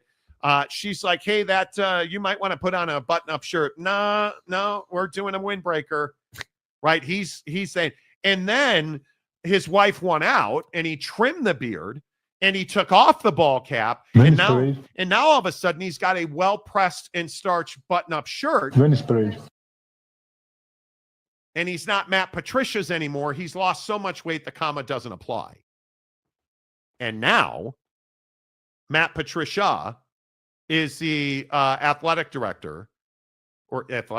defensive coordinator at Ohio State. Do you like the hire, Jake? I do. I think, Ryan Day needed a name to replace Jimbo. And I think that, I think Matt Patricia, we'll see what he's like at the college level. I mean, he's had some good years in the NFL and had some really bad ones. I don't think we can definitively say if this guy's just going to be a no doubt about it home run at Ohio State. But I do think that you could have done a lot worse, obviously. And that for me is what, if you're a Buckeyes fan, you should be feeling good about. Like, hey, we got Matt Patricia. This is someone who obviously has been around elite head coaches most of his career and has a ton of experience. So hopefully you can parlay that experience into a great defensive scheme. Hopefully, you can continue your recruiting efforts on the defensive side of the ball now that you have him, and hopefully it helps you. And so for me, I liked it. I felt like it was a good move. You really needed a name after Jim went to Penn State. So I liked it. I thought it was a good move. Yeah, I think Matt Patricia, obviously he's a defensive guru. And I think when you look at what Matt Patricia brings to the recruiting trail, obviously he's got NFL relationships. He's got NFL experience. He knows how to build NFL bodies. He knows how to build, really in the Big Ten, you need NFL defensive linemen. He knows how to recruit and build those. I think Matt Patricia's a great rebound from Jim Knowles. And I think as well as Jim Knowles did at Ohio State, and he certainly was a big part of their championship, I don't know that you could have rebounded to a better answer than Matt Patricia. Right. Comma or not. I think the guy is, I can't use enough superlatives about his defensive acumen. And I think when you look at his ability to diagnose offenses, because I think a lot of people look at defensive coordinators and they say, well, can he build a good scheme? Yes, he can build a big scheme, but I will continue to believe that the defensive coordinator's best ability is looking at what the opposing offense does and what he can do to eliminate that. And yes, you have to have talent. You have to be able to recruit. You have to be able to develop. All of that's a foregone conclusion. But the best defenses in college football have the ability to look at what their opponent does offensively, diagnose that, and send their strengths at those offenses. And Matt Patricia has always been able to do that. And I think it's going to be really interesting to see how he transitions. Obviously, we're late in the cycle because Ohio State played later into the season with the college football playoff. And I think you look at now where Ryan Day is and what this means to Ryan Day. It means that he's rebounded very nicely. I think now that you have Hartline on the offensive side and he's built a nice support staff under Brian Hartline, I think that was huge for Ohio State. And I think now Matt Patricia and his experience and his ability to bring in a staff, because he clearly has relationships. This is no different than what Deion Sanders did at Colorado. When you put NFL guys in front of high school football players, they want to go and have relationships with those NFL guys. And then when those NFL guys can say, hey, let me put you in contact with, I think that's a very highbrow way to recruit. And I think it's been very effective across college football for a number of years. It's frankly what Utah does so well, hey, look at all of our guys in the NFL. In fact, why don't we have all of our NFL guys give you a call and tell you how good it is at Utah? Well, I have a feeling that, whether it's Gerard Mayo or whoever else you want to point to, I think Matt Patricia has a lot of guns that he can bring to bear on the recruiting trail that's going to help him bring in a good bit of talent. And I think if you're a transfer portal guy, which is where these championships are going to be won and lost in the next 5 years, in my opinion, I think if you're a transfer portal guy and Matt Patricia's talking to you about, hey, come play at the Shoe, come play at Ohio State, because I'm going to help you get to the NFL next year. I think that's a really strong position because Matt Patricia is also going to walk around with Super Bowl rings when he's recruiting. Matt Patricia has relationships in his back pocket that, frankly, just most other coaches in the Big Ten don't have. And when we talk about how difficult it is to scale up, I think Matt Patricia is going to have to go through the same transition that a lot of coordinators from professional to college have had to go through. And I think he's uniquely qualified with his experience and success to do that. Completely agree. I love the move for Ohio State. Yeah. I really do. Let's see. Scott says, bottom line, he does not have Tom Brady. Very good point. Yeah. Very good. No, but no exaggerating. I mean, that's a great point, dude. Yep. As long as he doesn't go full Charlie Weiss, Nip Sheck's tree hasn't done well. You mean Chapel Bill? Hasn't done well in college so far. No, Bill Belichick doesn't have a great coaching tree. I would agree with that. I would totally agree with that. I think it's a good hire from a DC perspective and can continue having that side of the ball being a force. Yeah. You're not hiring, remember, you're not hiring him to be your lead recruiter. You're not hiring him to be your head coach. None of that. You're hiring him to recruit and coordinate your defense. And I think that is significant because he's walking into a really talented group. Yep. He's walking into a talented group. But they still need to add talent to that roster. Conundrum, I'm getting my law degree online from classes provided by the Jake and Monty Show. Yeah. Hey, man, all I can tell you is, we are not paid legal professionals. We are not giving you professional advice. No, and all I'm telling you is I wish I had been a lawyer because I am passionate about the legal game. I am. I'm going to be very interested to see how the Big Ten plays out this year because I think when we look at what Matt Patricia does for Ohio State, I think this question right here, is Ohio State in position to compete for another national championship? I don't think there's any doubt about that. I think you have a very difficult league now. I mean, listen, and if you're a fan of Pedo State and James Franklin, who in my opinion facilitates sexual assault, what if they don't win the Big Ten this year? You brought back essentially your entire offense. You stole Ohio State's coordinator. Mm-hmm. What's your excuse now? At what point do you say to yourself, maybe James Franklin's not the guy at Pedo State? Maybe he's not. And I think this is a make or break year, as last year was for Ohio State. This year is make or break for Pedo State and James Franklin.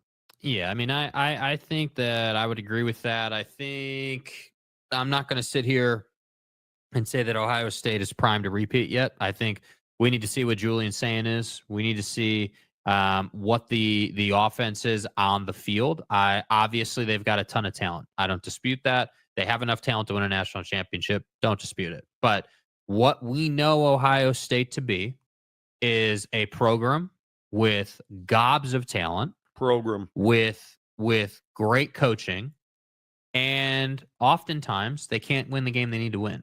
That has been the story of Ohio State, even now that they've won a national championship.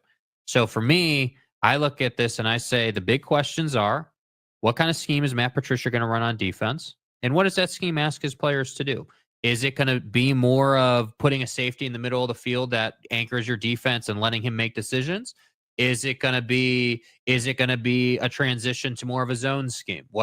So to me, I think we need to see some of these, like the fabric of how you're going to play the game is what I need to see from Ohio State before I will be like, yep, book it. They're in the college football playoff. They're going to be a top 3 seed and they should get to the national championship game. because again, we're going to do this same thing in 25 where we talk about, hey, are you going to beat Michigan this year?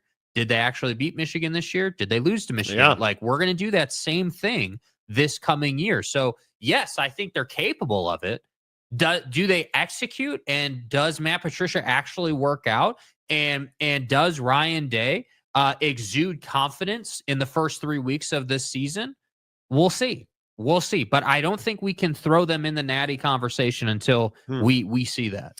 Well, I think obviously promoting Tim Walton as part of this move with Patricia, Tim Walton now co-defensive coordinator, I think that is a very wise choice. And I think because you're going to lean on Matt Patricia to be the play caller. I mean, obviously he's got 3 Super Bowl rings, and I think 2 of those were the defensive coordinator and play caller.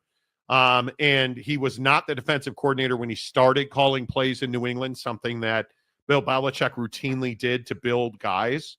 But when you look at Caleb Downs, you look at, I mean, Sonny Styles, you look at the talent that this defense has. Yeah. I think you look at what Matt Patricia brings to bear for them. I don't think they backslide on defense at all. No. I really do not. I'll be interested to see what the spring portal brings. I'll be interested to see how things change. And I think this spring portal question is really interesting. Are spring games dead in college football? Because I want to say that it was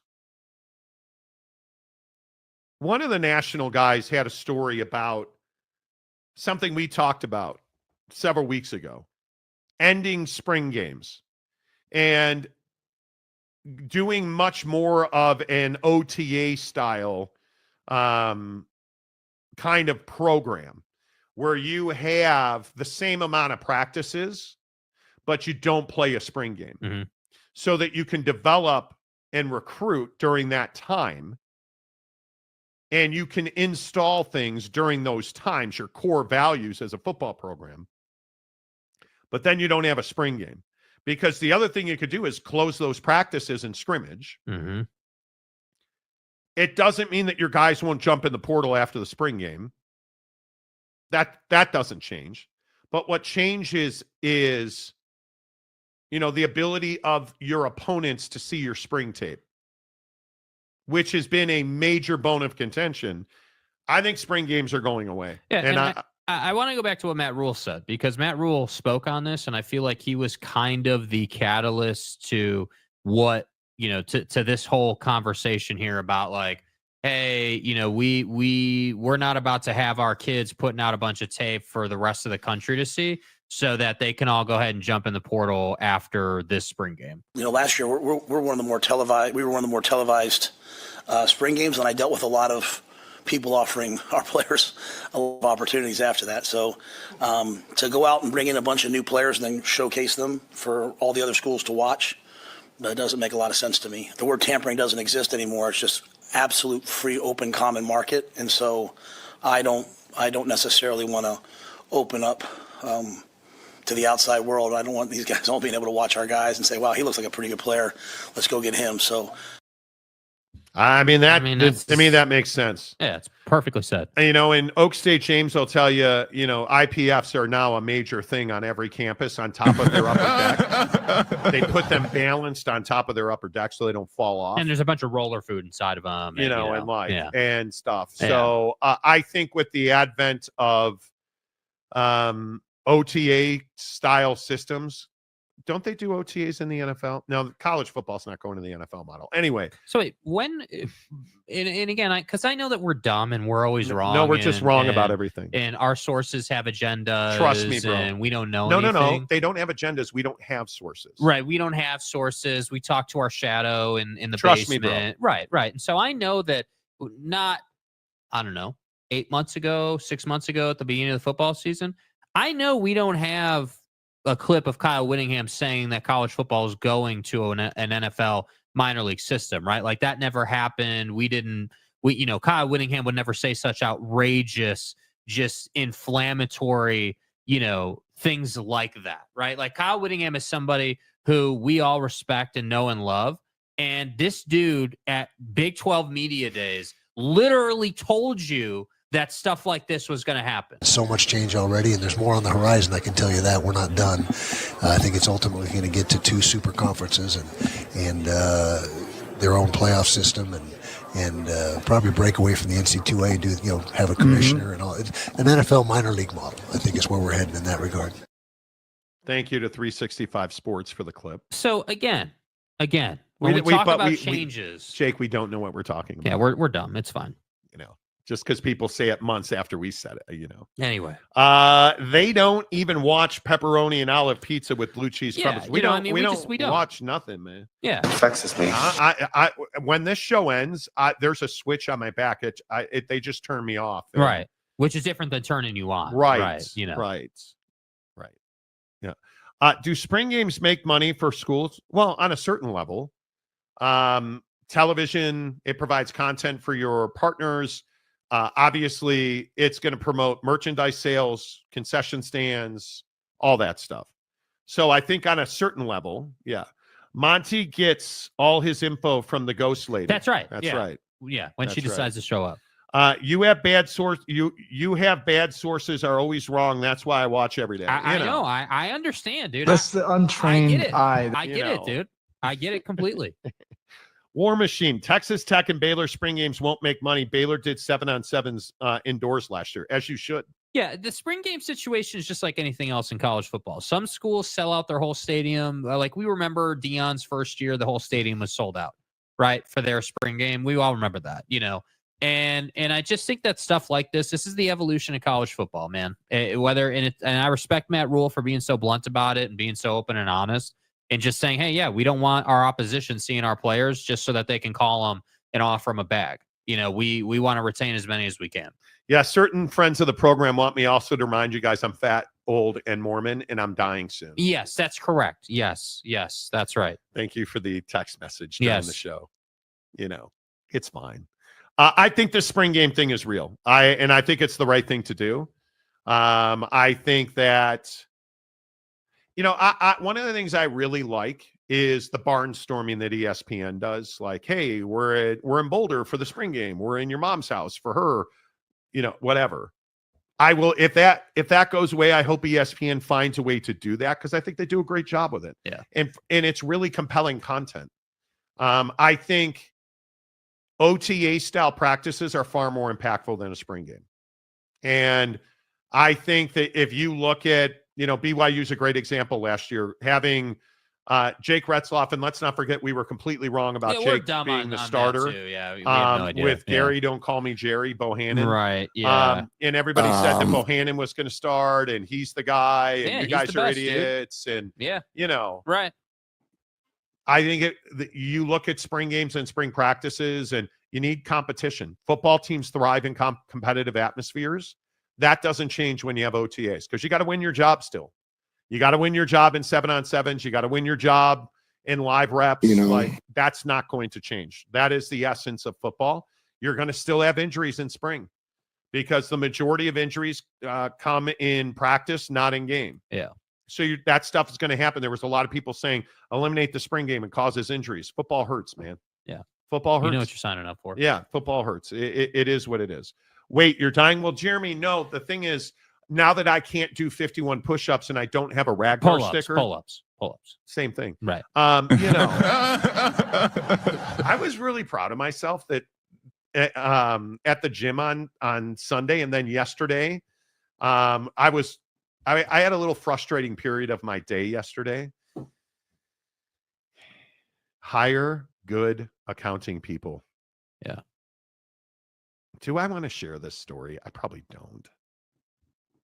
I got a certified letter from the IRS yesterday. Oh, God. Here we go. I had a disaster of an accountant for 2 years. And I'm finding out now that she simply did not file our taxes 1 year. Just didn't file them. And then we had gotten a letter. I don't know. 6 months after the filing date. That's whatever it was. We got a letter, a period where the IRS said, hey, jerk off, you didn't file your taxes. Pay this bill. Yeah. And she's like, oh, that's a mistake. That's wrong. Turns out it wasn't a mistake. She never filed our taxes. And then when I told her about it, she went and filed our taxes that same day. So I got a certified letter yesterday for a stupid amount of money that I'd already known about. And Doesn't so I make it better. No, I called the IRS yesterday and they're like, yeah, we can't waive the penalties because they're not on our books yet, but they're going to be. It just was. So yesterday I planked for 1 minute. I can now plank, full plank, and hold a plank for a minute without, like, Sunday at the gym when I was, and my calf is still sore. My left calf feels like somebody like stuck a roto-rooter in it, which is to be a family show. Stay hard. But I was shaking. It was at the end of my workout. You know, you tremble when you plank. Yeah. Yesterday I did a whole minute without, Jeremy Bolton says 1 minute plank. Nice. Trust me, bro. I plank for a minute. Yeah.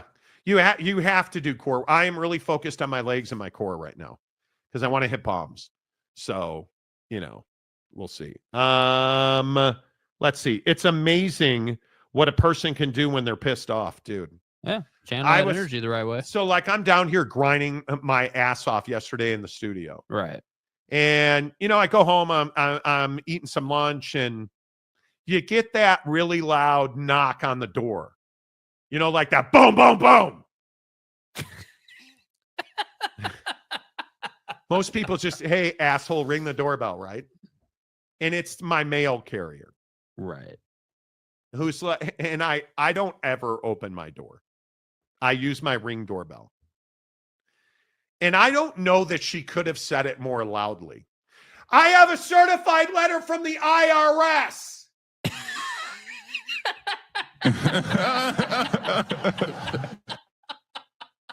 Cool, bro. Thanks for telling the neighbors. Bro.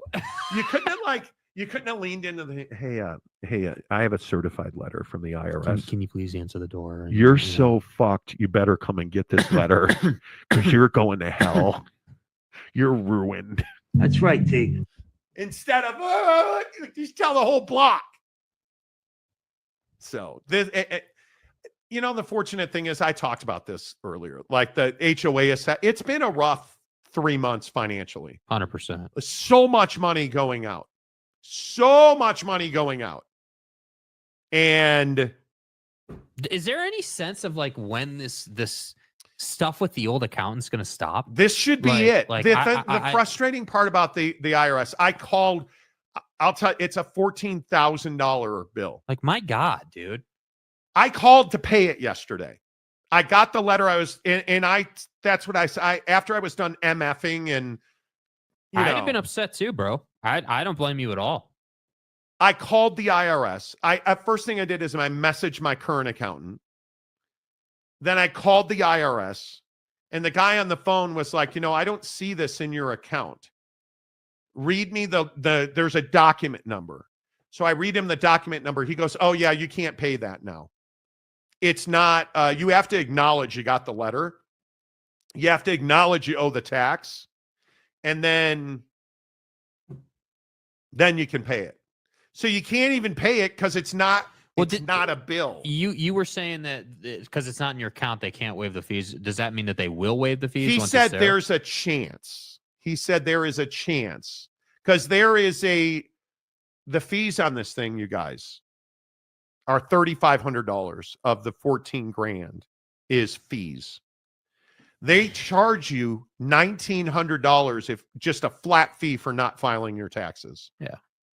Then there is a penalty for your mom. And so it's $1,900 on top of $1,300 on top of, and he said, once it becomes a bill, call back, sit on the phone for 57 minutes again.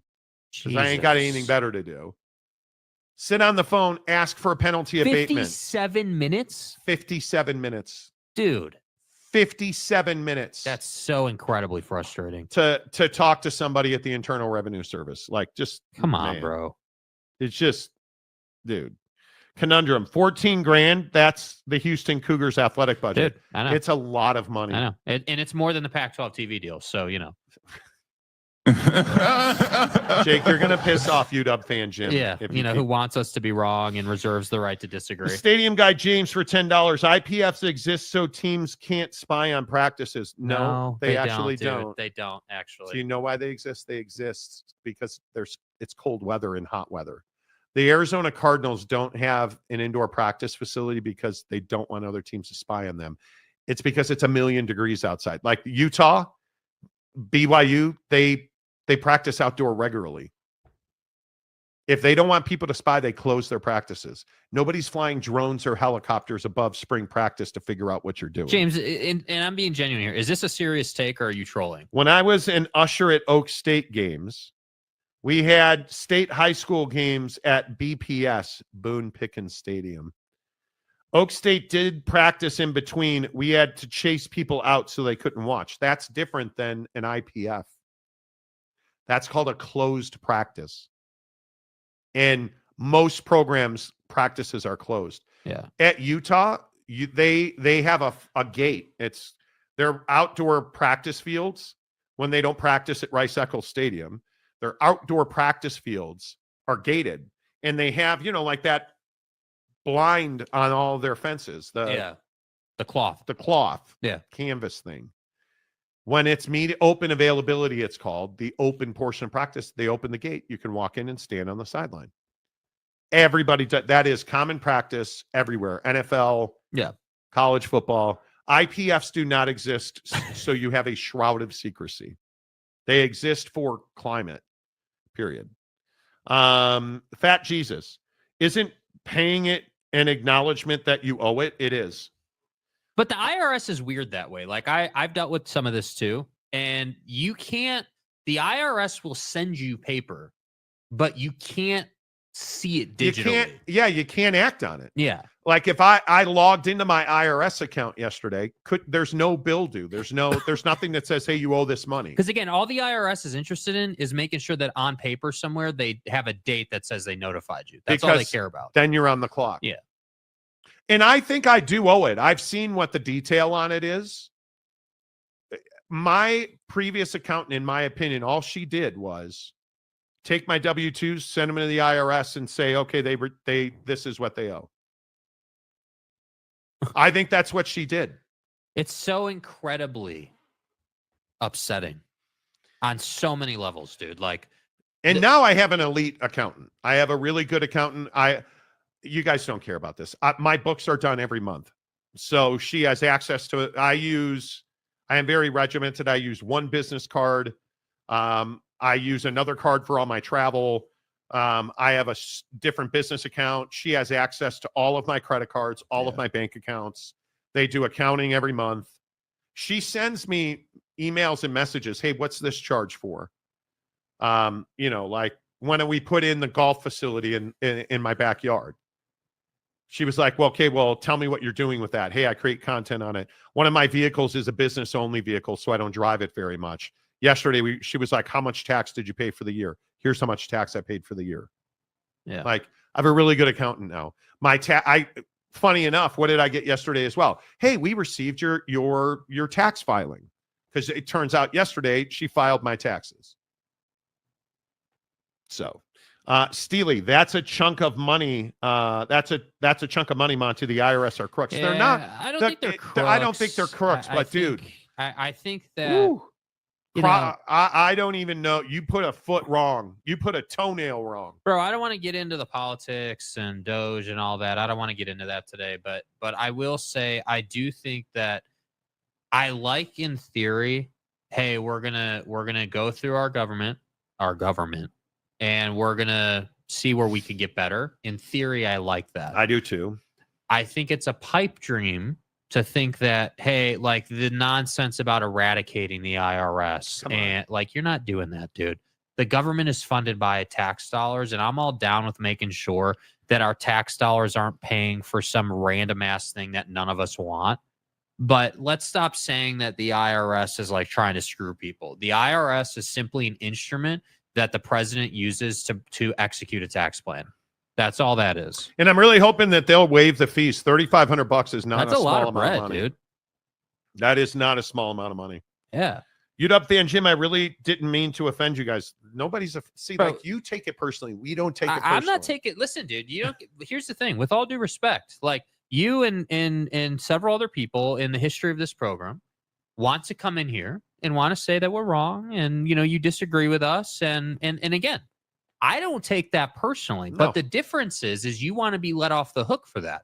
I'm not letting you off the hook for that. I'm going to hold you accountable to you saying that we're wrong every single time it comes out that we're right and we're accurate. And I just wish that people understood. I'm not in the when it comes to reporting stuff. That's why I'm not constantly sitting here. We're not guessing, dude. Yeah, I'm not constantly sitting here telling you. The volume of people I talk to, the NBA stories we don't talk about on this show that I have access to sourcing on. It's why we don't constantly do it, because when we do it, we're usually right about it. Yeah, we don't. Again, it's not. We're not like again, it's not a guessing game, bro. No. And you guys take it personally because you're fans. I truly am not a fan of the Mountain West or the Pac-12. Unfortunately, I'm a Notre Dame fan. I was a huge fan of the old Pac-12. I love the old Pac-12. Me too. But then you learn who people are, and when again, what do I always say? When people tell you who they are, believe them. Yeah. They've told us in the Pac-12 who they are repeatedly. When your accountant screws you repeatedly, you know who they are. Yeah. TJ Beck, Monty, just tell the IRS you should get the pro rata you deserve. Agreed, That's exactly right? That's it. And the guy was super cool. He's like, I don't see that. He said all of your past due, anything that's past due has either been paid or it's been filed correctly. Because my current accountant went back and audited all of my taxes for the last 4 years, which again, I paid $3,000 on top of that. And she actually got us more money back. Like we built a studio. When we built this studio, my accountant the old accountant didn't say, okay, well, it's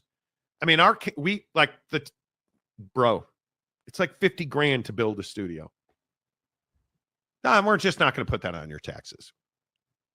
Just quite literally was like, here's how much money they made. Here's how much tax they paid. Here's what they owe. Like didn't do an itemized any of it. Even though you provided all of that. Brandon Butler. We can't dismantle the IRS before they hit USAID and the DOE. Did you guys see the inflation numbers? Let's not. Accountant does it and mail it in yourself. No, I'm good. I want a certified tax preparer who is certified to talk to the IRS. I don't run a small business.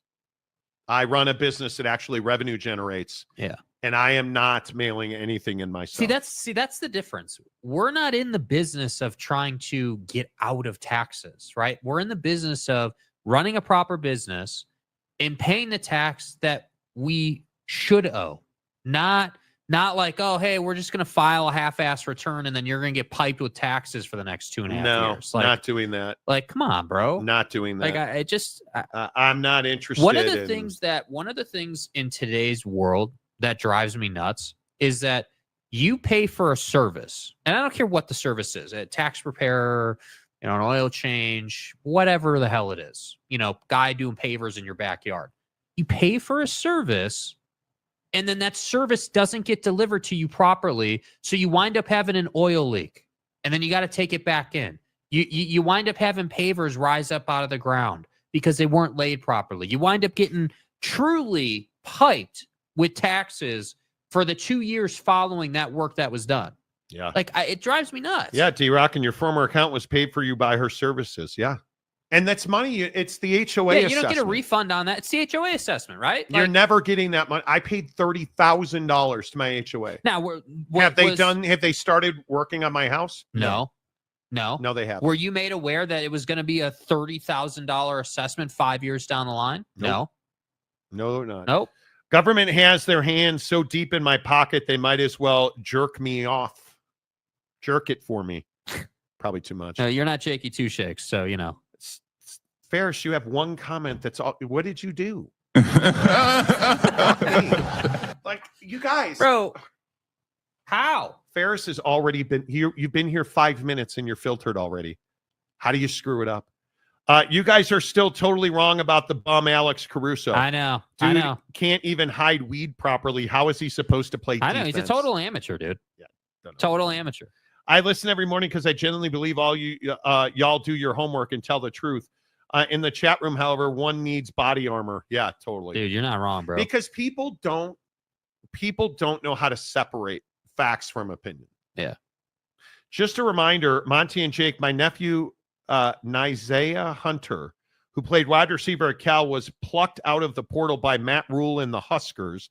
His tape was game film during the season in the ACC. Yeah. That's cool. There you go. Yeah, that's cool, dude. There you go. You know, UW fan Jim. Jake, what the hell are you talking about? Let me off the hook for what? For saying that we're wrong. What do you mean, dude? Constantly. What do you why what are you getting so fired up about? What do you mean? What the hell are you talking about? Let me off the hook for what? That's some BS. Okay, let's review. Just so we're all on the same page. You literally commented 30 minutes ago.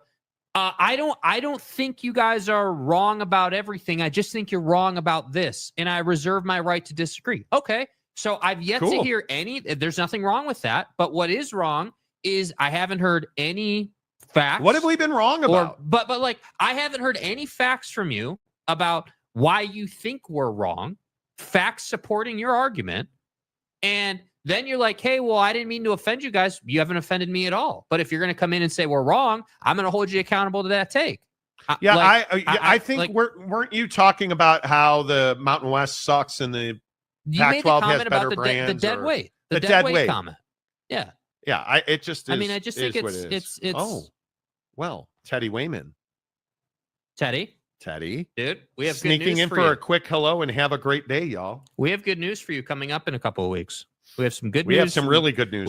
We have a good update for you, sir. Yeah, some changes are coming to the Marty program. Yeah. So yeah, we'll see. Boyd Lake, hello, and Teddy, my guy, good to see you. Yeah, dude. How's the beard? Don't take everything so personally.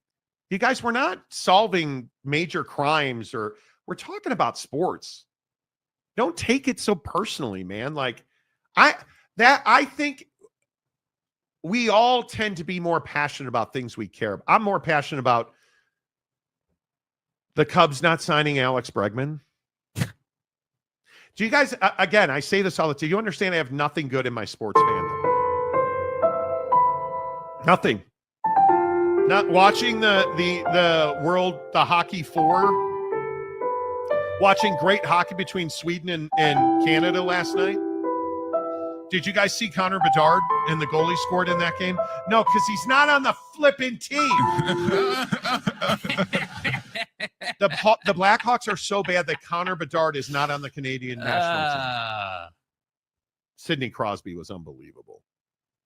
Unbelievable. Yeah, watching those guys play together is incredible. Physical space and real estate cost is huge for tax deductions. Dude, yeah, I know. That's what I'm saying. I know. How do you not include that, bro? I know. How does an accountant know that you did something, has the itemized list of the cost down to, I literally remember doing it with you guys, and it was literally down to the mounts and screws and and everything. Just blew it off. And just never, I just can't understand that. And then we're shocked when people get sued.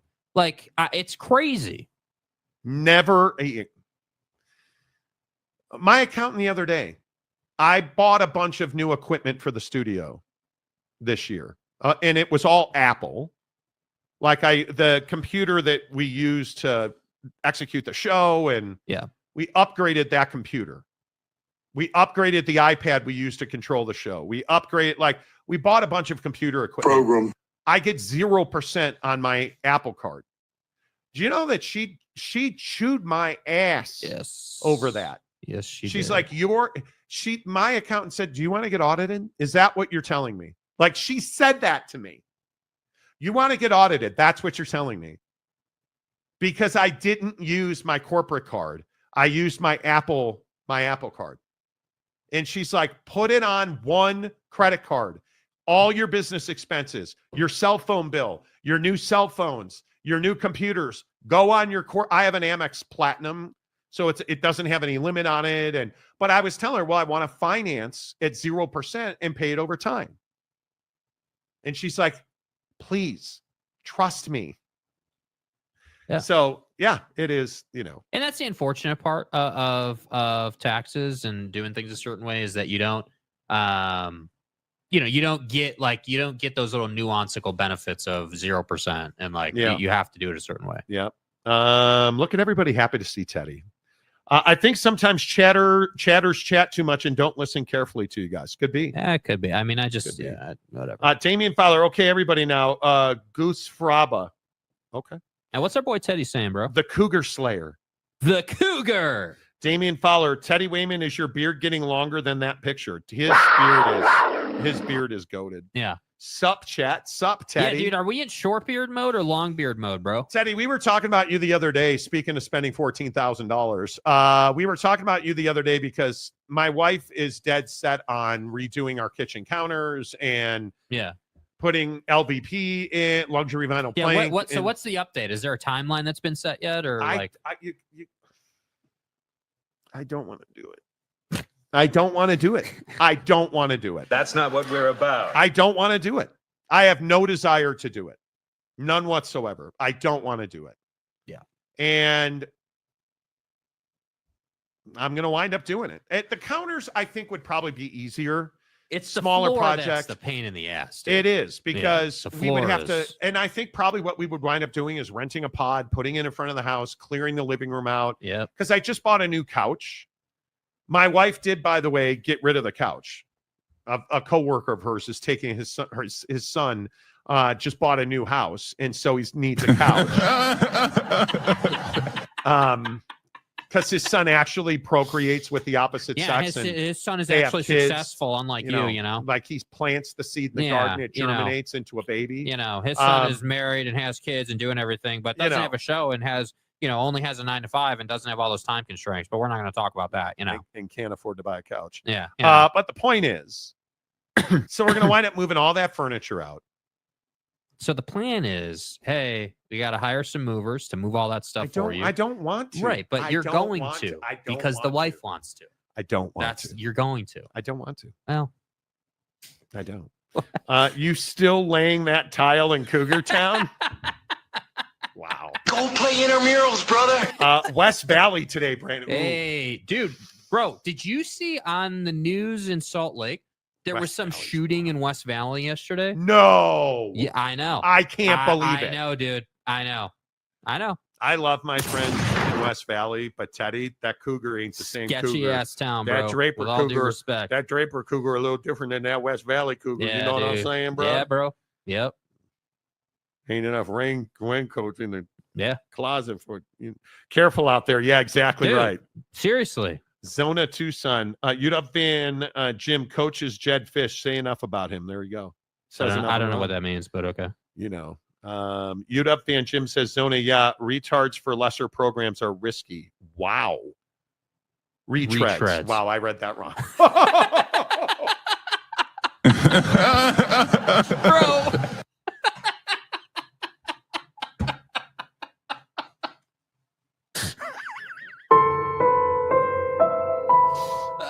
All right, well, guys, it's been really nice doing the program with you. We had a great run. I'm a terrible.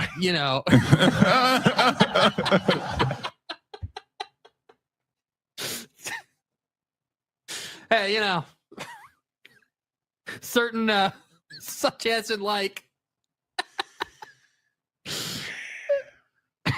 Yeah, retreads for lesser programs are risky. U.S. Americans. And with that, goodbye, Jake. It happens. Too bad. It's not funny. We did what we did. It's not. Please don't write letters. It was an accident. It was a Freudian slip. I apologize. Monty can read. Just Google him. Right. Yeah. You mean Minty? Minty. Right. Yeah. Like and subscribe, chat. Yeah, please hit the. I haven't said it one time this show. I'm so bad at this. We have well over 1,500 views and 58 all the likes. comments Ferris got blocked on, bro. Ferris, what did you do? Bro, dude's got like 10 comments blocked. What did you say? I just, Smiles and glory holes. Okay. Use protection in West Valley City.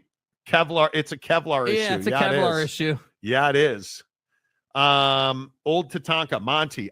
It was an accident, bro. It wasn't intentional, dude. Jake looks like the tomato from Vegetables. Bro, now. that was funny as hell. That was funny. Yeah, it happens, dude.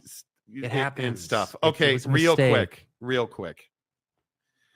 Jake walks into the studio this morning. Dude, I told you. I warned you. Aliens are real. Infowars.com. So apparently there were some earthquakes at Area 51. 2.8 magnitude earthquakes. Who cares? Well, Monty, they're coming up out of the ground. The spacecrafts are coming up out of the ground. And, that's what's happening. Who cares? Well, the aliens are not in the ground. And we were saying that.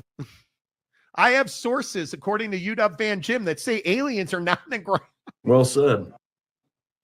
Do you guys believe that aliens are hiding inside the core of the earth? I don't believe they're hiding in the core of the earth, but I'll say this. I think that Area 51 being this secret sort of thing in the government doesn't help the situation, What I think is so funny is this Area 51 thing. People have just whether it's, there's dead alien bodies behind those fences, Monty. I have got an entire caravan of illegals that are going to rush the fence at Area 51. Yeah, you guys remember that. And if the illegals die, nobody cares. Right, Because it's illegal. Because they're illegal aliens, which is one of the most dumbest names ever. Doesn't get any more red, white, and blue than that. They're human. No, it doesn't, unfortunately. They're human beings. But what happened to all the people that are like, we're going to ramshackle that fence. I'm going in. I want to see E.T. I want to see E.T. Let's run. And then when you rush the gate and they shoot you dead, you're going to be like, oh, time for a lawsuit. Like, why are we so desperate for aliens to be hiding in the core of the earth? Because we want to understand why we're here or what else is out there. Weren't they behind the bookshelf staring at their daughters? Yes. Right? Yes. What if, go with me for a minute. Dude. What if there are no aliens in the center of the earth? Whoa, dude. What if there are no crashed spacecrafts hiding in whatever bunkers, hangars? That's bullshit. What if there are no space aliens or their aircrafts hiding at Area 51? What if? You don't always have to be negative. I know, but what if? What if? What if, dude? Don't be stupid. They're hiding beneath the surface of the moon. Yeah, Delaric, what if they're hiding on the dark side of the moon? Yeah, the moon is a way station for aliens to come to the planet. Well, if we had ever gone to the moon, maybe we would know. But we didn't. Since we shot the moon landing in a TV studio. Right, This is what we do, you guys. You guys understand this is what we do? Everything's a conspiracy theory now. Well, they never went to the moon. There was no single shooter. There were multiple bullets. Jimmy Hoffa's not dead. He's picking strawberries in the Central Valley of California. You want to explain that? Bro, Jimmy Hoffa's dead. We did go to the moon. I don't understand why we can't just be like, oh, there are earthquakes. Yeah. Well, they had an earthquake at Area 51. Now, what are you going to say about that? There was, an earthquake. I'm Shiva, the god of death. At Area 51. Yeah. Well, I just think we want it so bad. Yes. Yes, we do. We want it so bad. Super thirsty. Zona says this sounds like some Tom Cruise War of the Worlds Great movie, by the way. It does. The moon is cheese, guys. Get a grip. See what I'm saying? Right. It's probably feta. Old Tatanka, isn't the core molten iron and nickel? Well, apparently that's what the aliens live on. Allegedly. Capazzo, ooh, easy down in the Jeezy. You guys are getting some weather. Did you guys see the storm on the West Coast? Yeah, bro. ET was moved from Area 51 to our west of Dugway Proving Grounds on the Nevada side of the Salt Flats. Well, Okay. San Diego State, Glenn, you're right. You guys are right a lot. My only issue is when we get into it over Oregon State or San Diego State to the Big 12. You roasted me, but in the end, and this hurts, San Diego State was offered an invite but turned it down. Cautionary tale, bro. Maybe. Cautionary tale. Ferris, dude, what did you say to get blocked? You got filtered. What did you say? As predicted yesterday. What are you, a time traveler? Area now, dude? 51. Go back and hear Monty mentioning my comment about Area 51 yesterday. Okay. Like, extraterrestrial life likely exists, but I don't think they could get here unless everything we know about physics is wrong.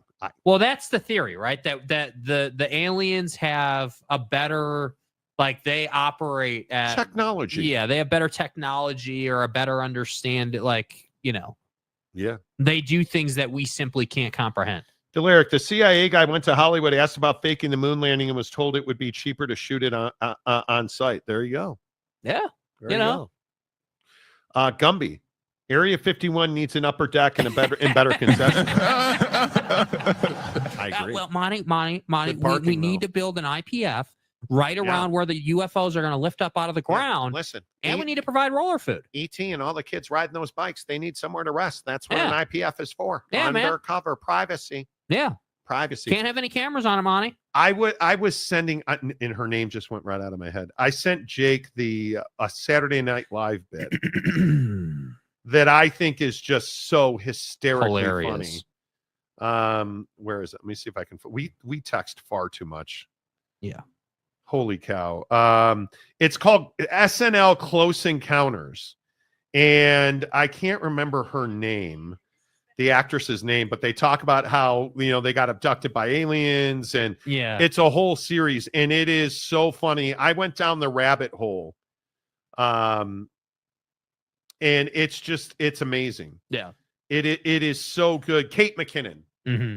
If you just search Kate McKinnon aliens, it is the funniest stuff you'll ever see. And if you just search Kate McKinnon wrecking people on SNL, dude, it's just so, my God, so funny. Area 51 could use an upgraded IPF, just saying. Right. Exactly. Yeah. Fat. Jesus. Tupac isn't dead. They changed his skin color and he became Putin. Did you ever see Putin and Tupac together? Think about it. No, I never did. A West Coast rapper and some dictator across the world, Brandon Butler. Was the upper deck damaged at Area 51? Can an IPF prevent spying? Exactly. Yeah. Smash the numbers. Ferris Khan. I would roll the dice and assume that the ETs are better than we got. Let's see what happens. Yeah. Right.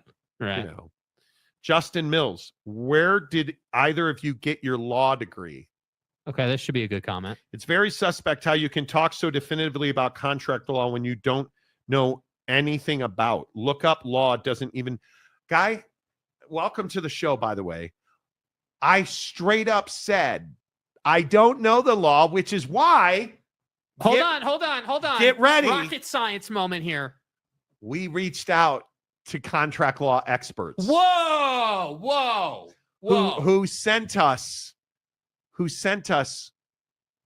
and pointed us to specific things about good faith doctrine at Harvard Law, because Harvard Law has a great online presence. Sorry, Justin. Didn't mean to let you down with our transparency about what took place. Sorry. And again, Pac-12 guy, I'm assuming you come in here and you try to bring your guns. And what we're telling you is, we're not experts on law. We literally said we are not legal experts. We're not lawyers, which is why we reached out to someone, dude. We asked people who are experts, and they explain it to us. Incredible.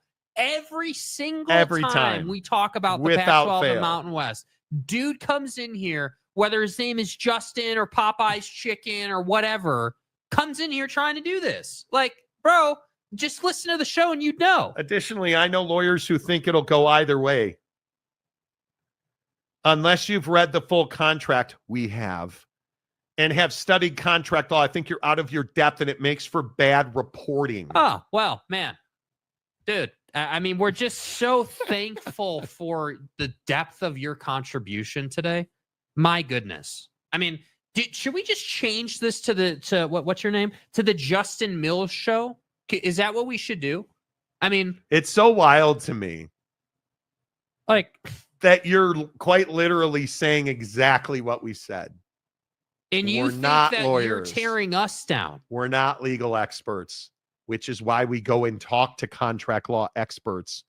Do you think we had a graphic just sitting here ready on good faith and contract law? Do you think how would I know about good faith? We've never claimed to be legal experts, dude. How would I know about the good faith But provision here we in go contracts? again, and let me retread this take from earlier in the show. Okay, let me retread this take.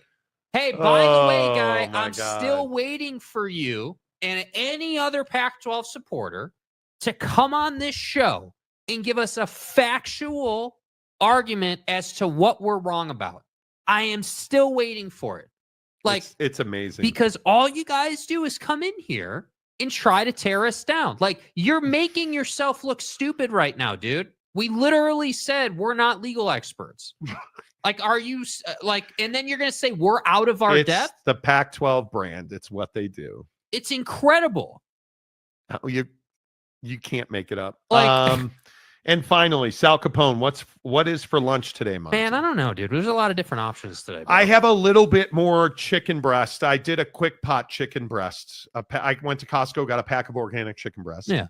Put it in a quick pot with about a cup of water, a good bit of lemon pepper seasoning and barbecue sauce, all natural barbecue sauce. Mm-hmm. And it turned out amazing. We put it on our loaded tots. I've been eating it with tacos this week. I probably have 2 more servings of that left. I will probably simply microwave a bag of frozen sweet corn, microwave that chicken, and probably, heat some tortillas up and just have tacos for lunch. Gives me my protein, gives me my vegetables, give me my carbs, But Monty, you do watch lawyer shows. Oh, we're big fans of Suits here. Dude. Yeah, man. I mean, come on. That's so typical too. That was an just because you watch moment. Suits doesn't mean you're a lawyer. I can't tell you guys just how awesome that was. Yeah, you thought I was Matlock. I am not Matlock. Mario edits. If I send you an Albuquerque sticker, would you add it to your sign? No. No, sorry, dude. With all due respect, no. Nope. Matlock is a great show, probably the best new show on TV. I haven't watched the new Matlock. I don't even watch Suits anymore. Great show. Kim Coulter, great show, effing hilarious. I mean, that was truly the topper on the show, bro. I like so good. Oh my God. Guys. Please, let's end the show with this right here. If you could go back and research any law from the 80s, which paragraph would you focus on and what article is your favorite? And it's so true because I know so little about law. Do you think I can just pull a legal, like a foundational part of contract law is this good faith clause? Do you really think that I could just go and pull the good faith and contract just rolled doctrine? Out of bed and was like, yeah, let's pull up the good faith and contract doctrine. Do you really think I could? What? I'm smart. I ain't that smart. Like, come on, dude. I'm not that smart.